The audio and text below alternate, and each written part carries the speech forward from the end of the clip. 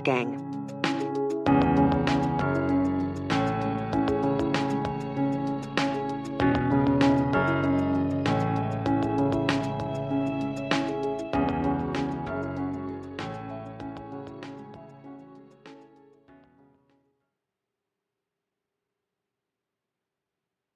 One. He comes over on Thursday every week. That's my day. I'm Thursday. It's a hopeful day, lost in the middle of the more important days, not at the beginning or the end, but a stop, an appetizer to the weekend. Sometimes I wonder about the other days, and if they wonder about me. That's how women are, right? Always wondering about each other. Curiosity and spite, curdling together in little emotional puddles. Little good that does. If you wonder too hard, you'll get everything wrong. I set the table for two. I'm a little buzzed as I lay out the silverware, pausing to consider the etiquette of what goes where. I run my tongue along my teeth and shake my head. I'm being silly. It's just me and Seth tonight. An at-home date. Not that there's anything else. We don't do regular dates very often, at the risk of being seen. Imagine that. Not wanting to be seen with your husband.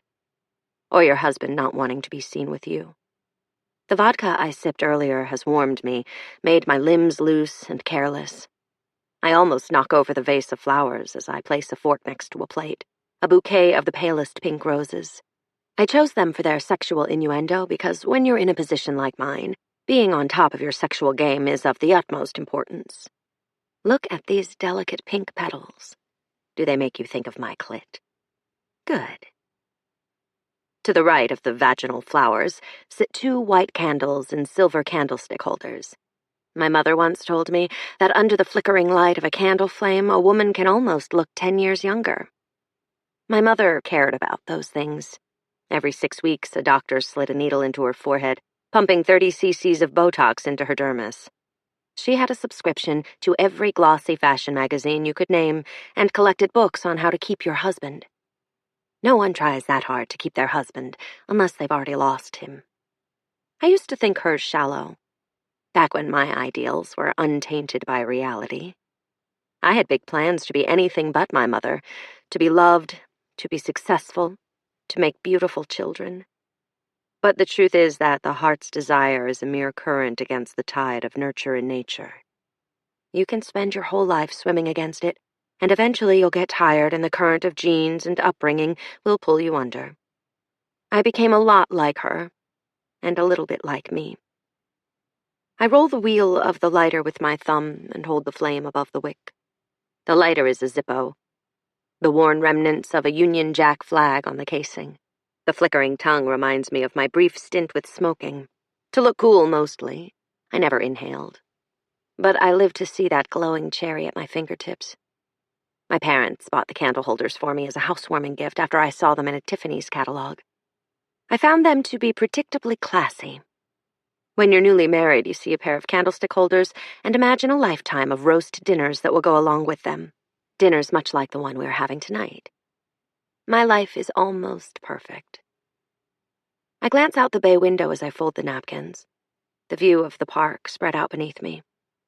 It's gray outside, typical of Seattle. The view of the park is why I chose this particular unit instead of the much larger, nicer unit overlooking Elliott Bay. While most people would have chosen the view of the water, I prefer a view of people's lives. A silver-haired couple sits on a bench, staring out at the pathway where cyclists and joggers pass every few minutes. They're not touching, though their heads move in unison whenever someone goes by. I wonder if that will be Seth and me one day. And then my cheeks warm as I think of the others. Imagining what the future holds proves difficult when factoring in 2 other women who share your husband. I set out the bottle of Pinot Grigio that I chose from the market earlier today.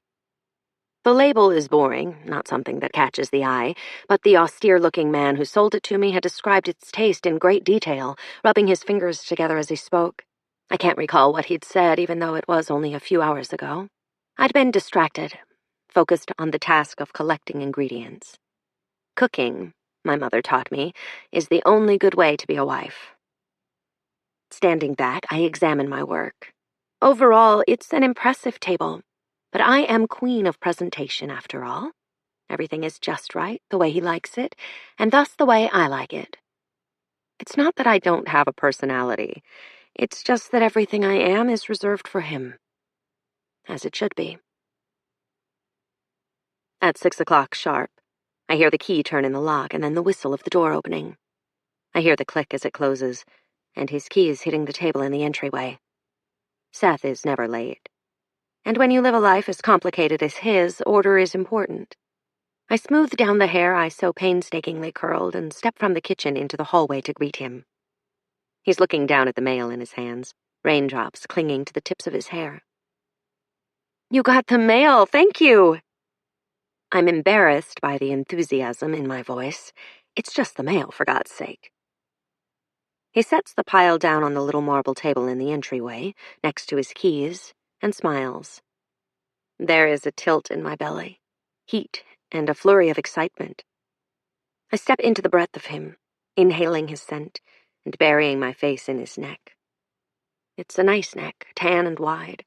It holds up a very good head of hair and a face that is traditionally handsome with the tiniest bit of roguish scruff. I nestle into him. 5 days is a long time to go without the man you love. In my youth, I considered love a burden. How could you get anything done when you had to consider someone else every second of the day? When I met Seth, that all went out the window. I became my mother. Doting, yielding, spread eagle, emotionally and sexually. It both thrilled and revolted me. "I missed you," I tell him. I kiss the underside of his chin, then the tender spot beneath his ear, and then stand on my tiptoes to reach his mouth. I am thirsty for his attention, and my kiss is aggressive and deep. He moans from the back of his throat, and his briefcase drops to the floor with a thud. He wraps his arms around me. "That was a nice hello," he says. 2 of his fingers play the knobs of my spine like a saxophone. He massages them gently until I squirm closer. "I'd give you a better one, but dinner is ready." His eyes become smoky, and I silently thrill. I turned him on in under 2 minutes. I want to say, beat that. But to whom? Something uncoils in my stomach. A ribbon unrolling. Unrolling. I try to catch it before it goes too far. Why do I always have to think of them? The key to making this work is not thinking of them. "What did you make?" He unravels the scarf from his neck and loops it around mine, pulling me close and kissing me once more.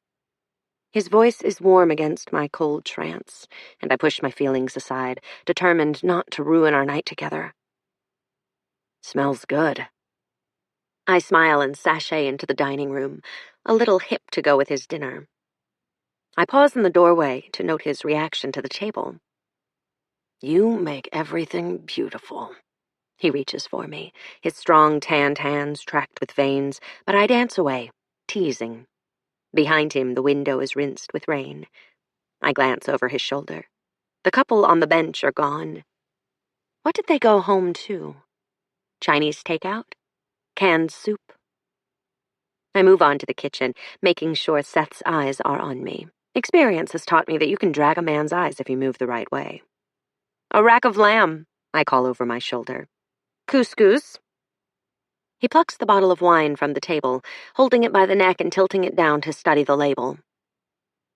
"This is a good wine." Seth is not supposed to drink wine. He doesn't with the others, religious reasons. He makes an exception for me, and I chalk it up to another one of my small victories. I have lured him into deep red Merlots and crisp Chardonnays. We've kissed and laughed and fucked drunk. Only with me. He hasn't done that with them. Silly, I know. I chose this life, and it's not about competing. It's about providing. But one can't help but keep a tally when other women are involved. When I return from the kitchen with dinner clutched between 2 dish towels, he has poured the wine and is staring out the window while he sips.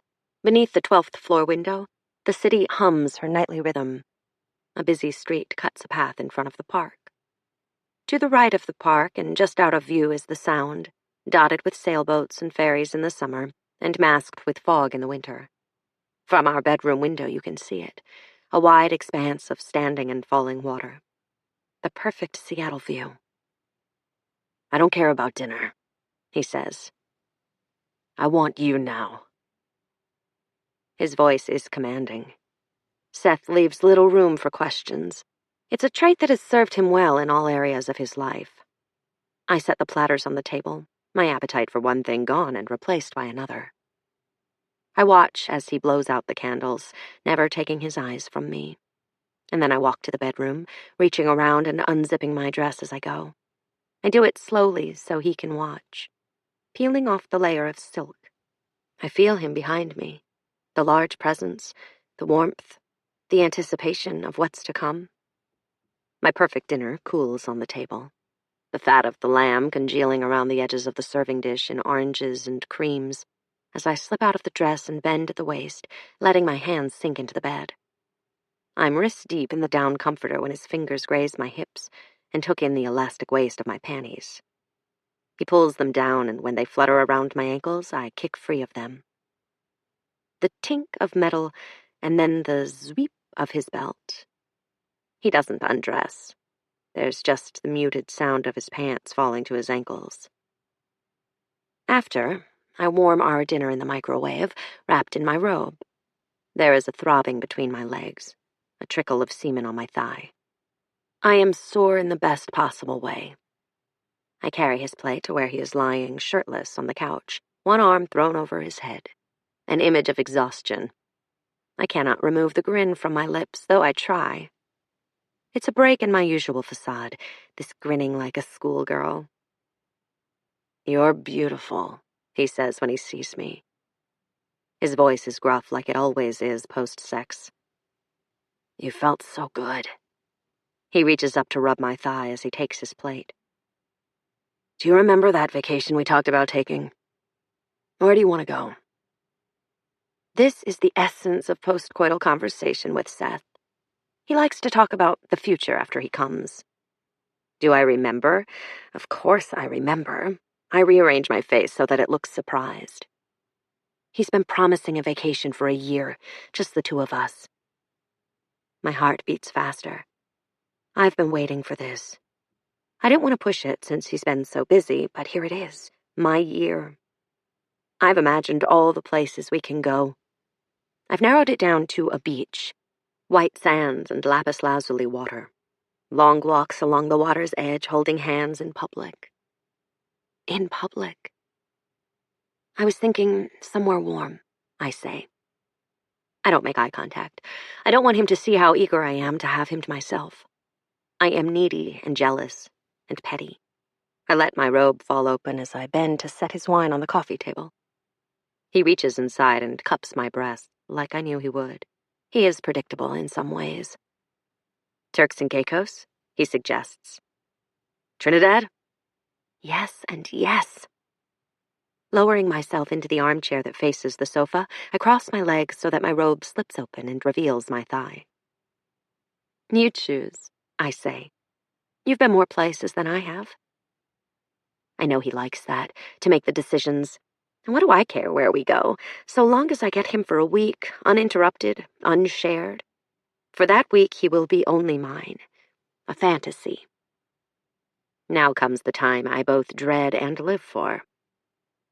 "Seth, tell me about your week." He sets his plate down and rubs the tips of his fingers together. They are glistening from the grease of the meat. I want to go over and put his fingers in my mouth, suck them clean. "Monday is sick. The baby." "Oh no," I say. "She's still in her first trimester, so it will be that way for a few more weeks." He nods, a small smile playing on his lips. "She's very excited, despite the sickness. I bought her one of those baby name books. She highlights the names she likes, and then we look through them when I see her." I feel a spike of jealousy and push it aside immediately. This is the highlight of my week, hearing about the others. I don't want to ruin it with petty feelings. "That's so exciting," I say. "Does she want a boy or a girl?" He laughs as he walks over to the kitchen to set his plate in the sink. I hear the water running and then the lid of the trash can as he throws his paper towel away. She wants a boy with dark hair like mine. But I think whatever we have will have blonde hair like hers. I picture Monday in my mind. Long, pin-straight blonde hair. A surfer's tan. She's lean and muscular with perfect white teeth. She laughs a lot, mostly at the things he says, and is youthfully in love. He told me once that she is 25 but looks like a college girl. Normally I'd judge a man for that, the cliché way men want younger women, but it isn't true of him. Seth likes the connection. You'll let me know as soon as you know what you're having? It's a ways off, but yes. He smiles, the corner of his mouth moving up. We have a doctor's appointment next week. I'll have to head straight over on Monday morning. He winks at me, and I am not skilled enough to hide my flush. My legs are crossed, and my foot bounces up and down as warmth fills my belly. He has the same effect on me now as he had on the first day we met. Can I make you a drink? I ask, standing up. I walk over to the bar and hit play on the stereo. Of course he wants a drink. He always wants a drink on the evenings when we're together. He told me that he secretly keeps a bottle of scotch at the office now, and I mentally gloat at my bad influence. Tom Waits begins to sing, and I reach for the decanter of vodka. I used to ask about Tuesday, but Seth is more hesitant to talk about her. I've always chalked it up to her being in a position of authority as first wife. The first wife. The first woman he loved. It's daunting, in a way, to know I'm only his second choice. I've consoled myself with that fact that I am Seth's legal wife, that even though they're still together, he had to divorce her to marry me. I don't like Tuesday. She's selfish. Her career takes the most dominant role in her life, the space I reserve for Seth. And while I disapprove, I can't entirely blame her either. He's gone 5 days of the week. We have one rotating day that we take turns with, but it's our job to fill the week with things that aren't him. Stupid things for me, pottery making, romance novels, and Netflix. But for Tuesday, it's her career. I root around in the pocket of my robe, searching for my chapstick. We have entire lives outside of our marriage. It's the only way to stay sane. Pizza for dinner again? I used to ask. He'd admitted to me once that Tuesday was a takeout ordering girl rather than a cooking girl. Always so judgmental about other people's cooking skills, he'd tease. I set up 2 glasses and fill them with ice. I can hear Seth moving behind me, getting up from the couch. The soda bottle hisses as I twist off the cap and top off the glasses. Before I'm finished making our drinks, he's behind me, kissing my neck. I dip my head to the side to give him better access. He takes his drink from me and walks over to the window while I sit. I look over from my spot on the couch, my glass sweaty against my palm. Seth lowers himself next to me on the couch, setting his drink on the coffee table. He reaches to rub my neck while he laughs. His eyes are dancing, flirtatious. I fell in love with those eyes, and the way they always seem to be laughing. I lift one corner of my mouth in a smile and lean back into him, enjoying the solid feel of his body against my back. His fingers trail up and down my arm. What's left to discuss? I want to make sure I'm familiar with all areas of his life. The business? Alex. He pauses. I watch as he runs the pad of his thumb across his bottom lip, a habit I'm endeared to. What has he done now? I caught him in another lie, he says. Alex is Seth's business partner. They started the company together. For as long as I can remember, Alex has been the face of the business, meeting with clients and securing the jobs, while Seth is the one who manages the actual building of the homes, dealing with things like the contractors and inspections. Seth has told me that the very first time they butted heads was over the name of the company.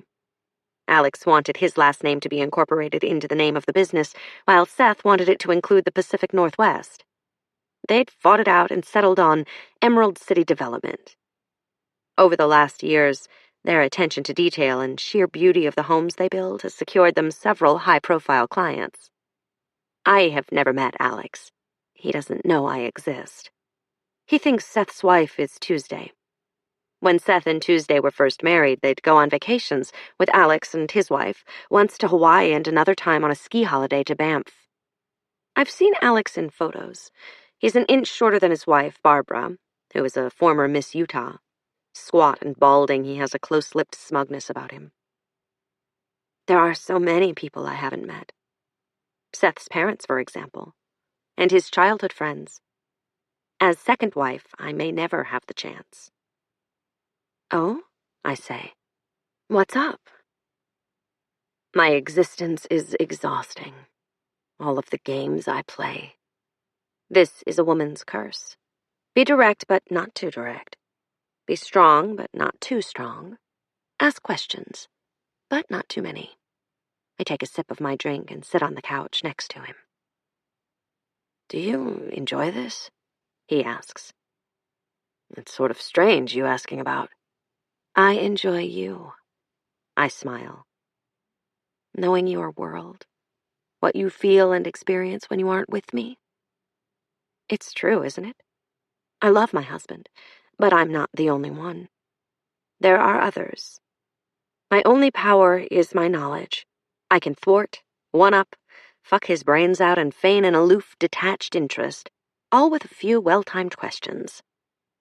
Seth sighs, rubbing his eyes with the heels of his hands. Let's go to bed, he says. I study his face. For tonight, he's done talking about them. He holds out a hand to help me up, and I take it, letting him pull me to my feet. We make love this time, kissing deeply as I wrap my legs around him. I shouldn't wonder, but I do. How does a man love so many women? A different woman almost every other day. And where do I fall in the category of favor? He falls asleep quickly, but I do not. Thursday is the day I don't sleep. 2. On Friday morning, Seth leaves before I wake up. I tossed and turned until 4, and then must have fallen into a deep sleep because I didn't hear him when he left. Sometimes I feel like a girl who wakes up alone in bed after a one-night stand, him sneaking out before she can ask his name. I always lie in bed longer on Fridays and stare at the dent in his pillow until the sun shines right through the window and into my eyes. But the sun has yet to curl her fingers over the horizon, and I stare at that dent like it's giving me life. Mornings are hard. In a normal marriage, you wake up beside a person, validate your life with their sleep-soaked body. There are routines and schedules, and they get boring, but they are a comfort as well. I do not have the comfort of normalcy, a snoring husband whom I kick during the night, or toothpaste glued to the sink that I scrub away in frustration. Seth can't be felt in the fibers of this home, and most days that makes my heart heavy. He's barely here and then he's gone, off to another woman's bed while mine grows cold. I glance at my phone, apprehension making curlicues in my belly. I don't like to text him. I imagine he is flooded with texts every day from the others, but this morning I have the urge to reach for my phone and text him, I miss you. He knows. Surely he knows. When you don't see your husband for 5 days out of the week, he must know that you miss him. But I don't reach for my phone, and I don't text him. Resolutely, I throw my legs over the side of the bed and slide my feet into my slippers instead, my toes curling into the soft fleece inside. The slippers are part of my routine, my reach for normalcy. I walk to the kitchen, glancing out of the window at the city below. There is a snake of red brake lights down 99 as commuters wait their turn at the light. Wipers swish back and forth, clearing windshields of the mist-like rain. I wonder if Seth is among them. But no, he takes 5 away from here. Away from me. I open the fridge and pull out a glass bottle of Coke, setting it on the counter. I dig around the silverware drawer for the bottle opener, cursing when a toothpick slides underneath my fingernail. I stick the finger in my mouth as I loosen the cap of the bottle with my free hand. I only keep 1 bottle of Coke in the fridge, and I hide the rest underneath the sink behind the watering can. Each time I drink the bottle, I replace it. That way it looks like the same bottle of Coke has been sitting there forever. There is no one to fool but myself, and perhaps I don't want Seth to know that I drink Coke for breakfast. He would tease me, and I don't mind his teasing, but soda for breakfast is not something you want people to know. When I was a little girl, I was the only one of my friends who liked to play with Barbie. At 10, they'd already moved on to makeup kits and MTV, asking their parents for clothes for Christmas instead of the new Barbie camper van. I was terribly ashamed of my love of Barbie dolls, especially after they made such a big deal out of it, calling me a baby. In one of the saddest moments of my young life, I packed away my Barbie dolls, retiring them to a box in my closet. I cried myself to sleep that night, not wanting to part with something I loved so much, but knowing the teasing I'd take for it if I didn't. When my mother found the box a few weeks later while packing laundry away, she'd questioned me about it. I tearfully told her the truth. I was too old for Barbie, and it was time to move on. You can play with them in secret. No one has to know. You don't have to give up something you love just because other people disapprove, she said. Secrets. I'm good at having them and keeping them. I see that he made himself toast before he left. The remnants of breadcrumbs litter the counter, and a knife lies in the sink, slick with butter. I chastise myself for not getting up early to make him something. Next week, I tell myself. Next week I'll be better. I'll feed my husband breakfast. I'll be one of those wives who delivers sex and sustenance 3 times a day. Anxiety grips my stomach, and I wonder if Monday and Tuesday get up to make him breakfast. Have I been slacking all this time? Does he think of me as neglectful because I stayed in bed?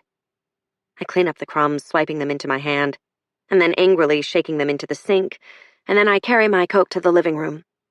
The bottle is cold in my palm, and I sip, thinking of all the ways I could be better. When I wake up, some time has gone by. The light has changed. I sit up and see the bottle of Coke turned on its side, a brown stain seeping into the carpet around it. Shit, I say aloud, standing up. I must have dozed off holding the bottle. That's what I get for lying awake all night, staring at the ceiling. I rush to grab a rag and stain solution to clean the carpet and drop to my knees, scrubbing furiously.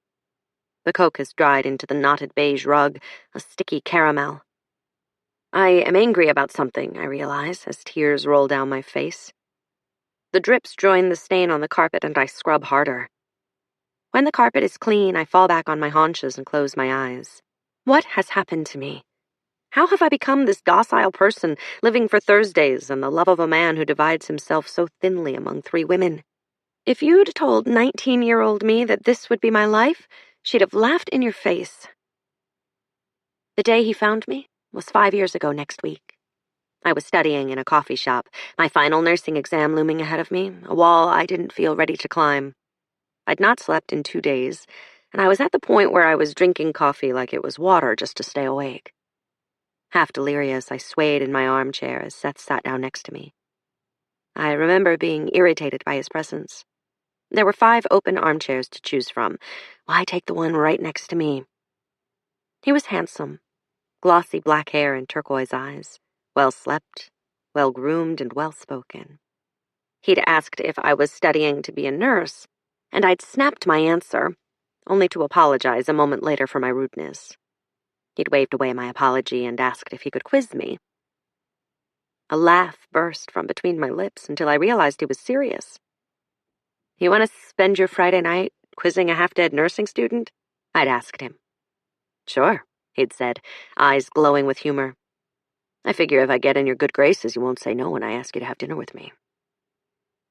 I remember frowning at him, wondering if it was a joke, like his buddies had sent him over to humiliate the sad girl in the corner. He was too handsome. His type never bothered with girls like me. While I certainly wasn't ugly, I was on the plain side. My mother always said I got the brains, and my sister, Torrance, got the beauty. Are you being serious? I'd asked. I suddenly felt self-conscious about my limp ponytail and lack of mascara. Only if you like Mexican, he'd said. I can't fall for a girl who doesn't like Mexican. I don't like Mexican, I told him, and he grabbed at his heart like he was in pain. I'd laughed at the sight of him, a too handsome man pretending to have a heart attack in a coffee shop. Just kidding. What sort of messed up human doesn't like Mexican? Against my better judgment and despite my insanely busy schedule, I'd agreed to meet him for dinner the following week. A girl had to eat, after all. When I pulled up to the restaurant in my beat-up little Ford, I'd half expected him not to be there. But as soon as I stepped out of the car, I spotted him, waiting by the entrance, just out of reach of the rain, droplets spotting the shoulders of his trench coat. He'd been charming through the first course, asking me questions about school, my family, and what I planned to do after. I'd dipped chips in salsa, trying to remember the last time a person had taken this much interest in me. Wholly taken with him, I'd answered every single one of his questions with enthusiasm, and by the time dinner was finished, I realized I knew nothing about him. "We'll save that for dinner next week," he'd said when I brought it up. "How do you know there will be a next week?" I asked him. He just smiled at me, and I knew right then that I was in trouble. I shower and dress for the day, only pausing to check my phone as I'm on my way out the door. Since Seth is gone for 5 days of the week, I volunteer to take the late shifts that no one else wants. It's unbearable to be sitting home all night alone, thinking about him being with the others. I prefer to keep my mind busy at all times, keep my focus. Fridays, I go to the gym and then the market. Sometimes I grab lunch with a girlfriend, but lately everyone seems to be too busy to meet up. Most of my friends are either newly married or newly mothered, our lives all having forked off into jobs and families. My phone says that Seth has texted me. "Miss you already. Can't wait for next week." I smile stiffly as I hit the button for the elevator. It's so easy for him to express the missing when he always has someone by his side. I shouldn't think like that.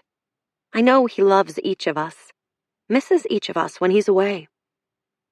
"Should we have pizza for dinner when I see you next?" My attempt at a joke. He texts back immediately, sending the laugh-cry emoji. What did people do before emojis?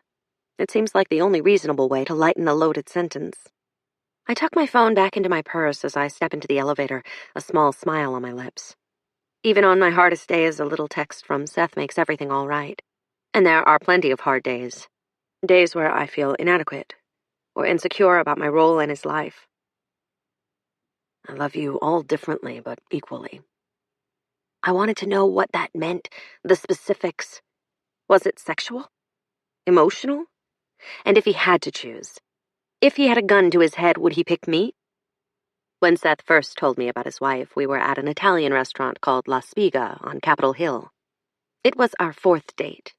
The awkwardness of two people getting to know each other had rolled away, and a more comfortable phase had taken its place. We were holding hands by then, kissing.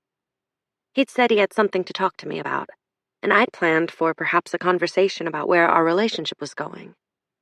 As soon as the word wife was out of his mouth, I'd set my fork down, wiped any pasta sauce from my lips, picked up my purse, and left. He chased me down the street just as I was hailing a taxi, and then our server had chased him down, demanding to be paid for our partially eaten meal. We'd all stood on the sidewalk awkwardly until Seth pleaded with me to come back inside. I'd done so, hesitantly, but part of me wanted to hear what he had to say. And how was there anything to say? How could a man justify something like that? "I know how it sounds. Trust me." He'd taken an extra long swig of wine before continuing. "It's not about sex. I don't have an addiction, if that's what you're thinking." It was exactly what I was thinking, actually. I'd folded my arms across my chest and waited. Out of the corner of my eye, I saw our server lingering nearby. I wondered if he was waiting for us to make another run out of the restaurant and abandon the check. "My father," he started. I rolled my eyes. Half the known world could start an excuse with "my father." Nevertheless, I waited for him to continue. I was a woman of my word. The words glided over me. "My parents, polygamists, 4 mothers." I stared at him in shock. At first, I thought he was lying, making a bad joke, but I'd seen something in his eyes. He'd given me a tender spot of information and was waiting to be judged. I didn't know what to say. What response was appropriate? He saw that sort of thing on television, but in real life? "I grew up in Utah," he continued. "I left as soon as I turned 18. I swore I was against everything they believed in." "I don't understand," I said. And I didn't. I was tense, my hands clenched under the table, nails digging into my palms. He'd run a hand across his face, suddenly looking 10 years older. My wife doesn't want children, he told me. I'm not that guy, the one who pressures a woman to be something she's not. I'd seen him with a different set of eyes then. A dad with one kid on his shoulders and another at his feet. Ice cream sundaes and t-ball games. He had the same dreams that I did, that most of us did. So where do I come in? You're looking for a breeder and I fit your type? I was being antagonistic, but it was an easy stab. Why had he chosen me? And who said I even wanted children? He looked stung by my accusation, but I didn't feel bad about saying it. Men like him made me sick. But I had come back to the table to hear him out, and I would. At the time, it was the most absurd thing I'd ever heard. He had a wife, but wanted a new one. To start a family. Who the hell did he think he was? It was sick, and I told him so. I understand, he said, downtrodden. I completely understand. After that, he paid the bill, and we went our separate ways, me giving him a chilly goodbye. He told me later that he'd never expected to hear from me again. But I'd gone home and tossed and turned in bed all night, unable to sleep. But I liked him. I really, really liked him. There was something about him, a charisma, maybe, or a perceptiveness. Either way, he never made me feel less when I was with him. Not like the boys I dated in college, who looked at their own reflection in your eyes and considered you a right-now relationship. When I was with Seth, I felt like the only one. I'd shoved all those feelings aside to grieve the end of what I thought was the promising start of a new relationship. I'd even gone on a few dates, one with a fireman from Bellevue and another with a small business owner in Seattle. Both dates ended miserably for me, as I only compared the men to Seth. And then, about a month later, after grieving more deeply than I should for a man I barely knew, I worked up the nerve to call him. I miss you, I said as soon as he picked up. I don't want to miss you, but I do. And then I'd asked if his wife knew if he was looking for someone new to have his babies. There was a long pause on Seth's end, longer than I would have liked. I was about to tell him to forget I even asked, when he replied with a breathy, yes. Wait, I said, pressing the phone closer to my ear. Did you say yes? We agreed on this together, he said with more confidence. That I needed to be with someone who wanted the same things as I do. You told her? I asked again. After our first date, I thought we had something and I told her that. I knew it was a risk, but we had something. A connection. And she was just okay with it? No. Yes, I mean, it's hard. She said it was time to look at our options. That she loved me but understood. I was quiet on my end of the phone, digesting everything he was saying. Can I see you? He'd asked. Just for a drink or a coffee, something simple. I wanted to say no, to be the type of strong-resolved woman who didn't budge. But instead, I found myself making plans to meet him at a local coffee shop the following week.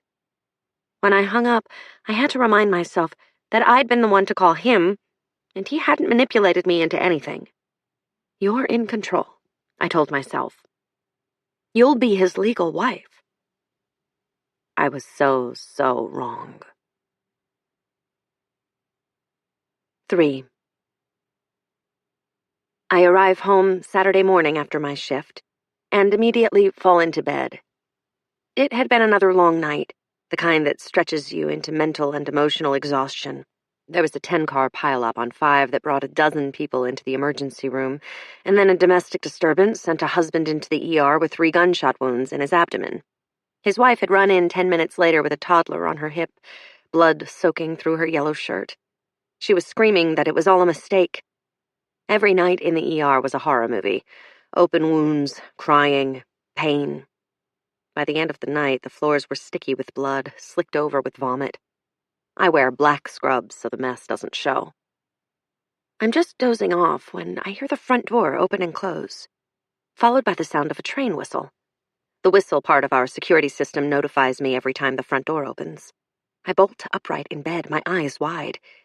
Did I dream that, or did it just happen? Seth is in Portland. He texted me last night and never mentioned coming home.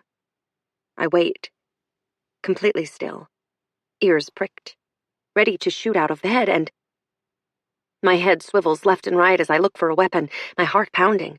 The gun my father gave me for my 21st birthday is stashed somewhere in my closet. I try to recall where, but I'm trembling from fear. Another weapon, then. My bedroom is a collection of soft, feminine things. There are no weapons on hand. I throw off blankets, struggling to my feet. I'm a stupid, defenseless girl who has a gun and doesn't know where it is or how to use it. Did I forget to lock the door? I'd been half asleep when I got home, stumbling around, kicking off shoes. And then I hear my mother's voice from the foyer, calling my name. My panic recedes, but my heart is still pounding. I hold a hand over it, closing my eyes. A jingle. When my mother moves, she jingles. I relax, my shoulders slumping into a normal, relaxed position. That's right, she was coming over today to have lunch. How had I forgotten? You're tired, you need to sleep, I tell myself. I straighten my hair in the dresser mirror and scrub the sleep from my eyes before stepping out of the bedroom and into the hall. I arrange my face into something cheerful. Mom, hi, I say, stepping forward to give her a quick hug. I just got home. Sorry, I haven't had time to shower. My mother steps out of my embrace to look me over. Her perfectly coiffed hair catches the light from the window, and I see she has fresh highlights. You look fantastic, I say. It's what I'm supposed to say, but she really does. You look tired, she tisks. Why don't you shower and I'll make lunch for us here instead of going out? Just like that, I'm dismissed in my own home. It's uncanny how she can still make me feel like a teenager. I nod, feeling a rush of gratitude despite her tone. After the night I had, the thought of getting dressed to go out is unbearable. I take a quick shower, and when I come out wrapped in my robe, my mother has whipped up chicken salad on a croissant. A tall mimosa sits next to my plate. I slide into my chair, grateful. My freshly stocked fridge hasn't disappointed her. I learned to cook by watching her, and if there was one thing she emphasized, it was to always keep your fridge stocked for that surprise meal you'll have to cook. How's Seth? Is her first question as she takes her seat across from me. My mother, always to the point, always on time, always organized. She is the perfect homemaker and wife. He was tired on Thursday when he was here. We didn't have a chance to talk very much. The truth. I'm afraid my voice has betrayed more, but when I glance up at her face, she's preoccupied with her food. That poor man, she says, cutting into her croissant with determination. The undersides of her arms flap as she saws at the roll, her mouth pinched in disapproval. All of that commuting back and forth. I know it was the right decision for both of you, but it's still very hard. The only reason she's saying it was the right decision is to not upset me. She'd told me in no uncertain terms that my duty was to be with Seth, and that I should give up my job to be wherever he was. She used to nag about marrying him, and now she's transitioned comfortably into the topic of a baby. I nod. I have no desire to have this discussion with my mother. She always finds a way to make me feel like a failure at being Seth's wife. Mostly it's about giving him a child. She's convinced he'll stop loving me if my uterus doesn't woman up. I could silence her by telling her that he already has another wife, two actually, who fill the spaces where I fail. That one of them is growing his baby as we speak. You could always rent this place out and join him in Oregon, she offers. It's not so bad. We lived there for a year when you were 2, in Grandma's house. You've always loved that house so much. She says this like I don't know, as if I haven't heard the stories before. Can't, I tell her through a mouthful. He has to be in the Seattle office 2 days a week. We'd have to have a place here anyway, and besides, I don't want to leave. My life is here, my friends are here, and I love my job. True, not true. I've never liked Portland. I thought of it as the poor man's Seattle. Same scenery, similar weather, grubbier city. My grandparents lived and died there, never once leaving the state. Aside from their main house, they had a vacation home in the south, near California. The thought of Portland makes me feel claustrophobic. My mother looks at me disapprovingly, a fleck of mayonnaise smeared across a pearly pink fingernail. She's old school that way. In her mind, you went wherever your man went, or he became susceptible to cheating. If only she knew. This was the agreement we made, and it makes the most sense, I say firmly. And then I add, for now, to appease her. And it is true. Seth is a builder. He recently opened up an office in Portland, and while his business partner Alex oversees the Seattle branch, Seth has to spend most of his week in the Portland office overseeing his projects there. Monday and Tuesday are there, living in the city. They get to see the most of him, and it makes me sick with jealousy. He often has lunch with one of them during the day, a luxury I don't have since he spends most of Thursday traveling back to Seattle to see me. On Fridays, he spends the day in the Seattle office, and then sometimes meets me for dinner before heading back to Portland on Saturday.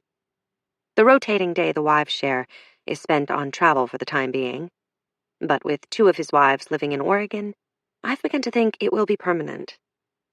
It's hard being part of something so unusual and not having anyone to talk to about it. None of my friends know, though I've almost blurted the truth to my best friend Anna half a dozen times. Sometimes I wish I could reach out to one of the wives, have a support group. But Seth is set on doing things differently than what he grew up around. We, the wives, have no contact with each other, and I've respected his wishes not to snoop. I don't even know their names. When will you try for a baby? My mother asks. Again. She asks this every time we're together, and I'm quite sick of it. She doesn't know the truth, and I haven't had the heart to tell her. If you had a baby, he'd be forced to be here more permanently, she says conspiratorially. I stare at her, my mouth open. My sister and I were the sum of my mother's life. Our successes were her successes, our failures her failures. I suppose it was fine and dandy to live for your children while you raised them, but what happened after? When they went off to live their own lives and you were left with nothing, no hobbies, no career, no identity. Mother, are you suggesting I trap Seth with a baby? I ask, setting my fork down and staring at her in shock. My mother is a bit of a live wire, known to make offhanded comments about other people's lives, but telling me to get pregnant to force my husband home is too far, even for her. Well, it's not like it's never been done before. She's chuffing, her eyes darting around. She knows she's gone too far. I feel a wash of guilt. I never told my mother about the emergency hysterectomy. At the time, I hadn't wanted to talk about it, and admitting it now would make me even more of a failure in her eyes. That's not who I am. That's not who we are as a couple. Besides, who would take over for Seth at the Portland office? I snap. You're talking about our finances and our future. Not just mine, either.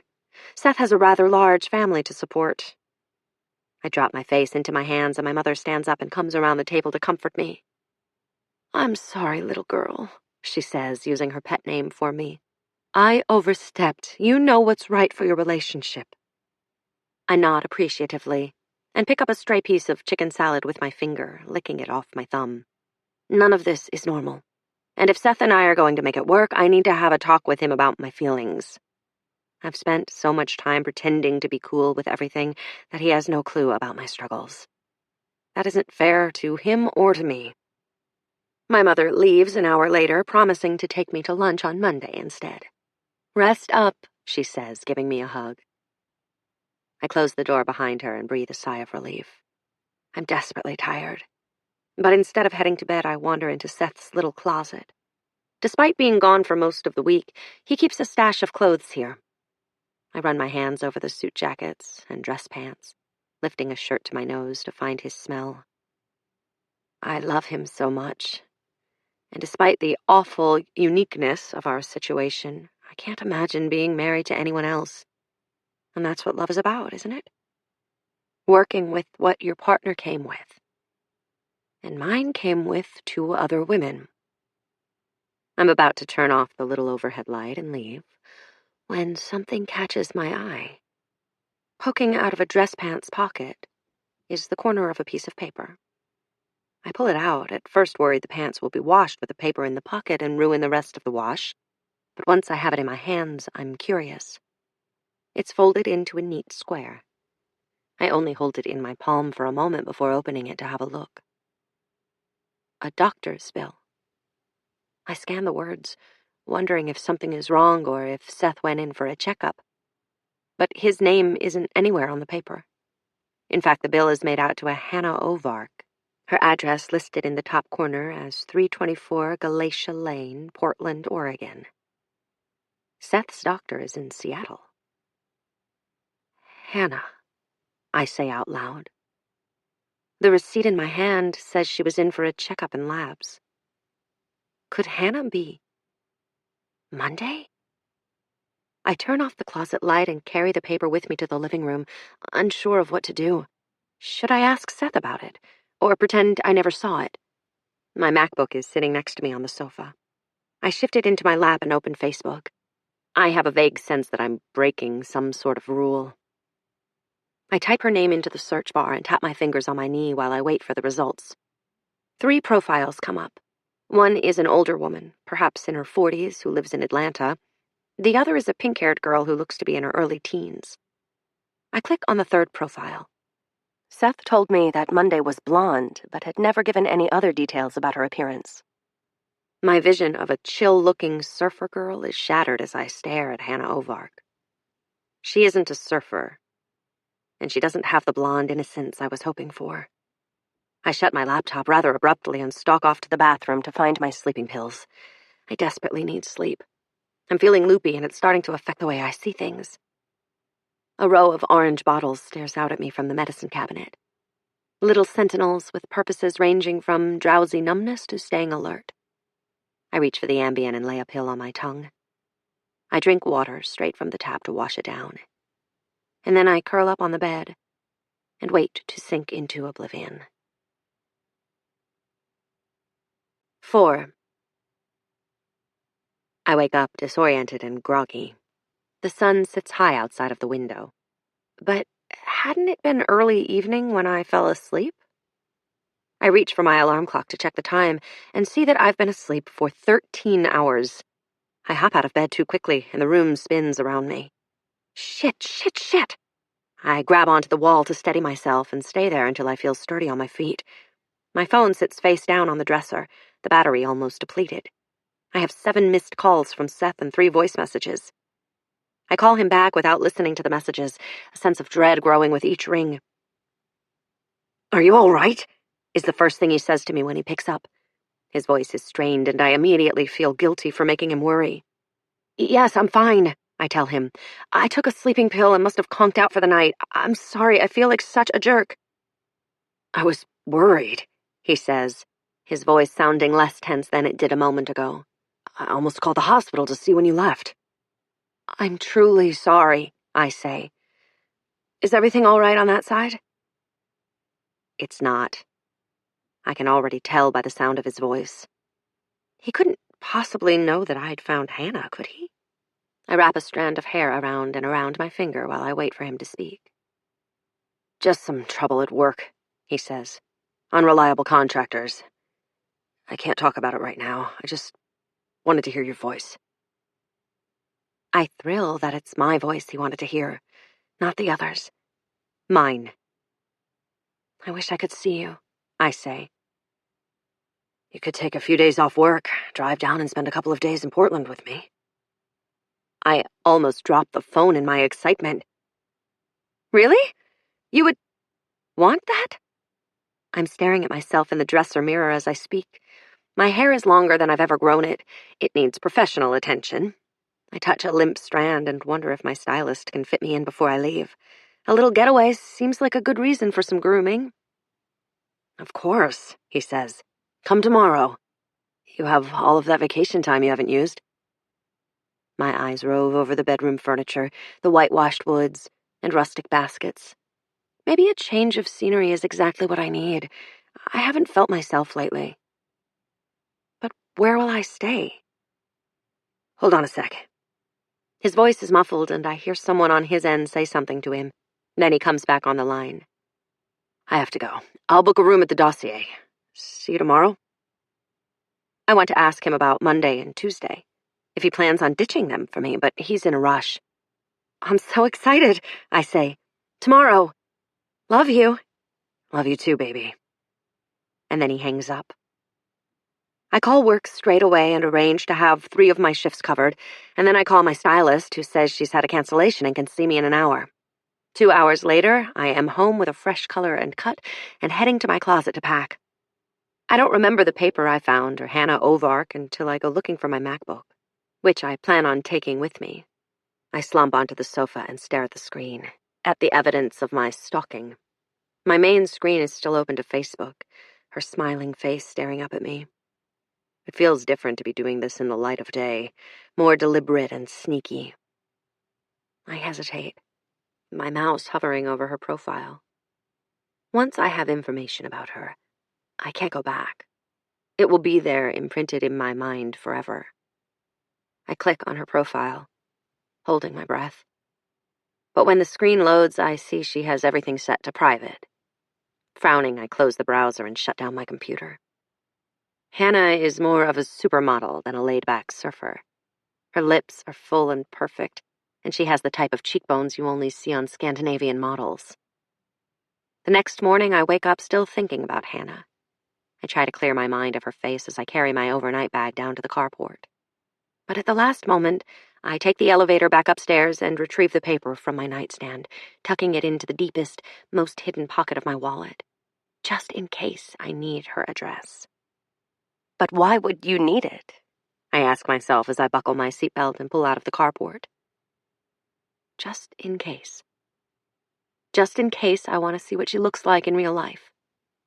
Just in case I want to have a conversation with her. That type of just in case. It is my right, isn't it? To know who I am sharing my husband with? Perhaps I am tired of wondering. The drive to Portland is around 2 hours if the traffic gods are feeling generous. I roll my window all the way down and turn up the music. When my hair is a tangled mess, I decide to give the music a break and phone my best friend Anna instead. Anna moved to Venice Beach a few months ago for a guy she met online. "That's great that you're going to see him," she says. "Did you buy some new lingerie?" "I didn't," I say, "but good thinking. I could stop downtown and pick something up. Should I go with sexy trashy or sexy beautiful?" "Definitely trashy. Men like to think they're fucking a slut." I laugh at how crass she is. "Hey," she says when there's a lull in the conversation.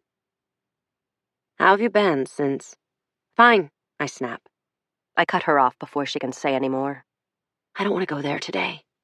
Today, Seth and I are having a sexy getaway. Listen, I have to go. Just pulling into the hotel now. Call you next week?" "Sure," she responds. But she doesn't sound so sure. That's Anna, always worrying. We went to high school together and were roommates in college. When I first introduced her to Seth, she loved him, but then gradually something changed between them, her attitude turning distinctly sour. Like everyone else in my life, I chose to keep our true lives a secret from her. So Anna has no idea about the others. I figured he lost his glamour once she got to know him, and she changed her mind. Anna and I have very different tastes in men, and I hardly ever like her boyfriend, so how could I blame her for not liking my husband? I park my car myself, avoiding the valet so I can slip out before Seth arrives and grab something sexy from one of the department stores. Hannah's photo looms in my mind. It's no wonder Seth didn't want me to know anything about her. Once I've checked into the hotel room, I study my face in the mirror, wondering what it is that Seth sees in me. I've always thought myself to be mildly attractive, sort of in the girl next door kind of way. But if you had a woman like Hannah, why would you go for a woman with boring brown hair and a smattering of freckles across her nose? I have a nice figure. My chest has been a focal point for men since I was 16. But I'm not tall or slender or graceful by any means. My hips are round and so is my rear. Seth, a self-proclaimed ass man, always reaches around to grope my backside when we hug. He always makes me feel sexy and beautiful. Until I saw Hannah, that is. He's either a man of diverse taste, or he's just gathering wives for the heck of it. Seeing Hannah's picture makes me curious about Tuesday, but there's no way Seth would tell me her name. He'd be angry enough knowing I snooped on his pregnant Portland wife. Glancing at my watch, I see that it's lunchtime. I decide to drive over to the Nordstrom in the city and grab some lunch while I'm there. Portland is more low-key than Seattle, which is a crisscross of one-way streets and fast-limbed pedestrians. I have little trouble navigating the tight lanes of the city and parking in a garage a block away from the department store. I find a black lace bra and panty duo, and pick out a sheer robe to wear over it, and carry the items to the register. "Anything else I can get for you today?" the sales lady asks, walking around the register to hand me my purchase. "Yes," I hear myself say. "Can you tell me how far Galatia Lane is? I'm not from around here." "Oh," she says, "it's just on the outskirts of the city, about 4 miles. Cute little street. Has those beautiful restored Victorian houses." I say, pressing my lips together in a smile. "Thank you." I drive there straight away, then pull over, the tires grating along the curb. I dip my head to eye the houses, my hands still gripping the steering wheel. It isn't too late to leave. It is as simple as shifting the car into drive and not looking back. I tap a finger as I decide, my eyes darting from house to house. I'm already here. What is the damage in having a look around? Even if Hannah Ovark isn't Monday, this neighborhood is beautiful. Leaving my Nordstrom bag in the front seat, I step out of the car and walk along the shaded pavement, eyeing the houses in wonder. They look like gingerbread houses, broad turrets, window boxes, white picket fencing, each one painted the color of a childhood fantasy. A soft pink, a Tiffany blue. There's even a house that is the color of mint chocolate chip ice cream, the shutters a rich brown. I remember the feel of the frozen chips of chocolate wedged between teeth, the way you'd suck at a tooth to loosen their hold. A neighborhood of nostalgia. How perfectly annoying that Monday would live here.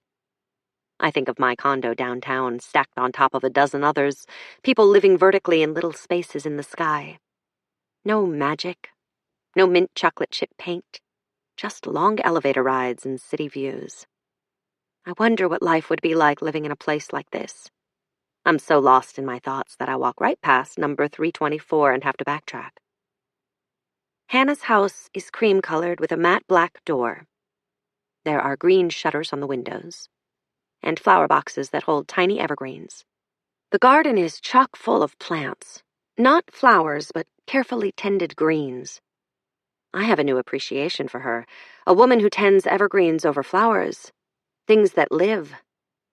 I spend 5 minutes staring, admiring it all, when a voice makes me jump. "Shit," I say, holding a hand over my heart. When I turn around, she's staring up at the house, too. A blonde with wispy pieces of hair framing her face. She has her head tilted to the side like she's really studying it. Lovely, isn't it? My thoughts arrange themselves around her face. It's a delayed response, recognizing someone in public who you've only known online. You have to match the features, the airbrushed skin to the real skin. Hannah. My heart almost leaps out of my chest as I stare at her. I've broken a rule, breached a contract. I've always wondered about deer, why they don't run when they see a car barreling toward them. But here I am, frozen in place, heart whirring in my ears. "It is," I agree, for lack of anything better to say. I add, "Is it yours?" "Yes," she says brightly. "My husband owned it before we got married. After the wedding, we did a remodel. So much work," she says, rolling her eyes. "Luckily, it's what my husband does for a living, so he handled everything." "I love you all the same." Wasn't that what he always said? The same, yet here she is with a house right out of Design and Home while I wilt away in a high-rise. Clearly, she is the type you buy a house for, and I am the type who gets a card. She is wearing a flowered kimono, a tank top, and jeans. A sliver of her stomach is visible above the waistband of her jeans, smooth and taut.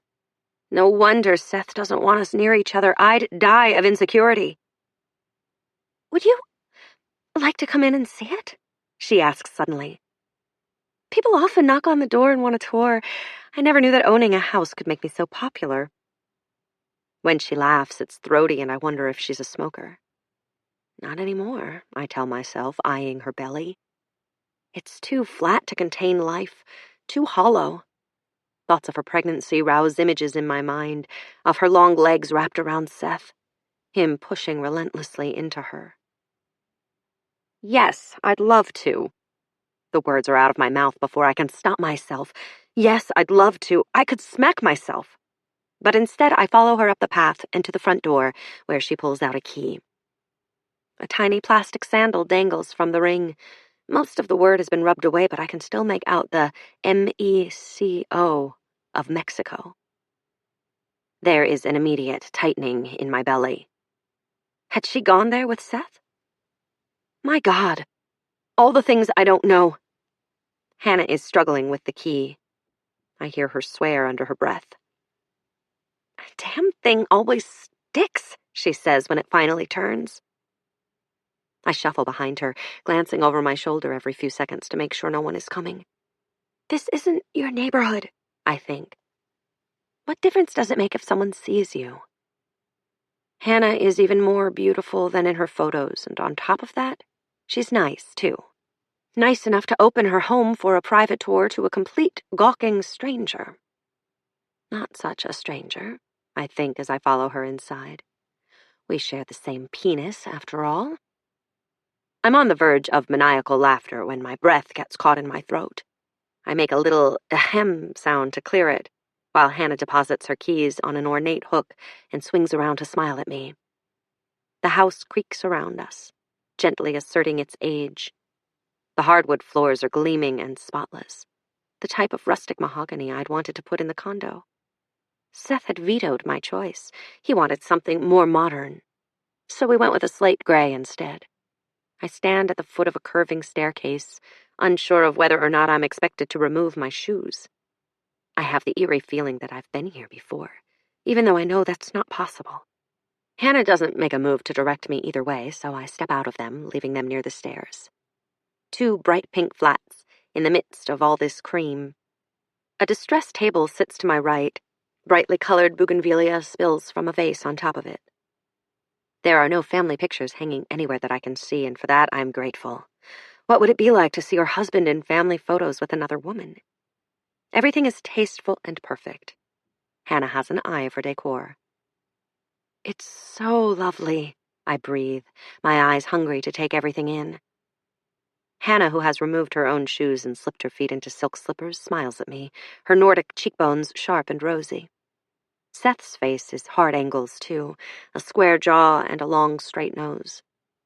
I wonder what godlike creature these two have created together, and my stomach cramps at the thought of their baby. Their baby.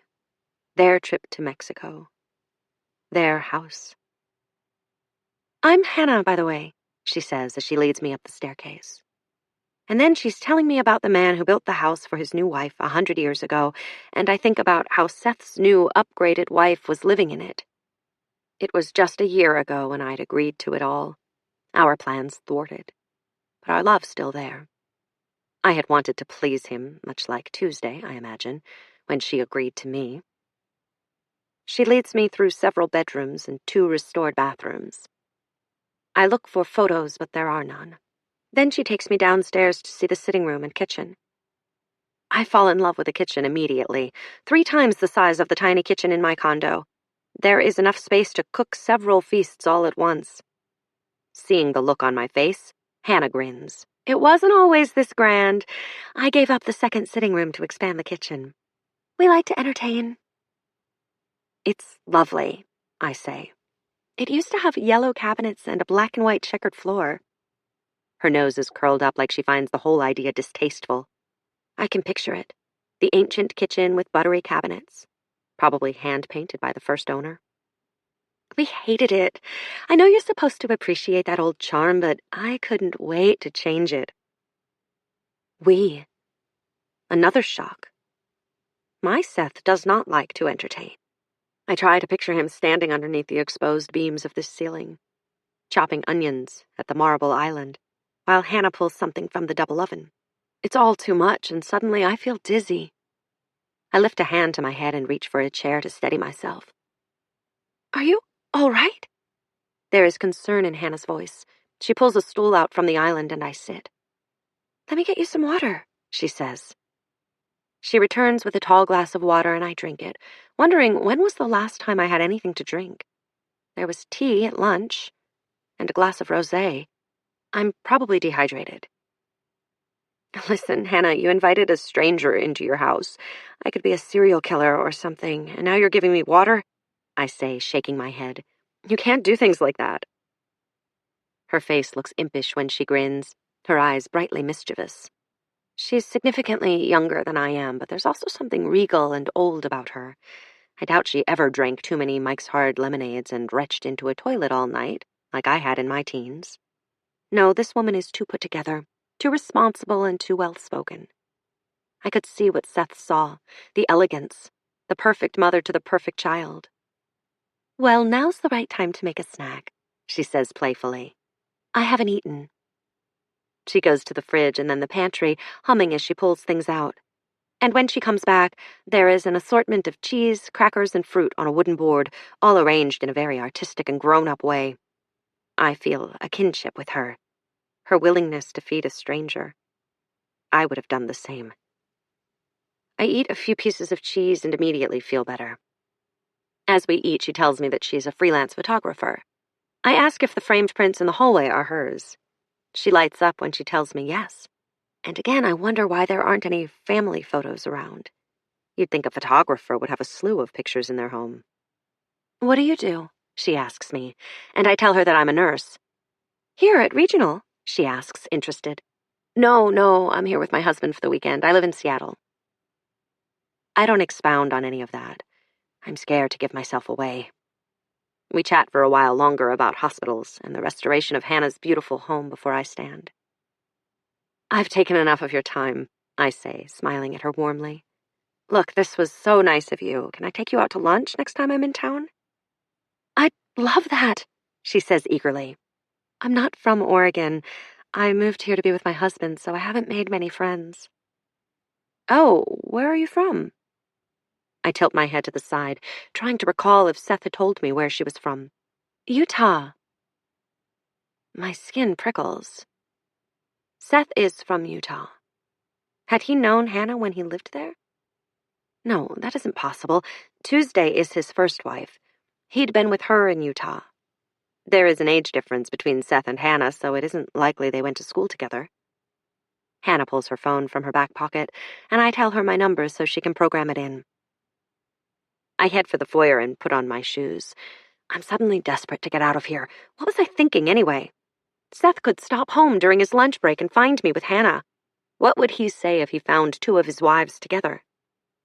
I make for the door and bend down to lift the lip of my shoe from where it's folded against my heel.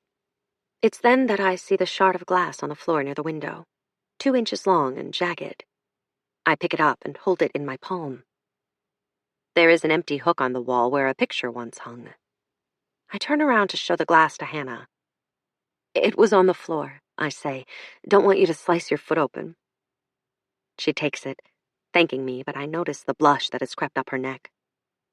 Must have been the photo I had hanging there. There was an accident and it fell off the wall. I nod. These things happen. But then, as she pulls her hand away, the glass held gingerly between her fingers, I notice a sizable cluster of bruises on her forearm. They're just turning purple. I avert my eyes quickly so she won't catch me staring, and open the door. Goodbye, then, I say. She waves before shutting the door. I think about her bruises all the way back to my car. Had they looked like finger marks? No, I tell myself.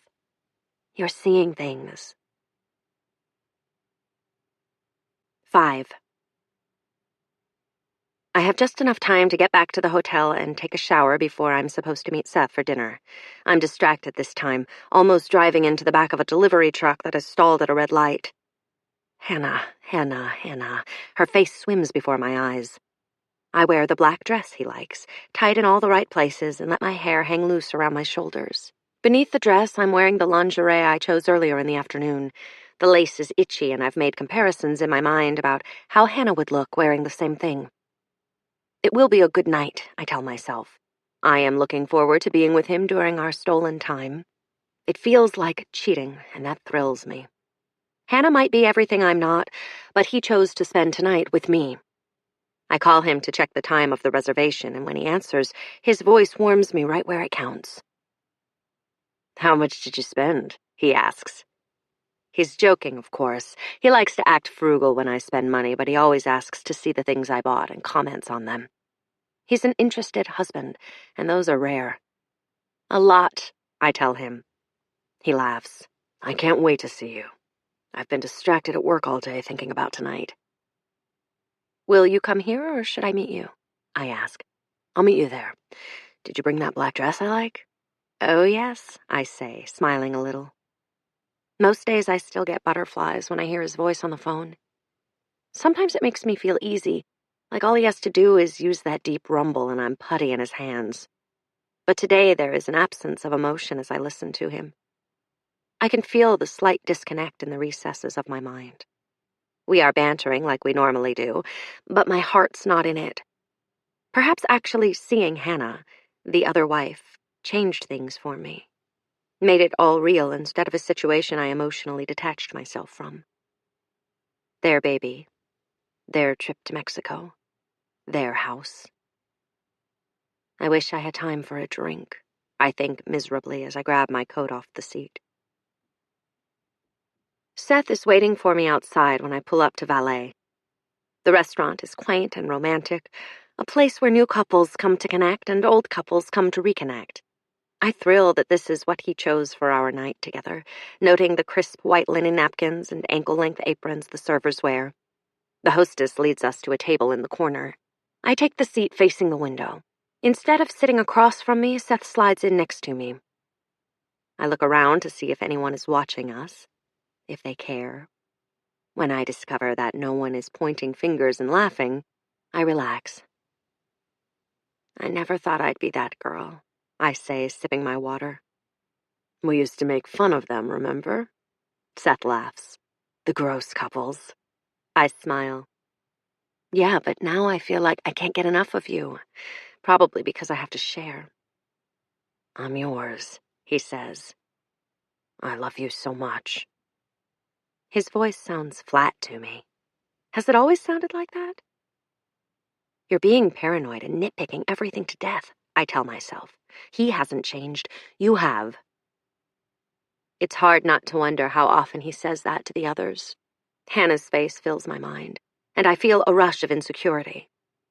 This is why Seth keeps us apart. So we won't focus on jealousy and each other, but rather on our relationship with him. I bite back my feelings. That's what I do. Compartmentalize, organize, prioritize. Seth orders a steak, and I opt for the salmon. We chat about the hospital and the new house he's building over in Lake Oswego for a retired actress. It's all very banal and normal, a typical married couple discussing the small details of their lives. I almost feel better about everything, the wine softening the sharp corners of my anxiety, until I see a young blonde woman walk up to the host stand, cradling a newborn baby. The only thing visible is the crown of the baby's head where a patch of dark hair peeps past the blanket. Jealousy rolls over me hot and heavy. I feel as if I can't breathe, and yet I can't tear my eyes away. The woman's partner fusses over her, touching her tenderly, and then wrapping a protective arm around her as they stare down at their tiny creation together. I freeze, watching them carefully, the familiar tide of pain creeping in. They share an intimacy because they made a child together. No, that's not true of everyone. Plenty of people have children together, and that's all they have. But I can't help but think of Hannah and Seth, how they'll have something together that I won't. Seth sees me watching them and grabs my hand. "I love you," he says, looking at me with concern. Sometimes I think he can tell that I'm thinking about them, the others, and he rushes at me with words. Words salve for the second barren wife. You couldn't give me what I wanted most in the world, but hey, I still love you so very much." "I know." I smile sadly and look away from the happy family. "You're enough for me," he says. "You know that, right?" I want to lash out at him, ask if I'm enough, then why is he having a baby with someone else? Why is there anyone else? But I don't. I don't want to be that maudlin girl, a nagger. My mother was a nagger. I grew up seeing my father's pained expressions when she'd rant on, and I felt sorry for him.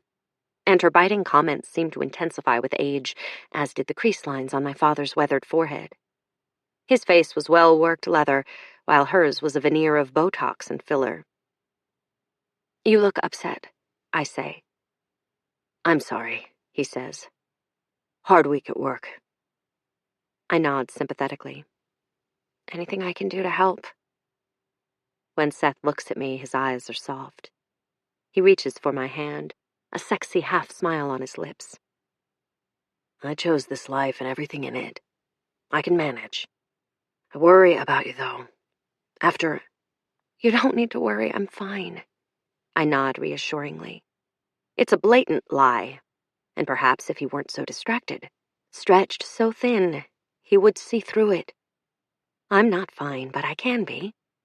In my weakness, I thought I could talk to him about my struggles, but he has enough of his own. Besides, if Hannah can do it, so can I. She's expecting a baby with a man who has multiple wives, and yet when I was with her, I didn't pick up on any insecurities. She appeared to be a happy woman. Then I think of the bruises on her arm, the purple marks, dark as plums, that resembled fingers. And my eyes narrow. "What's wrong?" Seth asks. "You did that thing with your eyebrows." His hand grips my thigh underneath the table, squeezing gently, and I feel a tingling between my legs. My body betraying my mind, typical of me. I have no discipline, not when it comes to Seth. "What thing?" I ask. But I know what thing, I just like to hear him say it. "Where you scrunch them up and then your lips pucker like you want to be kissed." "Maybe I do," I throw back. "Have you thought of that?" "I have." Seth leans in to kiss me and I feel the softness of his lips pressed to mine. He smells of wine and himself, and suddenly I want him to see the lingerie. I want to watch the lust rise in his eyes before he pushes me onto the bed. It's a good thing to want your husband and to want him to want you, I think. We are full-on making out like two teenagers when I hear a woman's voice nearby, insolent, a little riled up. Seth pulls back to look over his shoulder, but I am still hazy-eyed and picturing the bed at the hotel. "Lovers quarrel," he says, turning back to me. Over his shoulder, I see a couple arguing at the bar. I run my finger around the rim of my wine glass while I watch his face. I can tell he's straining to hear what they're saying as he stares at his water glass in concentration. He seems to be enjoying the sound of their voices, which are strained with tension. I watch the set of his lips to see if he's taking a side, but no, he's just listening. Seth and I rarely fight, probably on account of how agreeable I force myself to be. Had I ever seen him lose his temper? I flip through my memories, trying to conjure an image of my husband being angry enough to hit, grab, push. "Seth," I say, "how often do you fight with them?" The wine had loosened my tongue, my facade of indifference dropping away as I study my husband's face. He doesn't meet my eyes. "Everyone fights." "Yes, I suppose," I say, already bored with his answer. "What sorts of things do you fight about?" Seth looks uncomfortable as he reaches for his glass. It's empty, of course, and his head jerks around to look for our server so he can cushion my question with alcohol. My eyes stay glued to his face. I want to know. "Regular things." "Why are you being evasive?" I drum my fingers on the tabletop. I'm aggravated. I rarely ask questions, and when I do, I expect an answer. I expect answers for my compliance. My role isn't an easy one. "Look, I've had a really hard week. Being with you is a break from all that." I'd rather just enjoy your company instead of drudging up every fight I've had with them. I feel myself soften. Tucking my hands under the table, I smile at him apologetically. Seth looks relieved. I was being unfair. Why spend our time together talking about his other relationships when we could focus on strengthening our bond? I push Hannah and her bruises from my mind. I'm sorry, I say. Would you like one more drink before we leave? Seth orders 2 more drinks, and after they arrive, he looks at me with what can only be described as solemn guilt. What? I know that look. Spit it out. He laughs a little and leans over to kiss me on the lips. You know me so well, he grins. I lean back against the firm leather of the booth, waiting for the bad news. Actually, I really need to talk to you about something. Okay. I watch as he takes another sip of his bourbon, stalling for time, arranging the words in his mind. I imagine that if he had something bad to tell me all along, he's already rehearsed what he's going to say. It makes me prickly to think he invited me all the way here just to butter me up for bad news. It's about Monday, he says. Something in my belly twists, and I feel a wave of panic. He found out I've been to see Hannah. My lips are dry. I lick them, already composing the words, the excuses I'm going to give him. Monday? Everything with the baby is fine so far, but I was thinking that it's a bad idea for you and me to take our vacation this year with the baby due. His words drop between us, and all I can do is stare at him, dumbfounded. It's not as bad as I thought, but also just as bad. Why? I blurt. What difference does it make? We can go before she has it. That's just it, Seth says. The waiter comes by and Seth passes him his credit card without looking at the bill. I'll need the time off when the baby gets here. I can't take a vacation. On top of that, things are busy at work. I need to be there. I fold my arms across my chest and stare out the window, suddenly not feeling as special and loved as I had hours ago. I feel cast off, abandoned. I am not the one having his baby, she is, and so my needs matter less. Oh my God, he invited me to Portland to soften the blow. This wasn't a stolen romantic getaway. It was a manipulation. The soft words, the flirting, the nice dinner. The realization stings. I've sacrificed a lot, Seth. I want to cringe at the bitterness I hear in my voice. I don't want to act like a child, but being robbed of my time with him is unbearable. I know you have. It hurts me to ask you to do this, he says. I balk at his tone. It's like he's speaking to a child, one he's about to discipline. I look at him in alarm, weighing my urge to lash out and say something that will hurt him. Ask me? It sounds more like you're telling me. It begins to rain, and a couple dashes from the restaurant and across the street toward the parking garage. I watch their progress and wonder what it's like to be with a man who wants only you. I didn't date much before Seth. I was one of those serious students who avoided relationships to focus on my studies. If I had more experience under my belt, maybe I wouldn't have agreed to the life Seth offered me so easily. You know that's not true. He reaches out to touch my hand, and I pull it away, placing it under the table on my lap. Tears sting my eyes. I'd like to leave, I say. Seth actually has the audacity to frown at me. You can't run away from this. We have to talk about things. That's how it works in a relationship. You knew when I married her what that would entail. You agreed. I am so enraged. I stand up, knocking over my empty water glass as I push out of the half-moon booth and rush toward the door. I hear him call my name, but nothing he says could make me stop. I need to be alone to think about all of this. How dare he lecture me on marriage? His path is the easy one. 6. The next morning I'm woken by the sound of the door opening. In my haste to climb into bed, I'd forgotten to hang the Do Not Disturb sign. I hear a tentative, "Housekeeping," and I call out a muffled, "Later." I wait until the door closes again before I roll over in bed and see that I have 7 text messages and 5 missed calls from Seth. If I were to call this much when I didn't hear from him, I'd look needy and insecure. I turn my phone off without reading the texts and jump out of bed to pack the few things I brought with me. I want to be home. It was a mistake coming here. I'm craving the familiarity of my condo, the cold Coke that waits in the fridge. I plan on climbing under the covers and staying there until I have to go back to work. I want to call my mother or Anna and tell them what happened. But then I'd have to tell them the whole truth, and I'm not ready for that. I'm on my way down to the lobby when I think of Hannah and have the sudden urge to see her again. She's the only one who knows what this is like. The torture of sharing your spouse.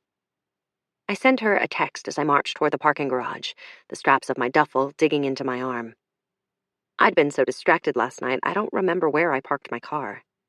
I walk up and down the rows of cars, switching my bag back and forth on my arm when it becomes too heavy.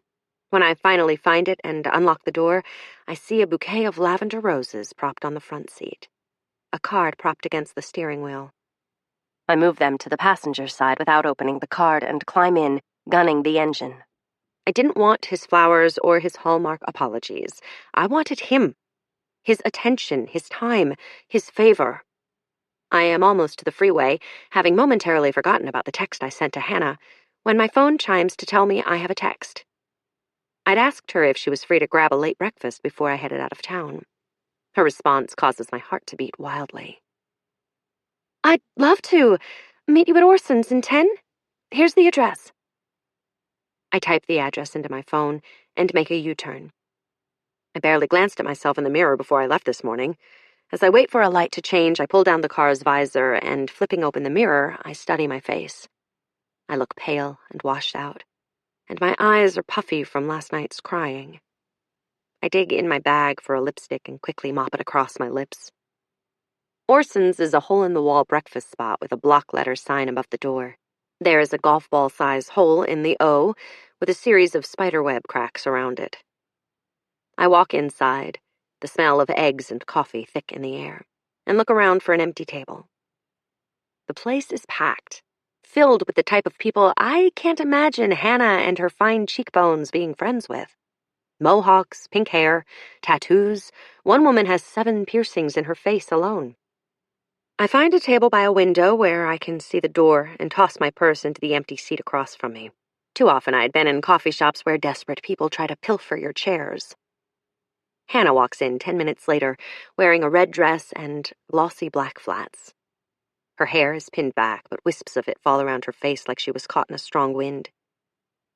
She looks frazzled as she slides into her seat and pushes the strands behind her ears. Sorry, I'm late. I'd just gotten out of the shower when I got your text. She pulls off her sunglasses and sets them on the table while she presses her fingers to the bridge of her nose. Headache? I ask. She nods. Caffeine headache. I've been trying to cut back, but I think I'll have one today. I'll go grab us coffees if you tell me what you want, I say, standing up. I have the sudden urge to protect her. She nods, looking around. Yeah, I suppose we can't risk losing our table. She tells me her order, and I walk up to the register and get in line. It's then that I start sweating. Like, what the hell am I doing? Is this to get back at Seth? No, I tell myself as I reach the front of the line. I'm searching for my own form of community. I need to understand myself, and the only way to do that is to get to know the other woman who has made similar choices. Besides, it isn't like I could find a polygamy group online, like one of those MOPS meetings mothers attend. I place our order and carry the number on a stand back to the table. Hannah is chewing on her nails and staring at a coffee stain on the table. I glance at her arm, to the place where I saw the bruise yesterday. It's gone from purple to a dim blue. She sees me looking and covers it with her hand, perfectly manicured fingers wrapping around her arm. An accident, she says. Looks like finger marks. My comment is offhanded, but she looks startled, like I've just slapped her. I study her eyes. They're so perfectly blue they look painted, her lashes flicked up with expertly applied mascara. It's all too perfect, I think. When things are that perfect, something is wrong. While we wait, she chats about another renovation she wants to do on the house, but her husband is dragging his feet. I gravitate between liking and hating her as I smile and nod. How ungrateful to live in such a beautiful place and to never be satisfied with it. Wasn't Seth exhausted by her demands? I imagine he'll tell me about it soon, ask what I think about the renovation she wants. Seth always confers with me about these things, almost like he's asking permission. I'd tell him to give her what she wants, of course. It would make me look good. Hannah suddenly changes the subject and asks questions about my condo and how I've decorated it. Her interest flatters and confuses me. I'm grateful when our food and drinks arrive. I stare down at my plate, at the omelet that is healthier than one I would have ordered had I been by myself, and have the desperate urge to tell her something personal. I found out last night that my husband is cheating on me. Hannah drops her fork. It clatters onto her plate and then does a flip, landing on the floor. We both stare at it. "What?" she says. Her response is so delayed it's almost funny. I shrug. I'm not sure how to process it. We had a fight last night and I stormed off. Hannah shakes her head and bends to pick up her fork. Instead of asking for a new one, she pulls an antibacterial wipe from her handbag and polishes it clean. "I'm sorry," she says. "My God, here I am blabbing about... I'm really sorry." She sets down her fork and stares at me. "Seriously, that's terrible. I'd be an absolute mess. How are you even holding up?" "I don't know," I say honestly. "I love him." She nods, like this is answer enough. She studies me over her plate of egg whites. She's barely touched her food. I want to tell her to eat, that she has a baby to grow. "I'm pregnant," she says. I feign surprise. I don't have to try very hard because I'm genuinely shocked that she told me, a complete stranger. My eyes travel to her belly, flat and firm. "I'm not very far along," she admits. "I haven't told anyone." "Your husband?" I ask, though I want to say, "our husband?" "Yes," she sighs. "He knows." "And is he happy?" I already know the answer, of course. Seth was over the fucking moon. But I want to hear about it from Hannah's mouth. What does my husband's excitement look like to her? "He's happy." You're saying something without saying it. I wipe my mouth and stare at her pointedly. My mother can't stand this side of me. She says I'm too forward. But Hannah doesn't seem bothered by my statement. She wipes her mouth with a paper napkin and sighs. "Yes, I suppose I am." She looks at me with new appreciation. "I like how direct you are." I bite the inside of my cheeks to keep from smiling. "So what's the deal? You have to talk to someone about it, right?" I'm trying to play it cool, but my toes are curled up in my shoes, and my leg is bouncing sporadically underneath the table. I feel like a druggie. I need more. I need to hear it all, to understand. She looks at me through spiky black lashes and presses her lips together. "He hides my birth control pills." I press the back of my hand to my mouth as I choke on the sip of coffee I've just taken. She has to be joking. Seth hiding birth control pills? Seth is the type of guy who gets what he wants without tricks. Or maybe that's just with me. "How do you know he hides them?" I ask, setting my coffee cup down. Hannah shifts in her seat, her eyes darting around like she's waiting for Seth to appear out of the walls. "He's joked about it, and of course my pills go missing." "It's like when women poke holes in condoms to trap men with pregnancies," I say, shaking my head. "But why would he want to trap you with a pregnancy?" Hannah's mouth pulls into a tight line and she looks away.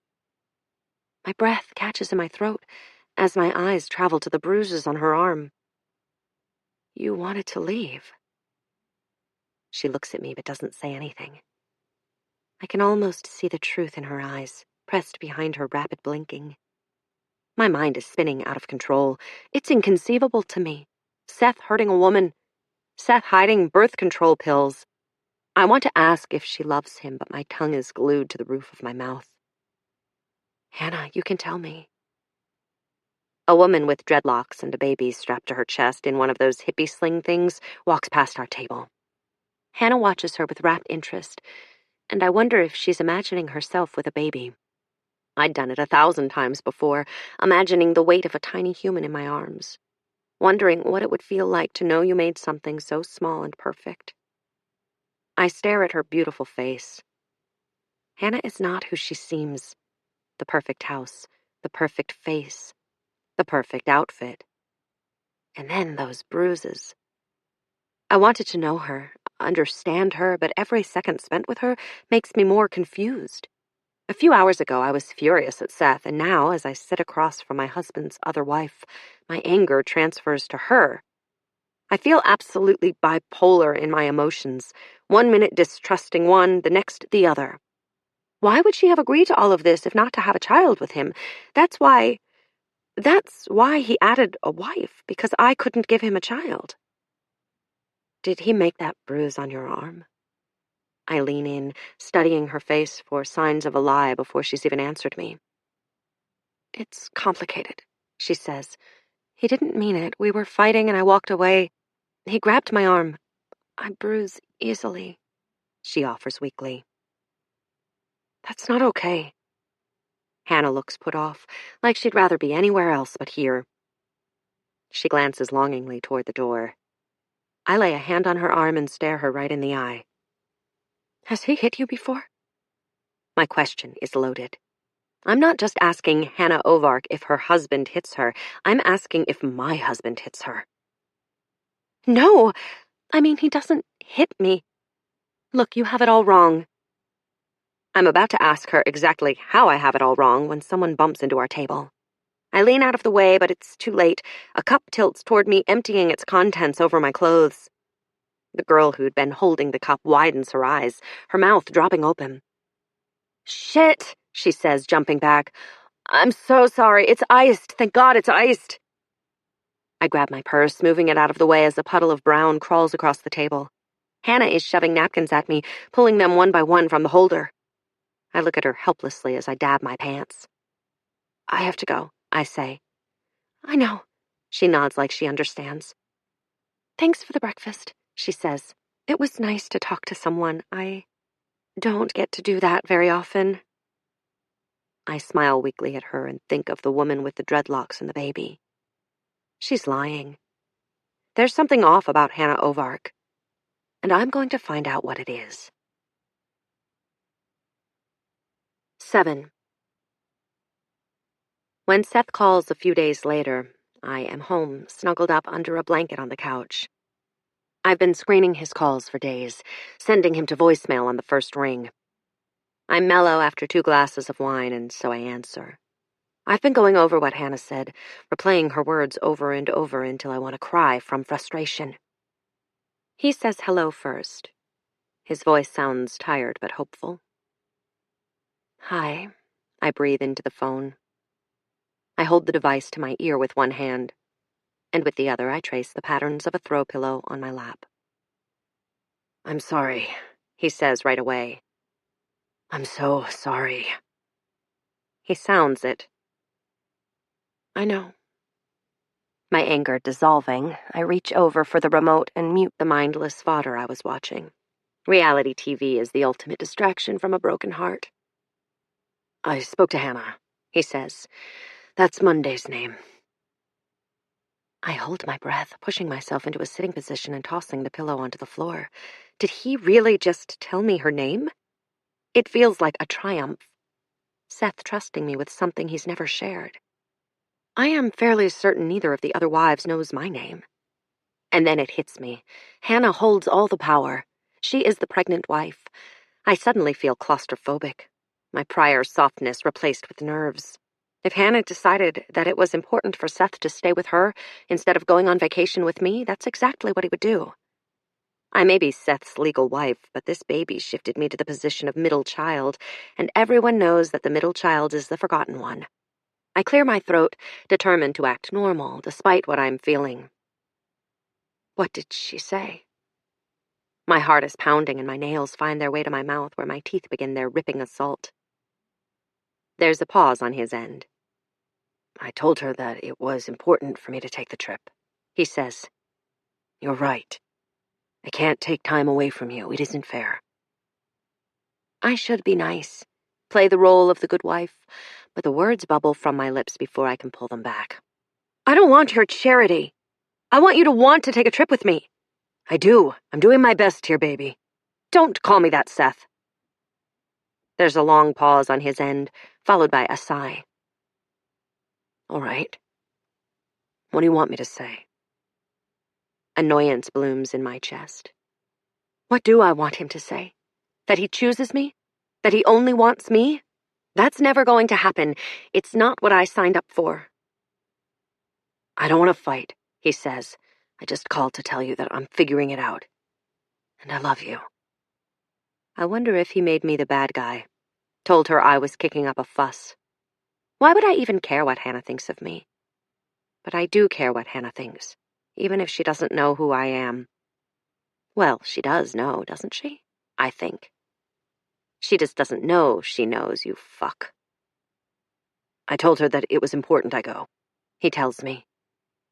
That sounds like Seth, actually, never wanting to be the bad guy. He needs to please and be pleased. He makes love to me in the same way, alternating between a tender reverence and wild grip of fingers and thrusts until I sound off like a porn star. Suddenly his voice changes, and I press the phone closer to my ear. "I didn't know if you still wanted me there. On Thursday." I swipe away the guilt I'm feeling for being so harsh and consider my feelings. Do I want him here? Am I ready to see him? I could just outright tell him what I did and ask for an explanation. But he could deny the whole thing, and then I'd never get to talk to Hannah again. He'd tell her who I was, and she'd feel betrayed by what I'd done. There's a huge chance that I am blowing all of this out of proportion, and then I'd look like a pathetic idiot to the only person in the world I am close to. "You can come," I say softly, because if he doesn't, he'll go to one of them. I may be angry with him, but I am still a competitive woman. "Okay," is all he says in return. We hang up with barely more than an "I love you" from Seth, who I know genuinely does love me. But I don't say it back. I want to make him suffer. He needs to know that there are no lies in a marriage, no matter how many women you're married to, which makes the truth even more complicated. But still, I don't know what to do. I grow sour with each day, like curdled milk left in the heat. When Thursday arrives, in an act of defiance, I decide not to make dinner. I'm not going to cook for him, put on a show like everything is all right. It isn't. I don't do my hair or put one of my usually sexy dresses on either. At the last minute, I spray some perfume on my wrists and at the neckline of my shirt. That was for me, I tell myself, not him. When Seth walks through the door, I am sitting on the couch in sweatpants, my hair rolled into a bun, eating ramen noodles and watching Bravo. He pauses in the doorway to the living room, surveying my state with a look of amusement. I have a noodle hanging out of my mouth, my lips cupped around it. "Hi," he says. He's wearing a cardigan pushed up to his elbows and a light blue V-neck t-shirt. His hands are stuffed into his jean pockets like he doesn't know what to do with them. Sheepish. How charming. Normally I'd be on my feet by now, rushing toward him so that I could be wrapped in his arms, so relieved that I could finally touch him. This time I stay seated, and the only acknowledgement I give him in greeting is a slight raise of my eyebrows as I suck the lone noodle into my mouth. It slaps my cheek on the way in, and I feel a spray of the salty chicken water hit my eyeball. I watch as he ambles into the living room and sits across from me on one of the floral chairs we chose together, deep emerald green with creamy gardenias floating across the fabric. "Almost like they're caught on the wind," he'd said when he first saw it in the store. I'd bought it just because of his description. "There's ramen in the pantry," I say cheerfully. "Chicken and beef." I wait for a startled reaction, but he doesn't have one. This is the first Thursday in our marriage that I have not cooked an elaborate meal. He nods, hands clasped between his knees now. I marvel at the change. All of a sudden, it's like he doesn't belong here and I do. He's lost his power and I sort of like it. I lift the bowl of broth to my lips and drink it down, smacking my lips when I'm done. Delicious. I forgot how good a brick of noodles could be. Oh my God, I'm so lonely. So, I say, I'm hoping to prompt Seth into saying whatever he's holding behind his teeth. By the strained look on his face, he appears to be choking on all of his unsaid bits. I can't believe I even entertained the thought that this man could rough up a woman. I study his face, his weak chin and too pretty nose. It's strange how perception is altered by bitterness. I've never thought his chin weak before, never considered his nose too pretty. The man whose face I've always loved and cradled between my palms suddenly looks weak and pathetic, transformed by my flip-flopping opinion of him. I flip through the channels, not really seeing what's on the screen. I don't want to look at him for fear he will be able to see in my eyes the ugly things I'm feeling. I thought I'd be good at this, he says. I spare him a glance before I keep flicking. Good at what? Loving more than one woman. The laugh that bursts from between my lips is sharp and ugly. Seth looks at me, chagrined, and I feel a stab of guilt. Who can be good at something like that? I ask, shaking my head. God, Seth. Marriage to one person is hard enough. You're right about one thing, I say, setting the remote down and turning my full attention on him. I'm disappointed. I feel betrayed. I'm jealous. Someone else is having your baby and it's not me. The most I've said about our situation. I immediately want to reel the words back in, swallow them down. I sound so jaded. It's not a side of myself I've ever let Seth see. Men prefer the purrings of a confident, secure woman. That's what the books say. That's what Seth said about me in the first months of our dating. I like that you're not threatened by anything. You're you, no matter who else is in the room. It isn't that way now, is it? 2 other women are in the room, and I notice them every minute of every day. I look around my small living room, my eyes touching the knickknacks and art that Seth and I chose together. A painting of an English seaside, a driftwood bowl that we found in Port Townsend in our first year of marriage, a pile of coffee table books that I swore I needed but have never paged through. All the things that comprise our lives, and yet none are filled with memories, or represent a joining of lives like a baby would. He shares that bond with someone else. I suddenly feel depressed. Our existence together is a shallow one. If not for children, what is there? Sex? Companionship? Is anything more important than bringing life into the world? I reach up absently to lay a hand on my womb. Forever empty. 8. It has been a miraculous 3 sunny days in Washington, and the night sky is rejoicing with a spray of stars. I opened the blinds right before bed so we could feel like we were lying underneath them. But now they almost seem too bright as I lie awake next to my snoring husband. I glance at the clock and see it's just past midnight, when suddenly the screen on Seth's phone lights up. His phone is on his nightstand, and I lift myself slightly so I can see who is texting my husband. Regina. I blink at the name. Was that Tuesday? A client wouldn't text this late at night, and I know the names of everyone in his office. It had to be. I lie back down and stare at the ceiling, saying the name over and over in my head. Regina. Regina. Regina. Seth's first wife is Tuesday. I don't know if it was me or if it was Seth who gave her that nickname, but before Hannah, it was just Seth and the 2 of us. 3 days went to Tuesday, 3 days to me, and 1 day was reserved for his travel. Things felt safer back then. I had more control over my own heart and his. I was the new wife, shiny and well-loved, my pussy a novelty rather than a familiar friend. Of course, there was the promise of babies and family, and I would be the one to provide them, not her. That boosted my position, gave me a power. Tuesday and Seth met sophomore year in college, at a Christmas mixer thrown by one of his pre-law professors. Before Seth was business, he was law. When Seth walked in, Tuesday, a second-year law student, was standing by the window sipping her Diet Coke alone and illuminated by Christmas lights. He spotted her right away, though he didn't get to speak to her until the very end of the night.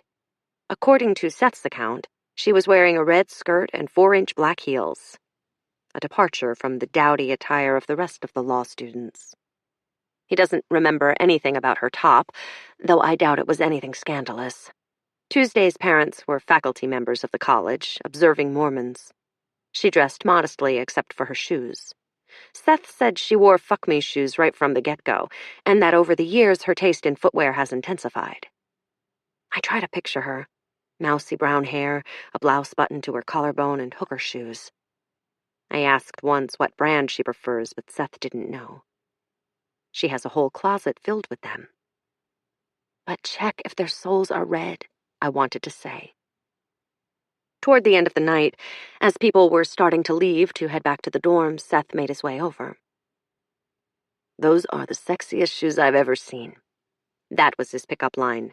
Then he said, "I'd ask them on a date, but I think they'll just reject me." To which Tuesday had replied, "You should ask me on a date instead, then." They were married 2 months after they graduated. Seth claimed that they never fought once during the 2.5 years they dated. He said it with pride, though I felt my eyebrows lift at the ridiculousness. Fighting was the sandpaper that smoothed out the first years of a relationship. Sure, there was still plenty of lifelong grit after that, but the fighting stripped everything down. Let the other person know what was important to you. They made the move to Seattle when a friend's father offered Seth a job, but Tuesday hadn't acclimated well to the constant shade and rainy mist of Seattle.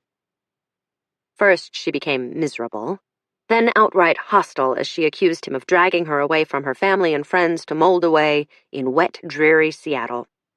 Then, a year into their marriage, he caught her with birth control pills, and she confessed that she didn't want to have children. Seth was distraught.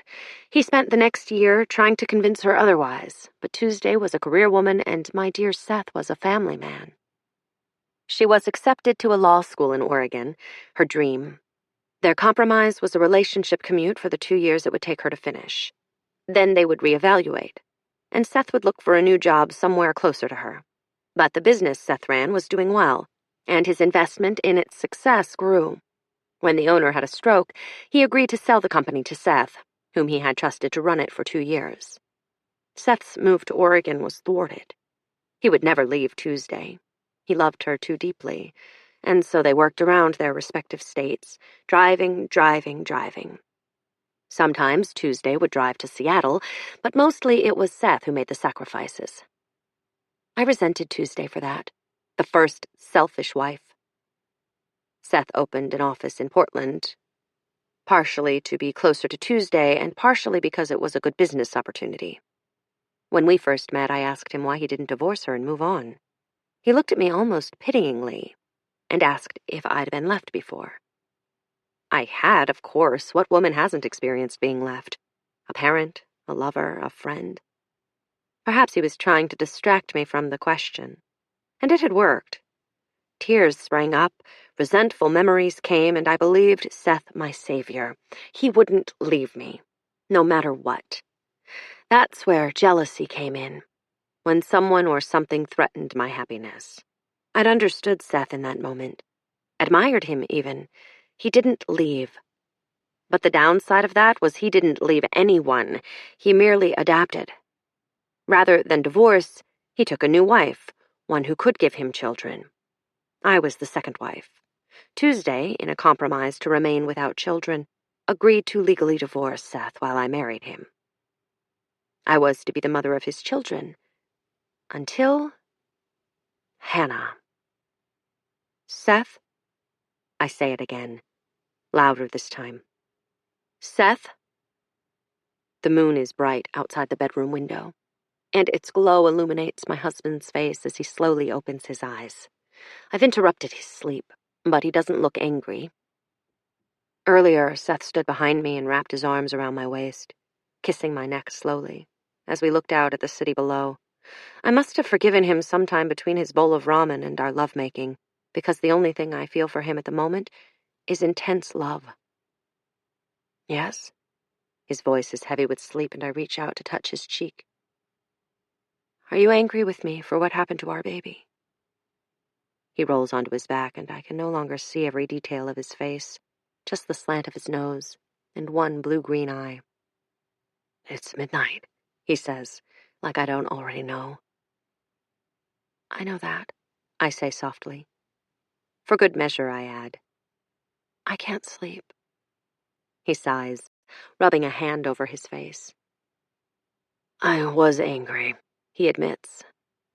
Not at you, at life, the universe, God. Is that why you found Monday? It takes all of my courage to form those words into a sentence. I feel as if I've cut open my own chest and splayed out my heart. Monday hasn't replaced you, he says after some time. I want you to believe that my commitment to you is real. He reaches out a hand and caresses my face, the warmth of his palm reassuring. Things didn't quite pan out the way we wanted, but we're still here and what we have is real. He hasn't really answered my question. I lick my lips, thinking of a way to rephrase. My footing in our marriage is unsteady, my new purpose unclear. We could have adopted, I say. Seth turns his face away. You know that's not what I want. His voice is clipped. End of story. I'd brought up the topic of adoption before, and he'd immediately dismissed it. What if the same thing happened to Monday that happened to me? His head snaps right, so he's looking at me again. But this time, there's no kindness in his eyes. I'm startled by it. Why would you say that? That's a terrible thing to imagine. He pushes himself into a sitting position. So I do, leaning back on my elbows until we're both staring at the bay windows and the stars beyond. I didn't mean it like that, I say quickly, but Seth is flustered. She's my wife. What do you think I'd do? I bite my lip, gripping the sheets in my fist. Such a stupid thing to say, especially after things had been going so well all evening. It's just, you left me. You found her after... He stares straight ahead, not really seeing anything. I see the muscles in his jaw jump. You knew I wanted children. And I'm here. I'm right here with you. But are you? I argue. You need 2 other women. Enough. He cuts me off. He gets out of bed and reaches for his pants. I thought we were done with this. I watch as he steps into them, not bothering to button them when he pulls on his shirt. Where are you going, Seth? Look, I'm sorry, He walks toward the door and I swing my legs over the side of the bed, determined not to let him leave. Not like this. I throw myself at him, grabbing onto his arm and trying to pull him back. It happens in an instant, his hand shoving me away. Caught off guard, I fall backward. My ear clips the nightstand before I land on my rear on the wood floor. I cry out, but Seth has already left the bedroom. I raise my hand to my ear and feel the warm trickle of blood on my fingertips just as I hear the front door slam closed. I flinch at the sound, not because it's overly loud, but because of the anger behind it. I shouldn't have done that, woken him up in the middle of the night, and put thoughts of dying babies in his head. What happened wasn't just hard on me. Seth had lost his child as well. I stand up, wobbling on my feet. Squeezing my eyes closed, I cup my bleeding ear and wait for the dizziness to pass. Then I walk slowly to the bathroom, flicking on the light to assess the damage. There is a centimeter-long cut on the outside of my ear, running parallel to the cartilage. It stings. I clean it with an alcohol wipe and dab some Neosporin on the wound. It's already stopped bleeding, but not hurting. When I return to the bedroom, I stare at the bed for a long time, empty, the sheets rumpled. Seth's pillow still holds the indentation where his head rested. He's under so much stress, I say out loud as I climb into bed. I think my problems and insecurities are extreme, but I only have one man to keep happy. Seth has 3 women, 3 sets of problems, 3 sets of complaints. I'm sure we all pressure him in different ways. Monday and her baby, Tuesday and her career, me and my feelings of inferiority. I pull my knees up to my chest. unable to close my eyes. I wonder if he'll go back to Hannah. Or maybe it will be Regina this time. I tell myself that I won't search for them online, that I'll respect Seth's privacy. But I know that's not true. I've already crossed a line, befriended his other wife. Tomorrow I will type their names into a search box, so I can see who they claim to be, so I can study their eyes, search for regret, hurt, or anything that looks similar to what's in my own eyes. 9. Regina Coeli is tiny, maybe 5 feet on a good day. I walk away from my laptop where it rests on the kitchen counter and pull open the freezer. It's only 10 o'clock, but I need something stronger than the Coke I poured to drink with breakfast. I pull a bottle of vodka from where it's wedged between a bag of frozen peas and frostbitten hamburger patties. I study the photo of her on Markle and Abel's website, a family law firm with 2 offices, one in downtown Portland and one in Eugene. In the website photos, she wears dark-rimmed glasses perched on a slightly upturned nose. If not for the smear of red lipstick and her sophisticated hairstyle, she'd easily be mistaken for a girl in her late teens. I top off my juice with the vodka and add a few cubes of ice to the tumbler. Most women would feel fortunate to have such a youthful appearance, but I imagine that in Regina's line of work, she needs clients to respect her, not question if she's old enough to drink. The orange juice does little to disguise the heavy pour of vodka. I suck my teeth, deciding what to do next. I told myself that I just needed to see her, just one quick look. I'd made the silent promise, even as I typed her name into the search box, but now that I'm looking at her, I just want to know more. I throw back the rest of the vodka and the juice and pour another before carrying my laptop to the living room. I uncap my pen and lean my notebook on the armrest of the couch, ready to work. In neat letters, I write, Regina Coeli, at the top of the page, and then the name of the law firm where she practices. I follow that with her email and the firm's phone number and address. Recapping my pen and setting it aside, I leave the law firm's website and go to the most obvious place to look for a person. Facebook has never heard of Regina Coeli. Not the one I'm looking for, at least. There are a dozen profiles of wrong Reginas, none of them matching the details my sleuth skills have already uncovered. But no, I think ruefully, she wouldn't use her name on social media. Not if there was a chance her clients would search for her.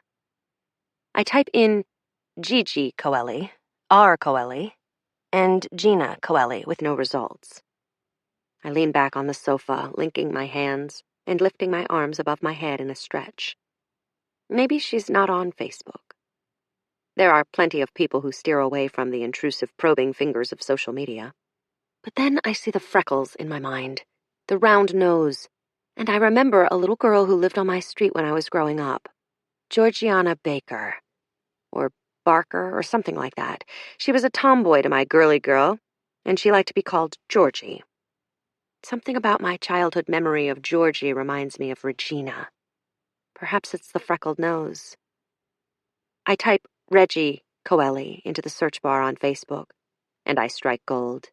A different version of Regina Coeli pops up, this one with wavy hair, heavy eyeliner, and glossy lips. Her privacy settings restrict me from seeing anything past her profile picture, but the casual way she embraces a friend, wearing spaghetti straps, tells me that this is the real side of her, a stark opposition to her stiff-backed, lawyerly look.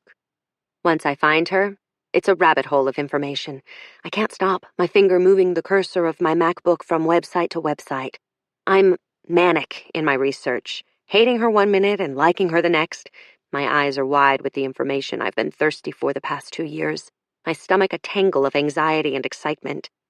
This is my husband's other wife. One of them, anyway. I've looked up her Instagram, private, her Twitter account, which is not private, but the last time she tweeted was a year ago. On an off chance that she's doing something she shouldn't, I search her name on a website that would link Regina or Reggie to any of the popular dating sites. My search pings 2 results. Choose, a site that allows you to swipe left or right to pick and eliminate matches in your area, and Go Smart, a more elaborate dating website that matches you according to the results on the Myers-Briggs personality test. Why would Regina be on dating websites? She'd been with Seth since college, when he barely had any hair on his chin, so there was no lapse in their relationship when she would have been single. I rearranged myself on the couch, tucking my socked feet underneath me and staring at the screen with grim determination. I have to find out, don't I? Seth couldn't possibly know about this, and it's the sort of information that changes people's lives. I think of the deep hurt it would cause him to know that his beloved Regina is being unfaithful, and almost shut my laptop. Perhaps this is better left alone. I could finally put my white-hot jealousy to rest, knowing that Seth's other wife is an unfaithful witch. I carry my tumbler to the kitchen, then circle around the living room with the fingers of one hand pressed to my forehead as I think. And then I realize I can't not know. I must uncover the secrets of my husband's first wife or I'll go mad. To access Regina's full profile, I have to sign up for an account. I decide to be Will Moffat, a website owner who recently moved to Portland from California. When I'm asked for photos to upload, I use pictures of my cousin Andrew, who is currently in prison for identity theft. Ironic. I feel guilty about it, but not enough to stop me. It doesn't really matter anyway. Once I have the information I need, I'm going to delete the account. No harm caused. I just need to take a quick peek. I fill out the information, my fingers gliding easily over the keys of my MacBook, filling line after line with perfect nonsense. Will's favorite movie is Gladiator. He runs marathons and has a horde of nieces and nephews whom he loves very much, but he has no children of his own. I type faster and faster. I am lost in the information I am creating. And suddenly this man, Will Moffat, feels very real. That's good. It's perfect, actually. Regina will think him real, too. I want the information that will condemn my husband's first wife. Paint me in a favorable, faithful light.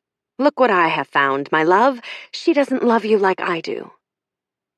And then the information is there in front of me, compiled on a website with a hopeful green banner that reads, "Your soulmate is just a few clicks away." I click on Regina's profile with one hand while the other bounces on my knee. I am lucky there is no one in the room to witness my exposure of nerves. Seth always says my body language is a dead giveaway to whatever I'm feeling. She's listed as a 33-year-old divorcee from Utah. Her interests include hiking, sushi, reading autobiographies, and watching documentaries. What a bore, I think, cracking my knuckles. I've never known Seth to watch a documentary in the years we've been together. I picture them on the couch together, holding hands underneath a blanket, her leg tossed casually over his. It doesn't seem right. But maybe I know a different Seth than Regina. That is something I haven't considered before now. Could a man be a different person with each of his wives? Could he like different things? Is he gentle when he has sex with them, or does he like it rough? And perhaps that is why Regina is on a dating website in the first place. Because they have nothing in common and she is looking for someone to share her life with, someone with the same interests. I click through her photos, recognizing some of the places in her pictures. The Arlene Schnitzer Concert Hall. Seth took me there to see the Pixies 2 years ago. Regina is standing in front of a poster of Tom Petty, hands perched on her hips, wearing a broad smile. In another photo, she sits in a kayak, a mariner's cap shading most of her face as she holds an oar above her head in triumph. I reach the last photo, and it's then that I see her. I have to blink a few times to clear my vision. How long have I been looking at the computer screen? Is my brain playing tricks on me? Standing up, I set my MacBook on the coffee table and walk over to the bar to make myself a real drink. No orange juice to cushion the taste of the liquor this time. I pour myself 2 fingers of bourbon and carry it back to the sofa. I'm not sure of what I saw, and maybe I didn't see anything, but the only way to know for sure is to walk back to my laptop and look at what spooked me in the first place. I bend over and hit the spacebar. The screen lights up, and Regina's photo is still there. I stare at it for a moment, my eyes narrowing before I turn away. I can't be sure. There isn't enough to be sure. The picture is of Regina standing in front of a restaurant, her arm casually thrown around a friend's shoulders. She's cropped the photo to show only herself. But there, next to her, is the slight profile of a much taller, much blonder woman. A woman who looks shockingly like Hannah Ovark. I click the icon that says Send Message and begin typing. 10. When I drive to work the following afternoon, I'm so distracted by thoughts of the wives that I miss my turn into the hospital, and it takes me 20 minutes to loop back around in traffic. Swearing, I jerk my car in a spot in the employee garage and take the steps 2 at a time instead of waiting for the elevator. I'd spent my afternoon composing a message to Regina from Will. I kept it short. Hey, I'm new to the area. You're an attorney, badass. You showed up in my matches, so I thought I'd reach out. This is me reaching out. Awkwardly. No one said I was good at this dating thing. I ended the message with a smiley face and hit send. It was just enough self-deprecating charm to catch a woman's attention. Will screamed, "I'm honest and not threatened by your success." Or at least I thought so. On the off chance that Regina messages him back, I'll have an in to getting to know her. You're late. Lauren, one of the nurses, frowns at me as I walk through the doors. Why do people always feel the need to tell you you're late like you don't already know it yourself? My jaw clenches. I hate Lauren. I hate her always on-time perfectness, the easy way she handles difficult patients, like it's her absolute pleasure to do so. She loves to take command, a perfectly pretty blonde general. I relax my face in an attempt to look apologetic and mutter something about traffic as I try to squeeze past her. She pushes her chair away from the computer, blocking my way and staring me down. You look like shit, she says. What's up? The last thing I want to do is explain myself to know-it-all Lauren Haller. I stare right through her as I consider what to say. Didn't sleep well. This schedule sometimes fucks with me, you know? I look longingly toward the break room, wishing she'd let me pass. Lauren studies me for a moment, like she's deciding whether or not she believes me, then finally nods. You'll get used to it. I was like that my first year. Didn't know my ass from my elbow. I was so tired. I restrain the eye roll and smile. It isn't my first year. And technically, she's only been here a year longer than I have, but she brandishes the seniority around like a cheerleader in uniform. Rah, rah, I'm better than you. Yeah? Thanks, Lo. I'm sure it'll get better. I head for the break room, head down, to stash my stuff in my locker. Have a glass of wine, she calls after me. Before you go to bed, that's what I do. I lift a hand to signify I've heard her, and duck out of sight. The last thing I want to do is absolutely anything Lauren does. I'd rather be sober for the rest of my life than imitate her bedtime behaviors. The break room is mercifully empty when I slip inside. I breathe easy and eye the lockers like I do every day. Same old, same old. People have decorated the front sides of their lockers with photos of husbands, children, and grandchildren in various shades of happiness. There are anniversary cards, vacation magnets, and the occasional dried flower, all taped up with pride. I kick aside a green balloon, which dangles limply in front of my own locker, the remnants of someone's birthday. Happy 40th, it declares in primary colors. There is a smudge of white frosting on the top of it, a slip of a sticky finger. The front side of my locker is empty, save for the remains of a Sub Pop sticker its last occupant crookedly slapped on the metal. When maintenance tried to remove it, it left behind gray fuzz that stubbornly lingers despite how many times I've tried to scratch it off. I really should put something up, a picture of Seth and me, maybe. The thought depresses me. I suppose that's why I haven't done it. I don't feel like he is all mine. And the knowledge that somewhere out there, 2 other women may have a picture of Seth on their desks or taped to a locker makes me sick to my stomach. I reach up absently to touch the sore spot on my ear and think of Hannah's bruises. An accident, she'd said. Same as what happened last night. An accident. My eyes stray to Lauren's locker, which is 4 spots over from mine. Most days, I try not to look, keeping my eyes trained on my blank space, reminding myself it doesn't matter. But today I stare at each one of her photos, a strange feeling bubbling in my belly.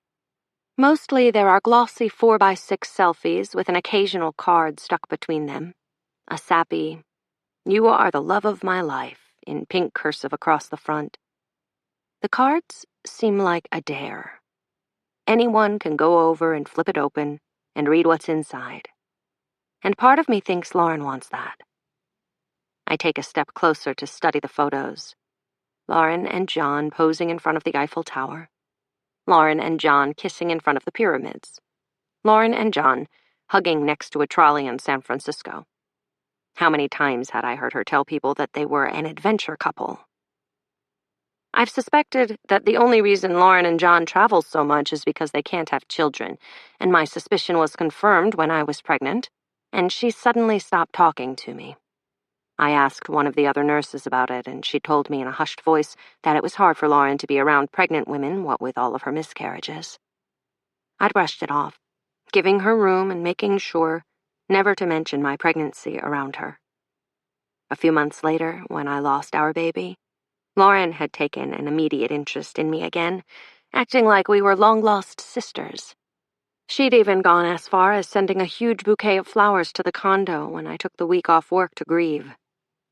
The whole thing made me uncomfortable, having something so ugly and devastating in common with someone.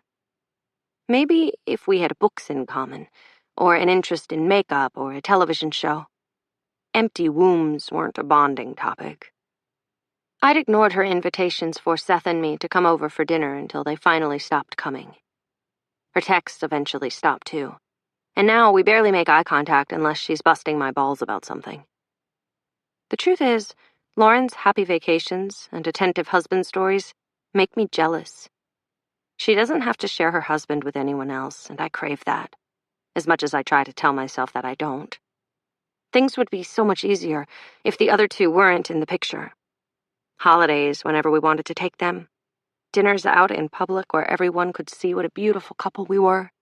A husband who opened the front door every night rather than 2 days a week. Even the fight we had last night would be avoided since it had, in essence, been instigated by the situation. I've just collected my stethoscope and pocketed my trauma scissors when a text comes through from Seth. I cheer up as soon as I see his name. Slamming my locker, I brace myself for what has to be an apology text. I'd accept his apology, of course.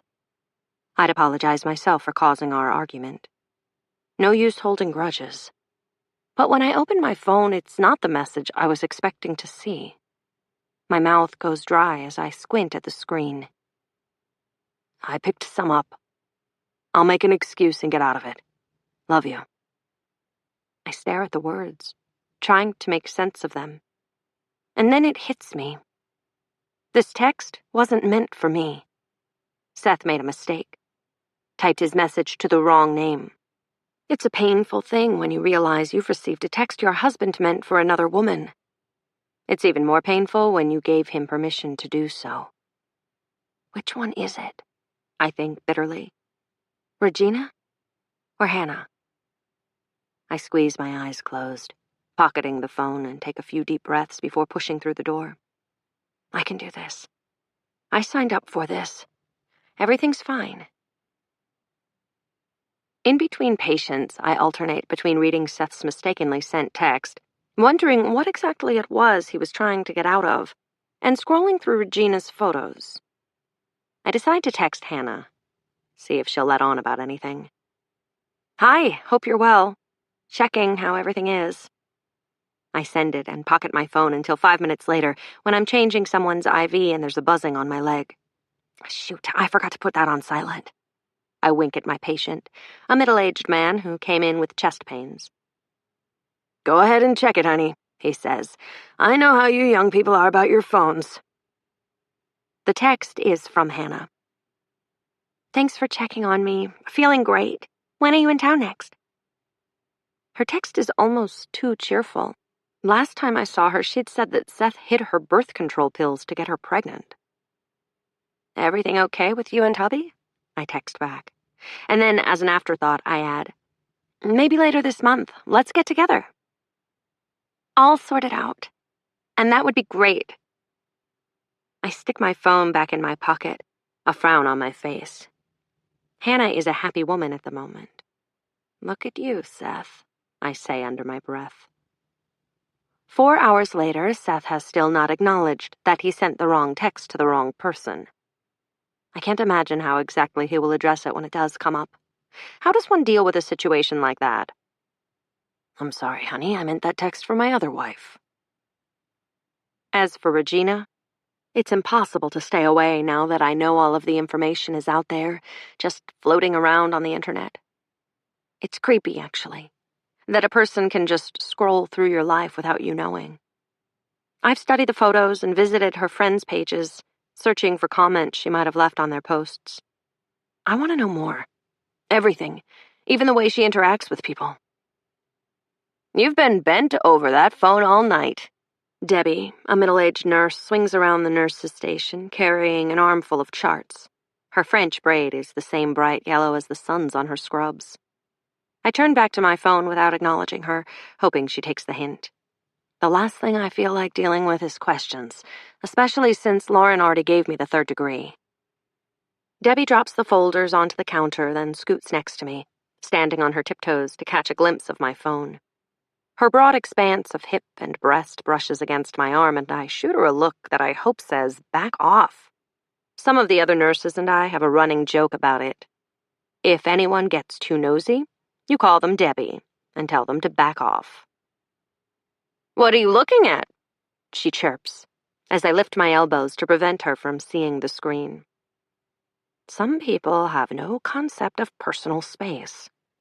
I hold the phone to my chest, the screen hidden, and frown at her.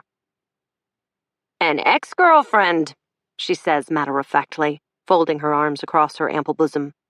I check on Bill's all the time. Debbie and Bill have been married for as long as I've been alive. What ex-girlfriends could still be around to pose a threat to their deep-rooted marriage, I want to ask. But asking Debbie anything means an hour-long conversation. But my curiosity is piqued, so I ask anyway. What do you mean? Oh, honey, when you've been around as long as me. I soften at her tone. Clearly, I'm not the only woman who suffers from insecurities, who lets them get to me until I act irrationally. I structure a question in my mind, one that won't give anything about my situation away. How do you deal with it? The doubts about whether he loves you. Debbie blinks at me, surprised. It's not his love I'm worried about, she says. It's theirs. Someone walks past us carrying a styrofoam cup of coffee. Debbie waits until she's around the corner and out of earshot before continuing. Women can be very conniving, if you know what I mean. She gives me a look that says I should know what she means, but I've never had many friends. Just Anna, really, and my mother and sister. But, yeah, if you pay attention to TV and movies, they paint women in an untrustworthy light. I guess so, I say. Well, I wouldn't put anything past them, or myself for that matter. I know what I'm capable of. Our heads bent together, I try to picture cheerful, plump Debbie as the conniving type she's referencing, and can't. Debbie looks around to make sure no one can overhear us, and then she leans so close to me I can smell the cherry blossom shower gel she uses. I stole him from my best friend. Bill? I ask, confused. Bill has a potbelly that sits on top of 2 spindly legs and only a horseshoe pattern of hair left on his head. It's hard to believe he ever needed stealing. And you still, look at her profile? Of course. Debbie pulls a stick of gum from her pocket and offers me half. I shake my head and she folds the stick onto her tongue in a perfect half. Why? Because women don't ever stop wanting what they want. They see another man who's considerate and handsome, and it reminds them of what they're missing in their own lives. There's a bitter taste in my mouth. I wish I'd taken the half stick of gum she'd offered. If Debbie is worried about Bill's exes 20 years past, how much should I be worrying about the women my husband fucks on the regular? Just then, her pager buzzes, and she shoots me a wry look as she unclips it from her hip and glances at the screen. Have to run, doll. Talk later. I watch her go, the wide gait of her steps as her white Reeboks squeak down the hall. Before she reaches the junction near the elevators, she turns around and faces me. Her arms pump at her sides while she walks backward. It's even better when you spy on them in person, by the way. She winks, and then she's gone. Nosy, annoying, no personal space Debbie just might be my new best friend. I hear a ping on my phone. When I look down, a notification has appeared at the top of the screen. It's from the dating app I downloaded. Regina has sent you a message. 11. The front door swings open, and Seth walks in, carrying 2 large bags of takeout. Ah, it's Thursday. I'd forgotten. Lately, all I think about is my husband's wives. Somewhere along the way, Seth has been replaced. I give him half a smile. We both know it's forced. A bouquet of white roses rests in the crook of his arm. Roses for no reason, or roses because he sent me a text meant for one of the others? Normally, I'd rush over to relieve him of what he's carrying. But this time, I stay where I am. He never even attempted to explain his mistaken text. And I waited all week for something, anything. My mood is dour, and I don't plan on faking a good mood for his sake. I picked some up. I'll make an excuse and get out of it. Love you. The lines on his face are relaxed, his eyes alert. I fold a towel and place it carefully on the put-away pile as I watch him kick the door closed and come sauntering down the hallway toward me.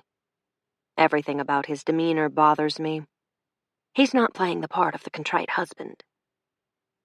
For you, he says, handing over the flowers. I stand awkwardly with them in my hand for a few seconds, and then set them aside to deal with later. I'm a mess again, hair loose and air-dried to waves. I'm wearing my favorite yoga pants, the ones with the hole in the right leg. I brush hair out of my eyes as he holds up the takeout bags and shakes them at me. Dinner, he declares. The smile he's wearing is almost contagious, except I don't feel like smiling. I wonder if he's pleased with himself for picking up dinner, or if he has good news. It's a risk grabbing takeout without knowing if I cooked, but I suppose he suspects I am on strike. Why are you so happy?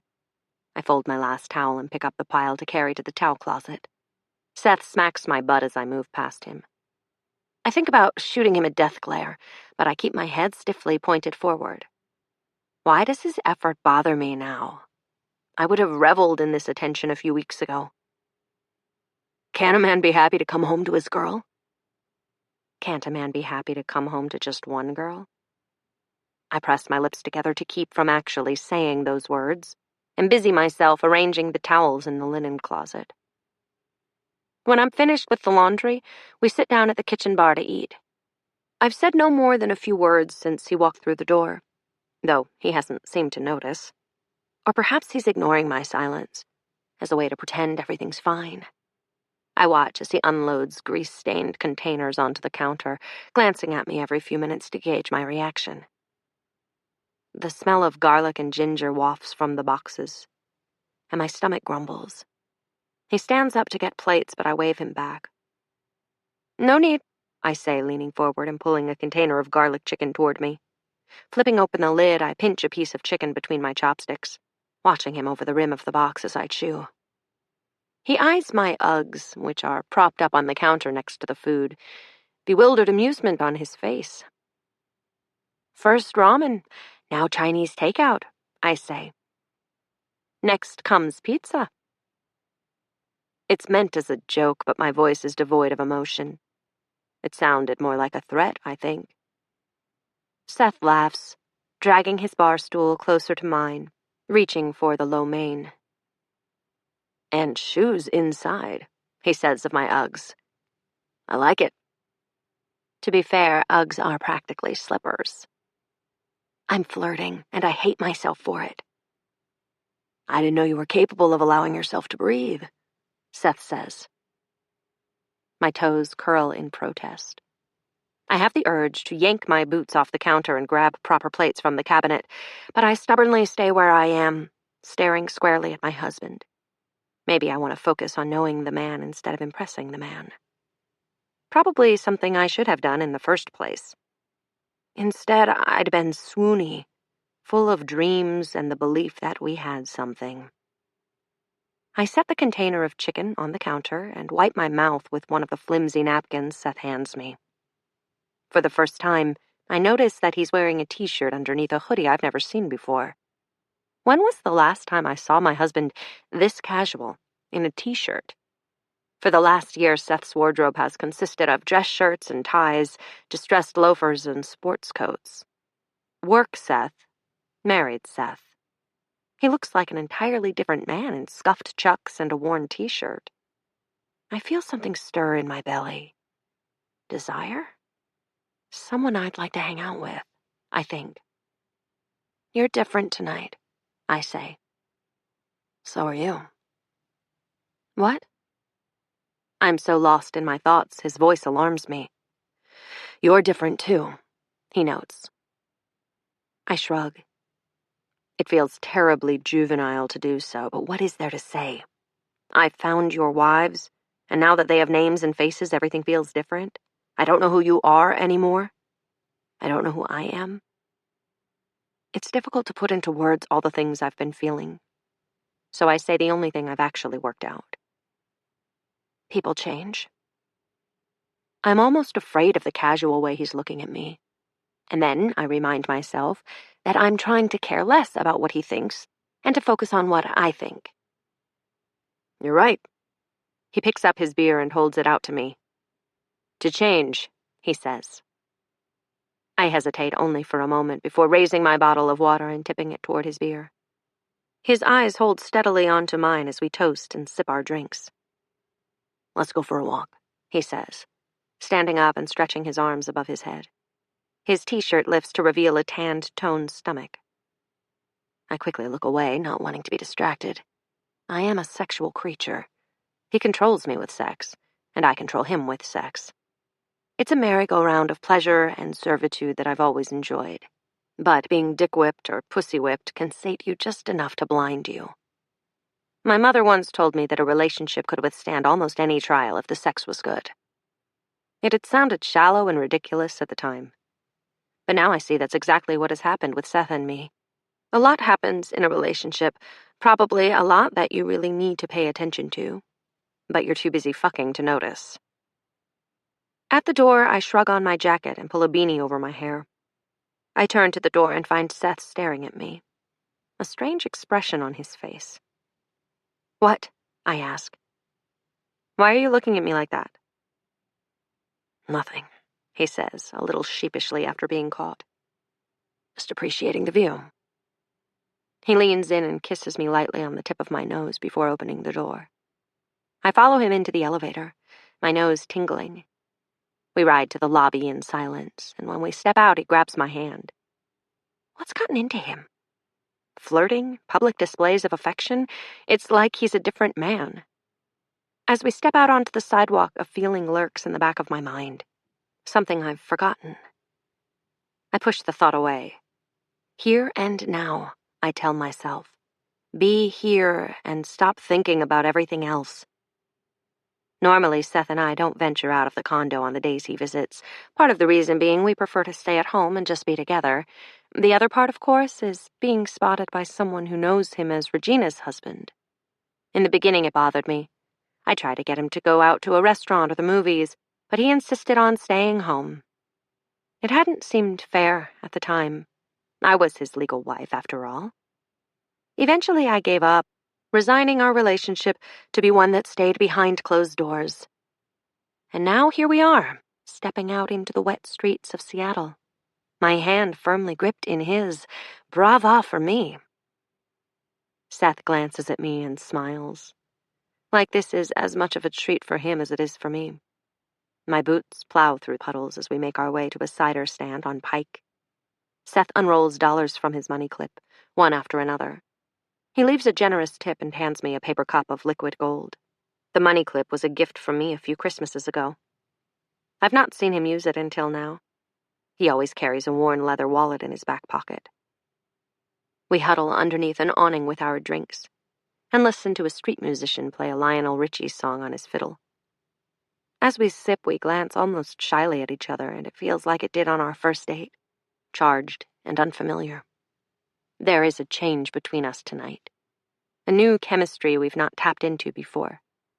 I imagine we could have had this all along if there were 2 instead of 4 people in the marriage. Our bond would be strengthened instead of pulled thin. Seth pulls me close, and I lean into him, resting my head on his shoulder, humming along with a song. I'm pressed so tightly against him that when his cell phone rings, I can feel the vibrations against my leg. Seth, who normally has his phone turned off when he's with me, pats his pocket with his free hand. I angle my body away from his, so he can reach it, taking a careful sip of my cider. It scalds the roof of my mouth. I press the tip of my tongue to the burned spot, as I wait to see if he'll answer. When he pulls the phone from his pocket, he makes no move to hide the screen from me. Regina's name flashes across his wallpaper, a group photo of his nieces and nephews in their Halloween costumes. I bite my lip and look away, feeling like I've done something wrong. "Do you mind?" he asks, holding up the phone. The name Regina stares at me. I blink at him, confused. Is he asking me for permission to take a call from his other wife? I shake my head dumbly, shifting my eyes back to the fiddler, who is now playing a Miley Cyrus song with gusto. "Hello?" I hear him say. "Yeah. Did you put it in peanut butter? She'll take it that way." "Okay. Let me know how it goes." He's talking to Regina in front of me. It's like a metal ping striking at the center of me with sharpness. Ouch, ouch, ouch. He slides his phone back into his pocket, nonplussed. "Our dog," he says, watching the fiddler with renewed interest. "She's old and sick. She'll only take her pill with peanut butter." Seth has a dog. "Oh," I say. I feel stupid, emotionally clumsy. Had I ever noticed dog hair on his clothes? "What type of dog?"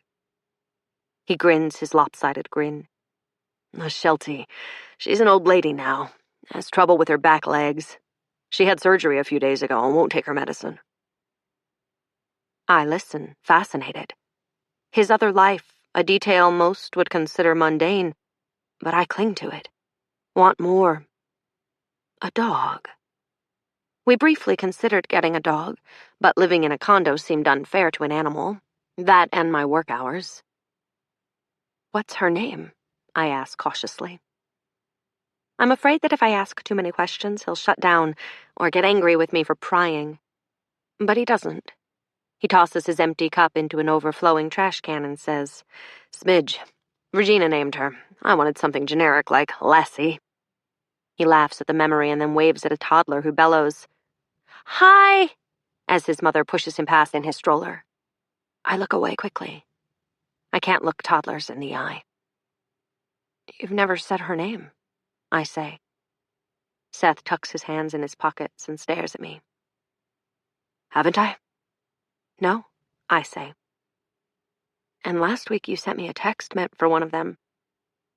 His head jerks back and I can see the uncertainty in his eyes. "What did it say?" I study his face, not believing the pretense.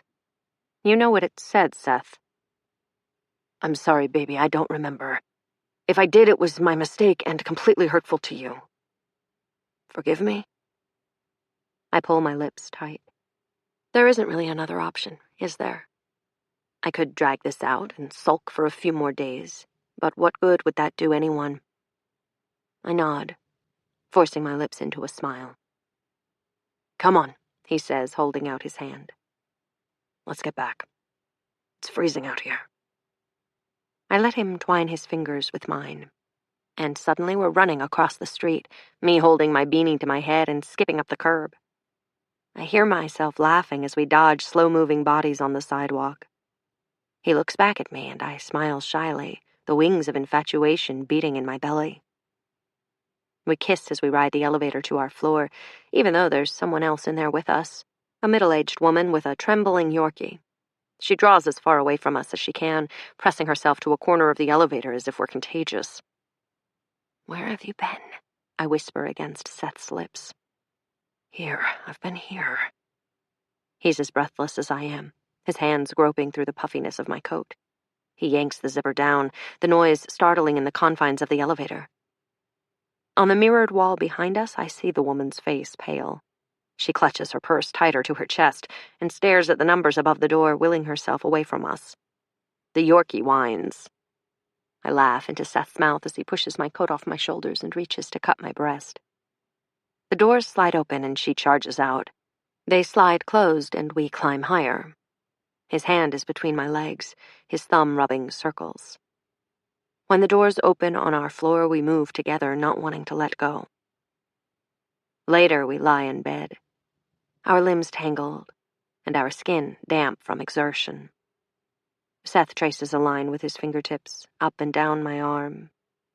I curl into him, enjoying the moment, everything but us forgotten. Just for tonight. Tonight, I will forget. Tomorrow is a different story. And then I remember the thing that's been bothering me, swimming in my mind right out of reach. Regina's message. "Hi, Will. I don't mind the compliments at all. I worked hard to get through law school. Lay 'em on me. I have a heavy workload right now, but I can make time for fun.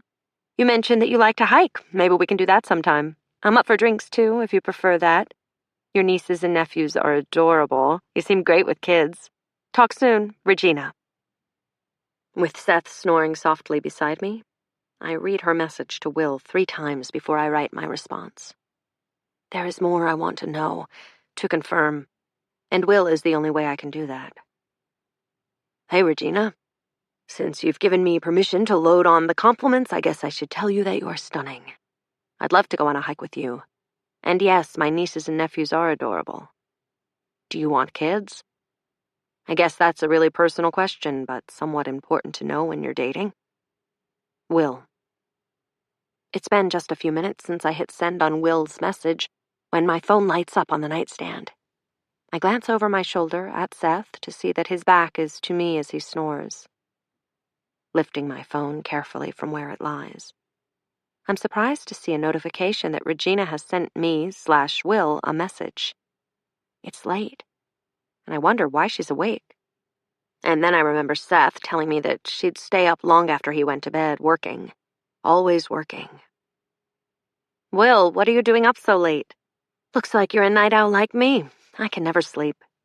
There's a really great hiking trail near my house. It takes about 4 hours round trip. Let's do this. And yes, I do want children. Let's have a phone conversation soon. Talk later. Regina." 12. It's Sunday, and I'm at my parents' for lunch. My mother is nowhere to be found. I've just read Regina's last email to Will for the 10th time, and I slam my phone down on the kitchen counter.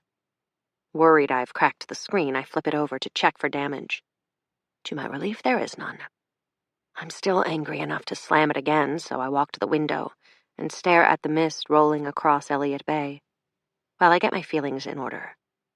Regina is cheating on Seth. The flirtatious tone she uses in the messages to the man she thinks is Will is escalating. And on top of that, I don't know why she's lying to him about wanting kids. Just this morning, she'd sent Will a suggestive photo of herself in a bikini, probably because she liked the flattery about her looks. It had really irked me to think the photo was from a vacation she'd taken with our husband.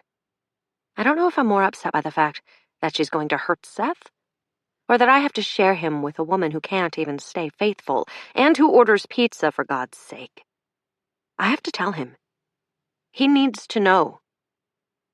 My father walks into the kitchen a moment later, a case of Diet Coke under his arm. "I found a box of Diet in the garage fridge," he says. "That okay?" "Fine," I say. though it's not fine. I don't drink diet. He pops a can and pours the contents into a glass with ice. I take it from him and sip. Perfume. It tastes like perfume. Or maybe that's just the bitter taste that's been lingering in my mouth since breakfast when I read Regina's 4th message to Will. She finally told Will she was divorced, not expounding on when or why. It is partly the truth. Seth divorced Regina to legally marry me, but their relationship hasn't ended. Where's Mom? My father pulls a beer from the fridge. He doesn't offer me one because it's not ladylike for women to drink this early in the day, or so he's told me. At the store, where else? Ladies' church group, Nordstrom, the gym with Sylvie, the spa. Good point. He winks at me before rummaging around in a drawer for a bottle opener. It's in there, I say, pointing to the drawer closest to the back door. My parents have lived in this house for 20 years, and my father still doesn't know where things are kept. I blame my mother for this, for never allowing him to open his own bottle of beer. As if on cue, my mother bustles into the kitchen, plastic grocery bags crackling in her hands, eyeing us like we're wolves trying to eat her. What are you two on about? She asks. I watch as she sets the bags down and reaches up to pat her hair, something my grandmother used to do when she was nervous. I get a whiff of her perfume. Estee Lauder or something or the other. We were gossiping about you, Mom. Were your ears burning? She touches her ear, frowning. Where's Seth? She asks. We haven't seen him in weeks. My husband is being someone else's husband tonight. He's in Portland till Thursday. She knows this. I told her yesterday when she called, asking about his whereabouts. She likes to rub in the fact that he puts work before me. I take a sip of my drink, the bubbles fizzing close to my nose. In her mind, it is because I don't wife hard enough. She once told me that the fact I had a job was probably driving Seth to be away more. How do you figure that? I'd asked her. He feels like he needs to compete with you, work more. A woman's place is in her home, and your father never let a business meeting keep him from being home for dinner on time, she'd said. My father doesn't even know where the bottle opener is, I want to say to her. I think about the last dinner I made for Seth. Hadn't he opened the bottle of wine that was sitting on the table?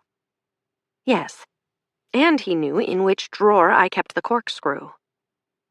You should really think about joining a gym to keep yourself busy.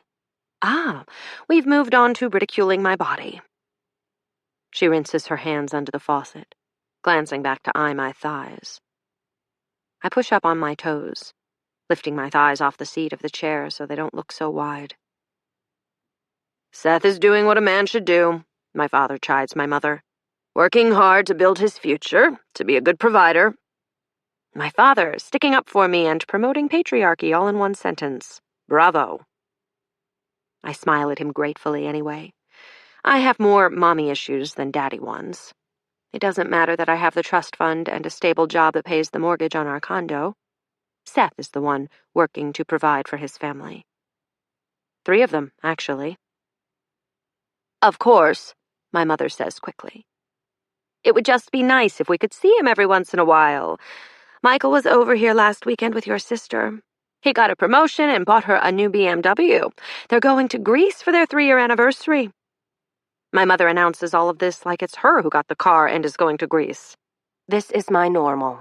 I live in the shade of my sister's great big life. If I'd had a baby first, she'd be living in mine. But alas, that was never in the cards for me. I have to get back to work. I'll leave you 2 hens to your girl stuff. He kisses my mother on the cheek before removing himself to his study. Girl stuff, I say out loud. Should we be fertilizing eggs or cooking them? She hears the disgust in my voice and immediately shushes me. You know what he means. Mom, I sigh. I actually do. That's what upsets me. She looks at me sharply, the cat-eye glasses she's wearing catching the light from the window. I don't know what's gotten into you, she says. She's right. I would never normally say things like this. Hannah has gotten into me. And Regina. Deep, deep, deep into me.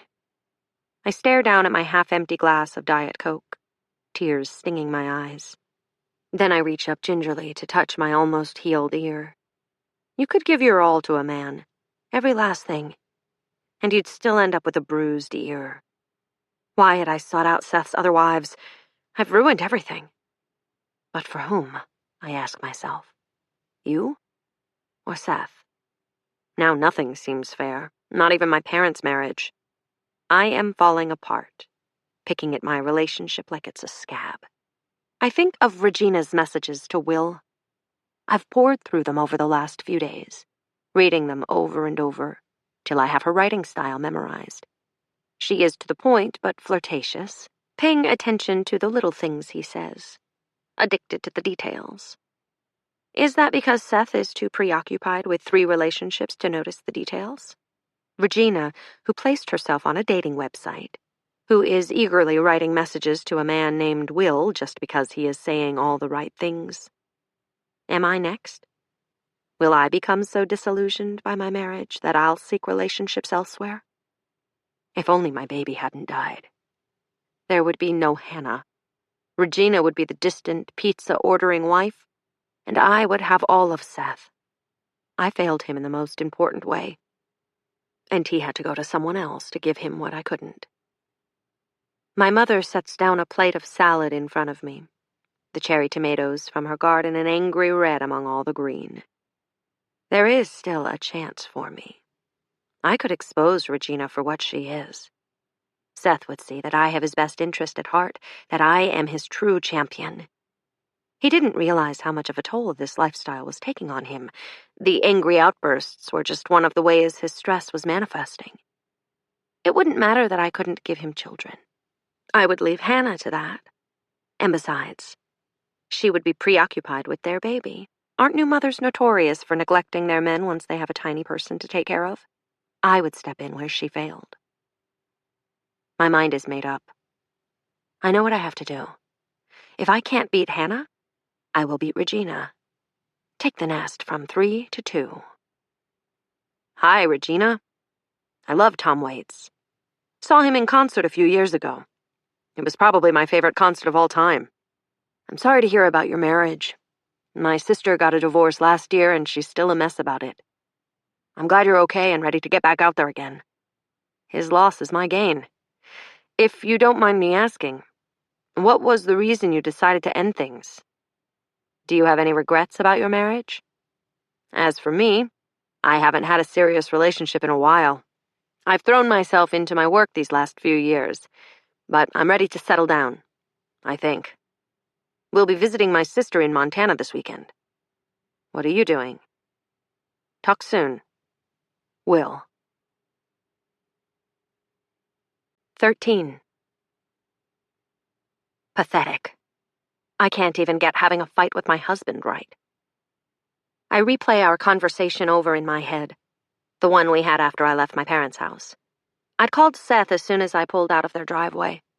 I wanted to tell him how great our time had been together, how much I enjoyed being with him the other night. But he sent me to voicemail. He called back 20 minutes later when I was walking into the elevator of our building. Hey, he'd said. I was on the phone. His voice had cut out, and as I held the phone closer to my ear, I heard the word, parents. Seth's parents. I'd never met them. Their lifestyle meant keeping to themselves most of the time, and they rarely traveled outside of Utah. As the elevator door opened and I spilled out, I had an idea. I suggested it to Seth. We should take our vacation to Utah. How long has it been since you've spent time with your family? I'd expected him to love the idea, jump on the opportunity to use our time together to go home. But Seth's reaction shocked me, his voice immediately going cold. No, he'd said, followed by a deep sigh like I was a child. Seth has been putting off a face-to-face meeting with his parents for the 2 years we've been together. My family is fucked up, he'd always said. Busy people. He says busy like I'm not busy, like I couldn't possibly understand the demands of their life. You have half-siblings, I'd argued. Surely they can spare some time. I'd like to meet them. Seth had shot down the idea somewhat aggressively, and we'd argued about it until I gave in. That's what I do to avoid losing Seth's favor. I give in. I will not be the nagging shrew. I will not be the difficult wife. I will be the favorite. The one who makes his life easier. Who volunteers to suck his cock to ease his bad day and moans like it's her receiving the pleasure. The truth is, I'm not even sure I want to meet his parents. They're polygamists, for God's sake. Not the kind we are, either. They all live together and wear odd clothes and raise children collectively. Like they're some sort of rabbit-fucking hive. Imagine looking the other woman in the eye every day, washing her dishes and changing her children's diapers, and knowing she was clawing your husband's back in pleasure last night. It seems so twisted. But who am I to talk? The reason I haven't told any of my friends or family the truth is because of how twisted it would sound to them. Either way, they are his parents. And on principle, it feels right that I should meet them. I've earned that. A thought occurs to me that I'm not entirely comfortable with. What if they've already met Hannah? Would Seth even tell me if they had? After his reaction that left me bleeding, I'm too afraid to ask. I pour myself a glass of wine, my second for the hour, and wander into the living room to watch some TV. The only thing I can find to watch are episodes of trash reality shows that I've already seen. Somehow the messy lives of reality stars make me feel better about my own. There is something dull and vapid about the plastic-looking women on those shows, despite their fame and fortune, no matter if they deserve it or not. There is something hopeful about that for the rest of us. We're all fucked up, every single one of us, I think. But 20 minutes later, I can't seem to focus.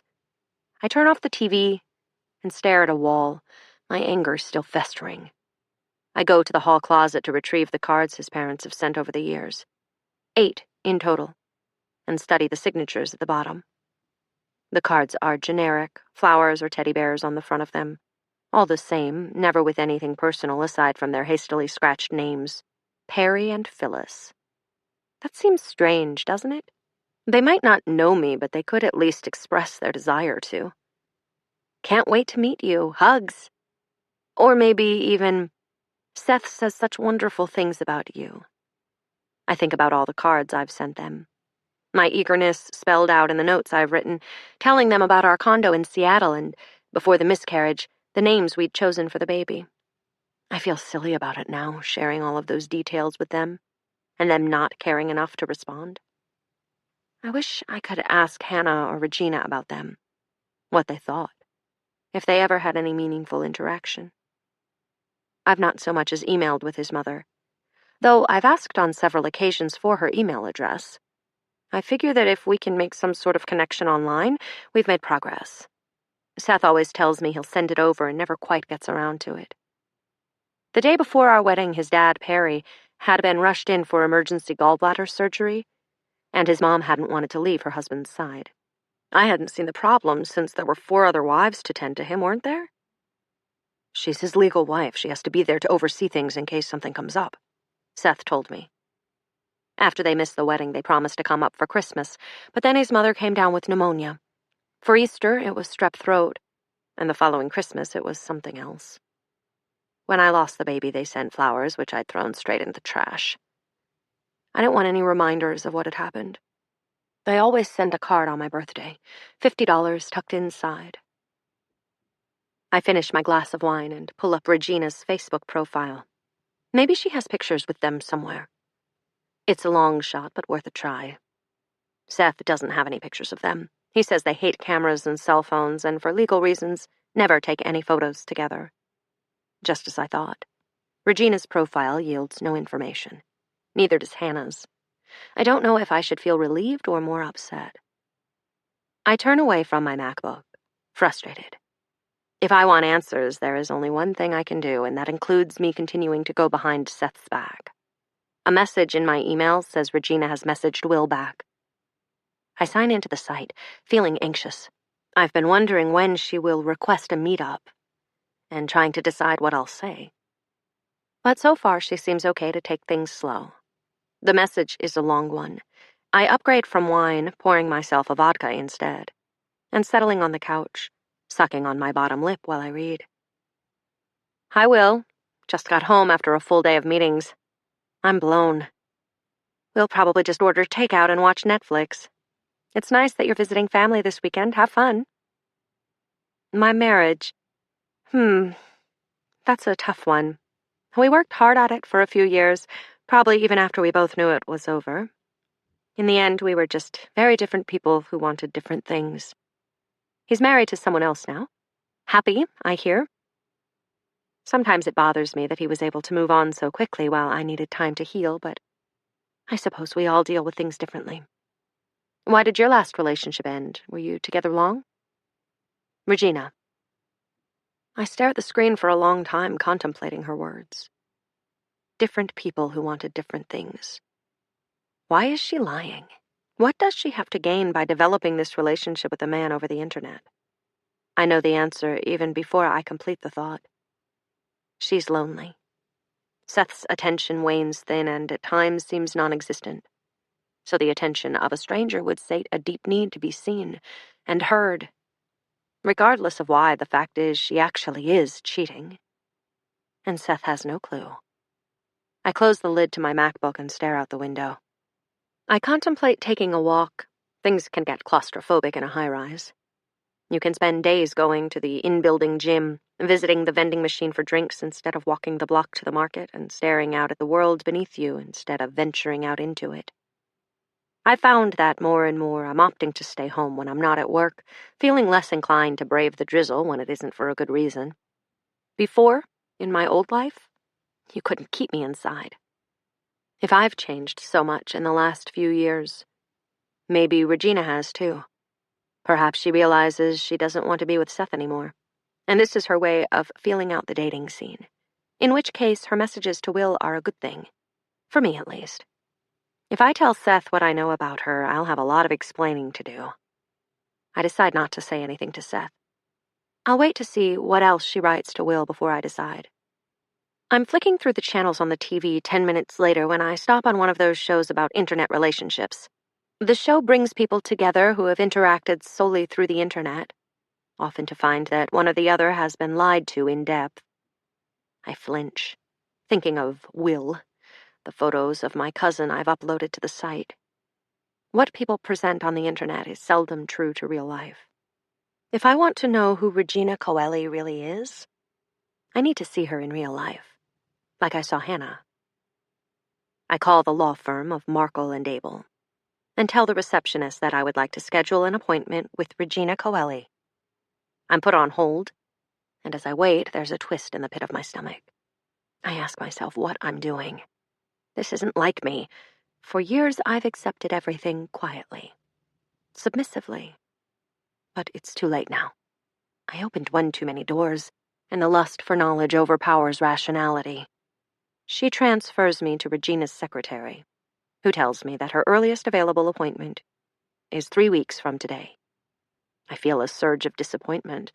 3 weeks seems like an eternity. Are you sure there's nothing sooner than that? I ask. I'm afraid not. Ms. Coeli is booked through. I can put you on a wait list, but to be honest, we hardly ever have cancellations. Her voice is nasally and matter-of-fact, a real Hermione Granger if I've ever heard one.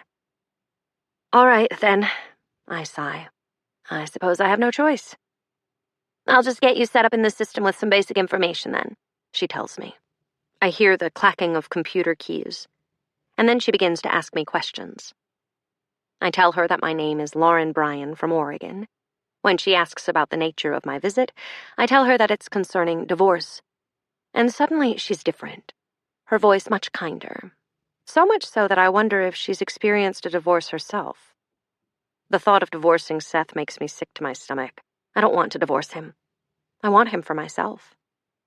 But first I need to know the nature of his relationship with Regina. She asks me a series of questions. Are children involved? Did we sign a prenup? How long have we been married? Don't worry, she says before she hangs up. Ms. Coeli is one of the most competent attorneys in Oregon. Competent Regina. I wonder if someone would describe me as the most competent nurse in Seattle. Lo most certainly wouldn't. When I hang up the phone, I walk directly to the bar and make myself a vodka and soda. I'm lonely, I realize, as the ice cubes crack beneath the vodka. lonely and sad. I shouldn't be. I am young and vibrant, and these are my best years. This is necessary, I tell myself, pushing aside the guilt of sneaking around. You have to figure this out. 14. I think about Hannah all morning. It's becoming an obsession to wonder where she is and what she's doing. I'm not sleeping well. Even when I swallow the sleeping pills my doctor prescribed me, I wake in the middle of the night, my body covered in a sheen of sweat. I have forgotten what my own happiness means, what the definition is to me as a person. This influx of emotion was brought on by Regina's last message to Will when she asked him what makes him truly happy. I'd answered as Will. My family, my job. But when I switched gears and contemplated what made me happy, I was unable to come up with a good answer. I know what makes Seth happy, and I know that I feel happiness when he does. But doesn't that point to the fact that I've completely lost my own identity to identify with him? I've become that woman, the one who is made happy by the happiness of others. It's disappointing to me that I've forgotten myself entirely. When Seth found me in that coffee shop, I was in the pursuit of it to some degree. I was metaphorically wet behind the ears, lacking experience. Sometimes I wonder if he'd known that, and if that was why he chose me. How easy to convince a young girl in love that she can emotionally do the impossible. And plural marriage, by all means, is impossible on the heart and mind. But I am determined. Seth and I have gotten off track. The way he shoved me the other day proved that. We can make it back to each other. I just need Regina out of the picture. I decide to take a walk to clear my head. It's probably too cold, but I've been cooped up in this condo with my thoughts for too long. If I had a friend nearby, things would be different. Someone to confide in, glean wisdom from. But this secret in my marriage prevents me from developing meaningful relationships. There are too many questions, too many lies you inevitably have to tell. It's almost comical to think of someone giving advice on something as bizarre as plural marriage. Be supportive of the other woman. Remember to suck his dick as often as you can so you can be the favorite. Shrugging on my warmest coat, I slip my feet into my rain boots and head toward Westlake Center. The tree trunks in the square are painted cobalt blue for the Seahawks, and as I weave my way between them, I catch sight of a stand selling mulled wine and roasted chestnuts. I've already had too much to drink today, but 1 cup of mulled wine won't hurt. As I wait in line, I tell myself that they probably cooked all of the wine out of it. I order a large and carry my steaming paper cup toward the shops on the other side of the street. I'm about to cross when I hear my name being called. I turn around and search the faces around me, surprised. I don't know many people in the city. Most everyone has their heads bent against the rain, and as I stall on the sidewalk, they push past me in a herd, crossing the small intersection. And then I see her impossibly perfect blonde hair tucked beneath a beanie, and then the hood of a bright red raincoat. She looks innocent and eager, like a hipster version of Little Red Riding Hood. "Hey, I thought that was you." Lauren approaches, her face pink from either exertion or cold. She rests a hand on my shoulder as she bends over to catch her breath. "I ran to catch up," she says. "You were in your own world. Didn't hear me when I called." "Sorry," I say, glancing over my shoulder. The light has changed back to red, and I missed my chance to cross. Great. That means I'll be stuck at this intersection with Lauren for another few minutes. So what are you doing here?" I ask. I half expect her husband John to appear through the crowd, cheesy grin plastered to his face. John is forever smiling, begging the world to like him. "I'm a good guy, look at me smile." He wears beanies too, always with 3 perfect curls strategically hanging over his forehead. I look around wearily. The last thing I need right now is their coupleness. "Oh, I thought I'd come walk around the center for a bit," she says. "Grab something to eat?" "Where's—" "Working," she says quickly. Someone bumps into me and my mulled wine sloshes out of the cup and onto my jacket. I stumble, unable to right my footing. Lauren grabs me before I can fall. I smile at her gratefully as I right myself. "Whoa," she says. "How many of those have you had?" She means to be funny, and of course she has no idea that I've spent the greater part of my day drinking. but something in her voice makes me angry. You don't have to be so goddamn judgmental, I snap. I dump the rest of the wine onto the sidewalk and march the empty cup over to the trash. There is no room for it, the garbage can overflowing. I set the empty cup on top of it and return to wait for the light. Lauren looks like I've slapped her, the smile falling off her face. I feel guilty right away. She was being really nice, and here I am spewing my frustration all over the place. I'm sorry, I say, lifting a hand to my head. I had a really shit day. Look, would you like to get a drink? She nods without a word, and suddenly, outside of my own troubles, I see something else on her face. She's not happy either. There's something wrong. I sigh. The last thing I need is to be someone else's shrink today. All right then, I say, glancing around. There's a tap house up that way. Or we can go to a real bar, one with the hard stuff. She contemplates this for a few seconds before nodding her head decidedly. Hard stuff. Good, I say. I know where all the best places are. Follow me. I lead her past the tourist spots and well-lit restaurants to Post Alley, where I swing a left. We have to pass the gum wall, and Lo crinkles her nose at the sickly sweet smell of half-chewed bubble gum. Gross, I hear her say. I can't believe this is a tourist spot.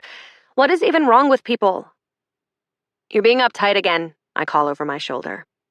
A teenage girl to our right pretends to lick the mounds of gum as her friend takes a picture, and Lauren shudders. The foot traffic thins out as soon as we're the only ones walking down the alley. Lauren presses close to me, like she's afraid we're going to be mugged. How long have you lived here? I ask. Her mouth is buried beneath a scarf. The only thing visible is her red-tipped nose. 4 years? I nod. 4 years is relatively new to this city. You're still trying to figure out which streets to avoid and frequenting chain restaurants. You were born here? She asks. Oregon, but my parents moved here when I was little. I lead her down another alley and stop in front of a grass wall. You okay with this place? I ask. Lo eyes the place warily, then nods. The interior of the bar is lit by neon pink lights that run along the walls and the ceiling. It's the type of place one might call seedy. The first time we came here, Seth said the place had 80s porn vibes. It was one of the few times we were out in public together, and as Lauren and I walked through the doors, it hits me that he probably brought me here because there was little chance of being seen by anyone he knows. We find a little table in the corner and begin the task of unwrapping ourselves from scarves and jackets. I try not to look at her because I don't know why I'm doing this, except there is something sad in her eyes, something that matches how I feel. I tell myself that if she brings up our lack of children, I'm going to leave. I order shots to start. We need something to cut the edge and fast. What do you normally drink? I expect her to say rosé or champagne, but she says, whiskey, matter-of-factly, and then downs her shot like she's at a college frat party. Nice. We order fries, and by the time our food arrives, we've had 3 shots each and are sufficiently sloshed. Lauren can't figure out how to work the lid on the ketchup, and in a fit of giggles, drops the bottle on the floor. She retrieves it and wedges the lid open with her teeth. And you thought I was uptight, she says, eyeing me over the bottle. You're drunk, I tell her, dipping a fry into the ketchup and folding it into my mouth. Your picture-perfect life doesn't allow you to be anything but uptight. Lo snorts. So perfect. She closes her eyes, an exaggerated expression on her face. It's not what you think. What do you mean? I ask. I know she's had more than her fair share to drink, but I don't stop her when she begins to talk. If she's going to regret telling me things, she can do it tomorrow when I'm not around. Do you really want to know? I wouldn't have asked if I didn't, I say. She toys with her napkin, ripping it in half, then balling it up in her fist. When she's destroyed it, she drops the wadded-up paper in her water glass. I watch it float before lifting my eyes to her face. He cheats on me, she says, all the time. The trips we go on are always after I've caught him, to buy me back, I suppose. I don't know what to say, so I stare at her dumbly until she speaks again.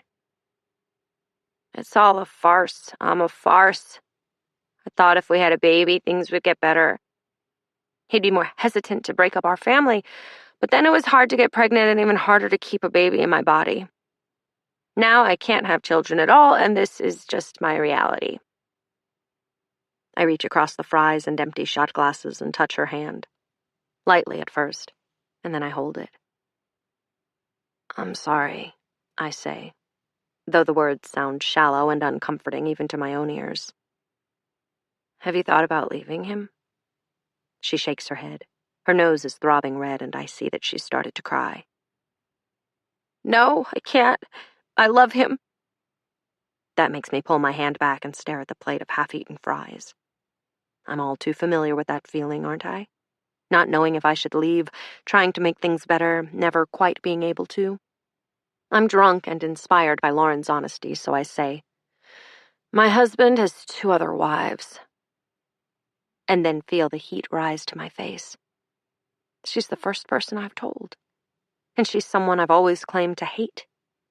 It's funny how things work. Lauren laughs, thinking I'm kidding. But the serious expression on my face causes her mouth to drop open.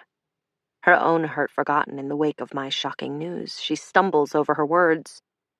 You're joking. Oh my God, you're not joking. I feel part relief and part fear. I know I shouldn't have told her. That it was dangerous both to Seth and the other women.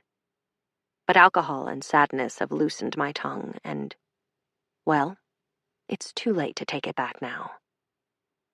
I'm a polygamist, I say, just to clarify.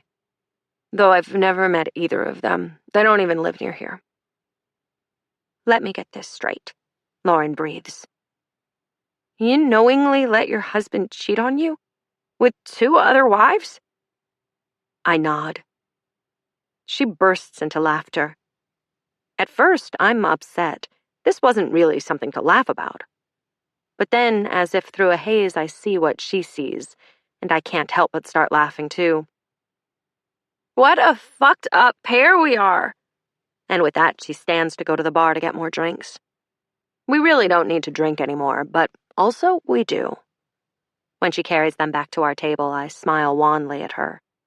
Lauren looks at me over the rim of her water glass, the paper removed, with a smile equally as weak. What a mess we've made of our lives, huh?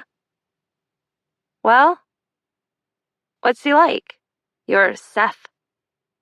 Is he worth it? I'm not sure, I say honestly. I used to think so. Otherwise, I wouldn't have married him, but lately I've been feeling different. I've even gone as far as finding them online just so I can spy. Her eyes grow big, 2 saucers of vulnerability. It's like a movie, she says. In fact, if I were sober, I don't think I'd believe you about any of this. Are you going to leave John? I ask her. Are you going to leave Seth? She shoots back. I really just want those other women to go away. Hear, hear, she says, lifting her glass in a toast. But she doesn't look convinced. She looks concerned.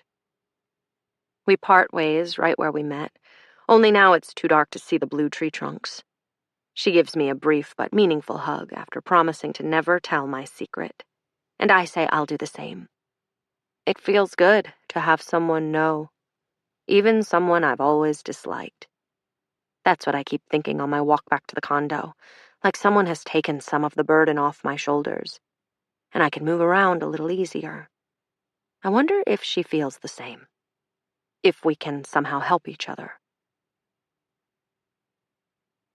15. I'm lying on the couch listening to sad music. The 1975, The Neighborhood, Jules Vera. My eyes are closed. My hangover has seized my head and my stomach. I shift onto my side, keeping my eyes closed. Amazing how once you open a door for something, there's no going back. All you can do is brace yourself as you get sucked in, deeper and deeper. Regina and Hannah. Regina and Hannah. They're all I can think about. I stack myself against what I know about them. I measure our flaws, sieve through them. I texted Hannah this morning just to check on her, but she hasn't answered. She is my ally without knowing it. My fate feels tied to hers. I wonder if she ever wishes she could get rid of Regina. Regina is more successful than I will ever be, more confident. Hannah is younger, prettier. I am somewhere in the middle of both of them, a medium to balance out the extremes. Seth has texted me more than usual this week. He's trying. I heave myself from the couch around noon and head for the bathroom. When I get out of the shower, I look at myself naked in the bathroom mirror and try to imagine what Seth sees when he looks at me.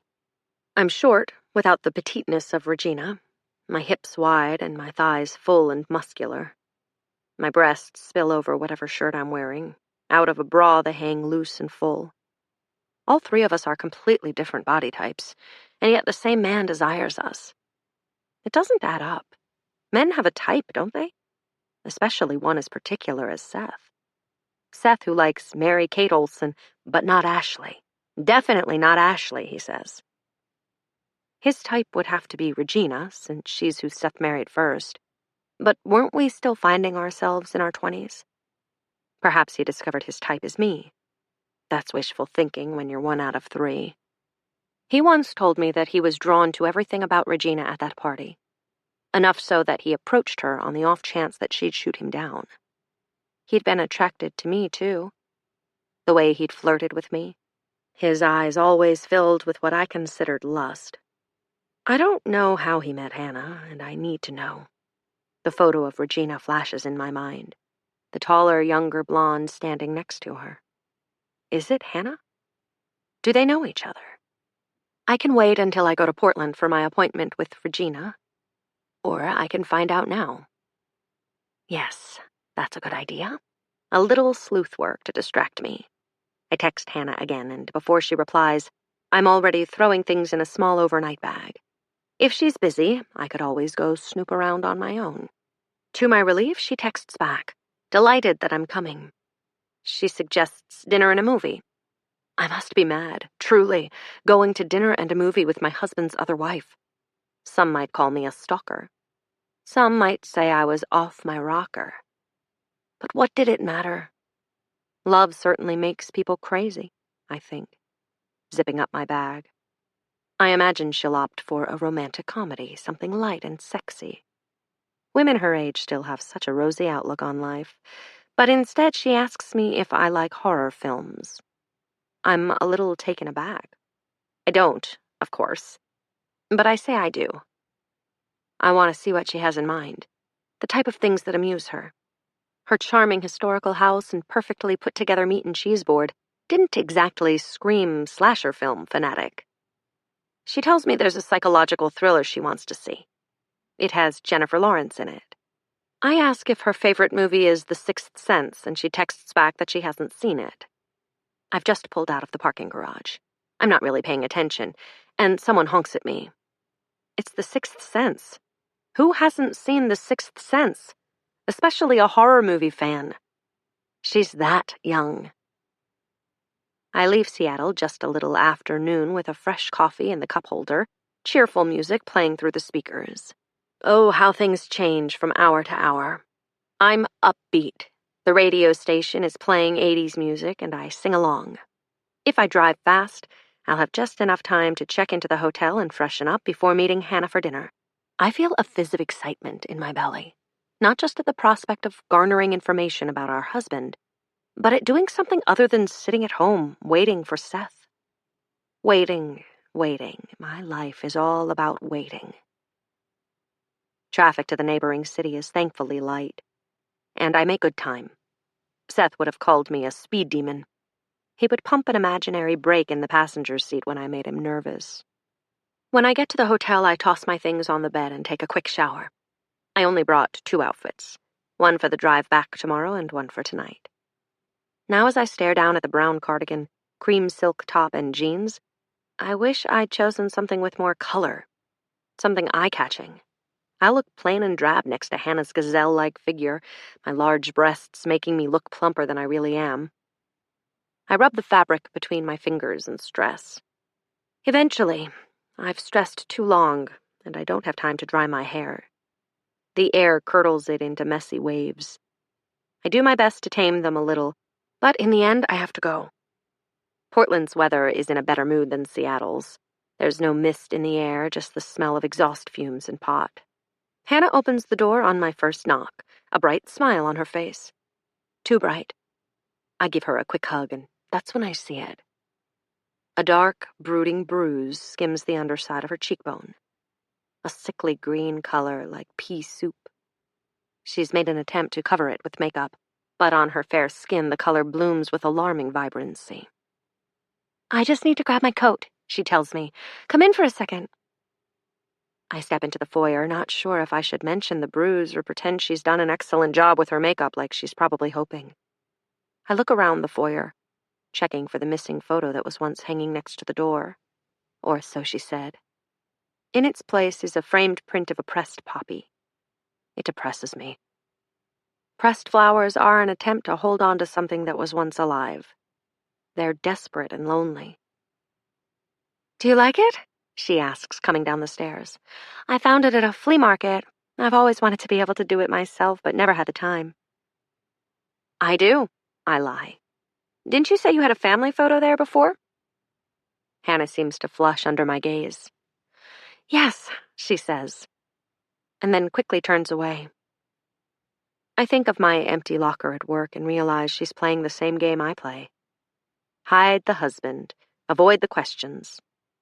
But bruises. I've never had to hide bruises. I think of my ear and absently lift a finger to trace the spot. Beneath my relaxed exterior, my heart beats hard against my ribs.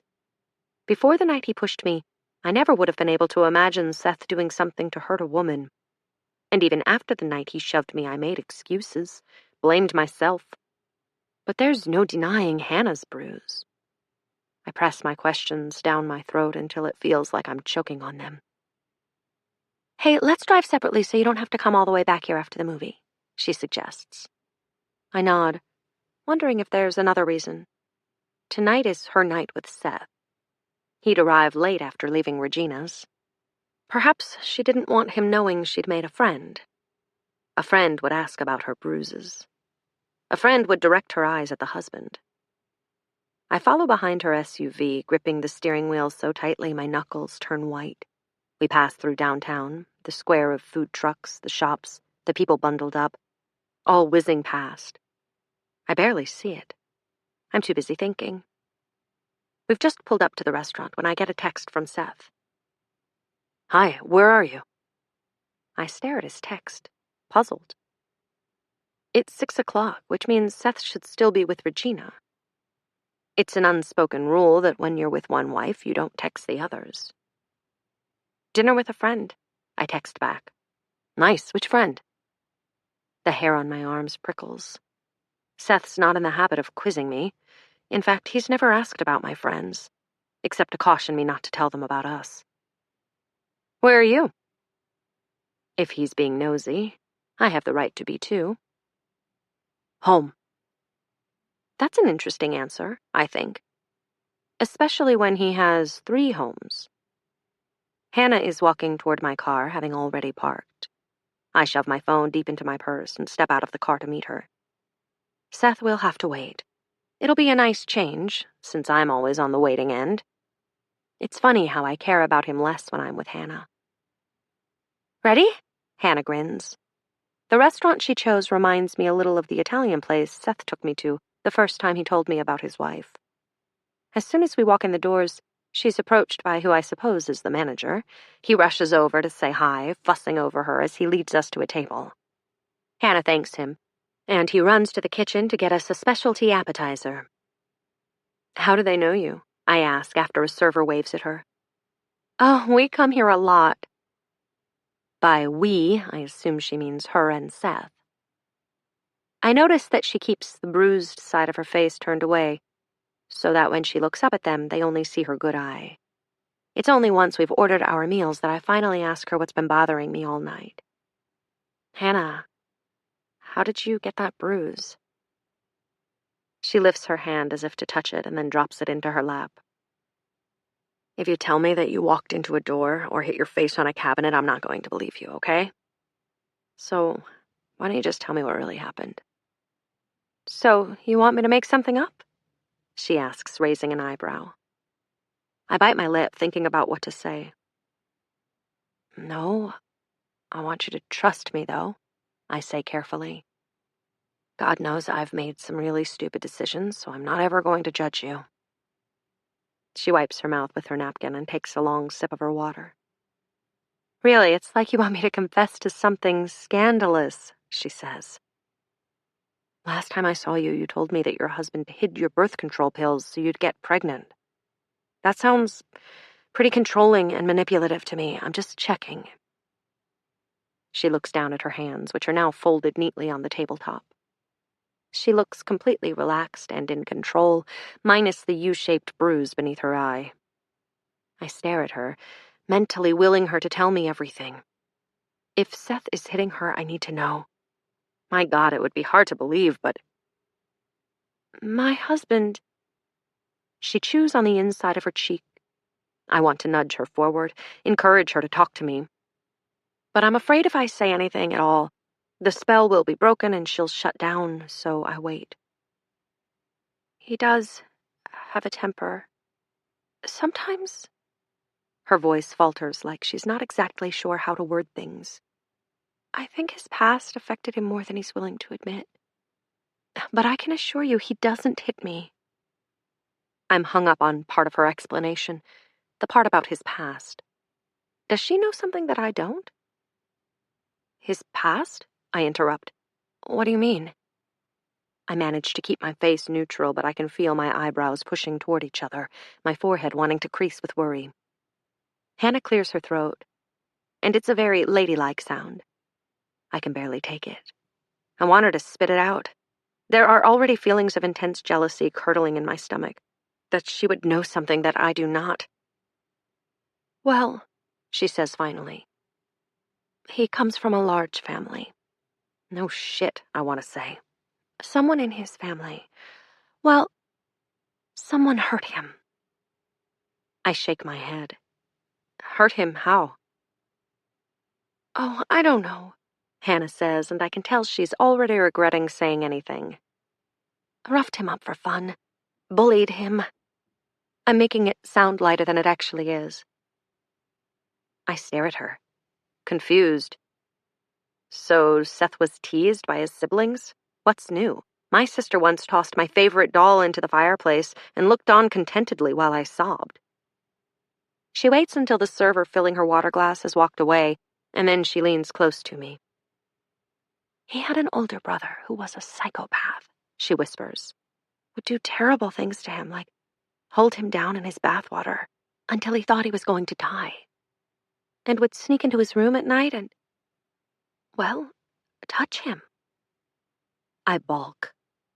He was molested? I search my memory for anything Seth has said about his brother. But the truth was that he hardly spoke about him. I didn't even know his name. I feel a rush of anguish. I was less important. He didn't share his hurt with me. I take a long drink of water, hoping she doesn't notice my expression. Hannah draws back at my outburst and then quickly looks around to see if anyone's heard us. There's no one in the direct vicinity, and her face relaxes. I'm impatient with her. Screw caring what people think at a time like this. My heart is racing a mile a minute, and I feel positively sick to my stomach. If that were true, how could he not have told me? As I stare at Hannah, at her perfectly sharp cheekbones and full lips, pursed disapprovingly at me, I feel both betrayed and hurt. She can see it on my face because she reaches across the table to grab my wrist. Squeezing it softly, she watches me with her big blue eyes. Are you okay? She asks. Did I say something to upset you? No, not at all. It's just a terrible thing. I try to pull myself away from her as gently as possible, keeping a tight smile on my lips. I hate her in this moment. She seems to buy my lie because she lets me go, retiring her hands to her lap. How many years did it continue? I ask. On and off through most of his childhood. Until his brother left for college. So you're saying he sometimes does things out of anger because of what his brother did? No. Yes, I don't know. We argue like all married couples. And sometimes things get very heated. I've slapped him, she admits. I felt terrible after, of course, and he grabbed my arm after to stop me from doing it again. Those were the bruises you saw last time. She looks away, ashamed. In that moment, I have the urge to tell her everything. Who I am, what I know about her and Regina, the way he shoved me and never apologized, which made me think he didn't realize he'd done it. Wouldn't everything be so clear if we could lay it all out between us? I'd certainly understand more about Seth. Or I could just ask Seth about it. But then he'd know I'd been talking to Hannah. What about the bruise beneath your eye? I swallow the emotion lodged like a hunk of bread in my throat and look her squarely in the eyes. No, it's not like that. I was doing a house project and walked into an open cabinet. Really? He just gets moody, withdrawn. He needs his alone time, you know? Sometimes I think it's because he was always surrounded by people. She presses her lips together. I try a new tactic. I came here to get information, after all, although perhaps not of this dark nature. Okay, tell me the good things about him. The things you love. I smile encouragingly as Hannah chews on her lip. You are having his baby, after all. There are some things you must like.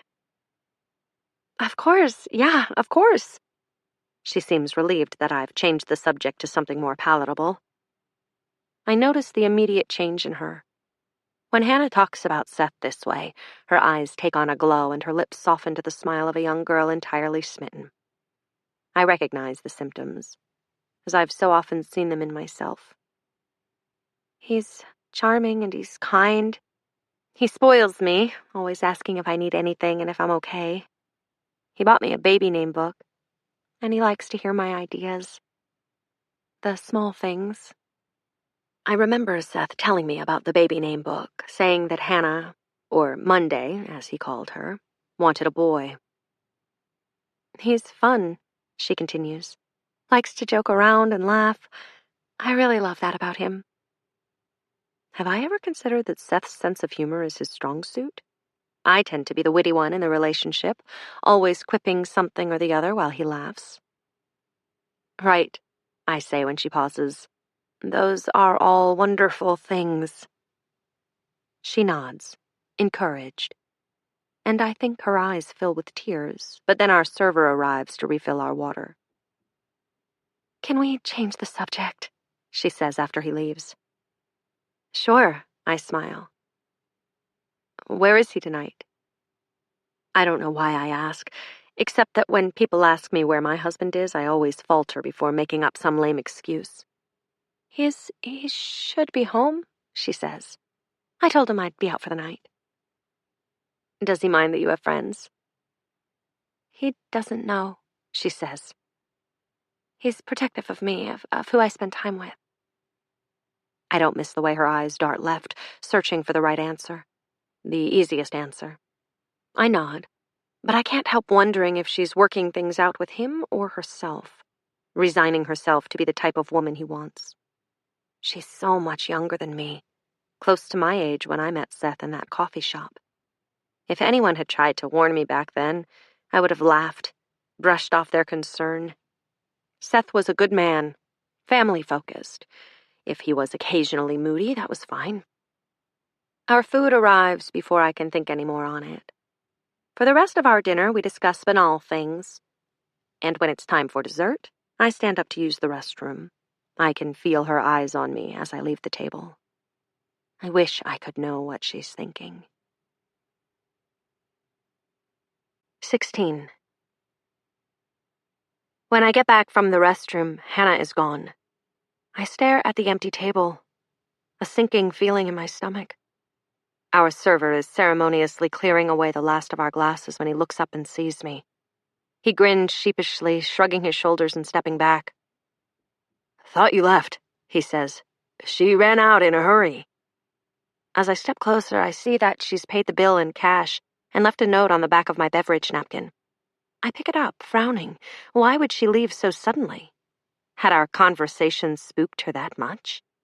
Maybe Seth called and summoned her home. The words are scribbled. Her pen tore through the napkin at several spots. Had to run. Felt sick. Rain check on movie. That's it? I turn it over in my hand, hoping for a more detailed explanation. But there's only the pink lipstick residue I left earlier when I wiped my mouth. Did she look sick? I ask the server. He's waiting for me to leave so he can get his money and get the table ready for the next round of guests. Not really, he shrugs. I take out my phone to text.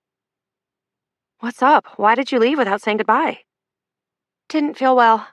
Had to run. I consider asking her more, but then think better of it. I've already scared her enough with all of my questions. Things are probably better left alone. It could be the baby, I remind myself. She's still in her first trimester. I was sick as a dog for the first 5 months of my pregnancy. The bathroom floor had become a hangout. I push the memories from my mind. Their resurgence, a cold knife against my thin control. If I thought on that too much, I consider going to the movie by myself. But the more I think about it, the more I realize how tired I am. I realize that all I want is to drive back to the hotel instead. As I'm waiting in the hotel valet for an attendant, tapping my fingers impatiently on the steering wheel, something begins to nag at the back of my mind. Seth's texts to me earlier had been strange. The tone of them. Was it possible that he'd seen me there with Hannah? I decide to take a quick spin past Hannah's house, just to see if her car is there. No harm in that.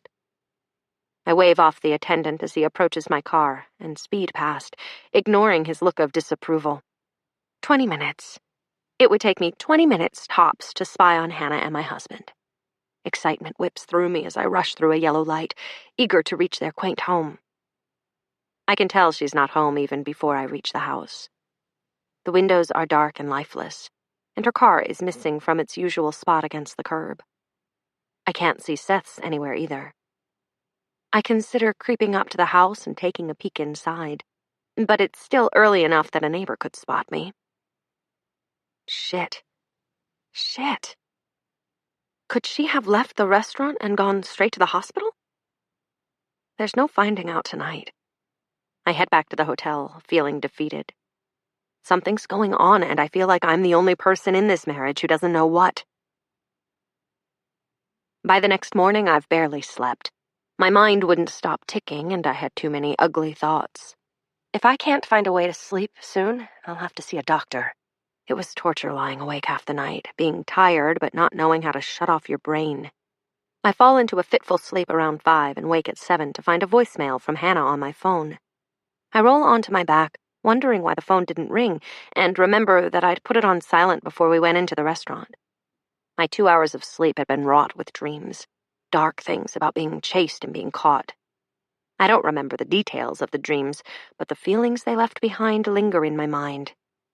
I listen to the message with half of my face hidden under the comforter, my eyes squinting against the light that sneaks in through the break in the curtains. Hannah's voice shakes, and I press the phone closer to my ear so I can make out what she's saying. I'm really freaked out. Her voice quavers, and it sounds like she's blowing her nose. We had a fight. I don't feel safe. Her voice cuts off like she lost reception in the middle of the call.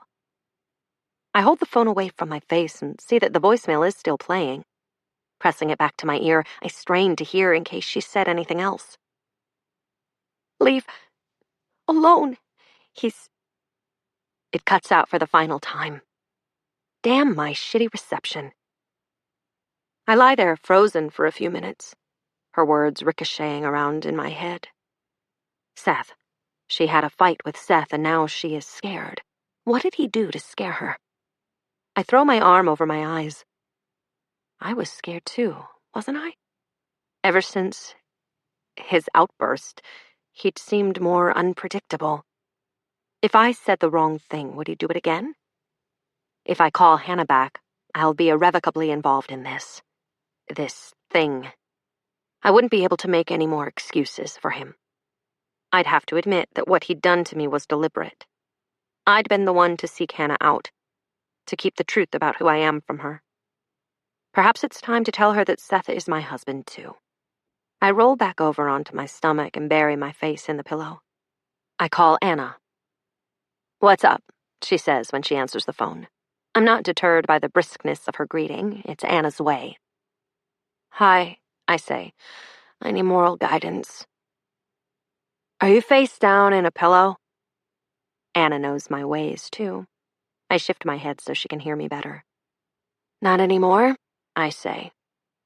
"Oh boy, are you sure I'm the one you should be asking for moral guidance?" "No, but I don't have anyone else, so moral up and give the type of advice Melanie would give you." Melanie is Anna's mother, a psychologist who spent most of our teenage years observing us like we were science projects and then dissecting everything we did. As teens, we thought it was terrifying and thrilling at the same time.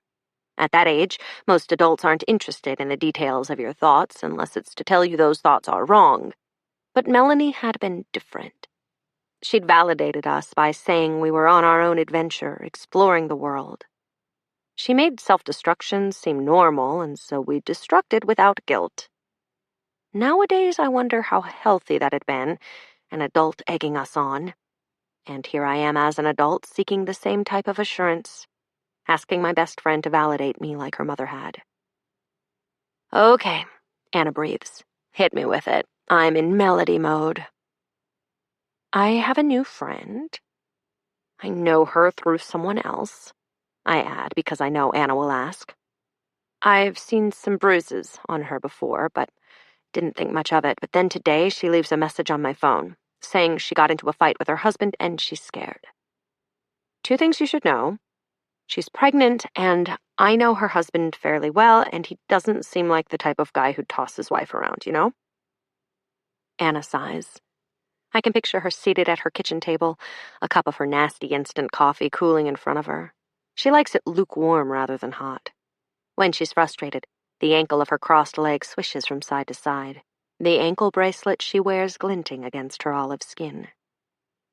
"First off," she begins, "I don't give a flying fuck how innocent a man appears. If a woman has the tits to come forward and say she's scared, something is going the fuck on to make her scared.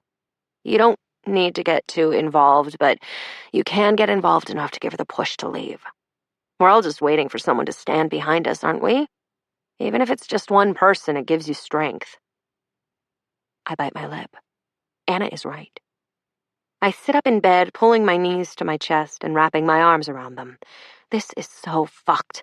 I'm compartmentalizing without even realizing it. But what if she's blowing things out of proportion? I mean, I know this guy. He's a good man. Don't be dense. Parishioners think they know their priests. Aunts think they know their husbands. And meanwhile, they're molesting little boys behind closed doors. Can we really know anyone? I think of myself and all the things my best friend doesn't know about me, and drop my head. Anna is spot on, isn't she? Maybe we're all pretending everything is fine when it isn't. He pushed me, I think. I can try to rewrite that story, blame myself, excuse my husband, but he pushed me.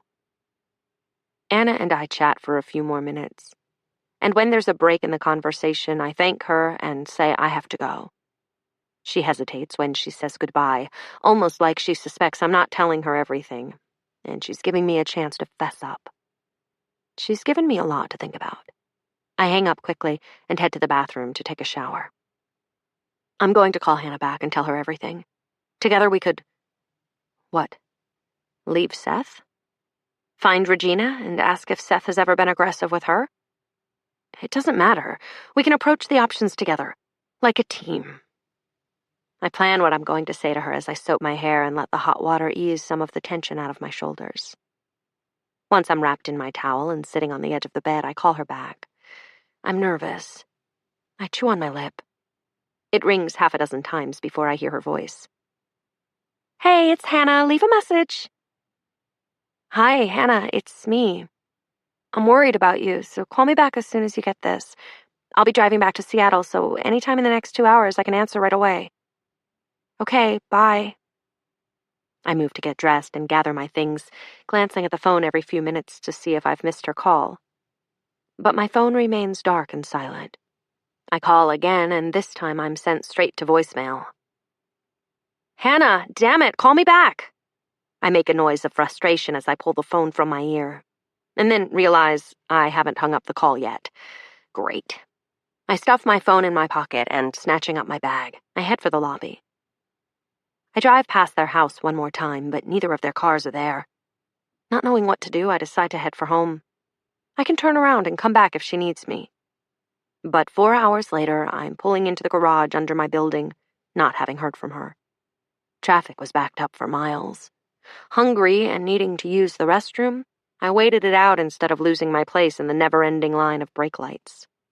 I drag my things up the elevator and into my condo, kicking the door shut behind me. I drop my purse near the door and race for the half bathroom.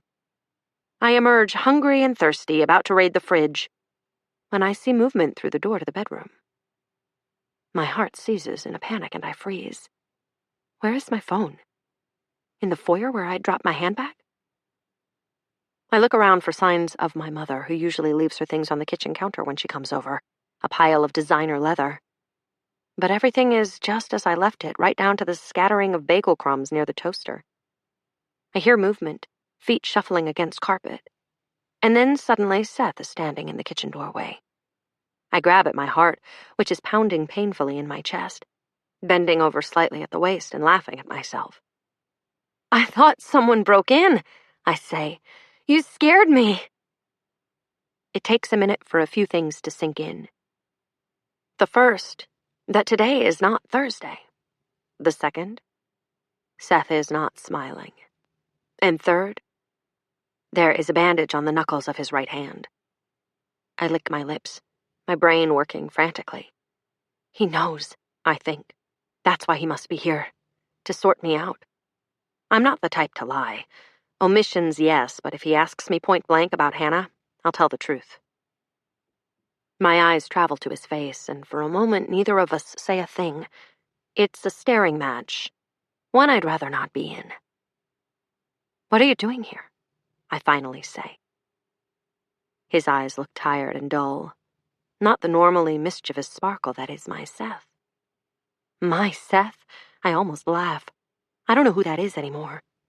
Suddenly, I feel frightened. He answers my question with another question. "Where have you been?" Ah, a standoff. Who wants to answer first, I think. I turn to the fridge, remembering my thirst, and grab a bottle of water from the shelf. I offer Seth one before closing the door, holding it out to him. He nods, that stony look still on his face. I toss him the bottle and lean back against the counter while I screw off the lid and drink. "I saw a friend, I told you." "I know what you're doing," he says. I notice his clothes for the first time. A pair of jeans and crewneck sweater that I'd laundered last week. Things that belong here at the condo. "Have you been here since last night?" That thought hadn't crossed my mind until I saw the clothes. Had he come here after his fight with Hannah only to find me gone? "Yes," he says. "I'm sorry. I didn't know, or I would have come home. Why didn't you call?" Seth glares at me and my stomach turns. He has strong, squared shoulders like a Lego man. Women get swoony over his shoulders, but right now they just scare me. How much would it hurt if he hit me? How hard had he hit Hannah? I picture her lithe body and milk skin. One hit, and she'd be bloody and mottled. The baby, I think in a panic. His eyes are searching my face, but not in an imploring way. There's a hardness to them that makes me shiver. This is his way. He prods without actually asking. It's beneath him to ask questions. We are here for his pleasure. I raise my chin at how bitter this makes me feel. Something has changed in me. Did it take days? Weeks? I cannot pinpoint when or how. But if the shift is noticeable to me, it's definitely noticeable to my husband, who's staring at me like I have Egyptian hieroglyphics tattooed on my face.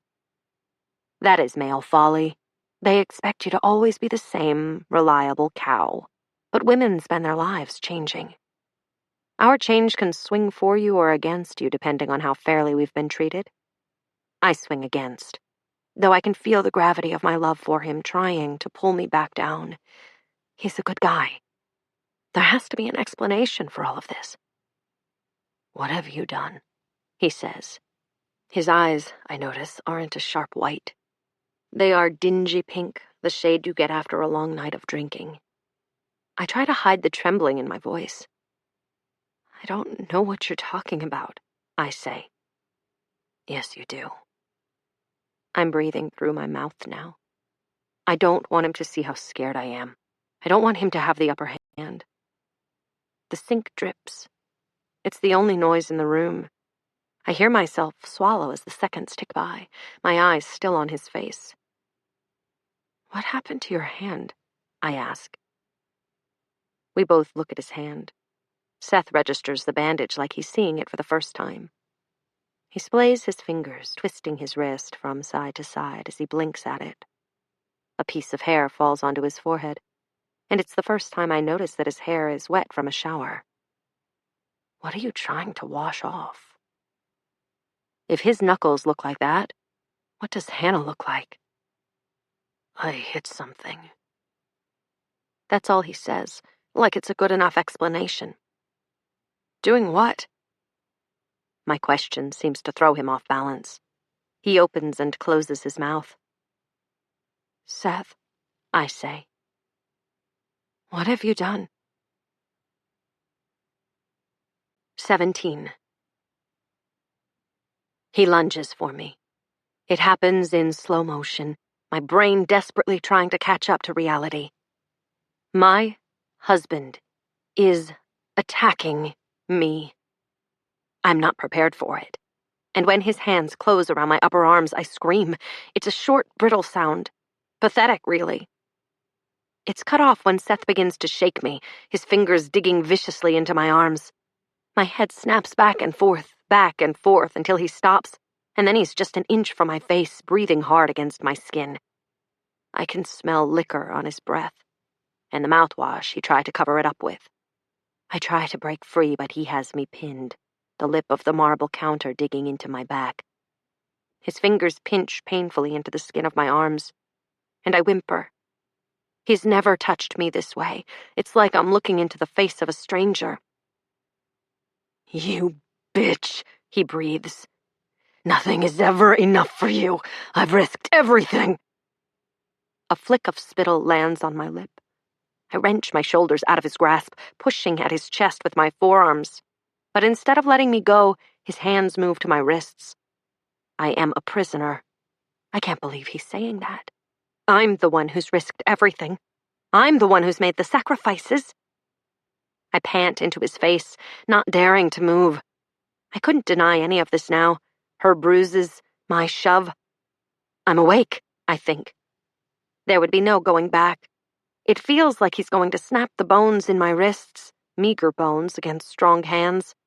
I've always liked that Seth is so much bigger than I am, but now as I cower under his strength, I curse myself. I'm in shock, trembling like a cornered animal. He says it again, this time his words pronounced louder, more carefully, like I was too stupid to understand them the first time. "Who were you with?" "Hannah," I say smoothly. "I was with Hannah." Both of our eyes make a choreographed move to his bandaged hand. For a moment, his grip on me falters. His fingers go slack. I think he's willing himself to have misheard me. I realize I've confirmed his fear, and I need to get away from him. I yank one arm free and shove at his chest to get him to move. If I could just get to my phone, I could call somebody to help. But who? Who would believe me? What would I tell the police? My husband is yelling at me because he thinks I've cheated on him? Seth barely budges, and now his eyes are narrowed, boring into me with intensity.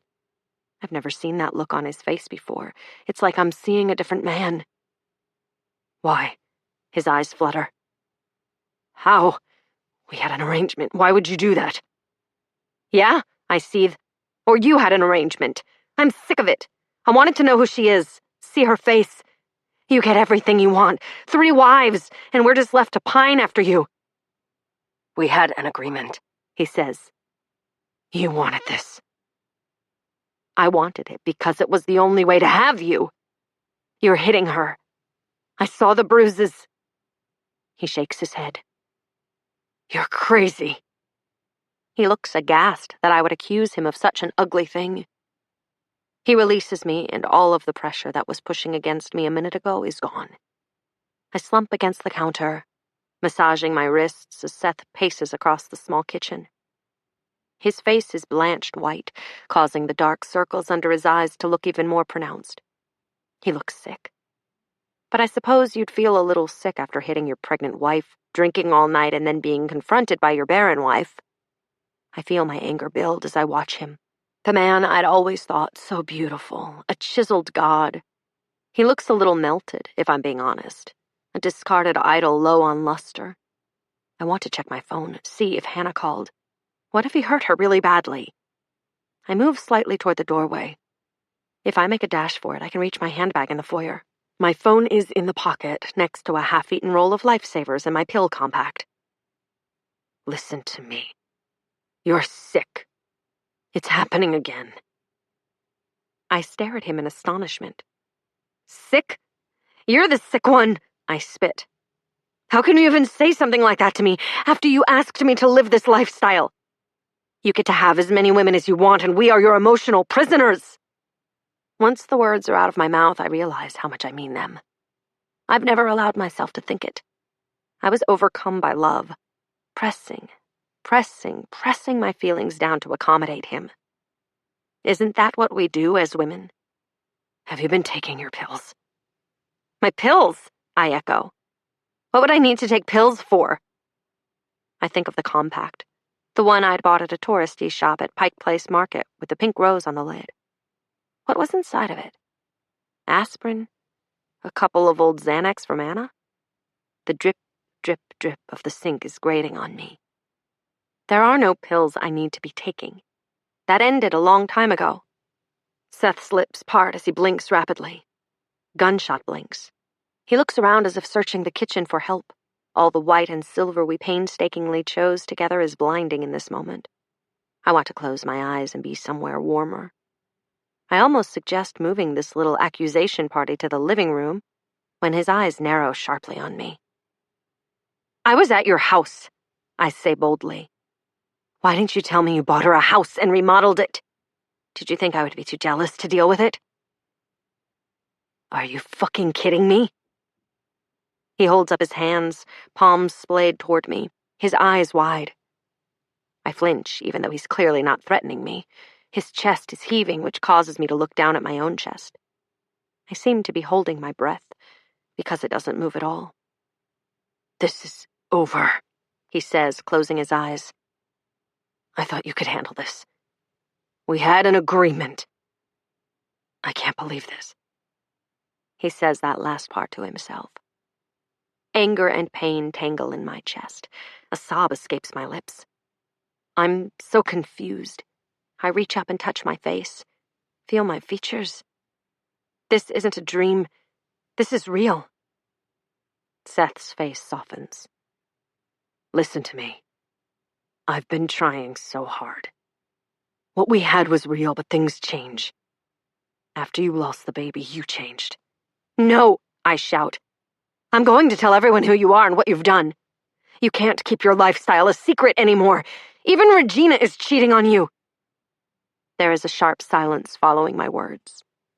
His eyes grow wide, and I can see the red streaks on the whites as he says, Stop it. I throw back my head and let my throat churn out a hoarse chord of laughter. Are you kidding me right now? My fear has morphed into anger.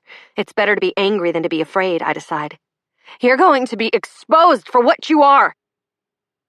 I'm calling your doctor, he says. He roots for his phone, pulling it from his back pocket, never taking his eyes off me as he places his thumb on the screen to unlock it. A deep furrow appears between his brows as his fingers dart across the screen. I found the doctor's bill in your pants pocket. Hannah's. I went to see her.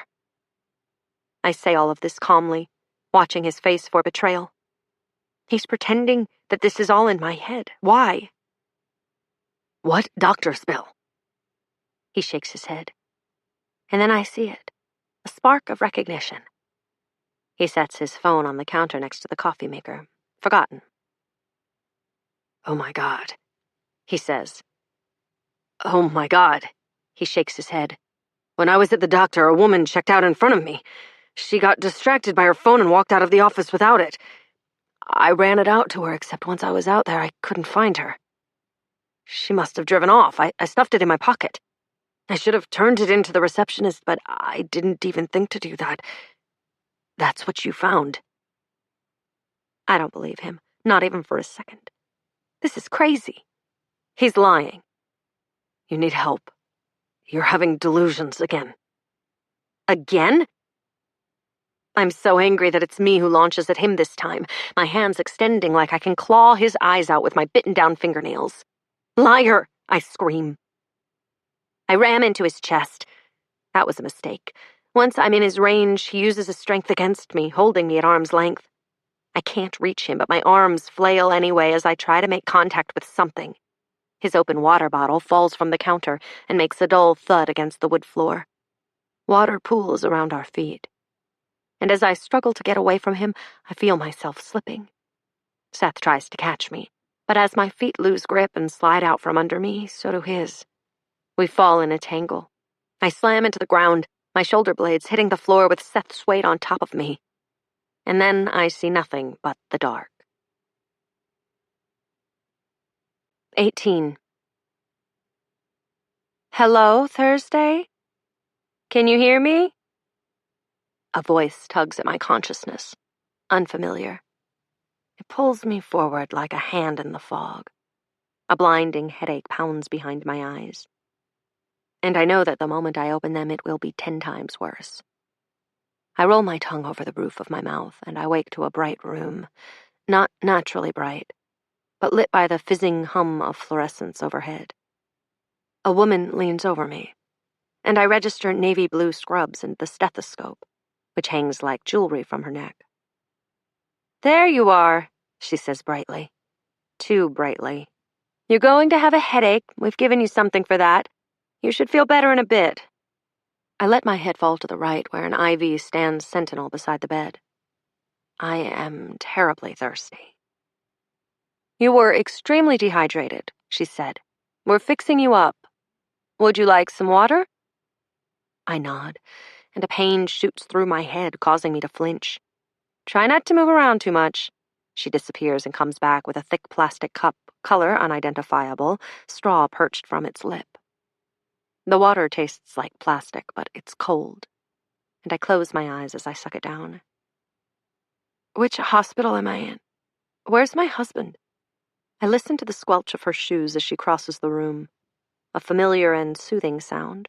Years ago, a patient told me that the sound a nurse's shoes make on a hospital floor made her have a panic attack. It's when you know they're coming to inject you with more shit. Or to tell you bad news, she'd said. You're in Queen County. I haven't seen a husband, but it's past visiting hours, and I'm sure he'll be back tomorrow. Queen County. I try to sit up in bed, but yelp when a pain shoots through my head. Easy, she says, rushing over. You have a concussion. It's minor, but... Why am I in Queen County? Where's the doctor? I need to speak to him. She opens my chart, glancing at me disapprovingly over the top of it. Her eyebrows are 2 sandy brown caterpillars. She's in need of a good pluck. I don't know why I'm being so mean, except that she has answers and I don't. It says here you came in by ambulance. That's all I can tell you now until you speak to your doctor. She snaps it shut with an air of finality, and I know it won't do me any good to keep hounding her. I know her type. She has the whole nurse hard-ass thing going on. We have 3 or 4 of them at my hospital. They're always assigned to the more difficult patients, as a mercy to the rest of us. Momentarily defeated, I allow my back to rest against the flat hospital pillow and squeeze my eyes shut. What happened exactly? Why didn't they take me to Seattle General? My friends and colleagues are there. I'd receive the best care among my own. Queen County has a reputation for bringing in a rougher sort of crowd. I know because this isn't the first time I've been here. Queen County is your criminal uncle you only see on holidays, grubby, sagging, and tagged up. It's the house whose lawn has soda cans and beer bottles dotting its yard like weeds, the shopping cart abandoned on the street corner. It's a place where dreams never have the soil to grow. Everything lost in the cracks. I have a flash of memory. A wheelchair. Blood. Plenty of blood. And the tense face of my husband as he leaned over me, assuring me everything was going to be all right. I'd half believed him at the time, because that's what love does. It gives you a sense of well-being, like bad things will evaporate under the strength of two people who adore each other. But it hadn't been all right, and I'm much emptier in my marriage than when I arrived that first time. I grimace at the memory. I bunch the sheets up at my neck, suddenly cold, turning on my side as I lie as still as possible. My head feels tender, like even the slightest movement could make unbearable pain explode. I want to see Seth. I want my mother. I want someone to tell me that everything is going to be all right, even if it's not true. Why would he leave me here alone with no note, no explanation? My eyes snap open, and very carefully I look around the room for my handbag or phone. No, the nurse said I'd been brought in by ambulance. My phone would be at home. I have the faintest memory of my handbag sitting near the front door, in the foyer. I'm suddenly very tired. The drugs, I think to myself. They've given me something for the pain, and it's going to knock me out. I let my eyes close and drift backward like a leaf floating in water. When I wake up, there is a different nurse in the room. Her back is to me, a narrow braid hanging down the center of it, almost reaching her waist. She's young. I'd guess not a year out of nursing school. Sensing my eyes on her, she turns and sees that I'm awake. "Hello there." She moves fluidly like a cat, her shoulders rolling forward as she walks. She checks the monitor while I watch her, still too out of it to speak. "I'm Sarah," she says. "You've been sleeping for a while. How do you feel?" "Better," I croak. "Groggy. Do I have a concussion?" My throat hurts, and I glance at the plastic water jug to my right. Seeing my look of longing, she pours me a fresh cup, and I glance at her gratefully. I already like her better than Nurse Hardass from yesterday. "Let me get the doctor to come talk to you now that you're awake." "Seth?" I ask as she heads for the door. "He was here while you were asleep, but I'm sure he'll be back soon." My lips pull away from the straw and a line of water runs down my chin. I wipe it away with the back of my hand. "What day is it?" "Friday." And then with an almost embarrassed laugh, she says, "TGIF." I refrain from rolling my eyes. Actually, I don't think I can roll my eyes. I feel like I'm underwater, my body moving like a piece of seaweed dragged along the ocean floor. "Sarah?" I call out. She's halfway out the door and almost escape when she peeps her head around the corner. "What medication do they have me on?" Is my voice slurring or am I imagining it? She blinks and I can see she doesn't want to answer without the doctor speaking to me first. "Haldol." I struggle to sit up, the lines in my arm tugging uncomfortably as I push aside the sheets. "Haldol! Haldol! Haldol!" My brain is screaming. Where is Seth? What happened? I try to remember the events that led me here and I can't. It's like trying to pound through a brick wall. Sarah comes rushing back in the room, her face pinched with worry. I'm the patient they trained her for. Keep her calm, call for help.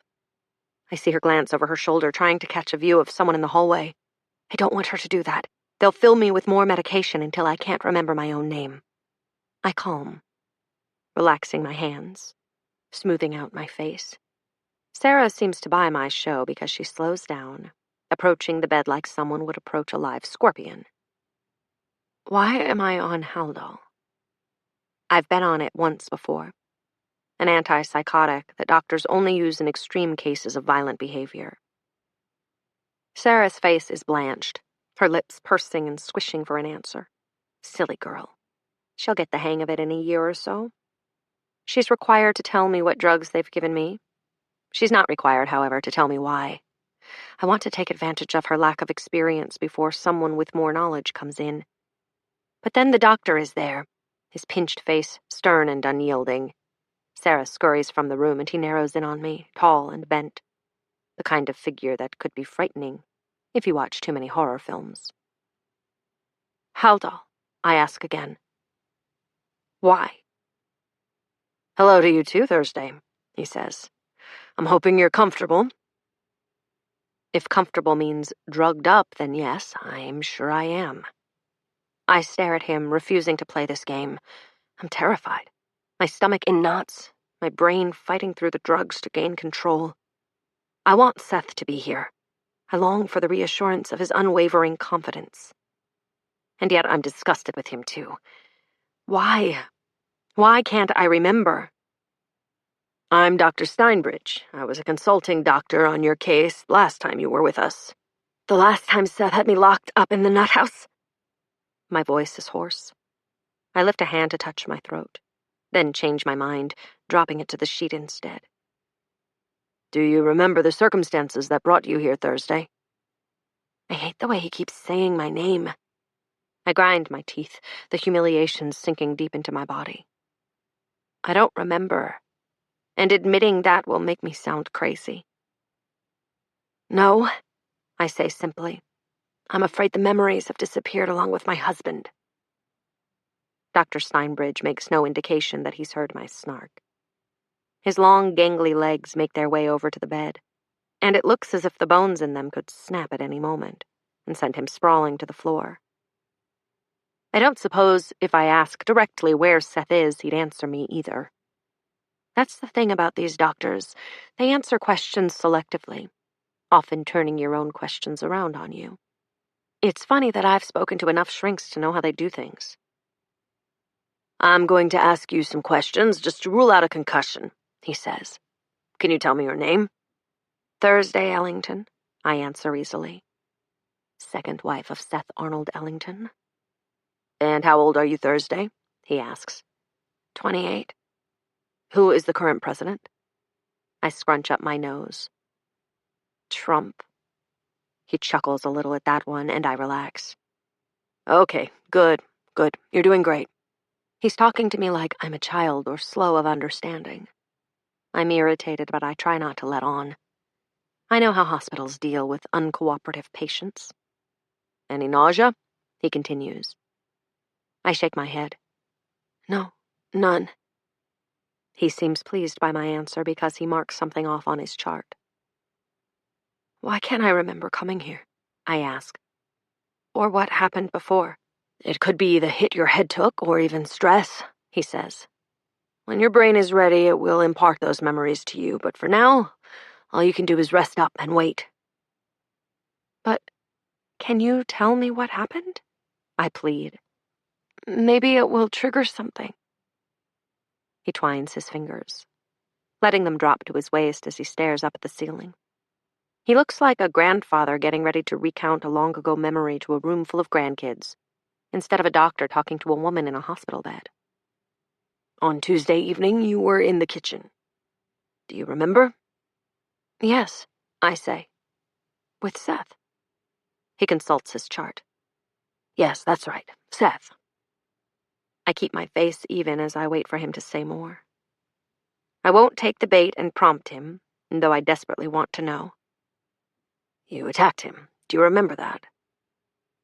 I do. It comes back to me, a wave crashing over my head. I remember the anger, flying across the kitchen toward him, the feeling of wanting to claw at his skin until he bled. The reason for my anger comes back too, and I grip the sheets as I remember. First, Hannah, and then his denial. Why did you attack him? Do you remember? Yes. He hit his other wife. I confronted him about it, and we fought. He cocks his head to the side. His other wife? My husband is a polygamist. He has 3. I expect him to react, to be shocked, but instead he writes something down on the notepad in front of him and then looks up at me expectantly. Did you see him hit his wife? One of his wives, I say, frustrated. And no, but I saw the bruises on her arm and face. Did she tell you that he hit her? I hesitate. No. And you all live together, you and these other wives? No, we don't even know each other's names. Or we're not supposed to. The doctor lowers his pen, looking at me over the rim of his glasses. So you're a polygamist and that your husband... Seth, I say. Yes, Seth has these relationships with 2 other women whose names you don't know. I know their names now, I say. I found them. And you confronted him about these other relationships? Yes. I drop my head. My God, this is getting so twisted. I knew about them. I confronted him about the bruises on Monday's arm. The inside of me feels hollow as alarm bounces through my chest and settles like a weight on my stomach. I try to keep my composure. Breaking down now would only result in me looking crazier than I already do.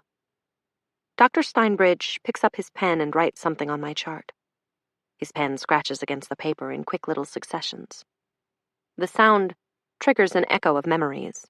Memories that make my entire body clench in emotional agony. I imagine it says something like delusional, maybe underlined 2 or 3 times. Isn't that something? I'm the one being called delusional when it was Seth who thought he could pull off 3 marriages at once. I decide to stick to my guns. Pulling myself up, I stare at Dr. Stein-whatever right in his beady little eyes and say, I can prove it. If you bring me a phone and allow me to make a call, I can prove the whole thing to you.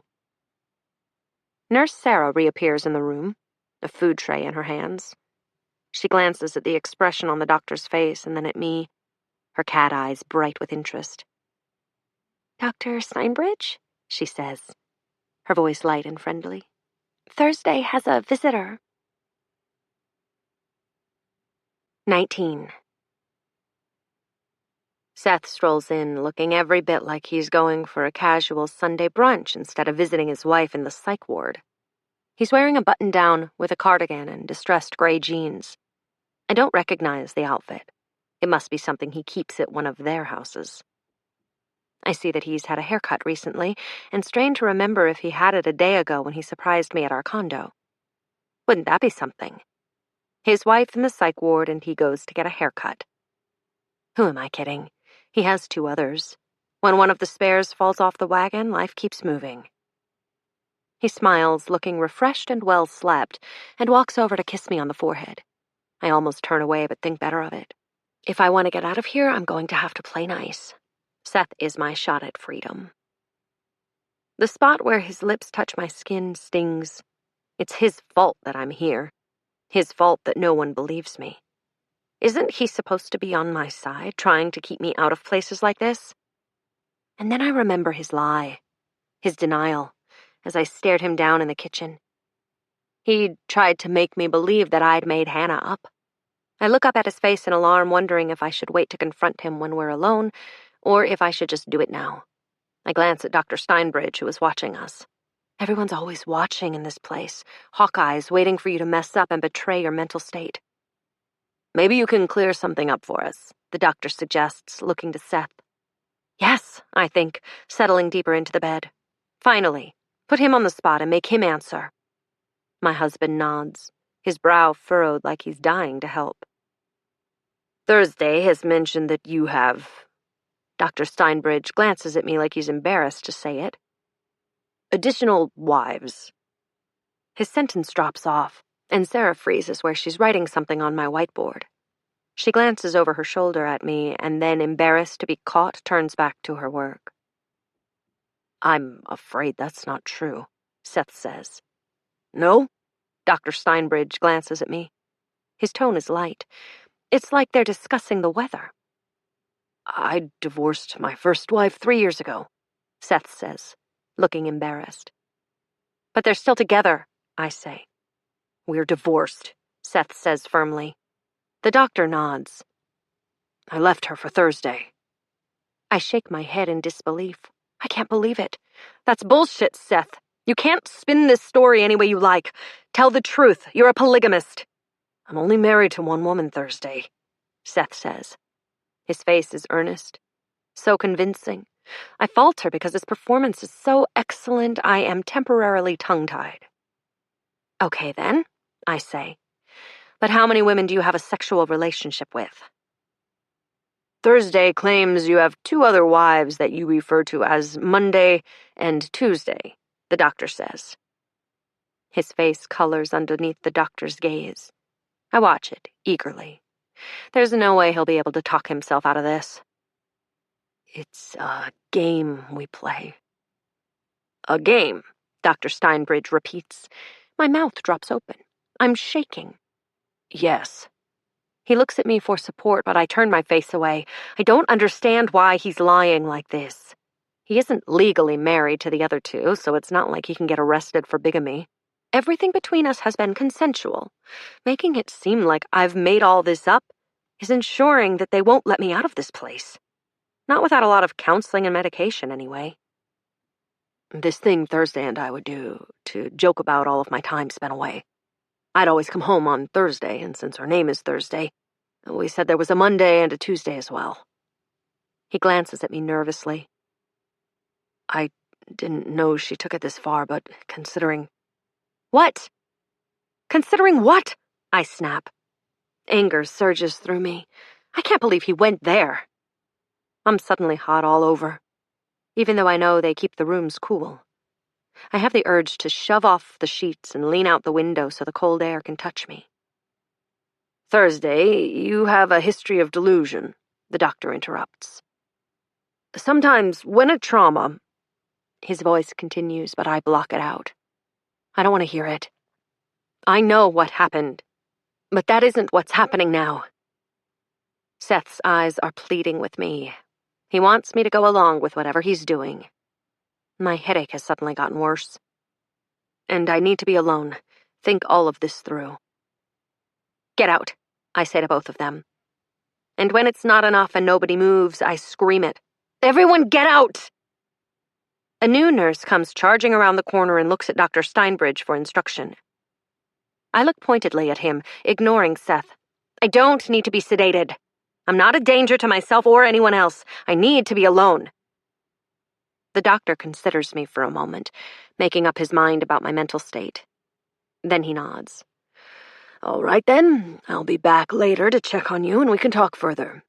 He looks at Seth, who appears ready to pass out. You can come back for afternoon visitation and see if she's ready to talk then, he says. I'd like to talk to you in my office. I can see the tension building in his shoulders. He's lost control of the situation. Seth doesn't like to lose control. He's not used to anyone else getting their way. Why haven't I realized this before? Why am I just seeing it now? Seth glances at me once more before nodding. All right, I'll be back later. He announces this to the room, not to me. He doesn't look at me before he strides out the door. When they're all gone, I take a deep, shuddering breath before turning on my side and staring out the small slat of window. The sky outside is a murky gray, its tears a fine mist of rain. I can just see the tips of some trees from my angle, and I focus on those. I think of the window in my condo, the one that overlooks the park. How hard I'd fought for that unit when Seth wanted the one with the view of the Sound. I'd needed that view into the lives of strangers. It was an escape from my own life. I doze off and wake up to Sarah carrying in my lunch. Or is it dinner? I don't even know what time it is. As soon as I smell the food, my body remembers it's hungry. It doesn't even matter that the meatloaf is gray or that the mashed potatoes are instant. I shovel food into my mouth at an alarming rate. When I'm finished, I settle back against the pillows with a stomachache. My eyes are closed and I'm dozing off again when I hear Seth's voice. I consider not opening my eyes, pretending to be asleep in hopes that he leaves. I know you're awake Thursday, he says. We need to talk. Then talk, I say without opening my eyes. I hear the rustling of a paper bag and the smell of food reaches my nose. When I open my eyes, Seth has laid out containers between us. 5 of them. Despite the heaviness of the hospital food sitting in my stomach, my mouth begins to water. "Your favorite takeout," he says, one side of his mouth lifting in a smile. It's his most charming smile, the one he used on me that day in the coffee shop. He glances up at me, his head still ducked, and for a moment, he looks like a little boy, vulnerable and eager to please. "I've already had delicious hospital meatloaf," I say, eyeing the container of mushroom risotto. Seth shrugs, and his smile turns sheepish. I almost feel sorry for him, but then I remember where I am and why I'm here. "Seth." I stare at him hard, and he stares back. Neither of us quite knows what to do with the other. But we're preparing for some sort of emotional warfare. I can see it in his eyes. "Why won't you tell the truth?" I say finally. That's really the bottom line, isn't it? If he told the truth, I could get out of here. But if he told the truth, things could never go back to normal. That's when I understand it. The steely look in his eyes. It all comes to me. Not only do I know who Hannah is, I know that he's been physical with her. Hit her. And things between us can never be the same. Initially, my hopes were that he'd want to be with me, only me. But that will never happen. And I don't even want it to happen anymore. I don't know who my husband really is. I don't know anything at all. What he says next is not what I expect. "The truth is that you're very sick Thursday. You need help. I tried to pretend it wasn't happening. I played your games." He stands up, and the containers of food wobble precariously on the bed. I'm so angry I could toss them at him. He walks to the window, stares out before he turns back to me. His face has changed from one instant to the next. There's a grim determination written across it now, like he has something awful to say to me. "You changed," he says slowly, cautiously. "After the baby." "Don't," I say quickly. "Don't bring the baby into this." "You won't talk about it, and we have to. You can't just move past something like that," he says. There's more conviction on Seth's face than I've ever seen. His fists are balled at his sides, and my mind flashes to last night in the kitchen. He looks just as angry, but also sad. He's right. I've always refused to talk about what happened. It was too painful. I haven't wanted to relive those feelings, drag over them again and again in some shrink's office. My hurt is a living thing, sick and swollen, still festering under the surface of my calm. It's personal. I don't want to show anyone else. I nurture it on my own, keep it alive. Because as long as my hurt is still there, the memory of my son is as well. They have to coexist. "Thursday," he says. "Thursday, are you listening to me?" The smell, even the sight of the food makes me sick. I begin pushing the containers off the bed, one by one. The sound of them hitting the floor with wet thuds diverts Seth's attention. He races for the bed, which is just 5 steps away, and grabs my wrists before I can get to the pea soup. I lift my knee under the white sheet and try to topple it off. That's the one I've been looking forward to most, seeing it spread across the hospital tile like sludge. "Our baby died Thursday. It wasn't your fault. It wasn't anyone's fault." I writhe, throwing myself back against the pillows, and then rearing up again. My wrists ache where Seth holds them, and I bare my teeth at him. That isn't true, and we both know it. It isn't true. "You have to stop this," he pleads. "All the lies you tell yourself, they won't let you out of here until you tell the truth." An alarm goes off, high and ear-piercing. I wonder if it's because of what I've done. Sarah races into the room, her braid flying comically behind her. She's followed by a man and another woman, all flashes of blue scrubs and determined faces. The alarm is here, in this room, I realize. Seth must have set it off. But no, it's not an alarm. It's me. I'm screaming. I can feel the burn as the noise churns through my throat and out of my open mouth. One of the nurses slips, and she goes down hard into the smear of food across the floor. The male nurse helps her up, and then they're on me, pushing Seth aside to hold me down. He backs away, against the wall, watching. I expect his eyes to be wide with fear, or his face distorted with worry. But he looks quite peaceful. I feel something cold slide into my veins, and my eyes flutter back. I force them open. I want to see Seth. He blurs for a minute. But he's still there, watching. The drugs tug at my eyelids, pulling me down. What was that look on his face? What did it mean? 20. When I come to, I am cold. I don't remember where I am, and it takes a few minutes for the events of the last few days to settle over me. Scratchy memories. They don't feel good. The smell of antiseptic fills my nostrils, and I struggle to push sheets aside and sit up in bed. A hospital. Seth. Food on the floor. I rub my forehead, which is throbbing painfully, and peer over the side of the bed. There's no trace of the collage of color I left behind before they cocktailed me out. Why did I do that? It's a stupid question because I know. Because Seth thinks food fights are wasteful and stupid. I hadn't thrown anything at him, but throwing it on the floor had felt like enough. A childish display of acting out. Practical, dry, somewhat stern Seth. That's not how I would have described him a few weeks ago. What changed? Hannah. That name hits me harder than the rest, because it's been how many days since I last heard from her? 3? 4? I remember the look on Seth's face before the drugs pulled me under. I couldn't make out his expression. It was a mix of things I hadn't seen on his face before. Isn't that something? Being married to a man for years and seeing an expression for the first time. I have to contact Hannah, see if she's all right. But without my phone, I don't have access to her number. And what if Seth has already been through my phone and deleted the texts we'd exchanged? Does he know my password? It's not hard to figure out. Our dead baby's due date. A new nurse walks in, this time an older man with a buzz cut, white eyebrows, and a face like a bulldog. I slink down in bed. His shoulders are too wide, and I can tell he won't take my shit.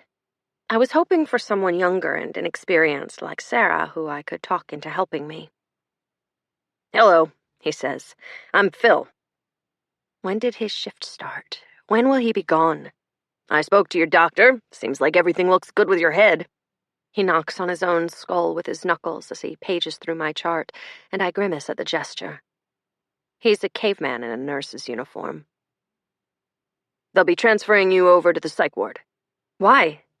If I'm fine, why am I not being discharged?" "Hasn't the doctor spoken to you about this?" Phil scratches over his left nipple and flips another page. I shake my head. "He should be over in a bit, and he'll discuss it with you then." "Great," I say dryly. I'm sour. I don't like Phil. He is obviously ex-military and thinks everything should be done a certain way. Discipline and order. I want a young, easily manipulated nurse like Sarah, who will feel sorry for me. Before Phil leaves, I ask if I can make a call. "To whom?" "My husband," I say sweetly. "He's working in Portland, and I'd like to check on him." "There's no husband listed in your chart," he says. Are you calling me a liar? Phil ignores me. "Why don't we leave the checking in up to him? After all, you're the one in the hospital." I glare at him as he leaves the room. I used to like guys like Phil. They were helpful in sticky patient situations, always willing to play bad cop when a nurse needed a break. But being on this side of a Phil is a terrible thing. I'll wait for the next nurse and hope she's more my type. Dr. Steinbridge tells me that all is well in my head, nothing swollen or bruised. Looking good, he says, tapping a bent finger against my chart. His knuckles are dusted with white hairs. "We're transferring you to the psych ward where you'll have your evaluation, and we'll get your new medication sorted out." "Wait a minute," I say. I don't need to go to the psych ward. I'm fine. I fell and hit my head. His lips fold in like he's disappointed with me. You're having extreme delusions, Thursday. Violent outbursts. Don't worry, he tries to reassure me. We'll work on getting you better. We all want the same thing. I doubt that. Seth wants me in here. I want to scream, swear at him, force him to see the truth, but I know that if I do, I'll only confirm what he's thinking, what Seth's telling him. I'm not crazy. You're not, I tell myself. Even when you feel like you are, remember you're not. An hour later, a nurse pushes a wheelchair into the room and flips on the brakes. I'm here for your transfer, she says. My husband? I hate the whine in my voice, hate that I have to ask where my husband is instead of knowing. She shrugs. I'm just here for your transfer, that's all I know. I feel woozy as I walk over to the chair. The backs of my legs hit the soft leather and I sink down in relief. It's not the head injury making me feel this way, it's the drugs. I can barely think clearly. I don't remember the wheelchair ride up to the 8th floor or getting into the bed in the tiny room. I'm assigned a nurse, but I have no recollection of her coming in to see me. Nothing feels real. I question my existence. I question Hannah's. Did I imagine everything like they said? I want to talk to Seth. I want my head to clear. But they keep pouring pills down my throat. I spend the next 7 days in a sort of haze. Nothing feels real. The drugs making me feel detached from my body. A limp helium balloon bobbing about a room going nowhere. I go to group, eat my meals in the dining hall, and see Dr. Steinbridge for sessions. I've lost so much weight that I don't recognize myself when I look in the mirror. My jaw has definition, and there are hollows above my collarbone, deep compressions that were once filled with fat. How can a week do this to a person? I wonder. But I'm not sure I care. Everything is muted, even my feelings about myself. I stop asking about Seth after a few days. Even the thought of him makes me feel desperate and crazy. The nurses look at me with pity in their eyes. I have the vague feeling that I don't like it when they do that. They probably don't think there is a Seth. And maybe there isn't. Also, fuck him for putting me in this position where I am questioning myself. On the 9th day, my mother comes to see me. Visiting hours are in the common area, where all of us crazies wait eagerly for our people to arrive. We sit on mustard-colored couches, or at the gray tables on fold-out chairs, our hair greasy and our faces pale and splotchy from too little or too much sleep. An attempt at normalizing the room is made with potted plants and framed artwork. I've studied each piece of art and the plaques next to them, telling of local artists who painted or sketched or photographed. Seattle likes to keep it local. Homegrown artists to soothe the homegrown sick. I find an unoccupied couch near the vending machines. They won't allow us caffeine or too much sugar. The machines are stocked with vitamin water and bruised-looking apples. I sit with my hands in my lap, staring at the floor. When my mother walks in, she doesn't recognize me at first. Her eyes move right over my face, then bounce back like they're on a bungee cord. I see her mouth my name before she clutches her purse tightly to her side and scurries over. I stand as she approaches. I'm not sure if she wants to hug me or if she's too disappointed. The first time I landed myself in a psych ward, she refused to come, saying it was too painful to see me that way. Too painful for her. Now she lowers herself onto the sofa without taking her eyes from my face. Your father, she starts. Yeah, I know, Mom. It's fine. We look at each other like it's the first time we're truly seeing each other's faces. My father would never come to a place like this. To see one of his daughters locked in a psych ward would mean that he had done something wrong as a parent, and my father likes to maintain the illusion of perfection. As for my mother, I am her crazy, unhinged offspring. She gave birth to me and has no idea of who I am or of the life I live. She doesn't want to know. We're both thinking the same thing. I pull my sweater down over my hands as I gaze at her Botoxed forehead. She doesn't want to admit how old she is any more than she wants to admit that her daughter is a first-class fuck-up. I'm not here because I'm crazy, I tell her. She immediately opens her mouth to deny she's ever had that thought. Of course, that's her job as a mother. I'm not sick either. I'm not having an emotional breakdown because I lost my baby a year ago. I cut off all the roads her mind is taking, all the ways she's trying to make excuses for why I'm here. She closes her mouth and stares. I feel like a child as my bottom lip quivers. She won't believe anything I say. Seth has already gotten to her. Mom, Seth already had another wife when I met him. Her name is Regina Coeli. She didn't want children. I was the one who was supposed to give him a baby. But then I had the... My voice trails off. My mother drops her head like this is all too much. I watch the tips of her lashes, the bridge of her nose, as she stares down at her shoes.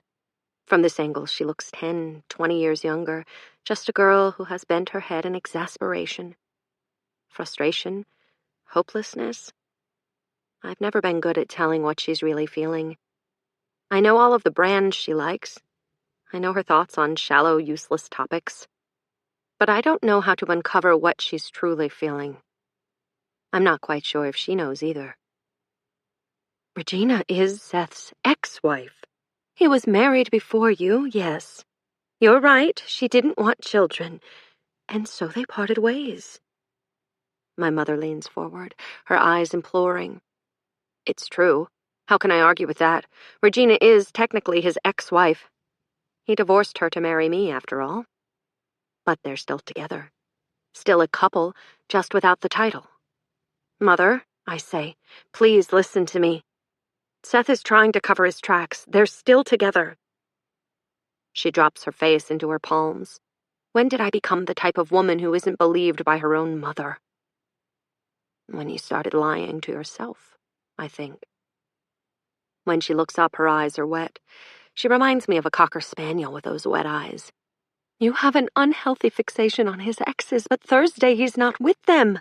He's with you. Seth is worried sick about you. She reaches for my hand, but I pull it away. I won't be coddled that way, spoken to like I'm a child. Her hand drops uselessly back into her lap. Why do you think he's always in Portland? He has 2 other wives. I stand up, begin pacing. He works there, she hisses. He loves you, we all do. We want you to get well. I am well, I say stiffly. I stop to glare at her. Why hasn't he come? Where is he? That's when she gets shifty, averting her eyes, crossing and uncrossing her ankles. She doesn't know what to say because she doesn't know where Seth is or why he hasn't come. In Portland? She says. It sounds more like a question. He still has to work Thursday. Life goes on. No, it doesn't. Not when I'm in the hospital. He has other wives to tend to his needs, I say. Why come see the Looney Tune in Tonkertown? She looks at me quizzically for a moment before she stands up. We face each other and I can read the disappointment on her face. I need to get going, she says. 15 minutes. She lasted 15 minutes in the psych ward. I watch as she retreats toward the doors, her shoulders sagging with the weight of my failures as her daughter. At least this time, she came. 21. I am alone.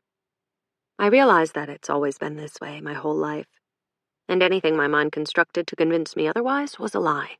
A comfortable lie I needed. My parents were occupied with my sister, Torrance, who was always getting into trouble at school or with her friends. I was the good child. I parented myself well, while they were busy. I knew the rules, the moral confines they'd built around me. No drinking, no premarital sex, no drugs, no sneaking out, top-notch grades only. It was easy to follow their guidelines. I wasn't the rebel of the family. My sister, on the other hand, dabbled in all of the above. My father grayed at his temples. My mother started getting Botox, and I tried my best to be perfect so there was one less daughter to worry about. Then, when Torrance straightened up and married the right man, they'd been so relieved they'd showered her with a different type of attention. She'd put in 3 well-behaved years, and they'd both forgotten the decade she spent snorting their money up her nose and fucking every dealer in town. Maybe all of that trying made me go crazy. Maybe the lack of attention from my parents pushed me towards Seth. My desperation to be accepted, trapping me in a relationship any normal person would think bizarre. I poke at my Jell-O. I love to feed you Jell-O in this place, wobbly and colorful like our minds. Today is orange. Yesterday was green. It's like they're trying to remind you that you're weak and unstable. I eat my Jell-O. I have to get the fuck out of here. I have to find Hannah, make sure she's okay. Where once I slept, I am now awake. I saw Dr. Steinbridge today. I've realized that he is my keeper, not the electric doors with keycard access, nor the burly nurses who wrangle us like toddlers if we get out of hand. Calm down, little Thursday, or we'll put you in the padded timeout room. Dr. Steinbridge has the power to say I'm well. He is God in this place of speckled, sterile tile and fluorescent lights. One swipe of his pen, a bic, and I am a free bird. Hannah. She's all I think about. I've become her savior in my own mind. If something has happened to her, I am responsible. If she is to be saved, I must get out of here. I married this man, gave my blessing for a third wife.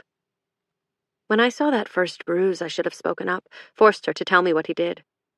For a moment, I doubt that she is real. That's how good they are. They can make you doubt your own mind in this place. Eat your Jell-O. I realize it is my duty to convince the good doctor that I have come to my senses, that my head is cleared of its delusional fog, that I am whole and my husband is a one-woman man. That Hannah and Regina are not real, but a sexual game my husband and I played. That's what they want to hear, isn't it? All I have to do is say I'm lying about Seth's penchant for plural pussy, and I am a cured woman. It can't happen too fast, my change, or Steinbridge will suspect that I am lying. During our daily sessions, I pretend to be confused. Seth only has one wife? That wife is me? Gradually, I become more myself. Each session, I am less confused, less insistent. What is wrong with me? I ask the doctor. Why don't I know what's real and what is not? I am diagnosed. The trauma of losing a child, never dealing with that loss in a healthy way, it put stress on my relationship with Seth. I blamed other women instead of focusing on my healing. When the good doctor asked what I thought triggered the mania that led to my mental demise, I thought of Debbie. Chatty Debbie, nosy Debbie, Debbie with the big hair who suggested I snoop on the women who made me feel insecure. I don't blame Debbie for any of my actions. If anything, she woke me up. I wasn't the only one who suffered crippling insecurity. You could be any age. Hal Lawrence seemingly had a perfect life. I always thought she taped those anniversary cards to her locker to brag, to rub it in the rest of our faces that she had it better than us. But now I see the truth. Women are stuck in a cycle of insecurity perpetuated by the way men treat them, and we are constantly fighting to prove to ourselves and everyone else that we are okay. Sure, women occasionally lose their minds over men, but does that mean we're all unstable? Or that men made us unstable with their careless actions? I don't tell Dr. Steinbridge about Debbie or Lauren. He would say I was deferring responsibility. But that's not what I'm doing at all. I'm holding everyone accountable because it takes a village to put someone in a mental institution. My lack of dealing with issues is part of my unraveling, according to Dr. Steinbridge. I like the way that sounds. My unraveling. But I'm not unraveling in the way they think I am. I'm unraveling out of my infatuation with my husband. I play the part of frail, painfully unaware woman. Stress has eaten at me. I have no coping mechanisms. My parents' lack of attention coddled me into a tight, naive little cocoon. We take a tour of my daddy/mommy issues. My mother is a pleaser and my father is detached.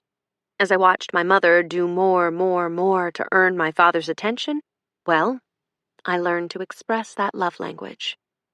And when I do too much, I collapse under the weight of expectations. My empty womb has made me feel like I'm not a real woman, not worthy of my husband's love. They scraped all of my organs out, roped off my reproductive system, closed for business. Before my eyes, scenes from my miscarriage begin to flash in painful succession. I know I'm supposed to let them come, face them, as the doctor says. But they're memories I've never looked over, not even once since it happened. It's easier to cope when you don't acknowledge what you're coping from. Seth and I have just left our bed and breakfast, and we stop at a gas station to fill up and buy snacks for the road. We've just eaten, but he insists the baby will need snacks, which makes me smile. He's so attentive, buying little gifts and kissing my swelling belly. One of my friends at the hospital told me that her husband is revolted by her pregnant stomach and refuses to touch it. I watch him through the car window, my heart swollen with pride. My husband, mine. And now we've made a baby together, my life couldn't be more perfect. He's so handsome as he walks toward the car, carrying 2 paper cups, a plastic bag hanging from his forearm. The cups hold tea. He says he asked for hot water inside and then used his mother's tea bags. It's bitter, but I've been drinking it for a week and the taste is growing on me. I dig in the bag while he finishes up with the gas. He's bought my favorite pregnancy snacks, unhealthy, processed garbage that normally make me blush with shame. But as I sip on my tea and pull things out of the bag, I feel only grateful for my thoughtful, observant husband. So sweet are the ranch-flavored chips and licorice sticks that resembled twisted red plastic. The cramps start an hour and a half later. I don't want to say anything at first, remembering that my doctor said that some women experience Braxton Hicks contractions early in their pregnancies. The phantom pain's a mere reflection of what's to come. I squirm uncomfortably in my seat, my open bag of chips falling to the car's floorboard, little speckled triangles spilling out around my shoes. It's not until I bend to retrieve the chip bag that I see the blood. It's pooling on the tan leather, staining my cream pants in a dark, ominous red. Seth, is all I have to say. He looks over at me and pushes his foot down on the gas, his face pale at the sight of the blood. The nearest hospital, Queen County. When we pull up at the doors of the emergency room, I already know my baby is dead, his life leaking out from between my legs. Everything from there I could only recount in a sort of dizziness that was colored by fluorescent lights. The first time I had clarity of mind after the car ride to the hospital was 5 days later, when they told me that my uterus had ruptured, and in order to control the bleeding, they'd had to remove it in an emergency surgery. I would never be able to become pregnant again. I'd let Seth hold me as I sobbed into his shirt. And then when he'd left to take a call from work, I'd gone to the tiny bathroom in my room and attempted to slit my wrists with a metal nail file. A nurse found me bleeding on the floor, staring at the blood, perfectly calm. It was a hack job, my wrists sawed open with something dull. The scars are thick and lumpy. I'd been calm until they tried to help me. Then I scratched and bit and screamed that they'd killed my baby and were trying to kill me. That had been the start of my first stay at Queen County, the stay that had left me barren of womb and heart. Dr. Steinbridge says that in my grief I created the delusion of 3 wives, women who were better suited for Seth, ones who could give him what I could not. God, it's depressing, all the things that are wrong with me, even if only half of them are true.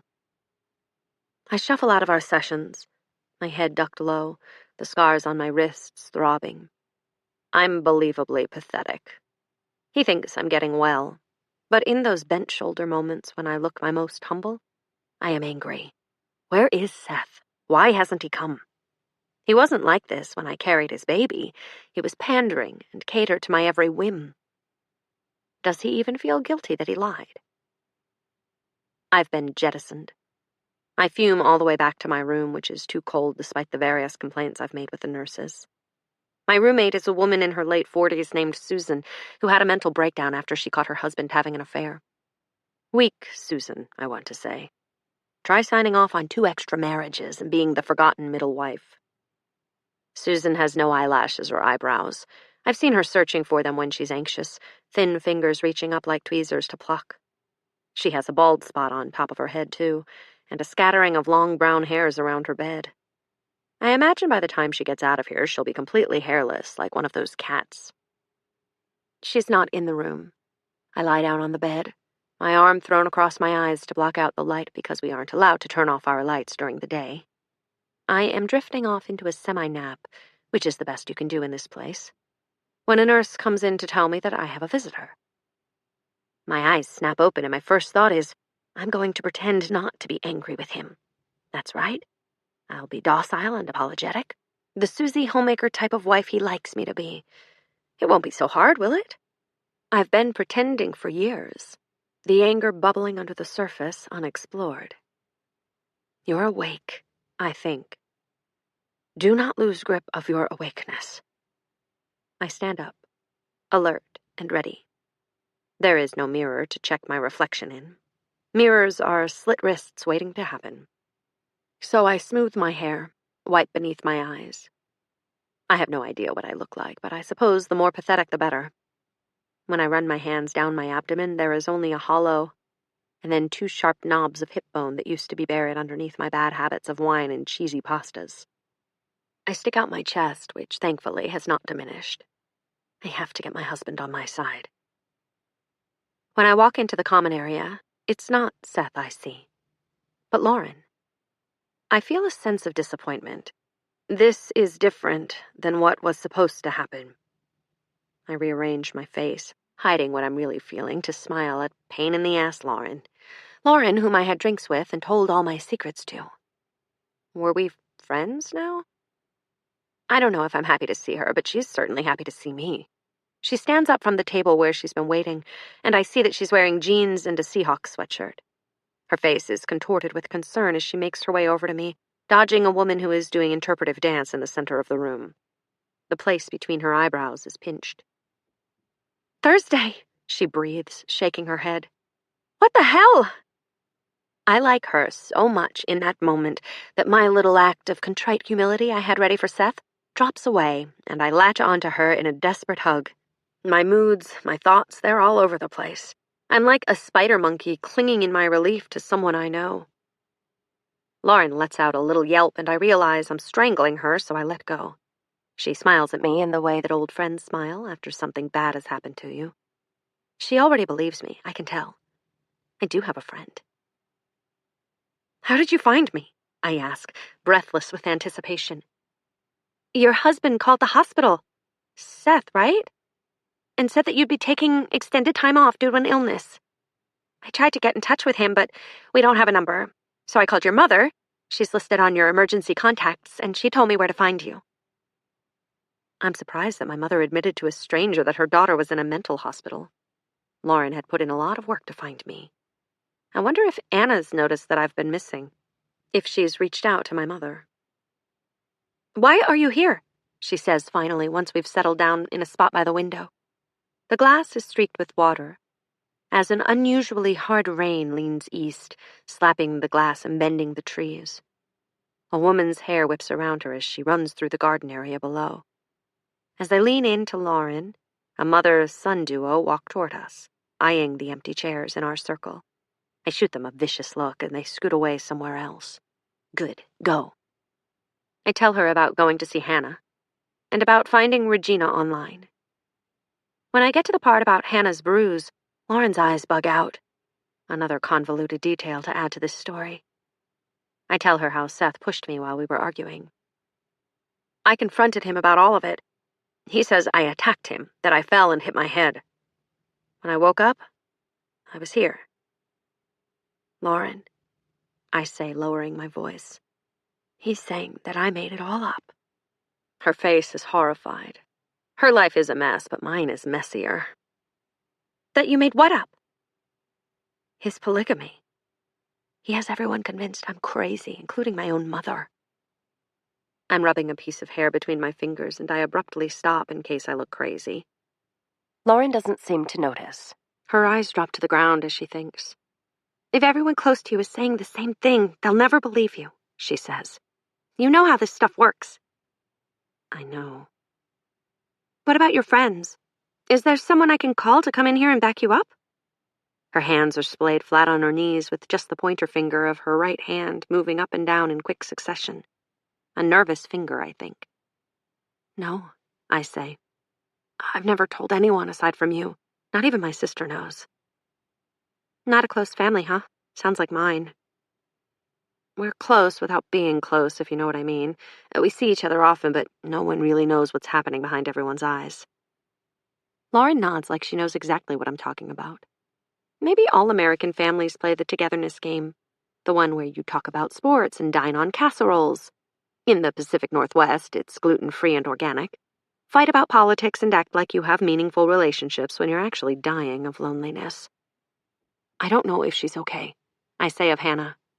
She was off the last time I saw her. She called me the next day, but when I called her back, she didn't answer. Maybe I can contact her, Lauren suggests. Does she have a Facebook or something? I give her all of Hannah's details. I remember her address off the top of my head, but not her phone number. Do you know where he met this girl? She asks me as I walk her to the doors. I shake my head.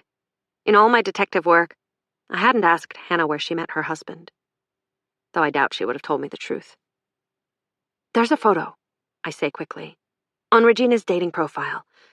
I think Hannah and Regina know each other. Lauren is startled. The plot has thickened. Wait, she whispers. Seth's other two wives know each other? I nod. If you can find that photo, we have proof. We can take it to Regina, make her talk. My plan is faulty. Thinking that Regina would come forward to back me up is far-fetched.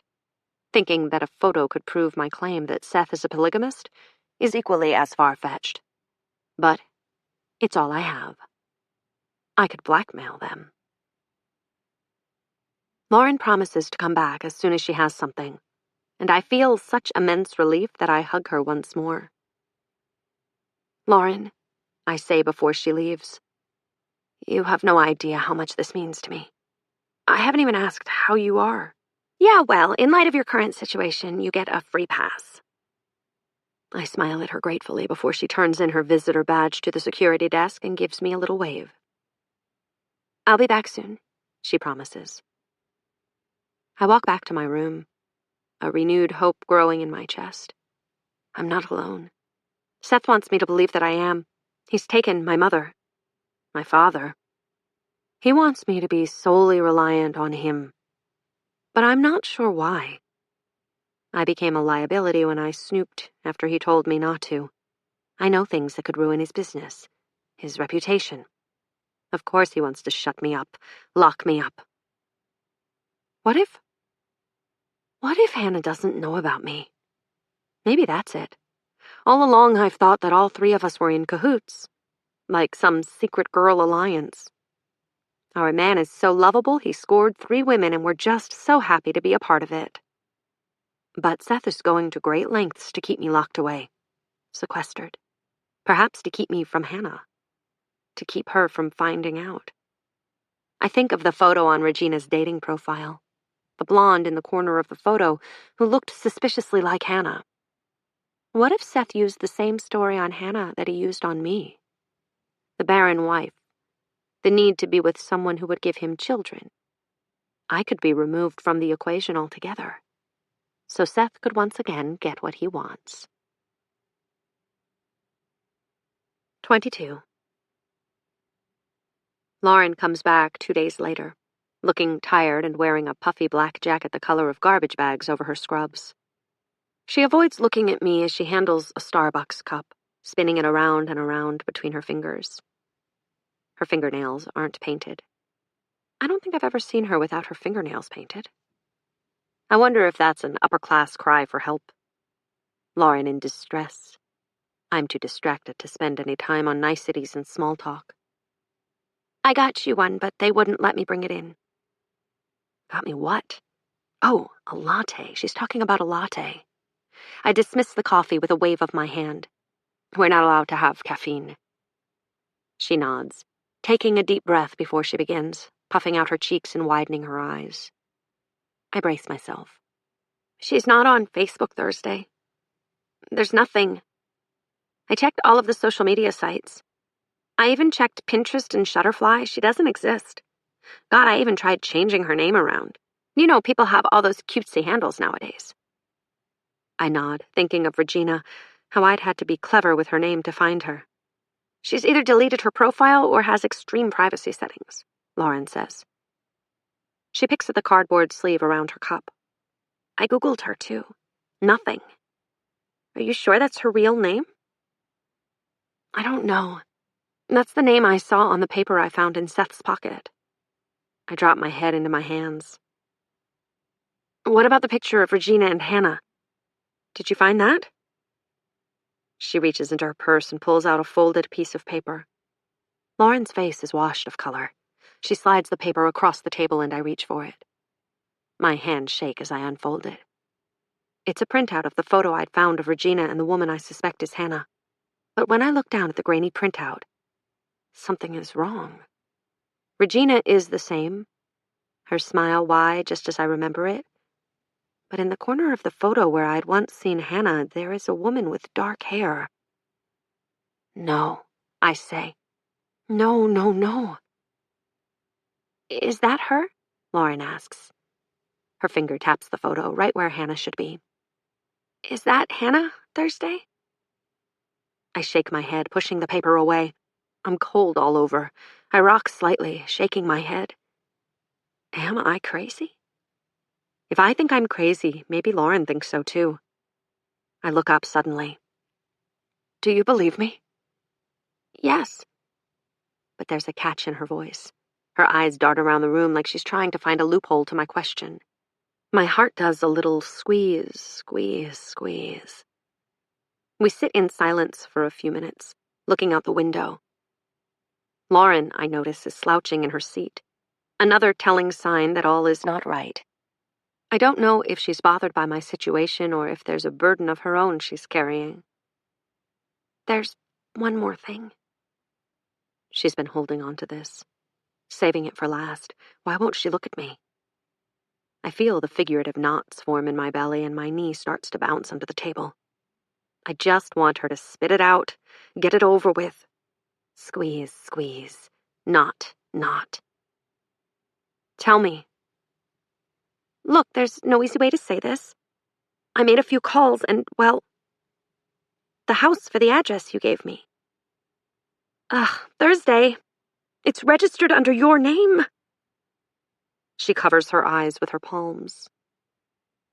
My mind goes blank. I don't know what to say. I stare at Lauren like I misheard her until she finally repeats herself. What? She is looking at me differently. It's the way the doctors and nurses look at me, with cautious pity. This poor girl. This broken thing. I stand up and force myself to look her in the eyes. That is not my house. I don't know what's going on, but it's not mine. I don't even care if you don't believe me. I'm not crazy. She holds up both hands as if to ward me off. I didn't say you were crazy. I'm just telling you what I found. I lick my lips as I back up. They don't give you chapstick in this place. They try to soothe your mind but let your body fall to pieces. Everyone here is either dry or oily, their hair plastered to their heads in stringy, wet-looking chunks or decorated with tiny flakes of dandruff like they were just snowed on. I'm trying not to do anything rash, like run off to my room without a goodbye, or yell. Yelling would be bad. But it's taking all of my self-control. The way people perceive you is the really mentally thwarting thing in life. If everyone is against you, you start to question things about yourself. Like now. Thank you for coming. I force the words out. I appreciate you trying anyway. I hear her calling my name as I walk briskly away. Not running, not even trotting. Just a quick exit, so she can't see what I'm feeling. In my room, I curl up on the thin mattress, my knees drawn to my chest, and press my cheek against the scratchy sheets. They smell of bleach and a little of vomit. Susan is staring at me from across the room. I glanced at her when I walked in the door, her lashless eyes alarmed, like she'd forgotten I live here too. I can feel her eyes boring into my back. This is usually the time when we're both in the room, between our group therapy sessions and dinner. A little downtime, they call it. Most of us use our downtime to reflect on how down we really are. It's a catch-22. How long have you been in here, Susan? My voice is muffled, and I have to repeat my question when she squeaks back a mousy little response. "A month," she says. I sit up, leaning my back against the wall and hugging my pillow to my chest. "Have you been in a place like this before?" She glances up at me, and when she sees me watching her, she looks away again. "Only once. When I was much younger, my father died and I didn't cope well." I like the way Susan sums everything up so you don't have to ask more questions. Her therapist must love her. "And when did they decide you were ready to leave?" Susan looks flustered. 2 red spots appear on her cheeks, and she begins knotting her fingers together. "When I stopped being suicidal? Or saying I was?" True that. At least I know I'm on the right track. I've stopped talking about it. All of it. "I hope things get better for you, Susan. He wasn't deserving." I mean it too. My thoughts for the last few days have been about women like me, and Lo, and Susan. Women who give everything to the men who break their trust. She looks up at me then, and without the support of her eyebrows, I can't tell if she's surprised or sad. She appears to be somewhat pleased by the time my words sink in, like she's repeating them over and over in her head. He wasn't deserving. He wasn't deserving. "Thank you," she says softly. "He really wasn't." I nod, but I think, neither was Seth. Not deserving. Not of the women who bow and cow and do everything to please him, nor of the life he's built on our backs. Why, he has a whole team behind him, legal, childbearing, and money. I've never wanted to admit that part. That maybe he's with me for my money, for my trust fund. It's been a thing I don't think about. I'm the money. I've never seen myself that way, never thought it played a factor in our relationship.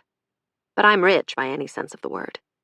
My father has made sure my sister and I are well taken care of.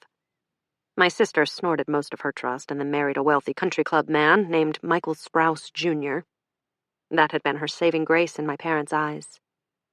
The money has never meant anything to me, only Seth has. And so, I've always been generous, oblivious even, handing over control to him. But now everything feels different. Is different. He's sequestered me away, and that isn't something you do to your wife, someone you love. It's what you do to someone you're trying to manage. But he's been managing all 3 of us all along. Susan and I sit facing each other, our eyes glued to the ceiling as we wait for dinner time. I make a list in my head of things I must do when I get out. Check the bank account, talk to the wives, contact Seth's parents, and talk to his business partner, Alex, who doesn't know I exist. They can't keep me in here forever. I will get out.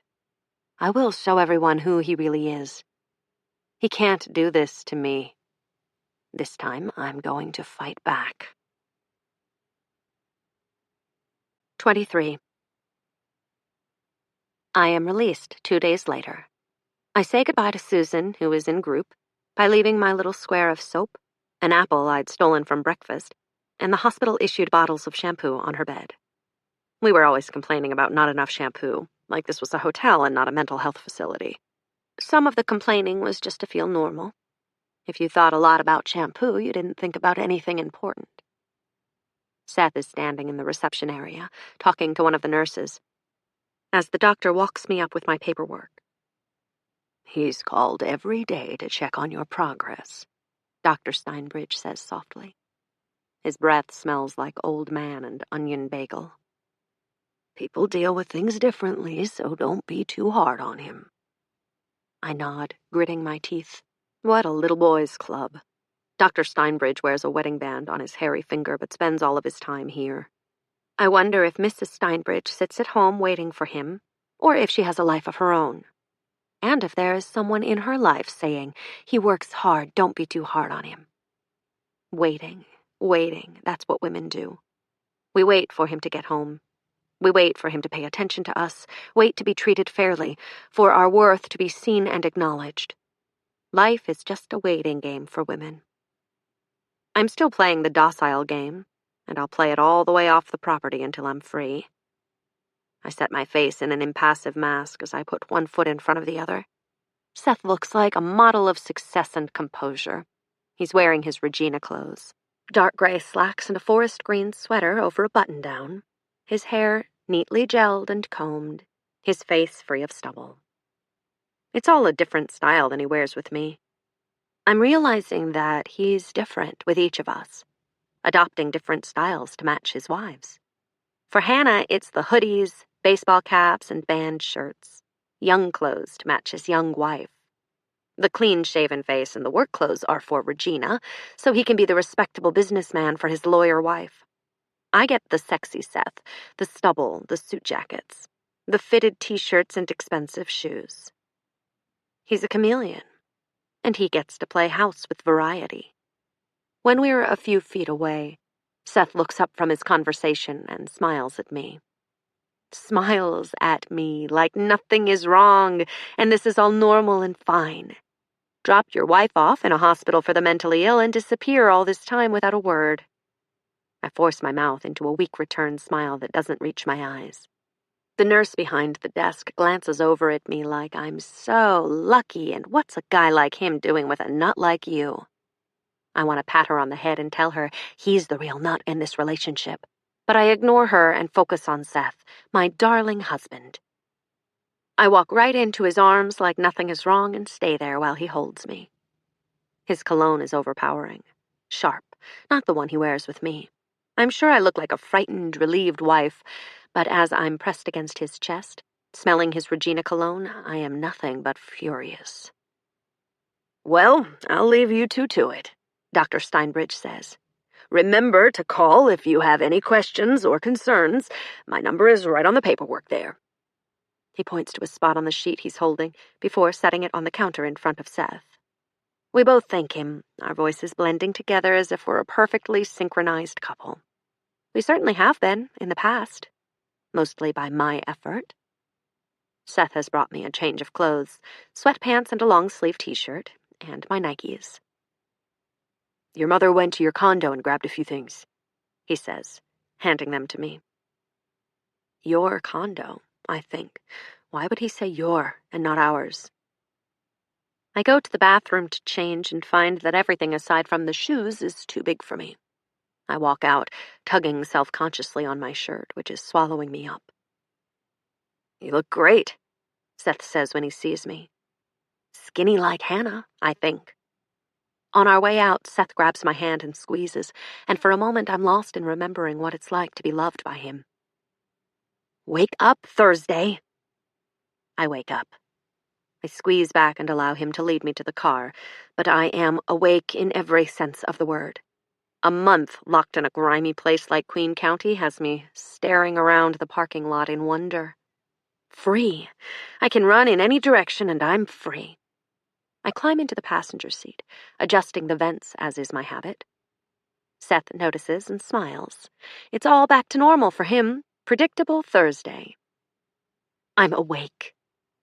When he walks around the front of the car, I fume and practice hating him. It's not his car.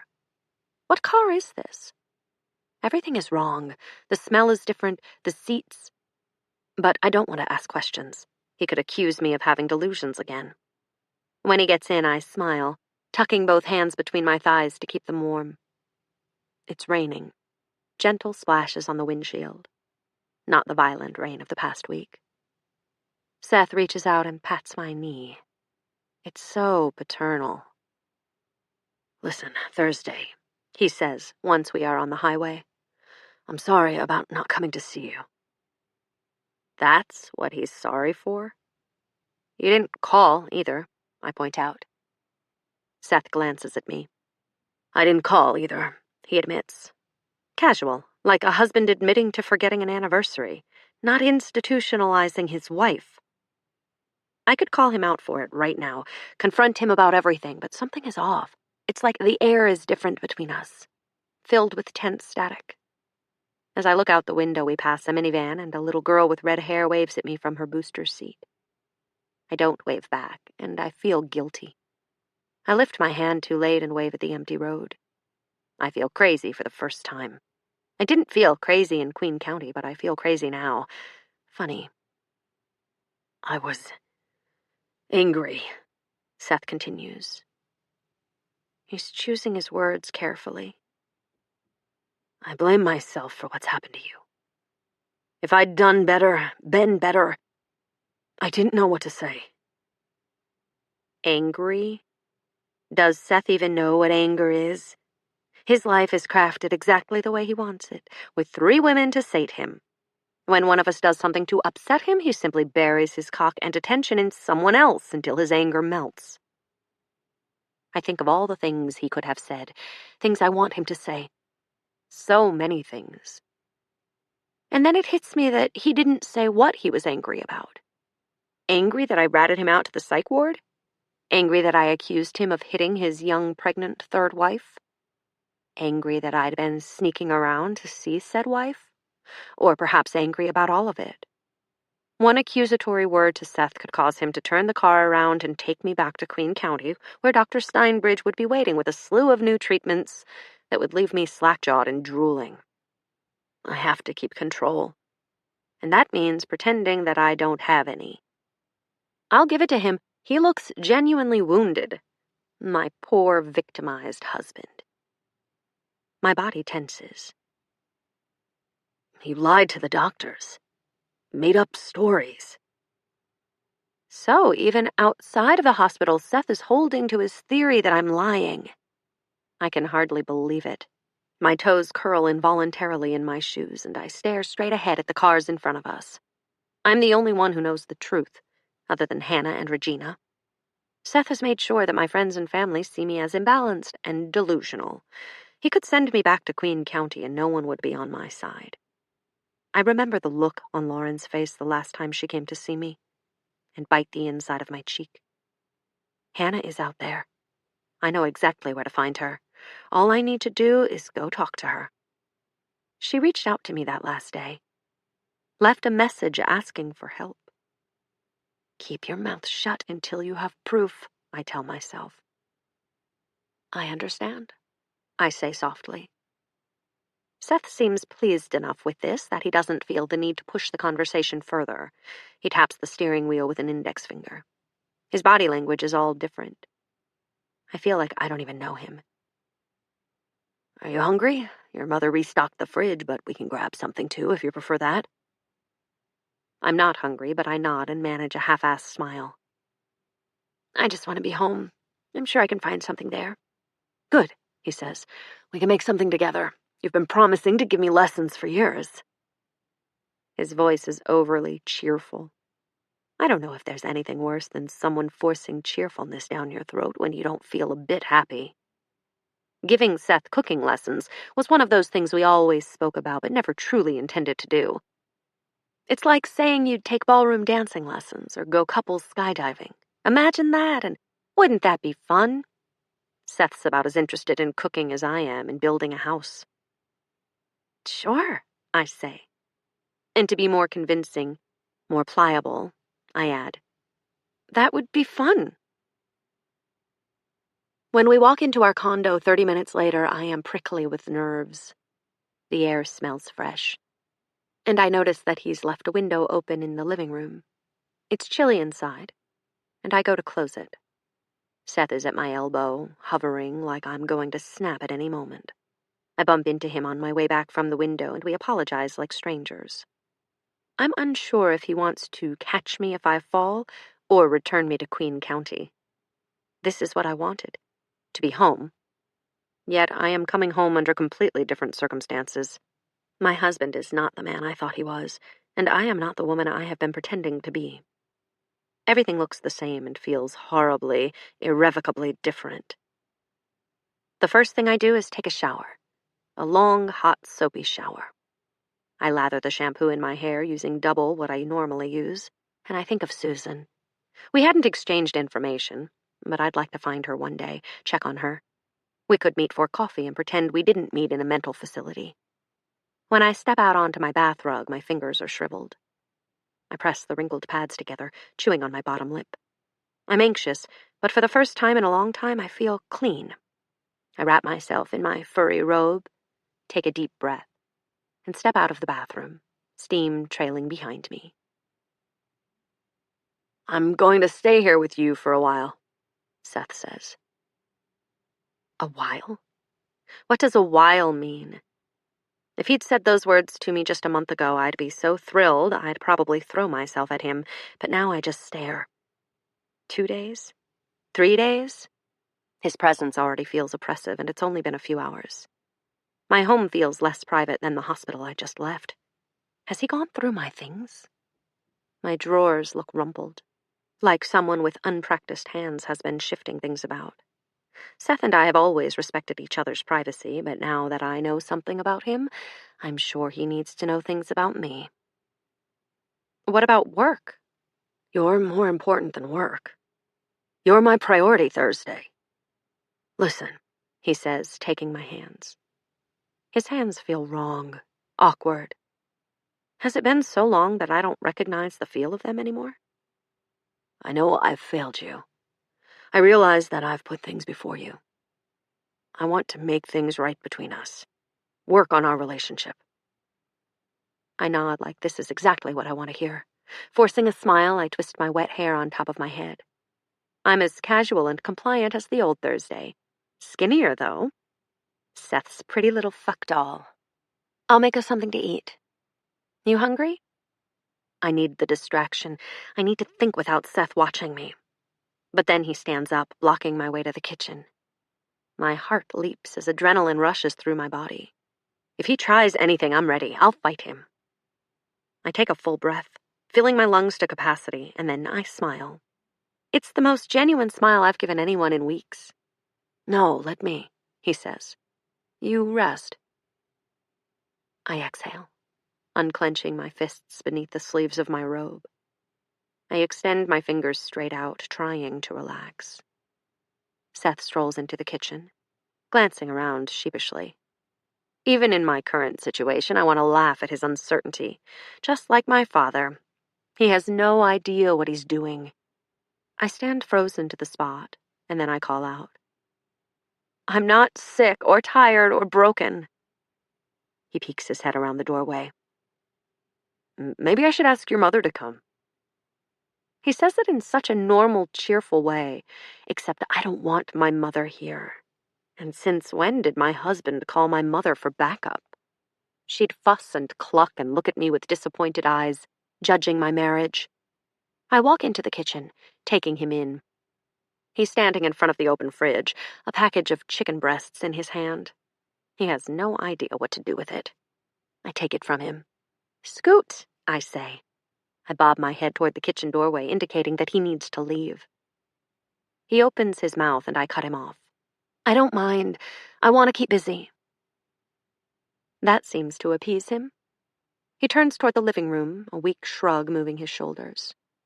This is the essence of him. He makes a big show of effort. It's always given me the illusion that he's trying, working hard to please me. But in the end, it's just an act. And I'm the one who does the heavy lifting. I pull a pan from the cabinet, cut up an onion and fresh garlic, and set them in the hot olive oil. I hate him. When the chicken is sizzling in the pan, I lean back against the counter, folding my arms across my chest.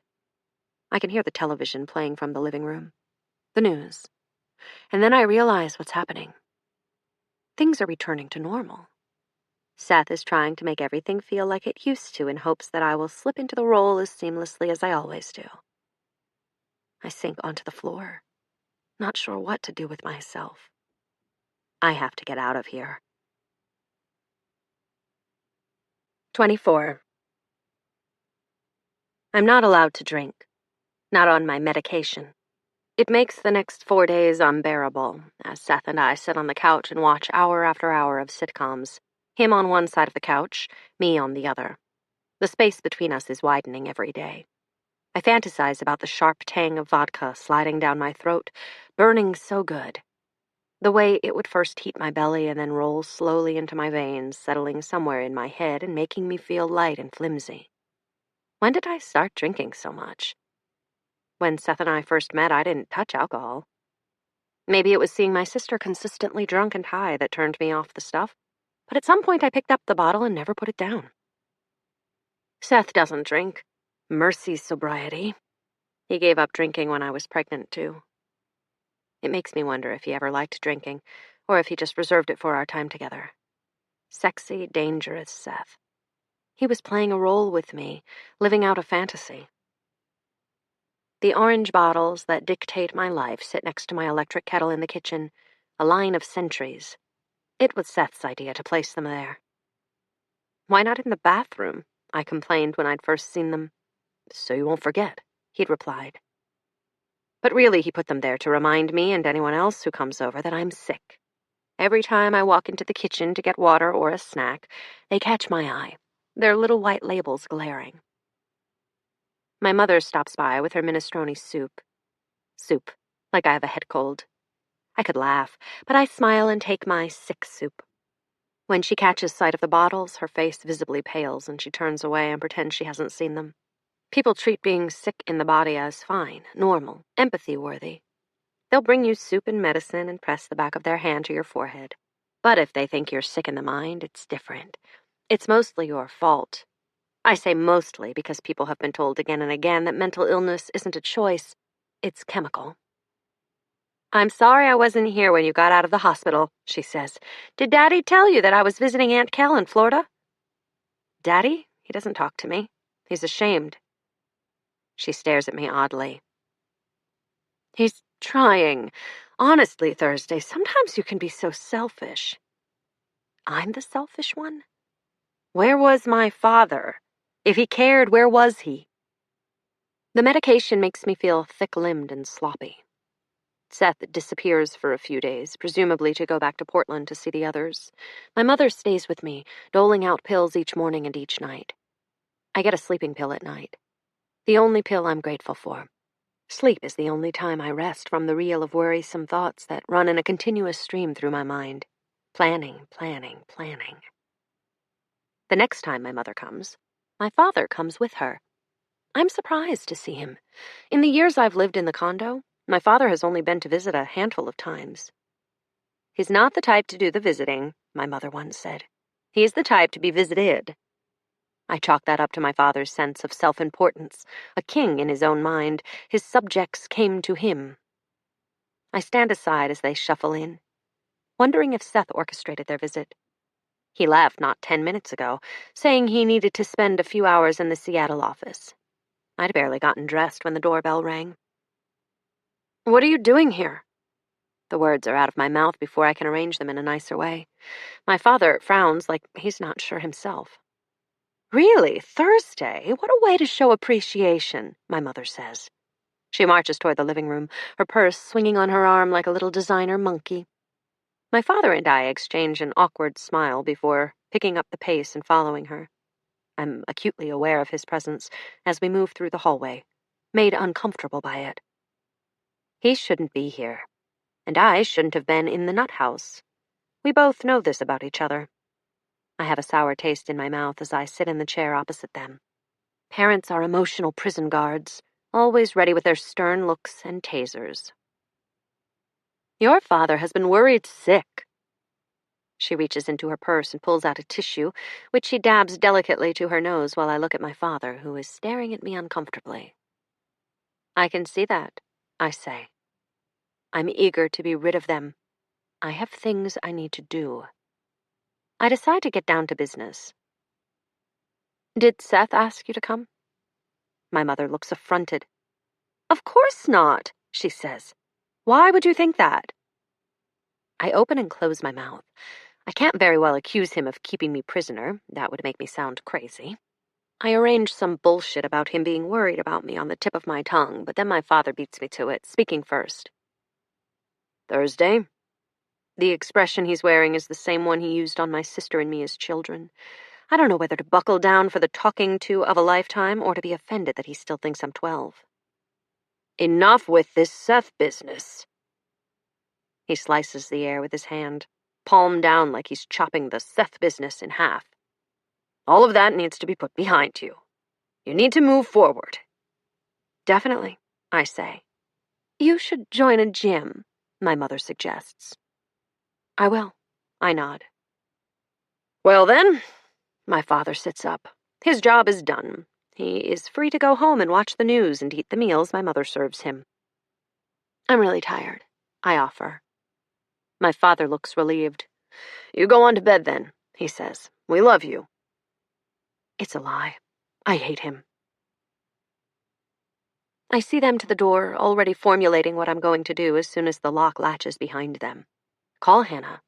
Pack a bag. Leave. Call Hannah. Pack a bag. Leave. But I don't even make it to the bedroom to look for my phone when Seth is walking through the door. He has that "honey, I'm home" look about him, swooping in to rescue me from myself. I straighten up where I'm bent over the nightstand, silently cursing myself for not getting rid of my parents sooner. "What are you up to?"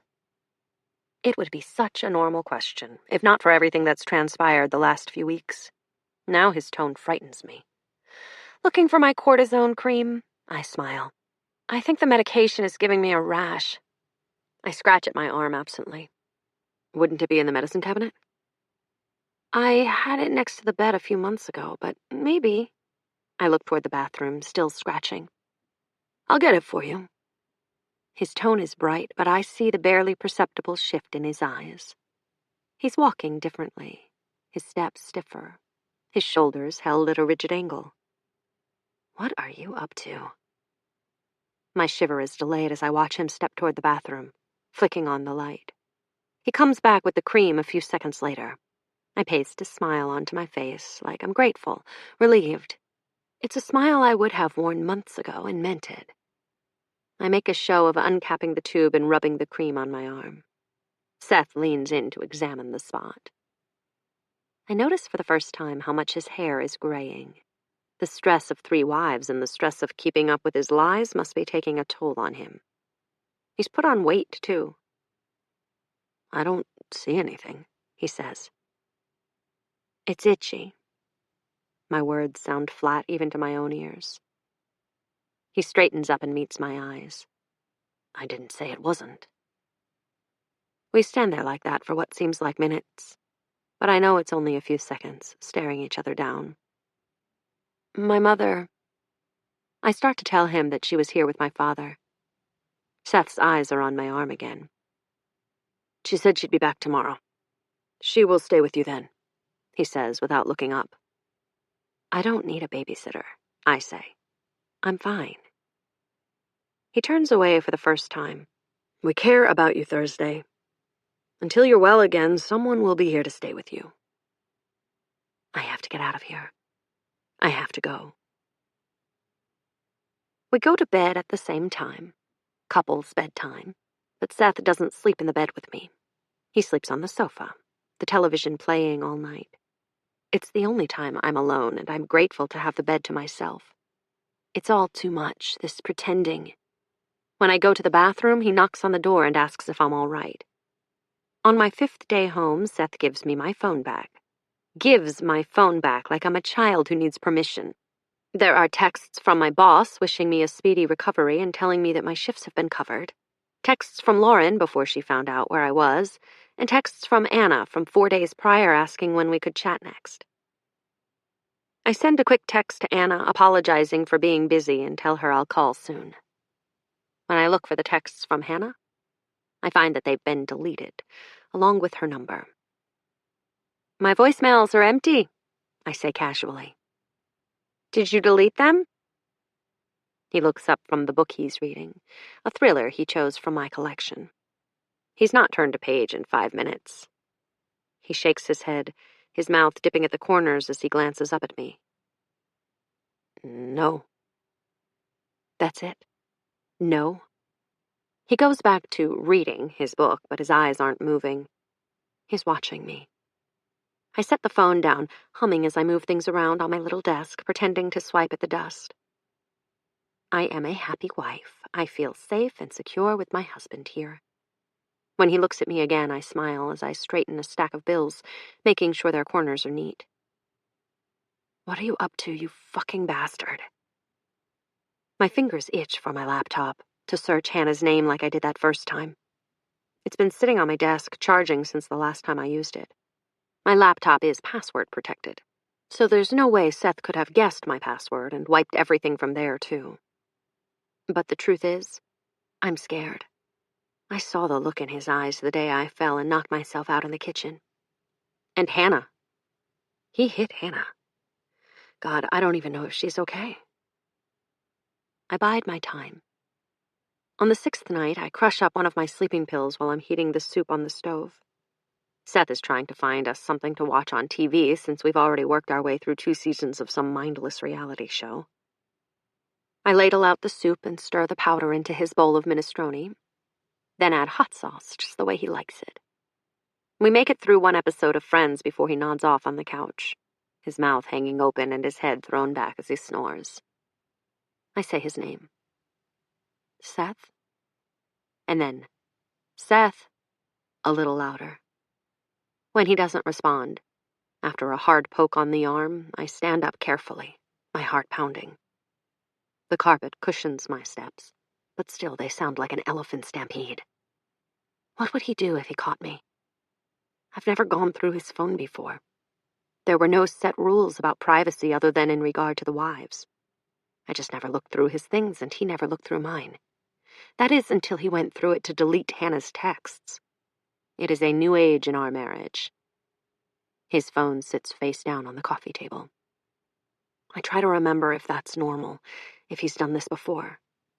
But no, his phone is always face up, open, and willingly exposed.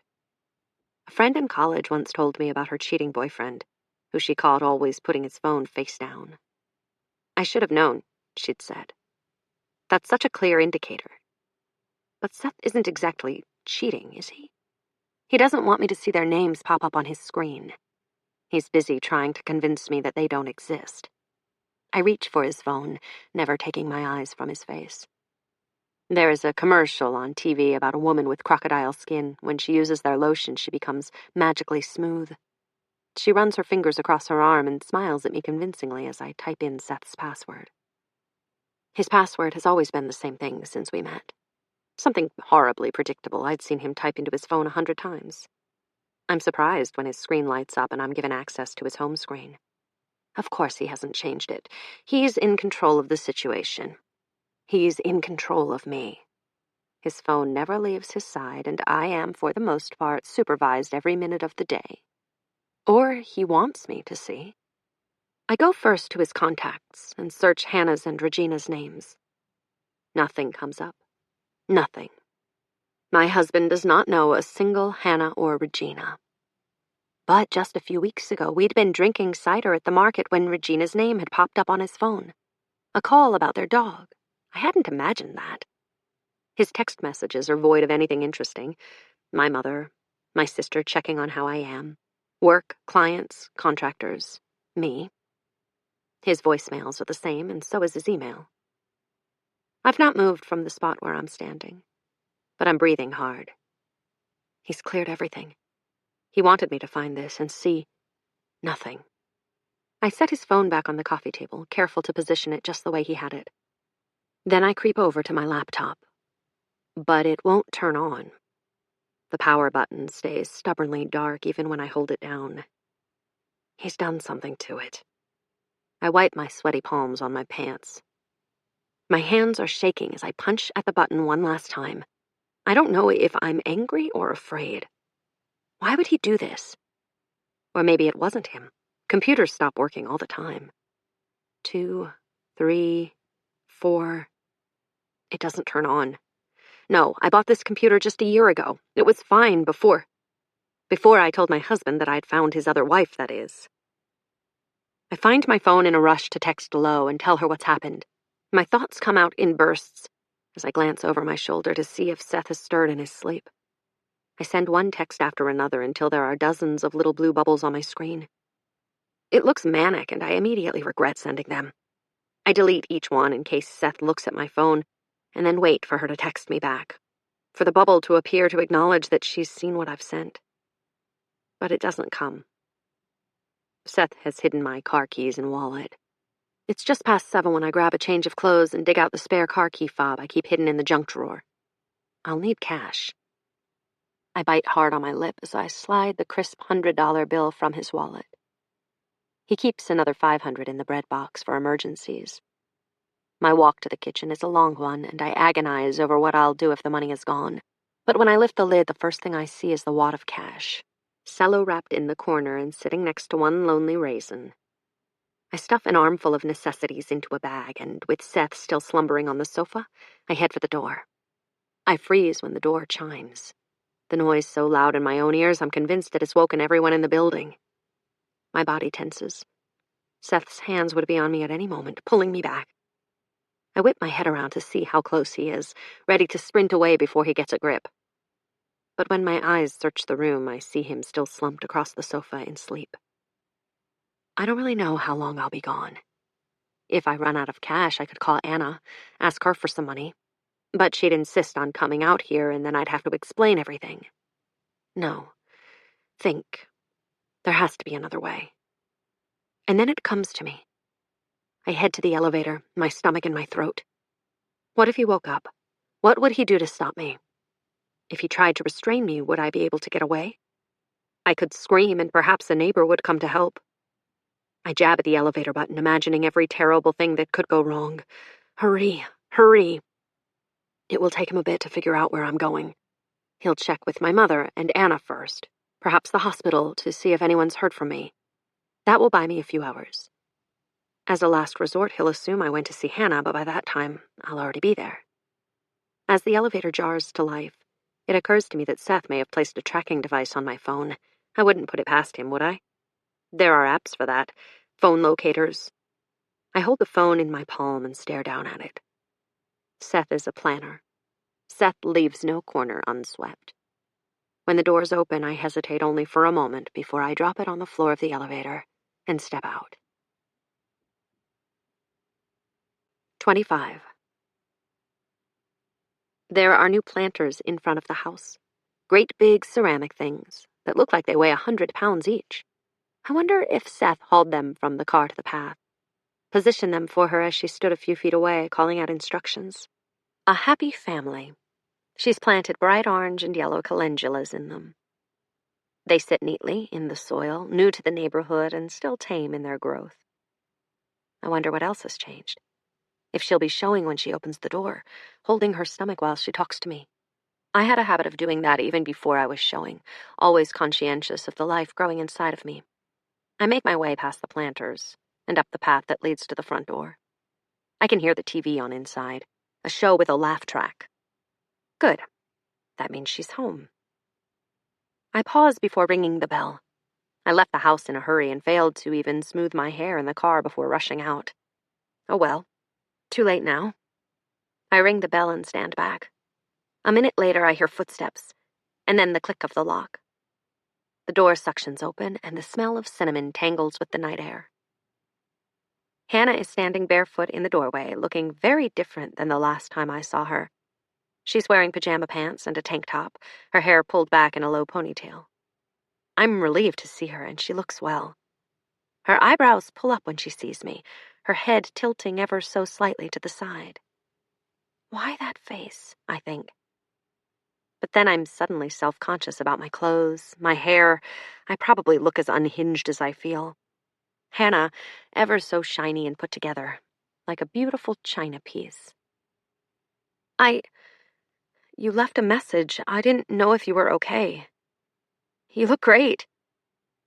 And then when she stares at me oddly, I add, I haven't had my phone. My voice catches in my throat. Something isn't right. Hannah's face is polite, but stony. The only indication that she's heard me is the slight widening of her eyes. The whites flashing before her lids drop, sleepy and low once again. I'm sorry, she says. I'm not sure I understand. Who are you here for? You, I say softly. I'm here for you. My voice is a wisp, unsure and quickly evaporated. I right my face, trying to look certain. She lifts a hand and touches it lightly to the spot below her collarbone. She's confused, blinking hard. I don't know you, she says. Do you have the wrong house? She looks past me to the street, as if to see if anyone is waiting for me or if I am alone. What house number are you looking for? I know most of the people on this street, she asks helpfully. My mouth opens and closes, and I feel a rush of cold prickling my skin from my neck to my heels. My breathing spikes and my eyelids grow warm. Hannah, I try one last time. She shakes her head. I'm sorry. Her voice is firmer now. She wants to get back to her laugh track show. I look around, up the street and down. There's no one outside, just the neat exteriors of the houses, windows lit by warm yellow light. I feel locked out, isolated inside of myself. The warm yellow light is not for me. It's for other people. I take a step back. It's me, Thursday, I say. I'm married to Seth, too. Her eyebrows draw together as she glances behind her into the house. I'm sorry, I think there's been a mistake. Let me get my husband, maybe he can help you. She's turning around, calling to someone inside. That's when I notice then that her hair isn't tied back in a low ponytail like I thought. Rather, it's cropped short. A pixie cut. Your hair, I say. Did you cut it recently? I notice her belly, too, the flatness. I almost lift a hand to my own in confusion. She looks afraid now, her eyes darting around for help.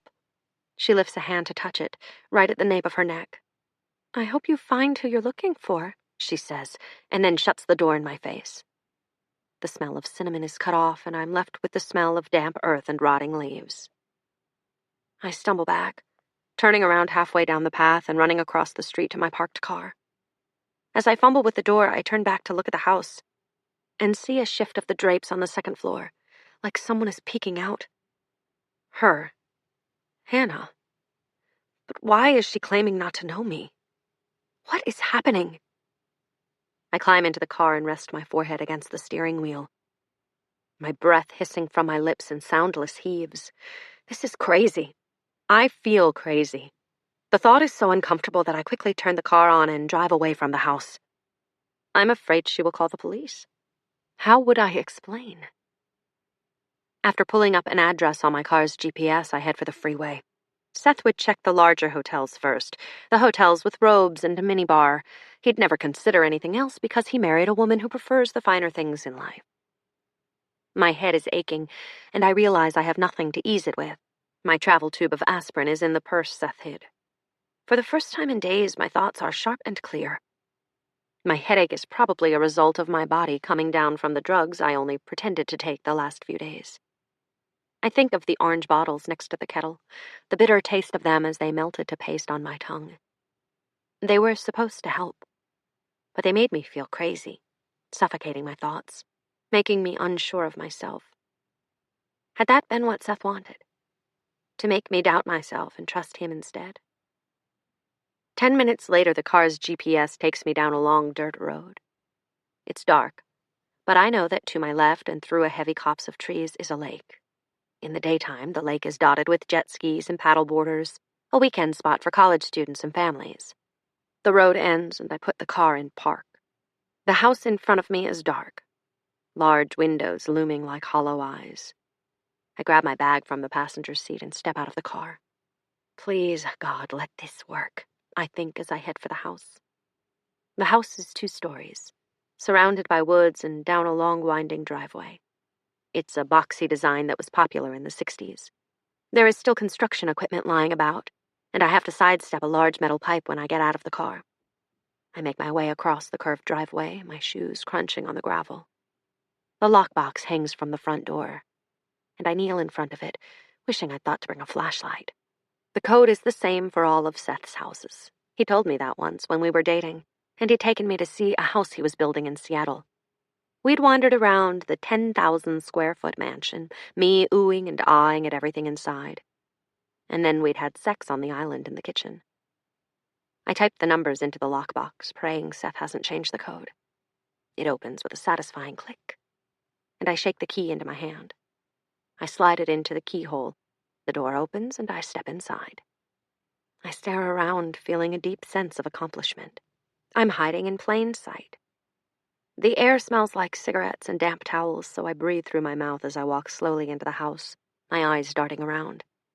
The Cottonmouth House, source of endless headaches. It's on 66 Cottonmouth Road, which is why Seth named it the Snake House. 4 months ago, the owner of the house had a stroke and was hospitalized. His son, not knowing what the fate of his father would be and unwilling to foot the bill himself, put the project on hold indefinitely. Seth has been frustrated by the whole ordeal and has complained about it often, which is why I have all the details memorized. I open the drapes, letting dull yellow moonlight stream into the small entry space.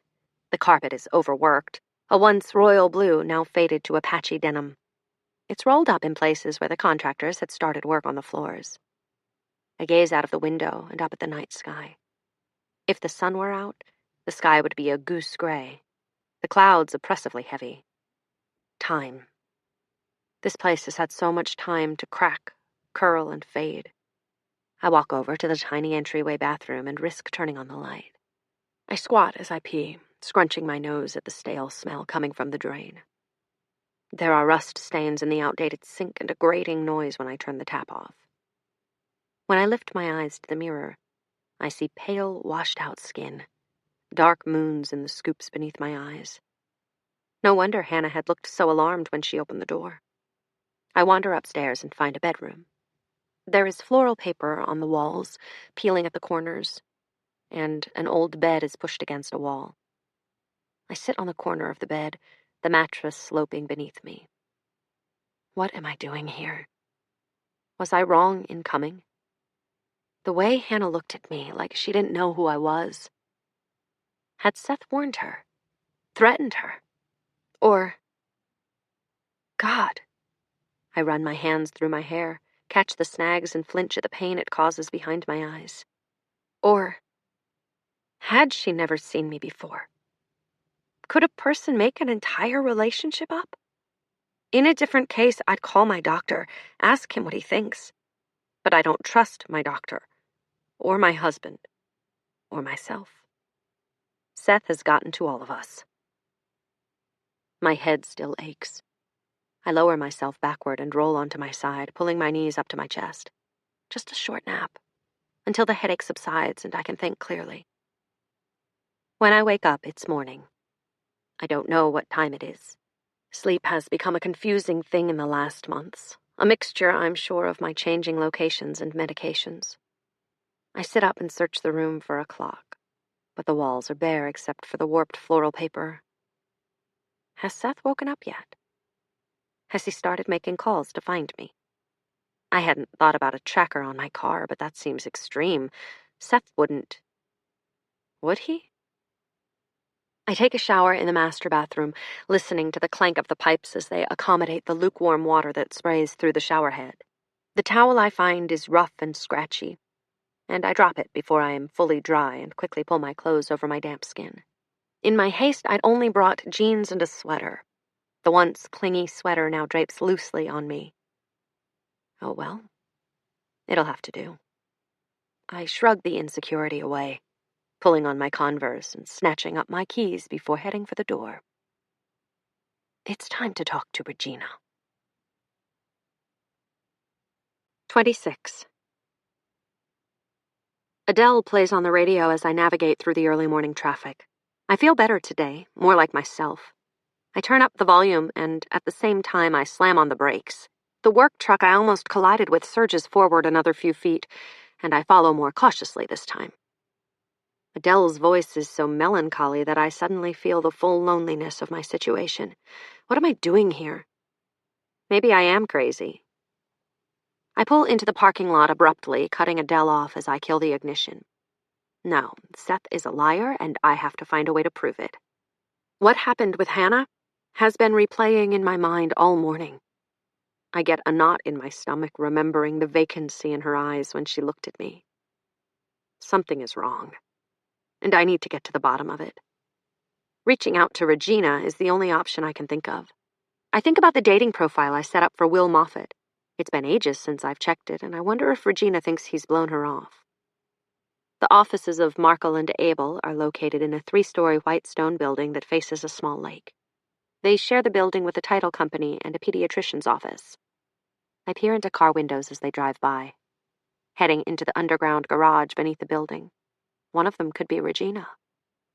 I consider cornering her in the garage, but that would accomplish little except making me appear unhinged. No, I need to do this the right way, the way I've planned. I tell myself this, but right before I get out of the car, I start to cry. They're mostly numb tears. I can't pinpoint if I'm scared or sad or angry, but they won't stop coming. I catch them on the back of my hand, drying it on my jeans. Something feels wrong, but I don't know what. I dry my eyes for the final time and swipe lip gloss over my lips, a poor attempt to look like a woman not falling apart. When I push open the doors of the building, I can hear the squeal of a toddler and the pounding of little feet. A second later, a tiny blonde human comes barreling around the corner, his exhausted-looking mother in fast pursuit. "Sorry," she says, scooping him up as he knocks into me. He cuddles into her arms, looking pleased with himself, and dips his head to her shoulder. A pang of something in my chest. But I push it away, smiling at her as she adjusts him on her hip and carries him back toward the doctor's office. I almost follow them just to see what will happen, then remember why I'm here. I climb the stairs to the second floor, slowing as I eye the glass doors. Behind them is a large sitting area, flanked with brown leather couches, elegant and masculine. To the rear of the room and directly in my line of sight is the receptionist's desk. A woman with a top knot and glasses has a phone pressed to her ear as she types something into a computer. I feel overly conscious about my too big sweater and scruffy jeans. I wish I'd brought something more appropriate. Pushing through the doors, I walk directly to reception and greet her with a smile just as her call ends. "Welcome," she says with practiced professionalism. "How can I help you?" "I have an appointment," I say. "With Regina Coeli." I pause, trying to recall the name I used when making the appointment. It feels like ages ago, not just weeks. "I'm Lauren Bryan." I clasp my hands at my waist and try to look bored. She briefly glances up at me before typing something into the computer. "I see that you missed your appointment last week, Mrs. Bryan." She frowns. "We don't have anything scheduled for you today." She looks at me expectantly. I lift a hand to my forehead and arrange my face into what I hope is a perplexed expression. I stutter. Tears fill my eyes as I lock my gaze with hers.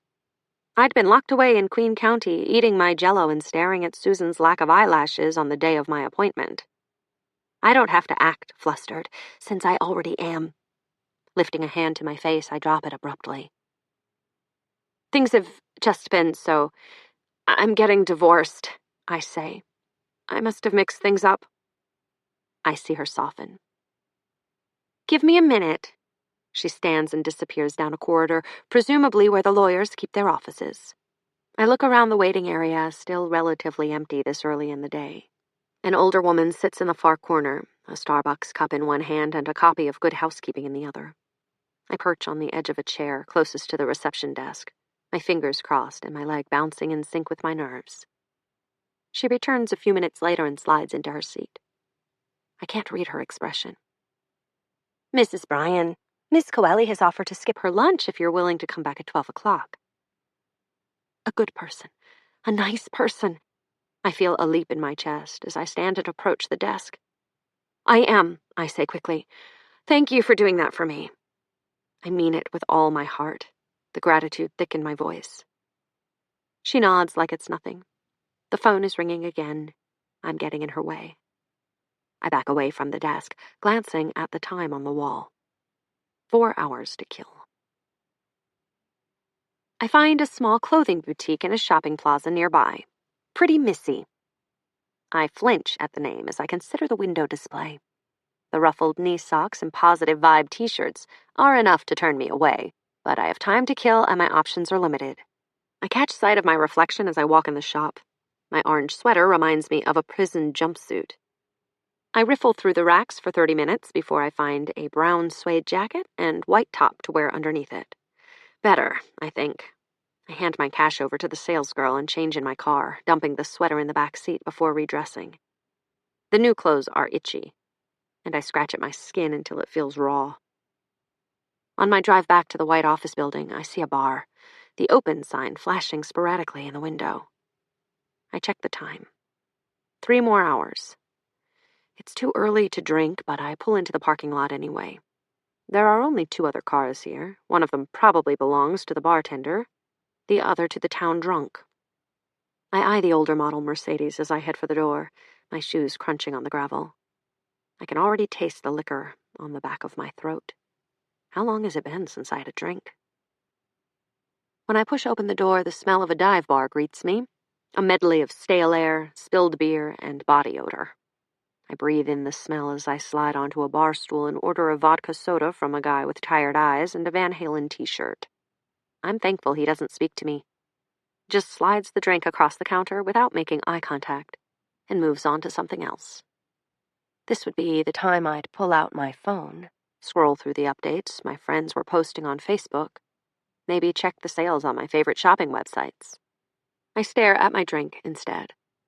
The true body language of someone who's sitting in a bar before lunchtime, and plan what I'm going to say to Regina. 27.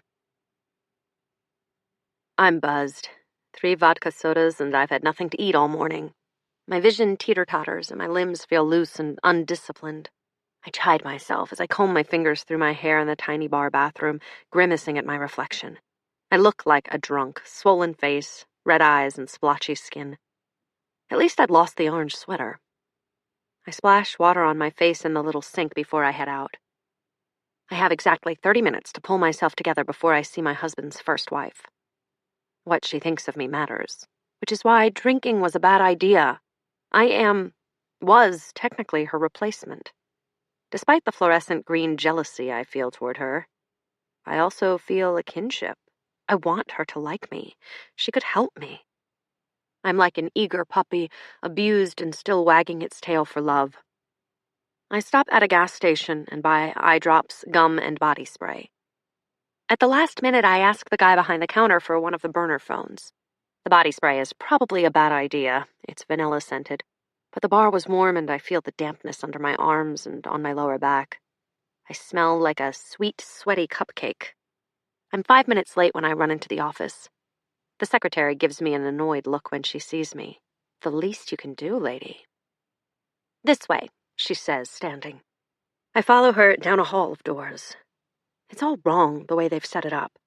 I'm reminded of high school, the long walk to the principal's office. I can smell vanilla and sweat coming off me in a mist. Regina is seated behind her desk, when the secretary knocks lightly and opens the door. She steps back without meeting my eyes, and allows me to walk past her. Regina stands as soon as she sees me. She's tiny, as Seth said, but much prettier than in her photos. I'm staring. I realize this when it's only the 2 of us in the room, the secretary having taken her leave. This is surreal. She motions for me to sit in one of the 2 leather chairs that face her desk. Instead of reseating herself, she walks around the desk and sits in the empty chair next to me, crossing her legs. I smell her perfume right away, the sleepy scent of lavender. I wither in my chair, as if by doing so I could pull back the vanilla/sweat smell. Can I offer you water or coffee? She asks. Perhaps tea? I'm fine, thank you. I push my hair behind my ears and straighten up in my chair. The principal mustn't know I'm afraid. I understand you're considering divorce. The cadence of her voice is mesmerizing. Deep yet feminine, like one of those old movie stars in black and white films. Purr. Not just considering, I say. And by the way, thank you for giving up lunch to see me. I realize that I missed my appointment. It was very kind of you. My mother always said that confident people didn't overthink or overthink. It's business, Regina says. Work now, food later, right? She smiles. So, tell me about your situation. I clear my throat. In the cuff of my sleeve, I can feel the price tag I forgot to pull off. I thumb the cardboard, pushing it farther up my sleeve. My husband is a polygamist. It's a statement meant to jar an average person. I'd often thought about blurting it out at other times to strangers or my colleagues just to see the look on their faces. Regina's face, however, remains the same. It's almost as if she hasn't heard me. She doesn't ask me to clarify or expound, and it's not until she says, Carry on. That I do. I am his legal wife. He has 2 others. She stares at me, hard. Are there children involved? I pause, thinking of Hannah, how she'd looked at me like she'd never seen me before when I rang her doorbell last night. The confusion and hurt in Seth's eyes when I told the doctor what he was. I feel a niggling doubt creep into my mind. You are crazy. You are crazy. You are crazy. His 3rd wife is pregnant, not very far along. And these other wives, do they all share a home with your husband? I shake my head. 2 live here in Portland. I live in Seattle. I search her face for any sign of recognition. Did she know as little about me as I had known about her? Do they know about you? She asks. I look long and hard at her face, the full lips lined and colored in cherry, the splattering of freckles across her nose showing through her makeup. It's now or never. This is what I came for.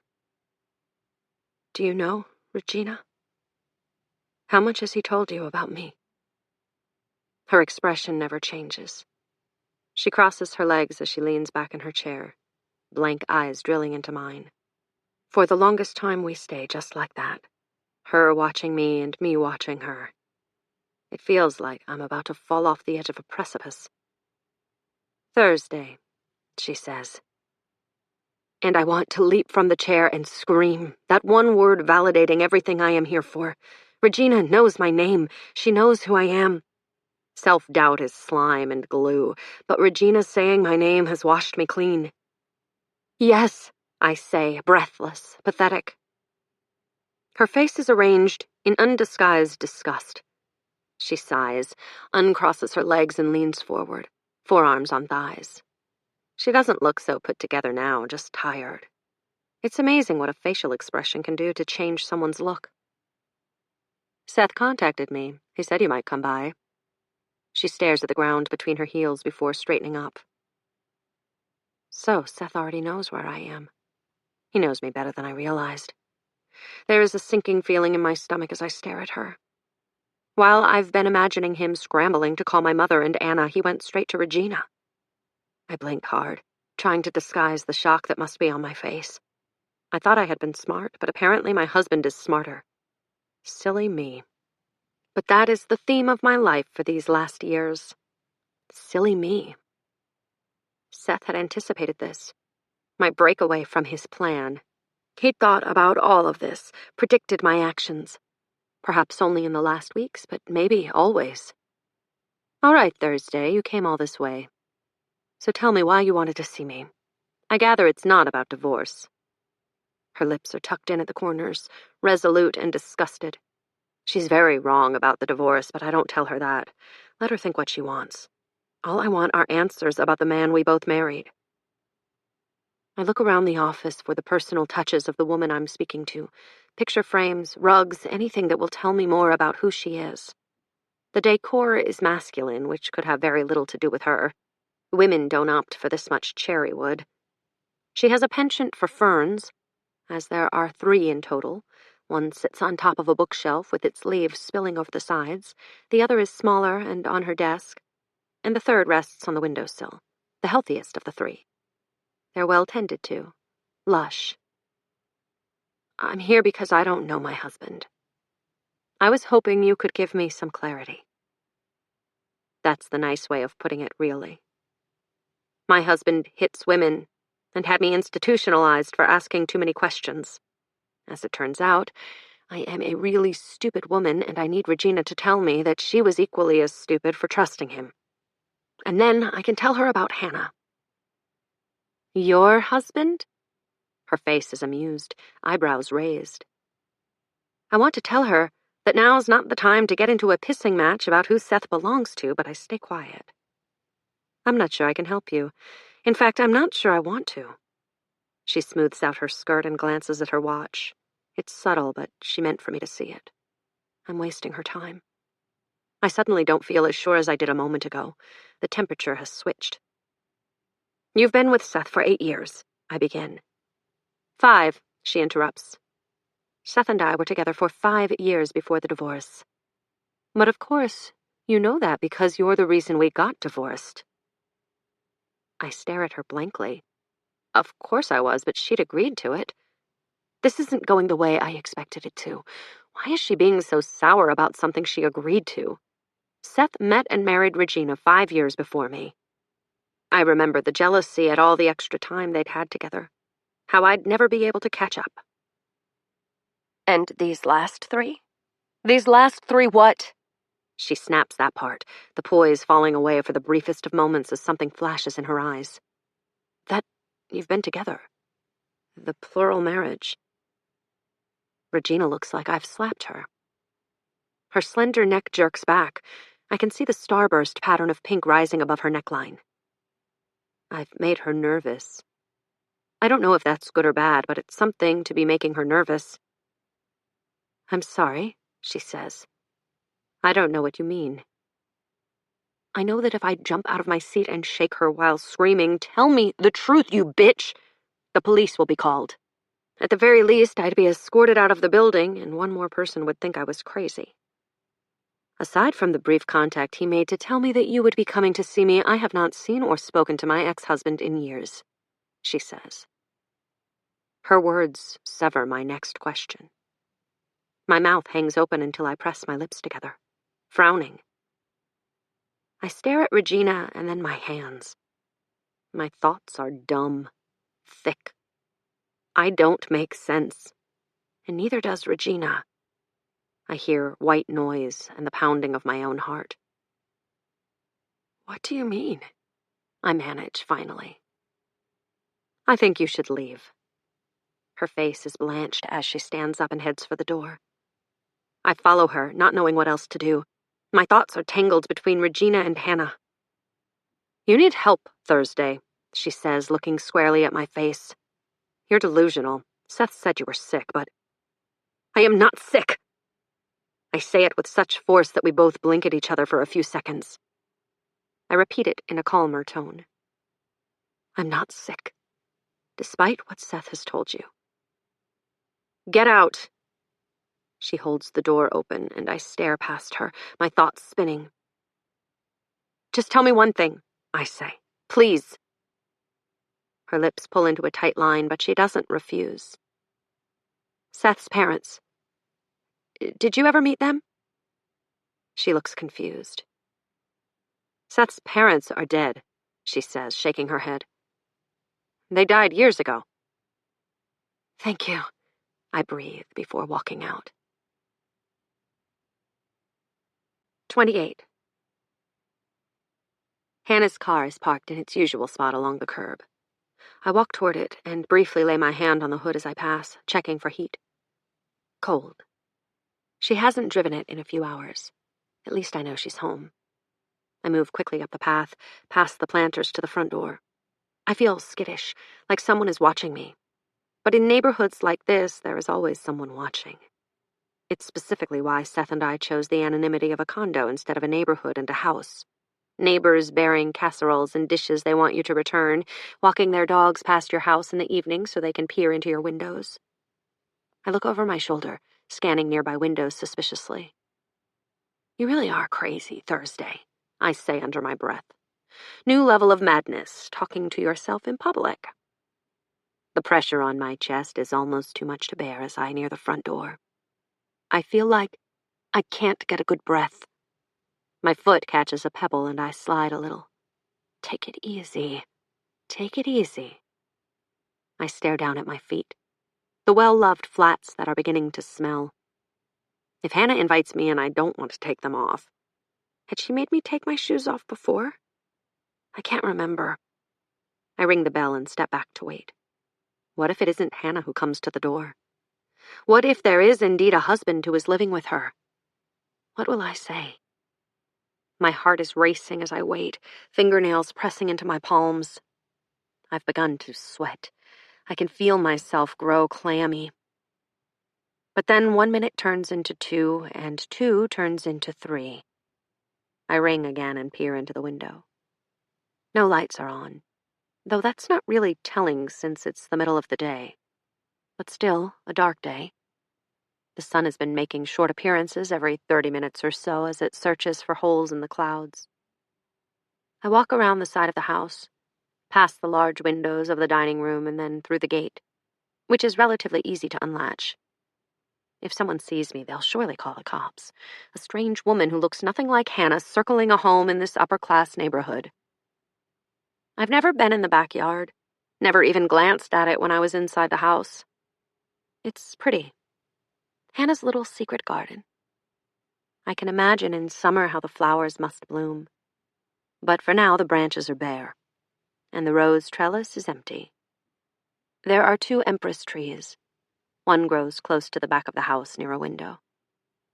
I peer inside, scanning the house for any sign of life, and notice that the window is open, the screen the only thing that separates me from the inside. "Hannah?" I call. "Are you okay?"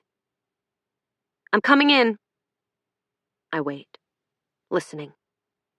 Nothing, not even a shuffle. I consider the screen. It would be easy to pop out. I'd done it before in my childhood home when my mother accidentally locked us out while watering the garden. The fact that the window is open means she hasn't gone far. Perhaps she took a quick run to the grocery store or post office. Since her car is parked out front, was it Seth who picked her up? I have to move quickly if I really want to do this. Before I can change my mind, I use my keys to pry the screen off and lower it gently to the grass. My hands are shaking as I pull myself over the ledge and lower myself into the living room. I wait for an alarm to sound, my whole body tense. But after a few seconds, when nothing happens, I take a few cautious steps forward. I don't recall ever seeing Hannah mess with an alarm. The house smells like someone's been cooking. I don't need to peek into the kitchen to know that Hannah was in the middle of something before she left. I take off running around the corner and up the stairs, my feet pounding loudly on the wood floors. The first door at the top of the stairs is the master bedroom. I push it open, my eyes scanning the room for... what? I run to the nightstand closest to the door and yank open the drawer. A box of tissues, a few paperbacks, Tylenol, the normal junk. There has to be a photograph of Hannah and her husband somewhere. I look in the dresser drawers, but they are sterile in their organization. Underwear, squarely folded in tidy rows.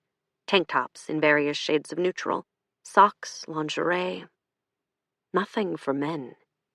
Where are his drawers? I move to the closet, a tiny walk-in, and eye the gem-toned sweaters and row of jeans.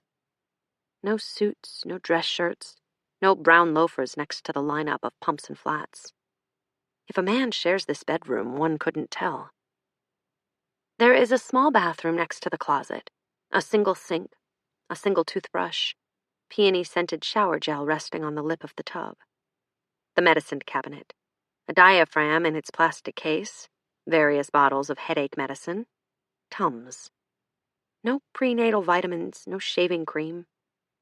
I scan the floor for Seth's dark hairs, so different than Hannah's blonde. If he'd used this bathroom, there would be hair. I was always sweeping it up in mine. Nothing, nothing, nothing. What is happening? I move to the next room, an office. A desk sits against the far wall, so unlike Hannah. It's modern and square with hard lines, something cheap from IKEA. A cup of pens, a stapler. I search for a bill, something with her name on it, or even his. It doesn't matter, I just need answers.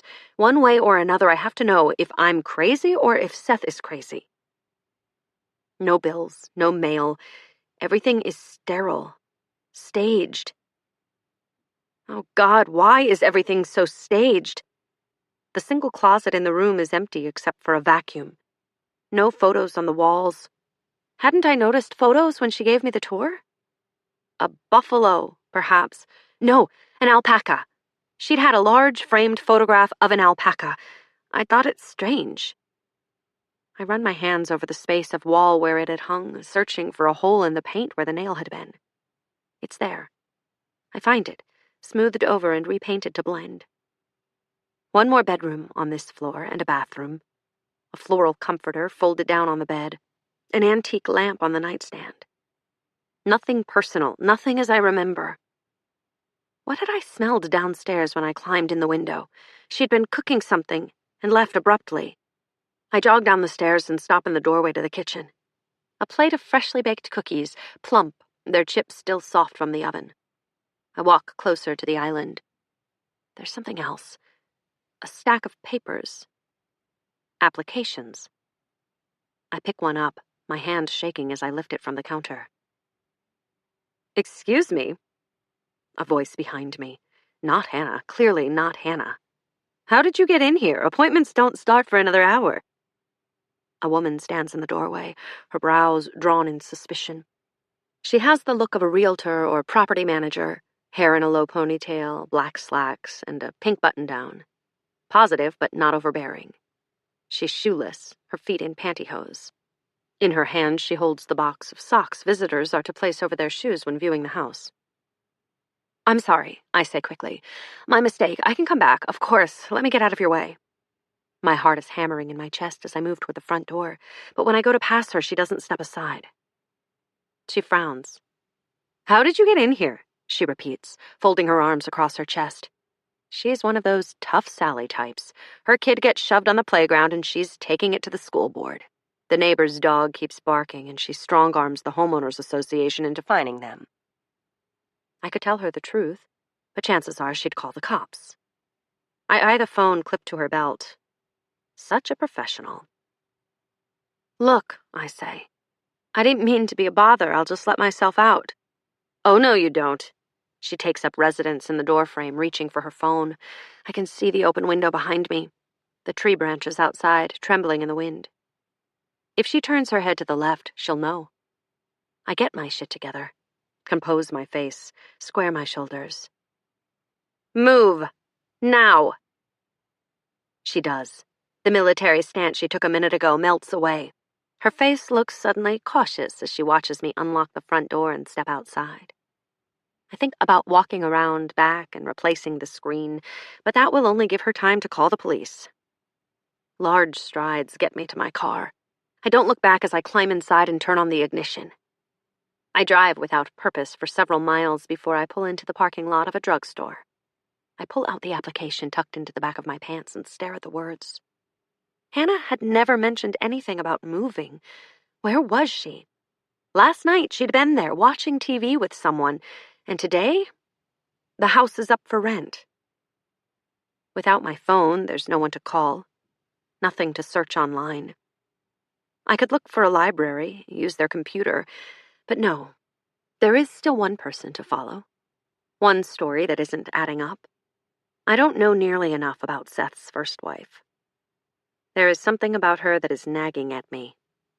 Something I can't place. I need to know more about Regina Coeli. For now, Hannah and Seth can wait. 29. I am not crazy. Seth is playing dumb, and Hannah has conveniently disappeared, which leaves me with one option. Regina Coeli. She knows something. I'm convinced of it. She wouldn't have been so eager to get me out of her office if she didn't, claiming she hadn't seen or spoken to Seth in years. But I was there the night she texted him while we were at the market. I'd seen her name flash on his phone. She'd claim it was a courtesy call about their dog. There was something about the careful way she'd worded everything. It was practiced, planned. They'd come up with it together to make me look crazy, but why? And what was Hannah's involvement in all of this? My stomach clenches at the thought of Hannah. I'd knowingly deceived her by not telling her who I really was. If Seth told her who I was after he found out what I'd done, I wouldn't blame her for being afraid of me. But would she really put the house up for rent because Seth's other wife had found her? Maybe Seth made her pack up and put the house up for rent when he thought I would keep talking about his polygamy. But why? He isn't legally married to either of them, and in no danger with the law. Plenty of men have affairs. There's no punishment for fucking women outside of one's marriage. Has it been to protect his reputation? The business? Seth has never been the type of man who cared about what others thought of him. But then plural marriage struck up images of Warren Jeffs and dusty fundamentalist compounds in Utah. Things no businessman in their right mind would want to be associated with. Would he go to these extremes just to protect his reputation? That's what I need to know. Before I can make my plans, I need to know what theirs is. I'm strangely optimistic as I weave my car through end-of-the-day traffic toward the white stone building where Regina is wrapping up her day. I will not leave without answers. I imagine she's on the last of her clients, or second to last, since she works long hours.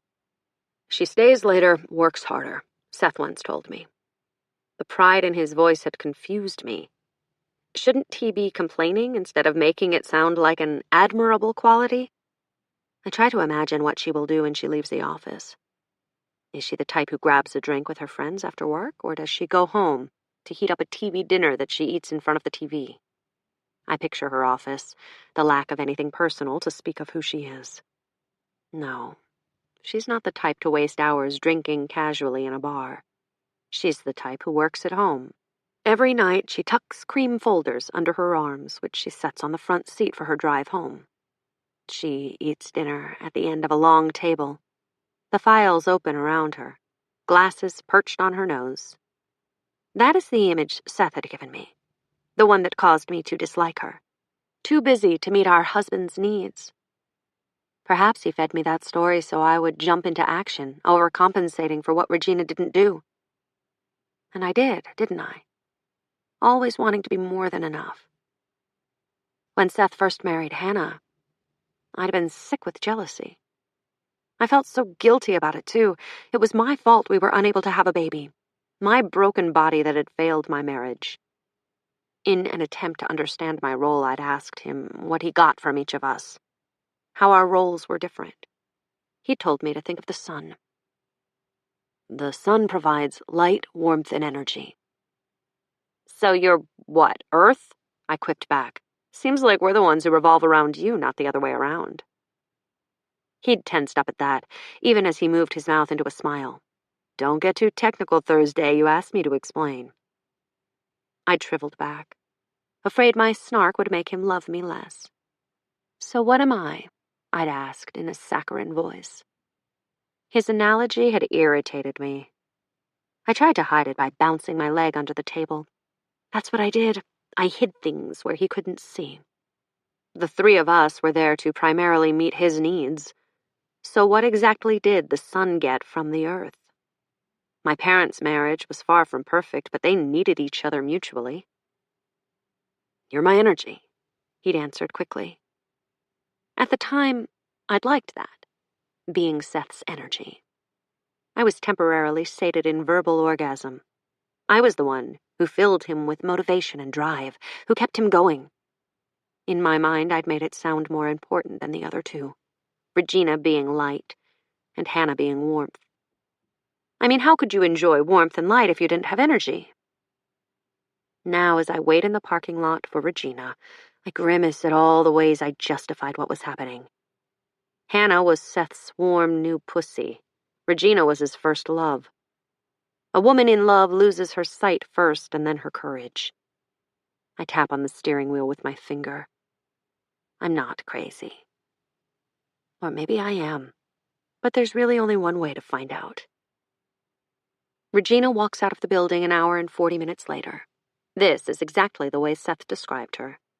She outstayed the secretary, who left over an hour ago, racing out of the parking lot in her Ford like she had a million better places to be. I watch as she walks briskly to an older model Mercedes, her briefcase held stiffly in her hand. The car has seen better days.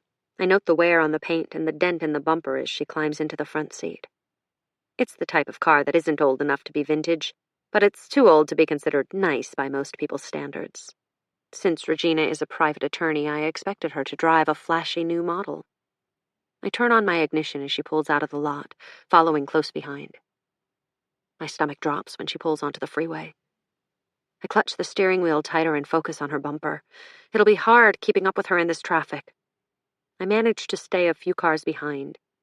And when she veers off the highway, I'm right behind her, my heart beating hard. Several people honking at me. 10 minutes later, after trailing her through a dull suburban neighborhood, she pulls into a dingy apartment complex called Marina Point. There is no marina in sight. Just blocky buildings with hard edges painted prison gray.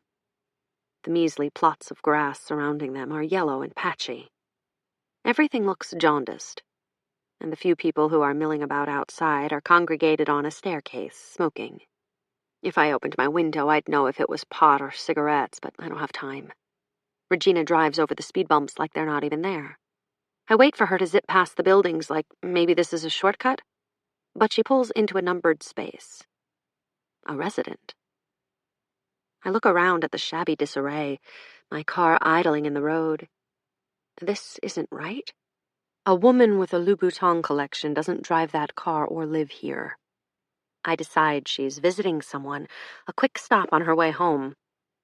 Maybe she's dropping papers off to a client. But when she gets out of the car, she takes her briefcase and folders with her, struggling to hold on to everything while she locks the car manually. I have to be able to see which unit she goes into.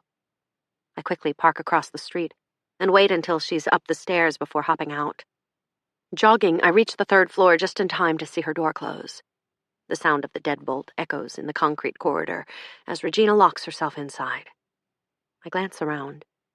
There are no welcome mats, no plants decorating the doorsteps, just 4 empty doors, their numbers displayed beside them on cheap plastic plaques. A place of last resort. I stare solidly at her door for several minutes. 4L. And then I knock. Her face is bare when she opens the door. In the few minutes she's been home, she's already washed off her makeup.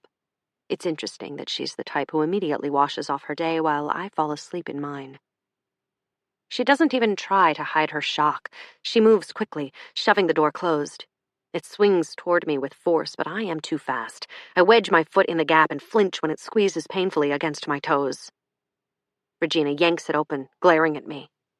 Without her makeup, she looks like a child, an angry, insolent child who isn't getting her way. What? What do you want? She holds the door, trying to keep me out, red nails sharp against the peeling gray. You know what I want, I say. And then I do something I am even surprised by. I push past her and enter her home without invitation. She turns her body to face me, her mouth slightly open. I see her eyes search around the room, looking for her phone. Who will she call? Seth or the police?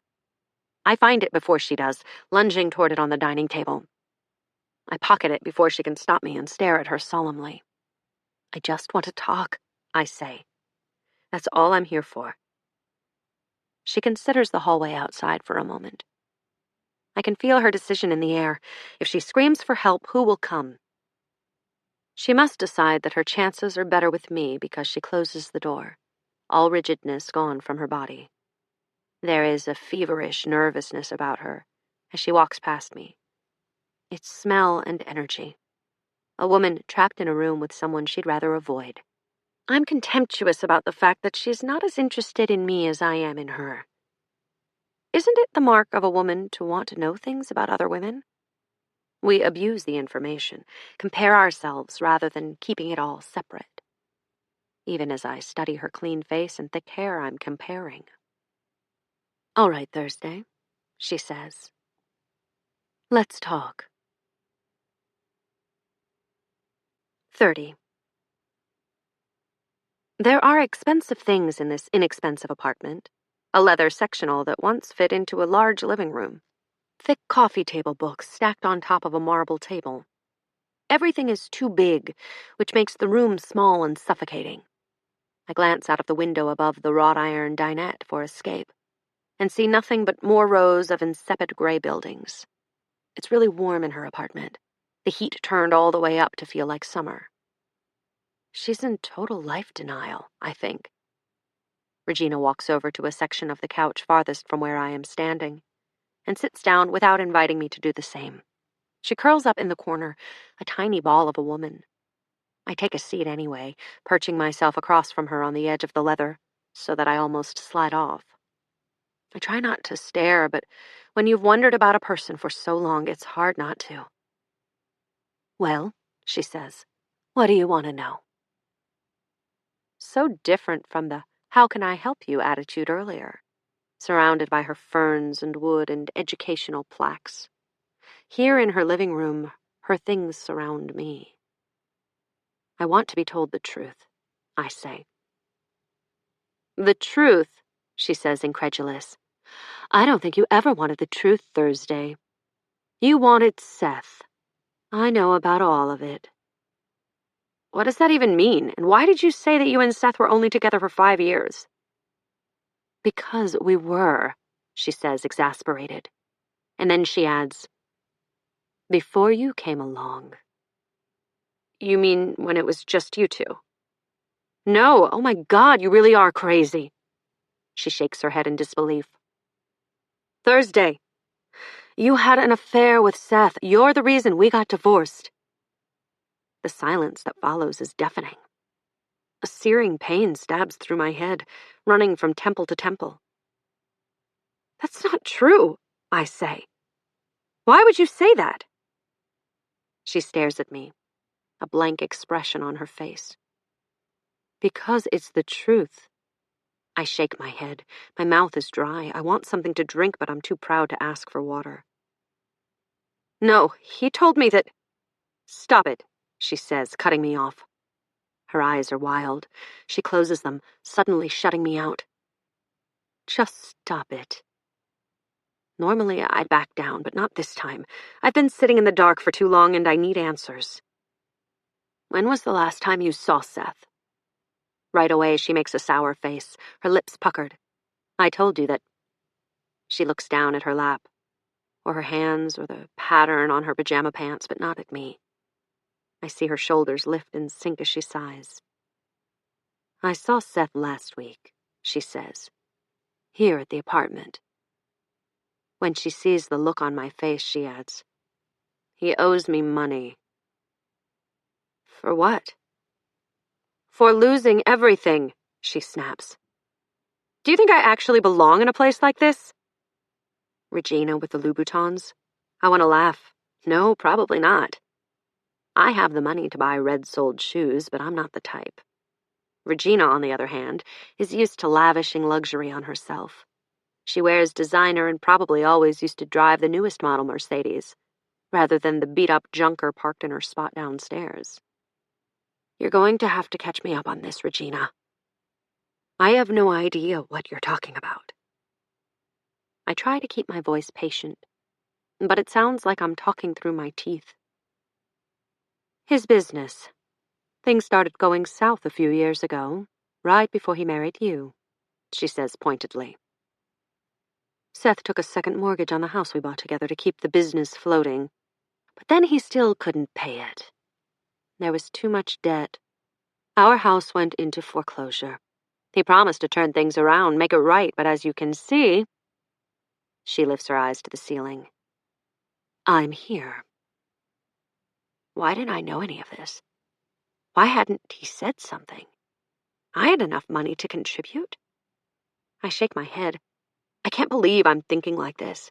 Even now, sitting across from his other wife after being institutionalized, I'm thinking about how I could have helped him.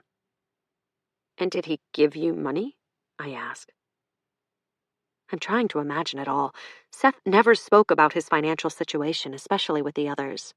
We have separate accounts, though I'd given him a joint debit card to mine when we were first married. I'd always assumed it was the same for them.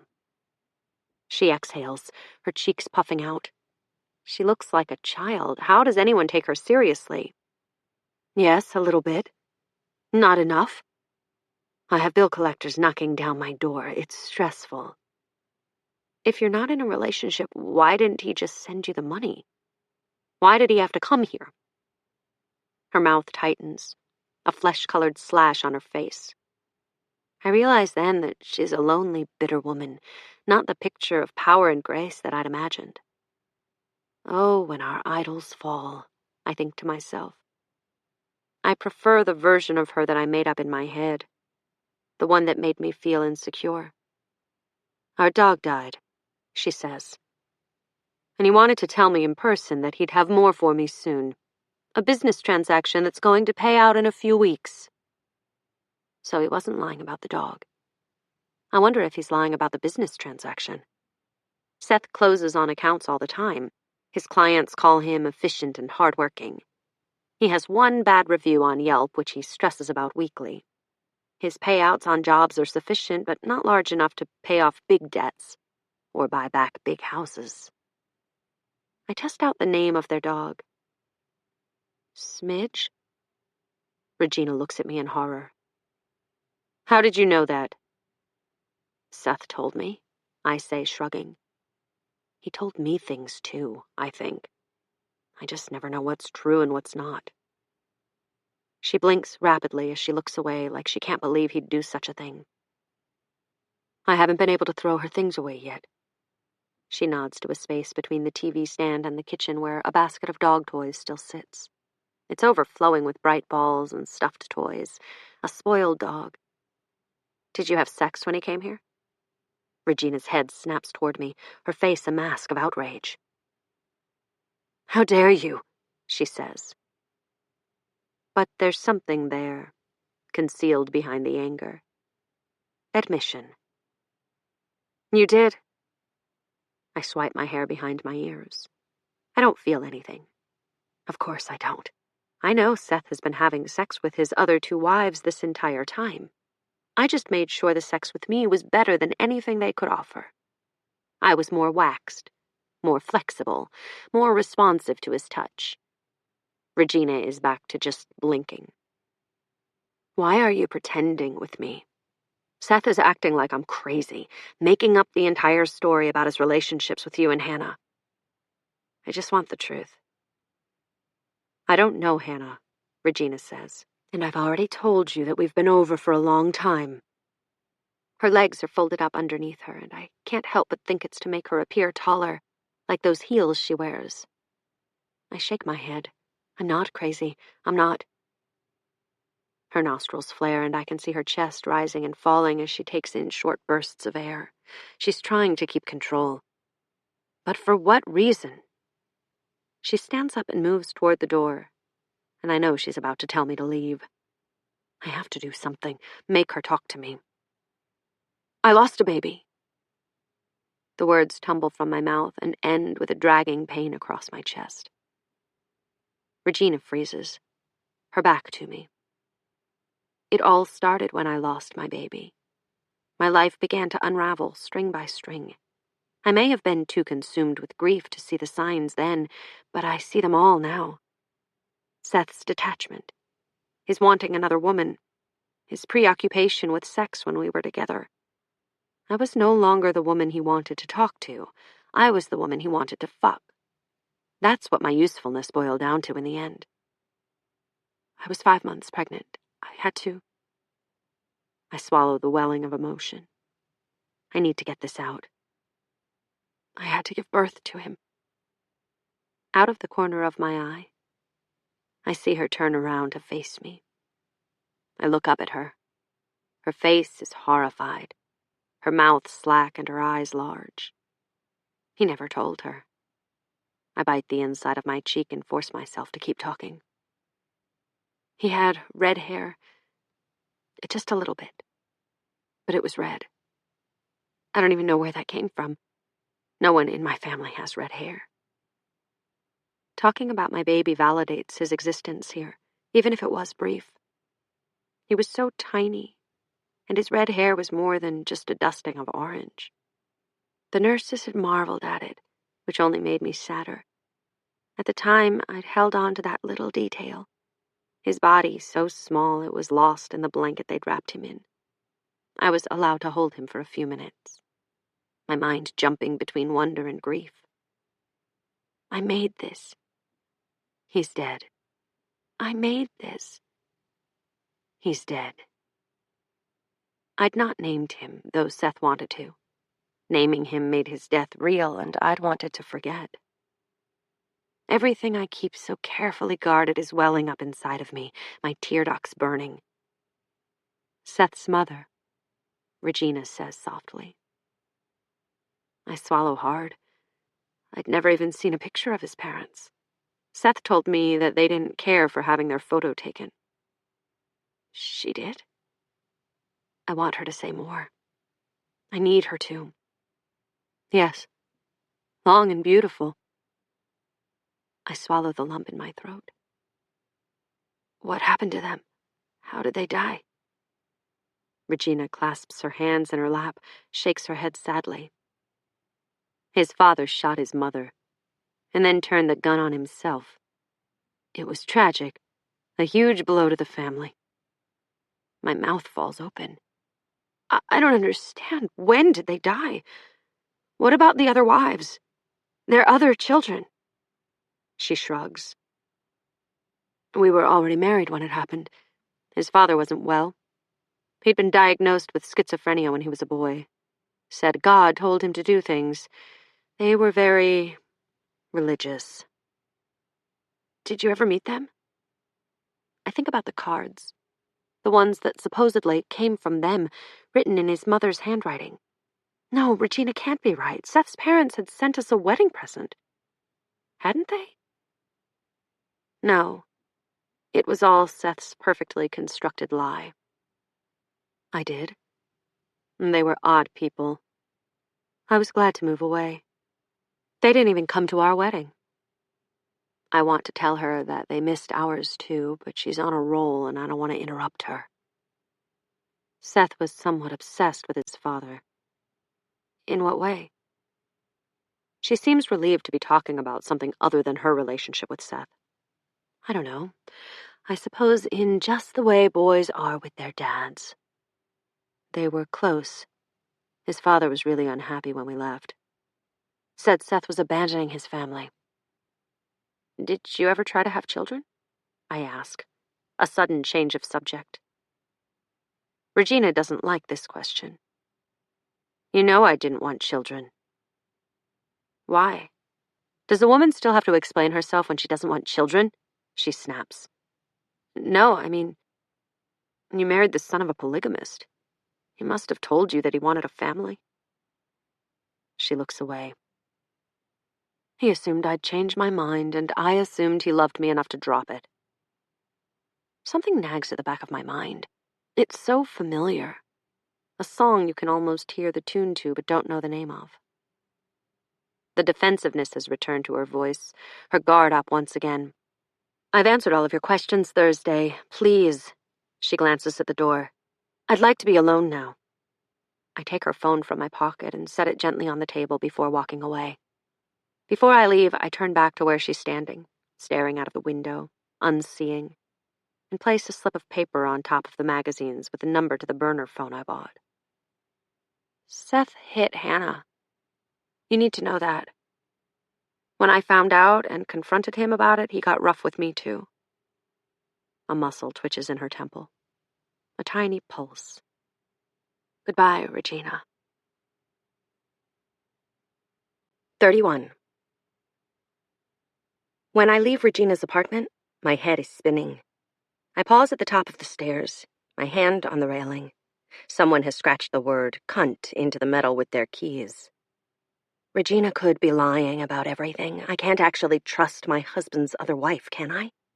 Could it be that Seth lied to her too? Lied about me and our relationship? I thought that perhaps he was keeping things from his shiny new wife, Hannah. But maybe he kept Regina in the dark too. Had he lied to us all? Who was this man? Had I loved him so unconditionally that I'd gouged out my own eyes? Seth, who told me that Regina didn't want children, and that's why he sought out a second wife. Seth, who never told Regina that I'd miscarried our baby. There are so many secrets, and I've been blind for too long. It makes me feel sick that I've allowed all of this to happen. I need to speak to Hannah. Make her tell me what's going on. Where has he hidden Hannah? I drive back to the Cottonmouth house, feeling worse by the minute. My stomach makes a loud appeal for food. When was the last time I ate? I pull into a drive-thru and order a sandwich and a soda, but when I unwrap the foil, the sight of it makes me feel ill. I throw it away, sipping delicately on the Coke. I'm feverish, my face clammy and warm. I stumble into the house, my head spinning. The empty walls swim around me, and the smell of paint and rot makes me gag. Suddenly, I don't want to be here. I'll sleep just a few minutes. Enough to make me feel better. I duck into the room and lock the door behind me. It's only 8 o'clock, but my body aches from exhaustion. I crawl into the stale-smelling bed, my eyes heavy, and I sleep. Thursday? I sit up in bed, groggy, and reach for my cell. It's not there. I can't find the time. I'm holding a phone to my ear, and someone is saying my name. That's right. I'm in Portland. I left my cell phone in the corner of an elevator. This is a burner. Yeah, I say, struggling to untangle the sheets and sit up. Who's this? A woman says my name again. Thursday. And then, it's Regina. Suddenly I'm wide awake, my senses on full alert. I throw my legs over the side of the bed and stand up. What's wrong? Has something happened? No. Her voice is uncertain. I pace the tiny space to the window and back to the bed, the strange phone clumsy in my hand. Seth knows you're here. I told him you came to the firm. He's looking for you. I sit down abruptly. I'm not surprised, but how long until he tracks me down? Why are you telling me? There's a long pause on her end. I can hear her breathing into the phone, clogged breath like she's been crying. Can we meet somewhere to talk? When? Now, she says. There's an all-night diner 2 blocks from my apartment. It's called Larry's. I can be there in 30 minutes. All right, I say cautiously. How do I know I can trust you? I don't think you have any other choice. She hangs up. She's an attorney. She's used to getting the last word. I hang up the phone and begin searching for my clothes. The only thing relatively clean is my orange sweater. I pull it on and slide into my jeans. My hair is a dirty mess. I brush it into a quick ponytail, splash water on my face, and I'm out the door 5 minutes after Regina's call ended. It's only when I turn on the ignition to my car that the dashboard lights up, and I see that it's 4:30 in the morning. What would possess her to call in the middle of the night? I'm seated in a booth in the nearly empty Larry's with a cup of coffee in front of me when Regina walks through the doors. She's wearing jeans and a sweatshirt, her hair in a knot on top of her head. She could be mistaken for a college student. She has a backpack slung over a shoulder. Not the kind you run away with, just the kind you use as a purse. I watch as she surveys the diner, looking for me. My breath is jagged. I lift a hand as her head turns my way and she catches my eye. She takes her time working her way over to where I am, and I have the feeling she's questioning her decision to come here. She slides into the seat across from me, slipping her arms out of the backpack. I notice right away that her eyes are swollen and red. She takes a minute to settle in, fussing with nothing before looking up. She is here, I realize, to unload a burden. Same as her, she barks when the server approaches our table. I smile at him apologetically as he hurries off. It makes her angry, to be honest. A hazard of her job. She reminds me a little of my sister, bossy and so sure of herself that she comes across as irritated with everyone else. My sister and I are so different. Our relationship has always felt tepid, something we could both do without. So for the sake of our mother, we try to see each other at least once a month, which usually ends up being an awkward dinner. We document the night with an overly enthusiastic selfie that we then text to our mother. She gets so excited that we're hanging out that it makes the whole ritual more bearable. I decide to keep the upper hand and be irritated with her for being irritated with me.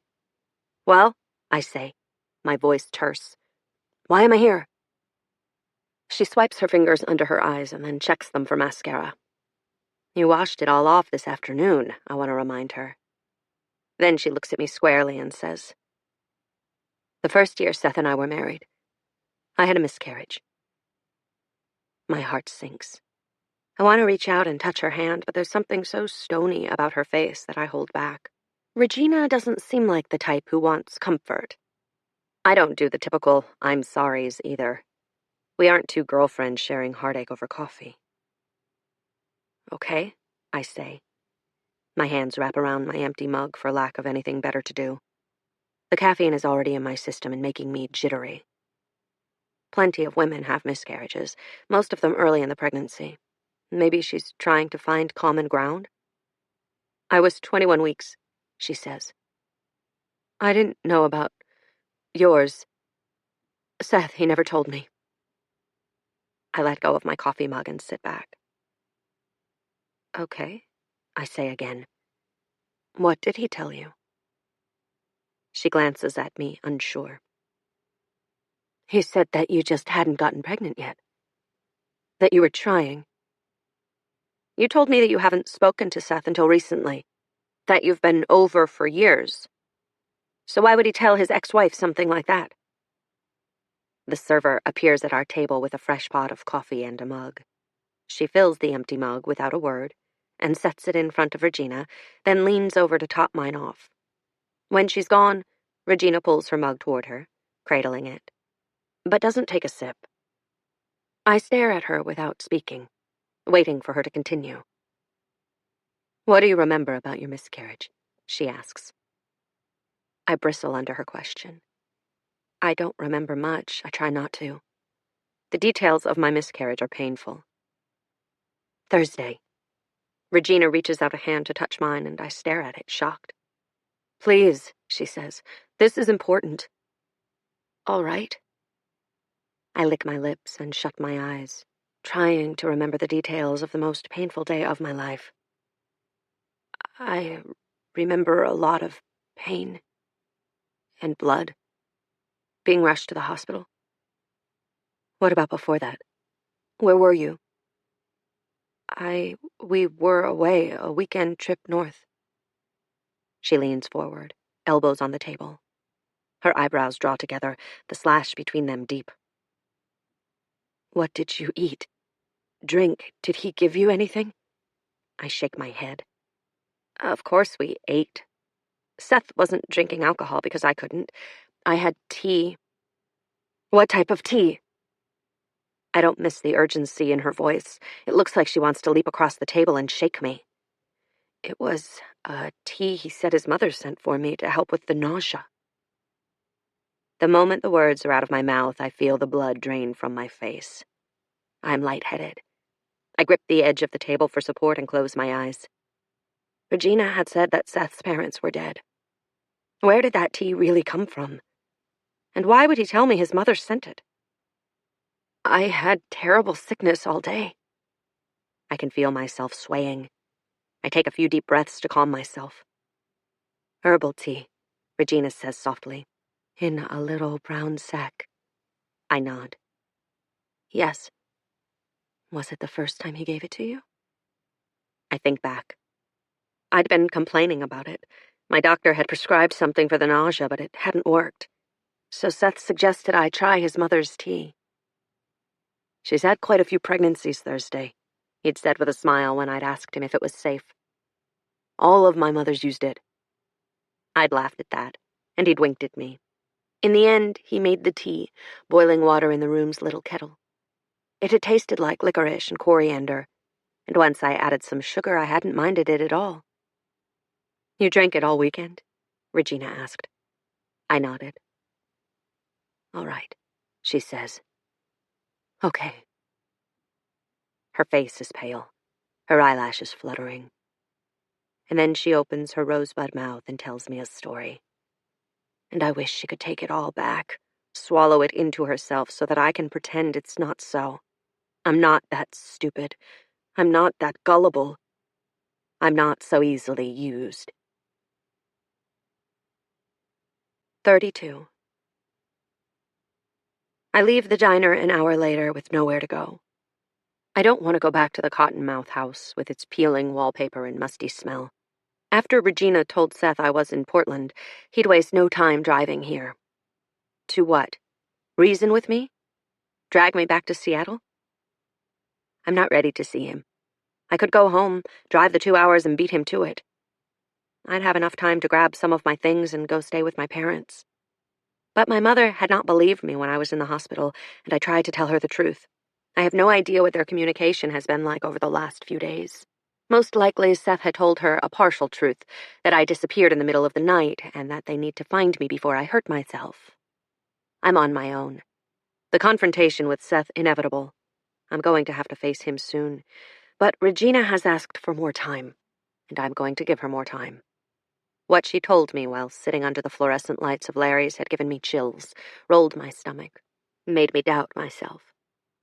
My coffee had grown cold, a film appearing over the top as I slouched in the booth and listened to the dry recounting of her experience.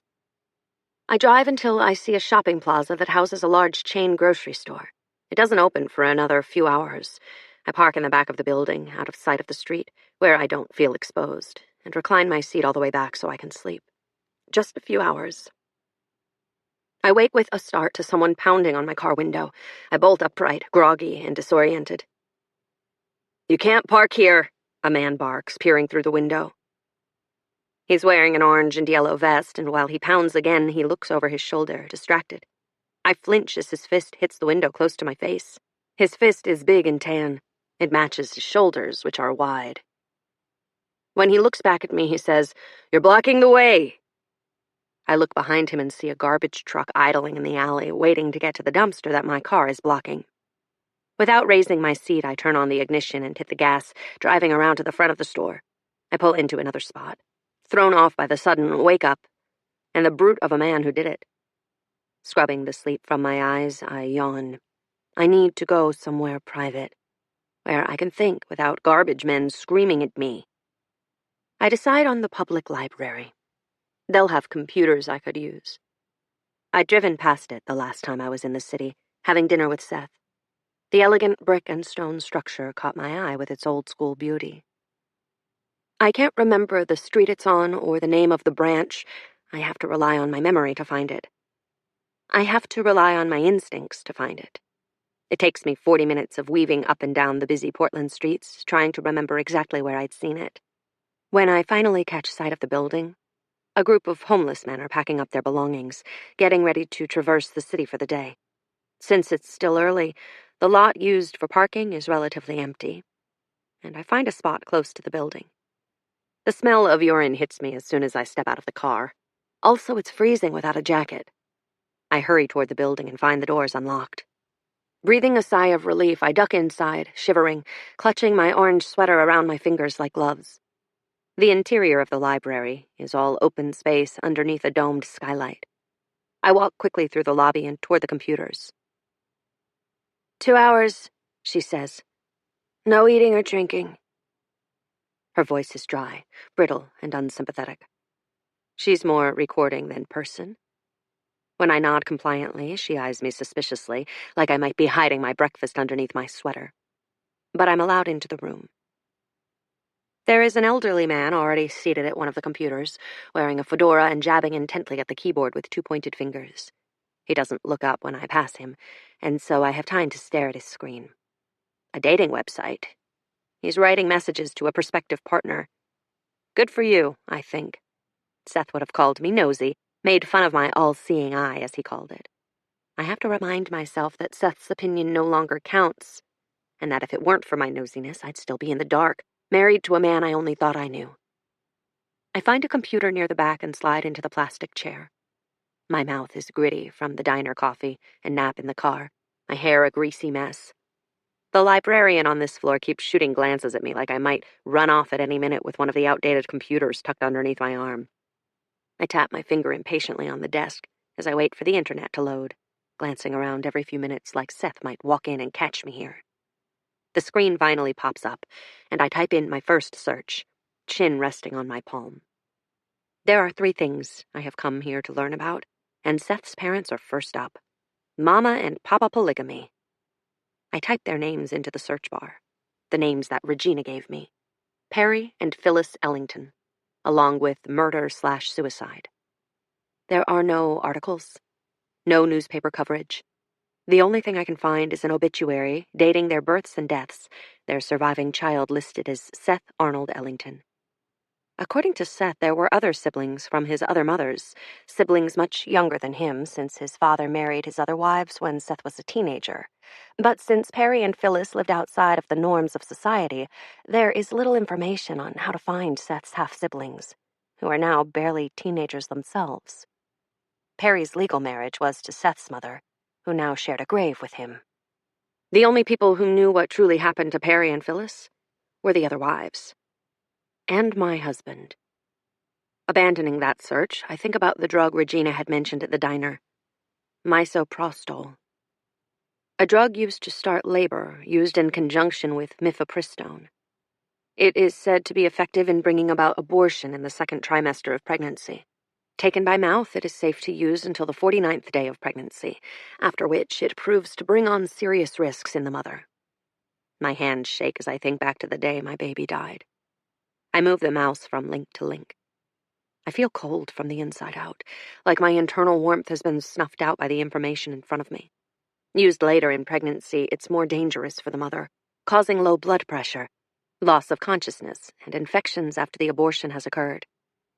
I let go of the mouse and lean back in my chair, covering my eyes with my palms.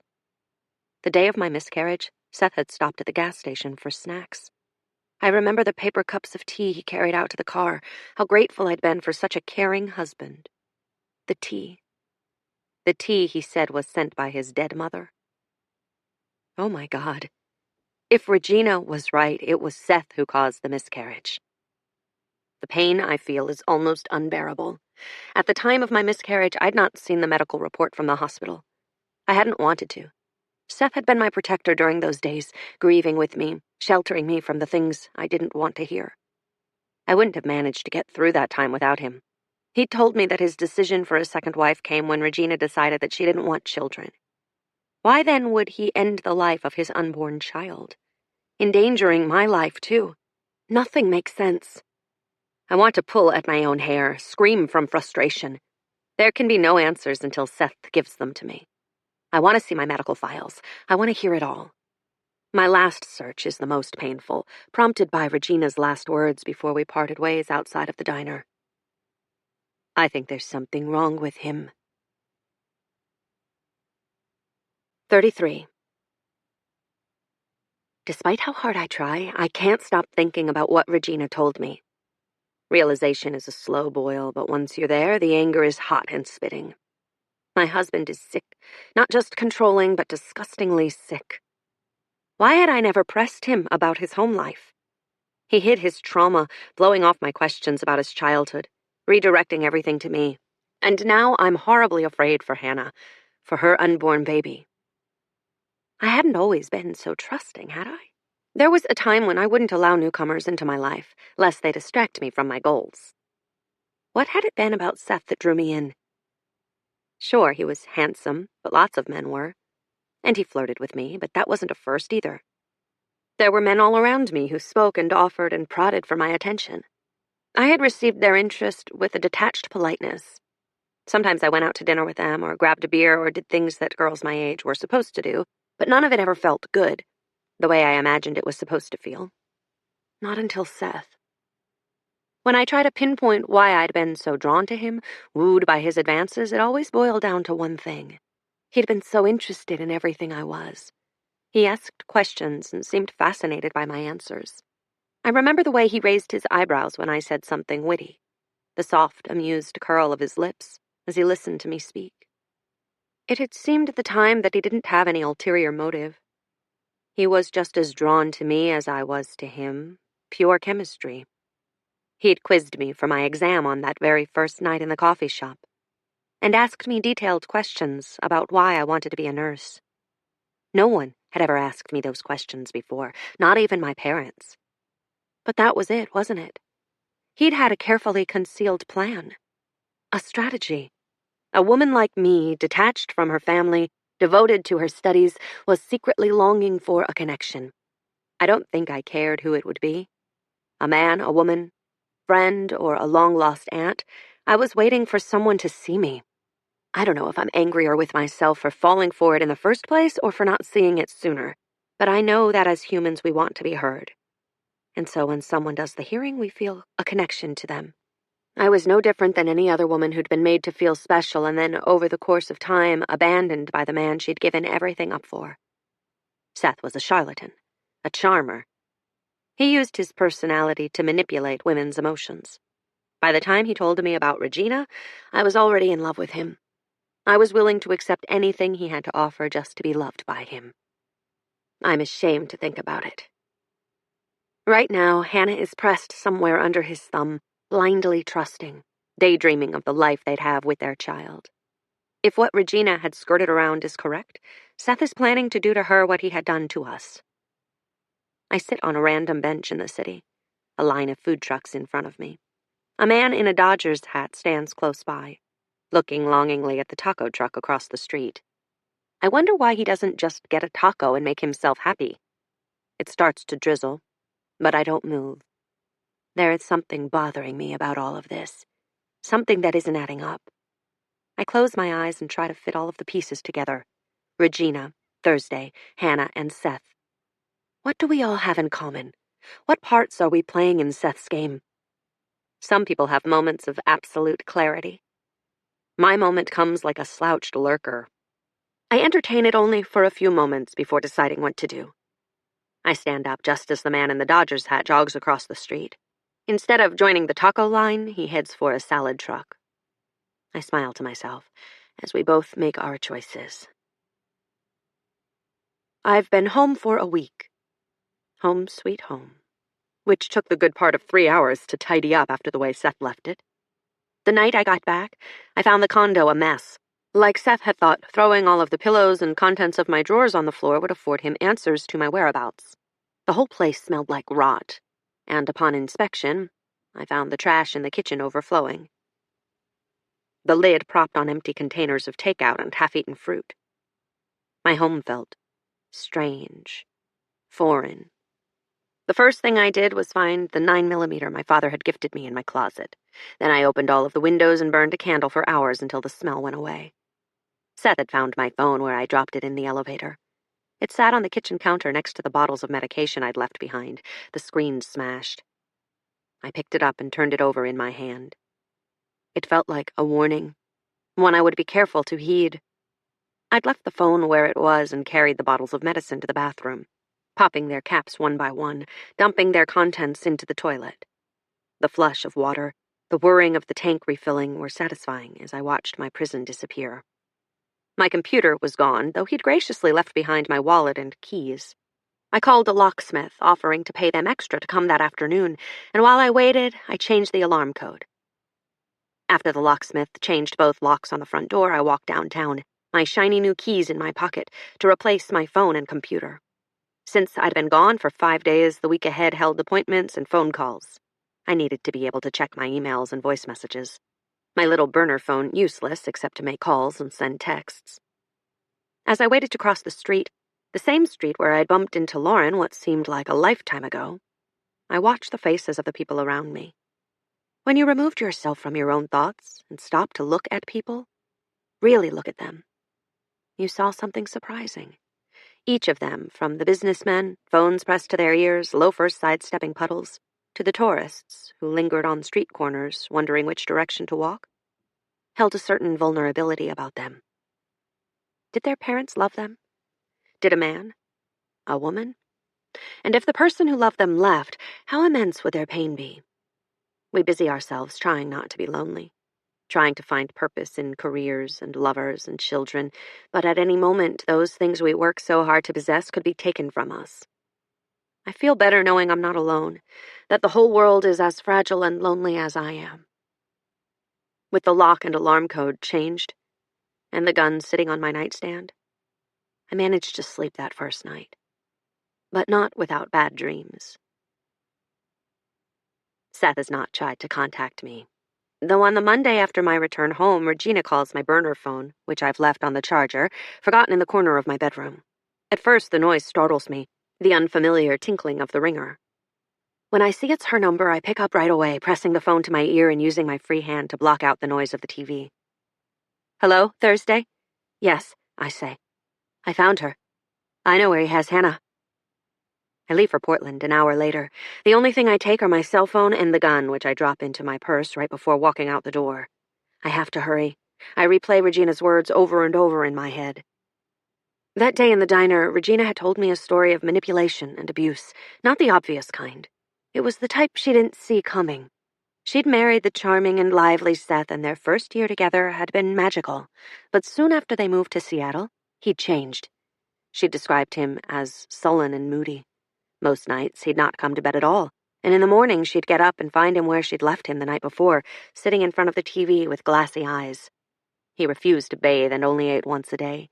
It began to scare her, and she encouraged him to get help. Seth told her he was struggling with depression and promised that things would get better soon. He started working with Alex, building the company. And things did seem to get better for a while. It was by accident that she saw the emails from his father. Seth had forgotten to close out the window, and when Regina sat down at the computer, she was able to see them all. She said the emails were sent before Seth's father had killed his wife and then himself. The emails were convoluted. His father raved about conspiracies the government had to kill him and his wives and take his children.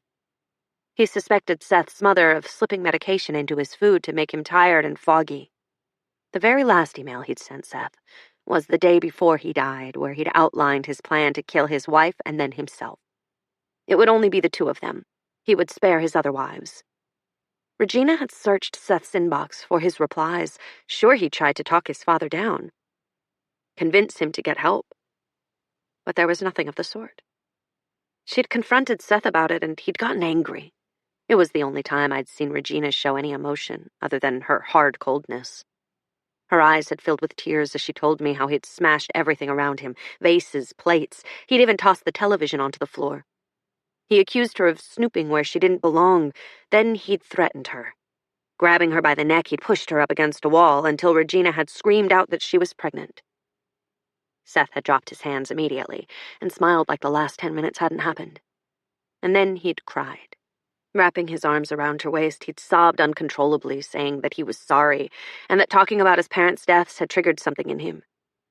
As Regina stood numbly with his arms wrapped around her waist, Seth had promised to get help, saying things would change. They'd moved on from there, and for the first months of her pregnancy, everything had been perfect. Seth, the doting father-to-be. She'd almost forgotten about the incident. And then, suddenly, she'd miscarried at 21 weeks along. She'd had a bump, and she'd already felt the baby move. She had to give birth to it. A girl. Seth had acted devastated, promising they could try again. But Regina refused. Frightened of experiencing the same thing, she got on birth control, the kind they insert into your arm, and focused on her career instead. He'd pleaded with her to take it out, and when she refused, they'd grown apart. Eventually, Seth suggested a plural marriage because he wanted children. When Regina said no, he'd asked for a divorce and she'd given it to him, though he didn't stop coming around. He was paying half of her bills, as that had been the agreement when she'd given him the divorce. So when he came to Portland for work, he'd stayed at their old house, first in the guest room and then back in their bed. I'd almost seen shame on her face when she told me they'd still have sex when he visited, even though he was married to another woman. She told me that she'd never known about Hannah, and I believed her. The week before my miscarriage, he'd started making me tea, she said. I thought it was strange because he'd never been one to do much in the kitchen. He didn't even make coffee in the mornings, and then all of a sudden, he's boiling water and seeping leaves like an expert. It didn't occur to me until you mentioned it. It could be a coincidence, I'd said. Regina had shaken her head. He was the oldest of his siblings, and he resented them. Thought they took attention away from him. He told me that he hated having to share space with a bunch of toddlers. What are you saying?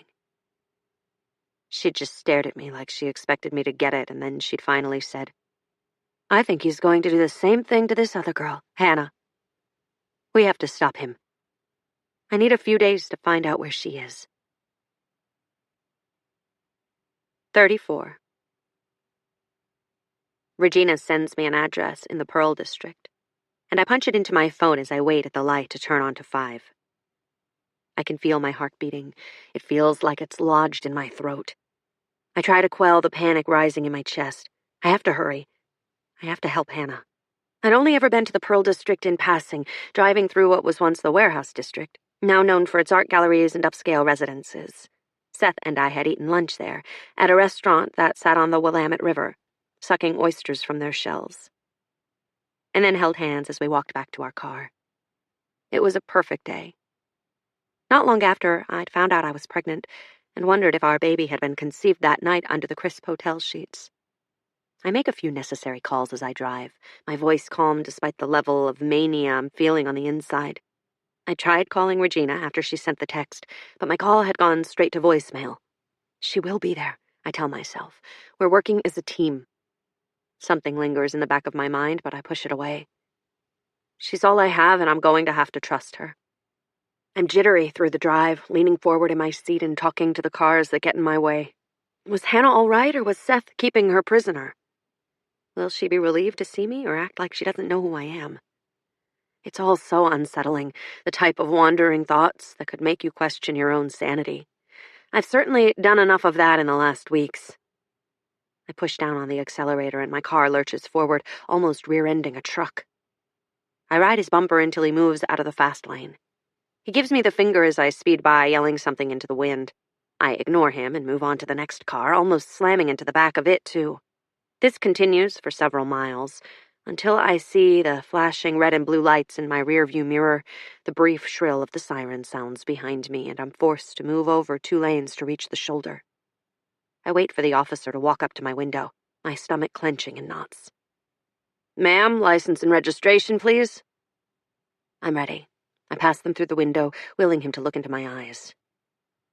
He does, though I can't see his, hidden behind reflective glasses, the type you see the police wear in movies. He disappears back to his cruiser, my paper held in his hand. After a few minutes, he comes back. "Do you know why I pulled you over?" "I was speeding," I say without hesitation. His face doesn't betray anything. He stares from behind his glasses, stony and expectant. "I'm late. My fault. I totally deserve a ticket." Still nothing. I tap my finger on the wheel, wishing he'd hurry up and get on with things. He hands me my papers. "Be more careful next time." That's all? I look at his badge. Officer Morales. Thank you," I say. "You're all set," he says. "Have a good one." It takes me 10 minutes to merge back onto the highway, my heart still ringing in my chest. But once I am on my way, I almost feel good, better than I had before. I ease up on the gas and follow behind a semi, keeping to the speed limit this time. I cross the bridge into the city just as the sun is making its descent. Warm orange light illuminates the buildings, and for a moment I get the impression that it's summer, a long time from now. This is all sorted out, a big misunderstanding, and my life is back to normal. The feeling is so powerful that I have to fight it back, push it away. A woman's greatest foe is sometimes her hope that she's imagined it all, that she herself is crazy rather than the circumstances of her life. Funny, the emotional responsibility a woman is willing to take on just to maintain an illusion. I think about what it feels like outside. The air cold enough to show my breath. My life a twisted, frightening mess of deceit. My mind easily beguiled.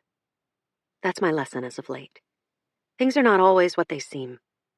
I shake off the last of the feeling, my resolve returning as I drive off the bridge and turn into the bustle of downtown Portland. Seth and his little harem. I checked my bank account before I left and found a pattern of cash withdrawals, 2 a week for the past 6 months. How had I not noticed before? Seth was siphoning money from my account to pay Regina back. I wonder if she knows where he's getting the money from, if it would have made a difference. He is going to answer for all of it. I push down on the gas pedal. My GPS directs me to a building that is still under construction. Condominiums, 4 floors of them, brand new. There are signs along the street advertising their prices. Visit our sales office. The west side is inhabited, while scaffolding still hangs on to the east side, plastic sheets covering the empty units that have yet to get their walls. I park and hesitantly step out. How could Seth afford this for Hannah while Regina lives in that dump? He was still trying to impress Hannah, I think. He'd have made a way to give his pregnant wife security. I call Regina as I stand next to my car, but it goes straight to her voicemail. I leave a message, my voice shaking. "Regina, I'm here at Hannah's. I was hoping you'd be here. I'm going in. I have to stop what's happening." I hang up before I start to cry. The doors into the building don't require a card for entry like mine does. The whole process of getting to Hannah's floor is relatively easy due to the lax rules surrounding the construction. I look at a laminated map of the building taped to the lobby wall and find that her unit is located on the 2nd floor. As the elevator climbs upward, I reach behind me, lightly touching the cold metal of the 9mm. I'd moved it from my purse to the waistband of my pants before I got out of the car. I have no idea what Seth's state of mind is, how he'll react to me being here. He's sick, a sort of serial baby abortionist, ending his own children's lives by endangering the lives of his multiple wives. God, what is wrong with me getting caught up in all of this? What I do remember is the look on his face that afternoon I attacked him, the cruel coldness I saw right before I blacked out. And blacked out is too general of a description. I am sure he wrestled me to the ground, slammed my head against the kitchen floor. But my memory is shifty. My heart is racing as I step off the elevator and onto Hannah's floor. Will Seth be with her, or will she be alone? Her door is the farthest from the elevator. Will anyone hear me if something goes wrong? I pause halfway down the hallway, placing my hand on the wall as I take a few deep breaths. Then I surge forward, walking faster than I normally would. Let's get this over with, I say quietly to myself. Then I'm in front of her door, palms sweating. I lift my hand and knock. My fist makes a loud whomp-whomp noise that echoes down the long hallway. The smell of fresh paint and newly laid carpet fills my nose as I glance behind me to see if any of the other doors will open. I hear a latch click, and then the door swings wide. I've caught her by surprise.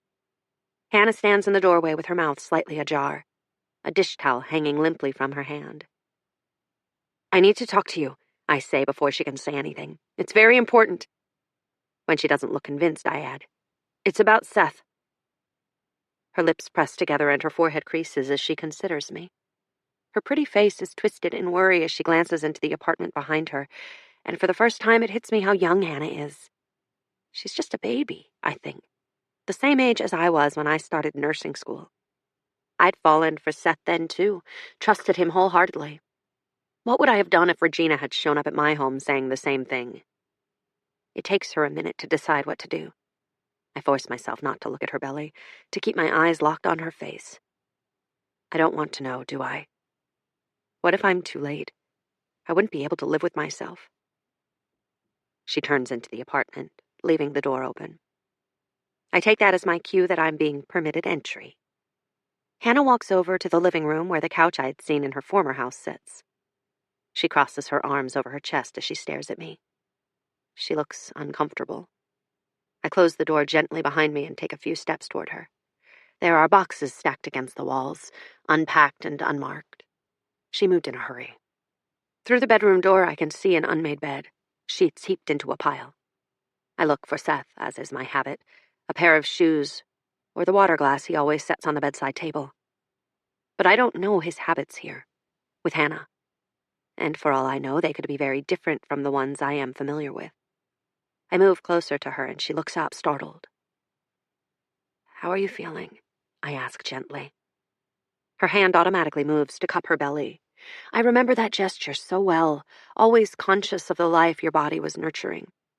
Something loosens in my chest. Relief. She's still pregnant. You told me he hit you, Hannah, I say. Was that true? No. You told me he hit me Thursday, she says. I tried to tell you it wasn't true and you wouldn't hear me. That's not true, I say. I saw the bruises. Hannah looks stricken. She glances around the room like she's looking for an escape. He was angry that I found you and that I came to see you, I say. When I got home after the last time you and I saw each other, I confronted him about you. Her eyes go wide, but her lips stay stubbornly closed like she's afraid to say a word about it. We fought. It turned physical, and the next thing I knew, I was in the hospital. Hannah shakes her head like she can't believe it. You know something is wrong with him. How he was raised. The way he's asked us to live. Asked us to live? She asks. What are you talking about? There is the sound of a key in the lock and the front door swings open. My throat closes up and suddenly I feel like I can barely breathe in this tiny apartment. I claw at my neck. I don't know what I'm hoping to find there. A necklace, perhaps? Something to hold on to and distract myself? Seth walks through the door. Plastic bags hooked on all his fingers. At first, he doesn't see me. He walks toward Hannah, a relaxed smile on his face, and leans down to kiss her. I got the canned type of pears you like, he says. And then he stops abruptly when he sees the expression on her face. What is it, Han? Her head swivels in my direction, and Seth follows her gaze to where I'm standing. The look on his face is incredulous, like he can't believe I've found them here. He sets the bags down, and a can of pears rolls out and across the floor. Hannah's pixie face is ashen, her lips a flowery white as she stares between us. I'm here for Hannah, I say, to warn her about you. 35. Seth marches over to where I'm standing and grabs me by the arm before I can move away. The surprise he wore on his face just a moment ago is gone, replaced by something else. I'm afraid to look too carefully, so I keep my eyes on Hannah as he steers me toward the couch. He shoves me down, and my knees buckle as I fall into the love seat.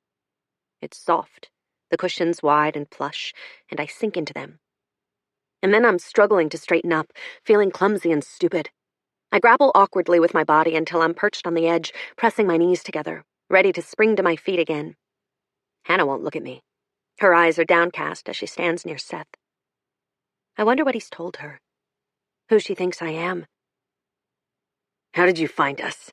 He asks. I clamp my mouth shut. I'm not about to tell him that Regina helped me.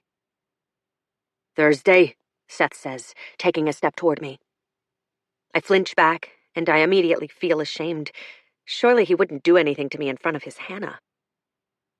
I'm calling the police, he says, pulling his phone from his pocket. You're stalking us. You're a danger to yourself and Hannah.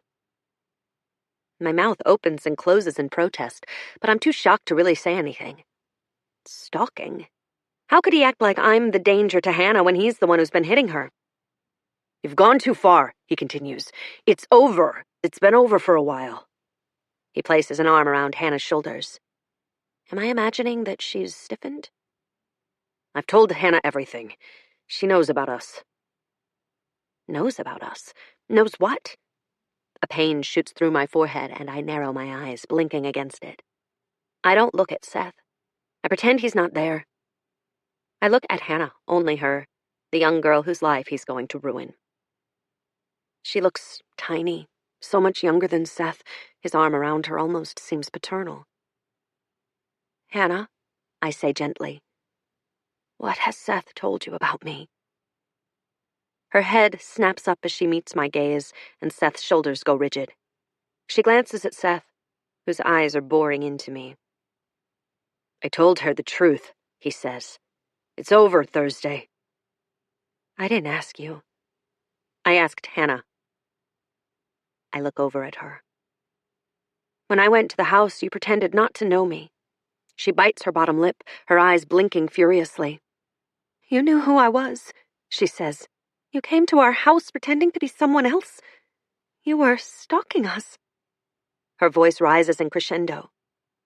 I need her to be calm and logical, to really listen to me. I nod. You're right. I did come to your house. I was curious about who you were. I knew that Seth had relationships with 2 other women outside of our marriage, and I wanted to see you. Her head jerks like I've slapped her. What are you talking about? She glances at Seth, then back at me. Seth and I are still married, I say. You're insane. Her voice shakes. I look at Seth, straining my eyes so wide it feels like they're going to pop out of their sockets. This is what you told her? I ask him. She never knew anything about a plural marriage? So was that story just for me, then? A muscle jumps in his jaw. I can see by the look in his eyes that I'm right. We were living together as husband and wife in every way, I say, turning to Hannah. Hannah starts to cry. Seth reaches for her, but she pushes him away, her sobs filling the apartment. Look what you've done, she says to him. Look what you brought into our lives. I look at him for the first time, his mouth opening and closing. Brought into their lives. Seth brought Hannah into mine. I was here first. For a minute, I am in shock. I picture him as my husband and not this monster, the man I loved who would kiss me gently on the lips and rub my neck after a long day of work. I cooked him meals and he praised my ability. When something broke in the condo, he'd get the toolbox and fix it with me standing over him, feeling pride at how good he was at everything. The hurt rushes through me, and then all of a sudden, it's gone, replaced by anger. How dare he? How dare he love me 1 minute and discard me the next? Seth's attention isn't focused on me. It's focused on Hannah. She's not well, he says. She just got out of a mental hospital. I'm sorry, Hannah. I love you, only you. Not well, I say. I was there because you put me there. Because you were afraid of what I could say about you. I turned my attention back to his trembling girlfriend. He was good to me, or so I thought, and I believed everything he told me. When I lost the baby, I became useless to him. Is that the type of man you want to be with, Hannah? Someone who lies to you, who hits you, who finds other women to meet his sick, insatiable needs? It wasn't only me, I say. He's been with Regina, too. That's why you came here, Seth hisses. To accuse me of hitting the woman I love? Are you insane? You're the violent one. You attacked me when I tried to end things with you. We had to move to get away from you. There were bruises on her arms, I yell at him. I saw them. I told you what those bruises were from, Hannah interjects. I bruise easily. I shake my head. Your eye. You had a black eye that day. She looks to Seth, uncertain, and for a moment I think I have her, that she's going to admit what happened. But then she says something that shocks me. We were having sex when it happened. I didn't want to say that at the time. You and I had just met, and it was embarrassing to say. Seth accidentally elbowed me in the eye. I stare at her in disbelief. Why is she still lying? He shoved me once when we were fighting. I hit my ear. Maybe he didn't directly hit you, but... Thursday, you came at me, pounding at my chest. I tried to hold you off. You fell. Seth's voice is exasperated, a deep line sliced between his eyebrows. What an actor. Hannah is looking from me to him like she doesn't know who to believe. I latch onto that, knowing getting her to believe me is the only way to get her away from him. No, that's not the way I remember it. He laughs bitterly. There seems to be quite a lot you're not remembering, he says through gritted teeth. Why is my name on your house? I ask. I turn to Hannah. The house you were living in belongs to me. Hannah turns her face away, but Seth's eyes bug. Because it's your house, Thursday. Your grandmother left it to you. No, I scream. But somewhere, deep in my mind, I know it's true. I'd already owned the condo when my grandmother passed away, and I'd offered Seth use of the house while he commuted back and forth from Portland to Seattle. He told me he'd do the renovations I wanted for free in exchange for staying there while in Portland. A cry escapes my throat. I lift my hand to my neck. My breath is coming out in jagged gasps. How had I not known it was my house? My grandmother's. Hannah had given me a tour, and I'd followed her around the rooms like a stranger. Your estate manager put it up for rent, he says. I hate the way he's looking at me. Pity and disgust mar his features. You're crazy, he says. It's dismissive, a shake of his head. He's glad to be done with me. He sees me as something to get rid of. He always has.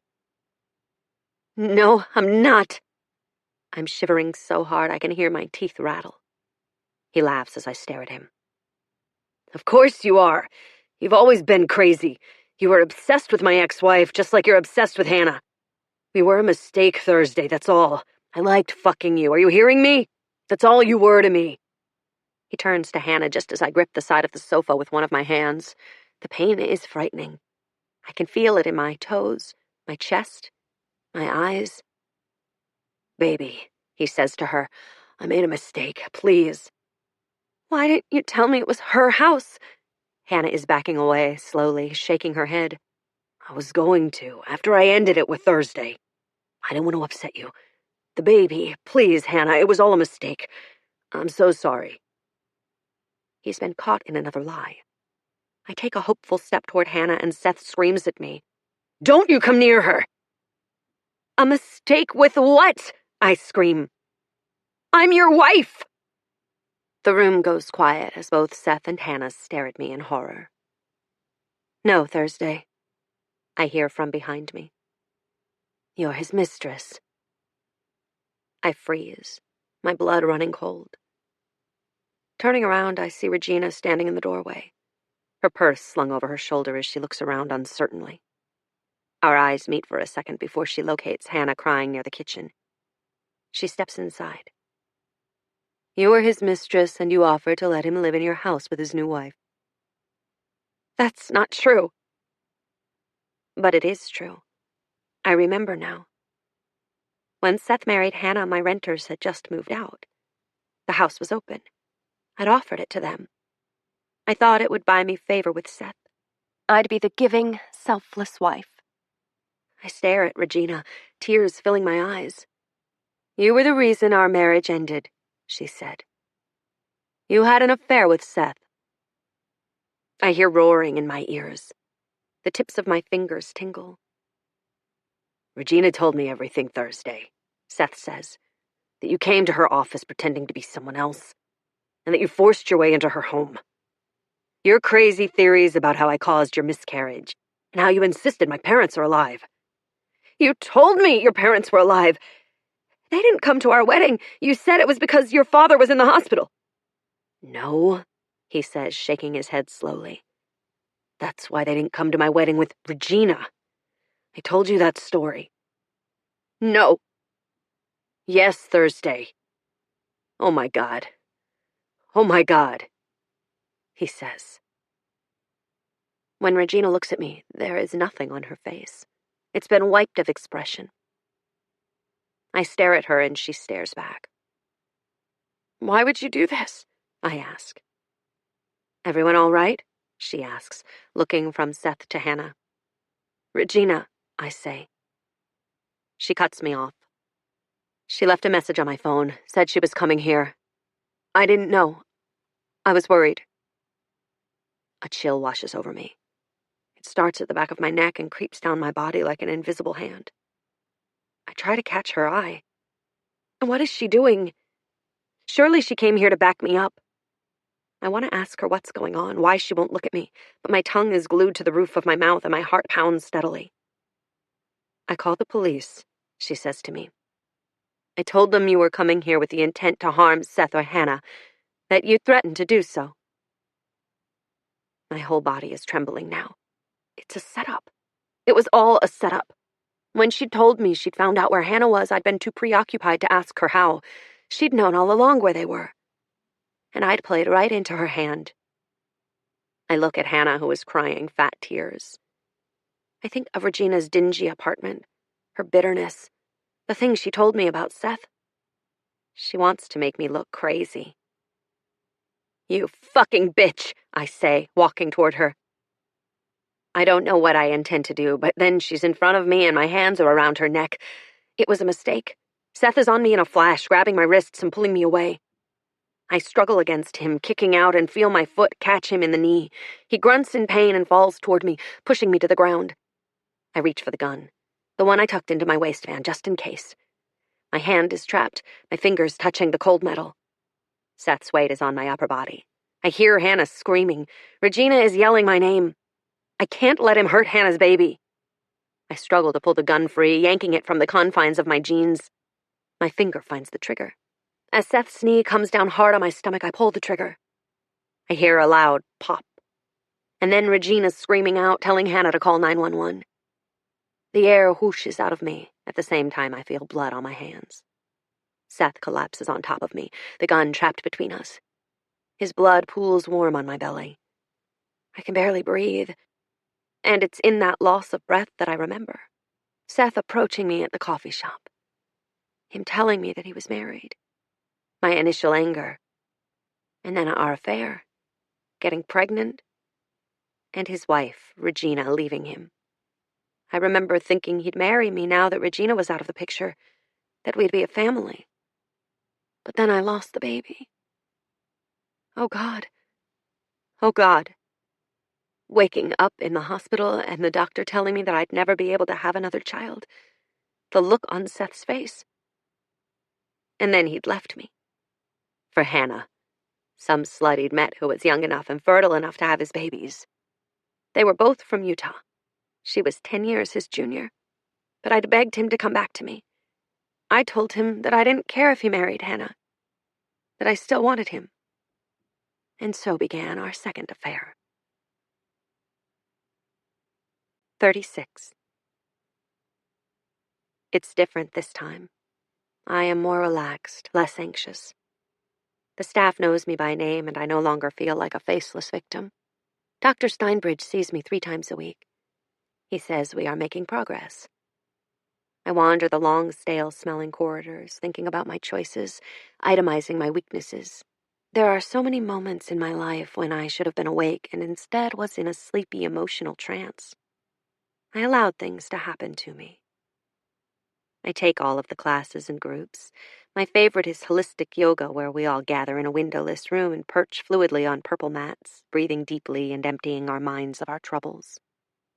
So many troubles we have, so many disorders. Lauren brings me dinner twice a week from my favorite takeout places. And my mother visits, wearing a guilty expression and bearing huge plastic containers of homemade cookies.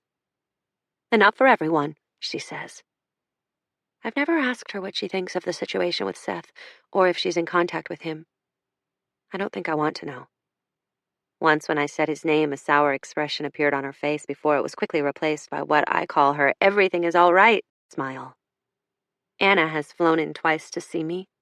The first time she came, she marched into Queen County with plenty to say about Seth, and loud enough for everyone in the vicinity to hear. Bless her. My father has not come. I don't expect him to. I am his broken child. An embarrassment. I lied to my parents about Seth, and now they know the truth. I am a mistress, not worthy of marriage. During my last week in Queen County, I sit alone at a diner near the window, my tray of shepherd's pie congealing in front of me. Jell-O, too, of course. Always Jell-O. The water here tastes metallic and dirty, but I sip it slowly, staring out at the grassy lawn below. The window fogs from my breath, and I breathe harder just to watch the patch of condensation grow and retract. Grow and retract. The therapy has been a breeze, really. Helpful, even. After the police came to Hannah and Seth's temporary home and found Seth bleeding on top of me, I was taken to the hospital. I spent 3 days there recovering from minor wounds before they transferred me to jail to await my arraignment. Regina had set me up, of course, getting me to believe and accuse Seth of causing both of our miscarriages. But this turned out to help my case.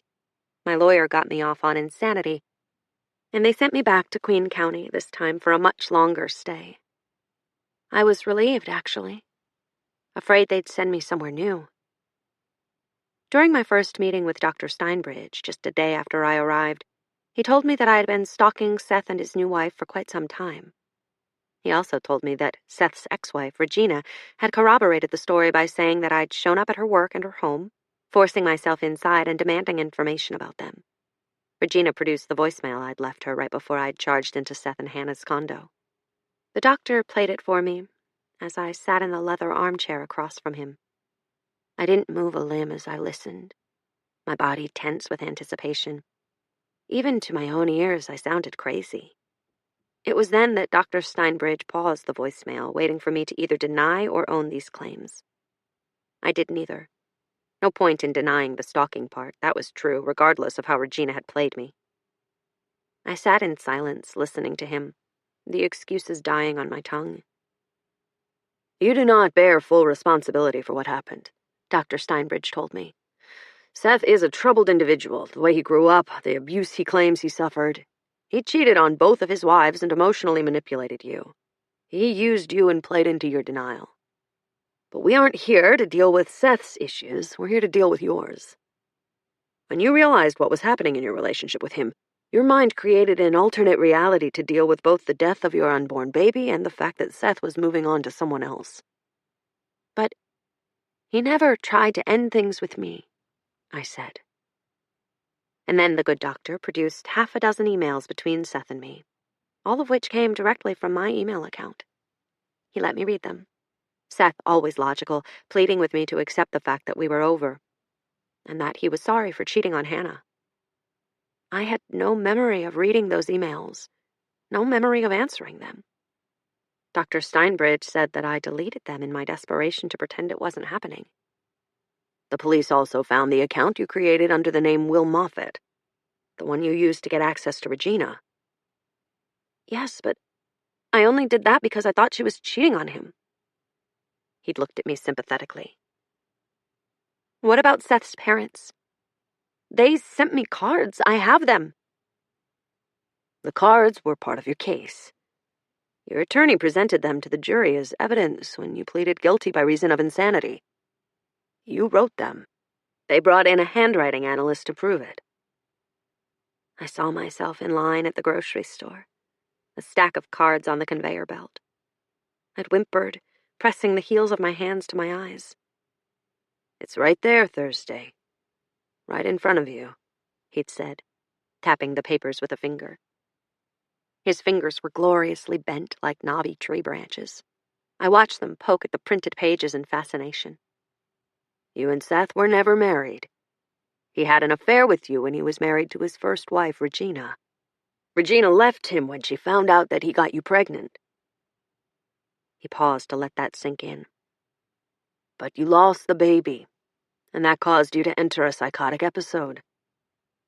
Seth had not caused our miscarriages, but Regina made me believe that he had. Why? Regina had lost a baby. That all came out in the trial, but much earlier than mine, at 8 weeks. She testified that she caught Seth tampering with her birth control. I'd looked back at Regina at that very moment, as she sat on the other side of the courtroom, remembering her confession in the diner that day. And I'd seen her face pale. Once I made Seth the enemy in my mind, it was so easy to believe what Regina fed me. My baby had been healthy one day, moving and kicking, and then he'd just stopped. There was no medical reason found. Sometimes those things just happen. Babies stop living. Dr. Steinbridge, I say during one session, isn't it funny that Seth never mentioned any of this the last time I was here? I never claimed to be your husband, Thursday. When you came in last time, it's because Seth tried to end things with you. He admitted as much to me when I spoke to him privately, that he was married to someone else, and that you were his mistress. His wife, Hannah, figured out who you were on the last night you saw her. Do you remember? I remember having dinner with her, going to the bathroom and coming out to find her gone. I tell the doctor this. Seth figured out where you were and texted her. He told her to leave right away. But when I got back to my apartment, he was there. His hand was beat up. Yes, well, he claims he punched a wall when he found out you were stalking his wife. You attacked him when he told you it was over. I imagine he felt a sense of duty in visiting you here after that. But he came to pick me up, take me home. No, the doctor says. Your father picked you up and took you home. I laugh at that.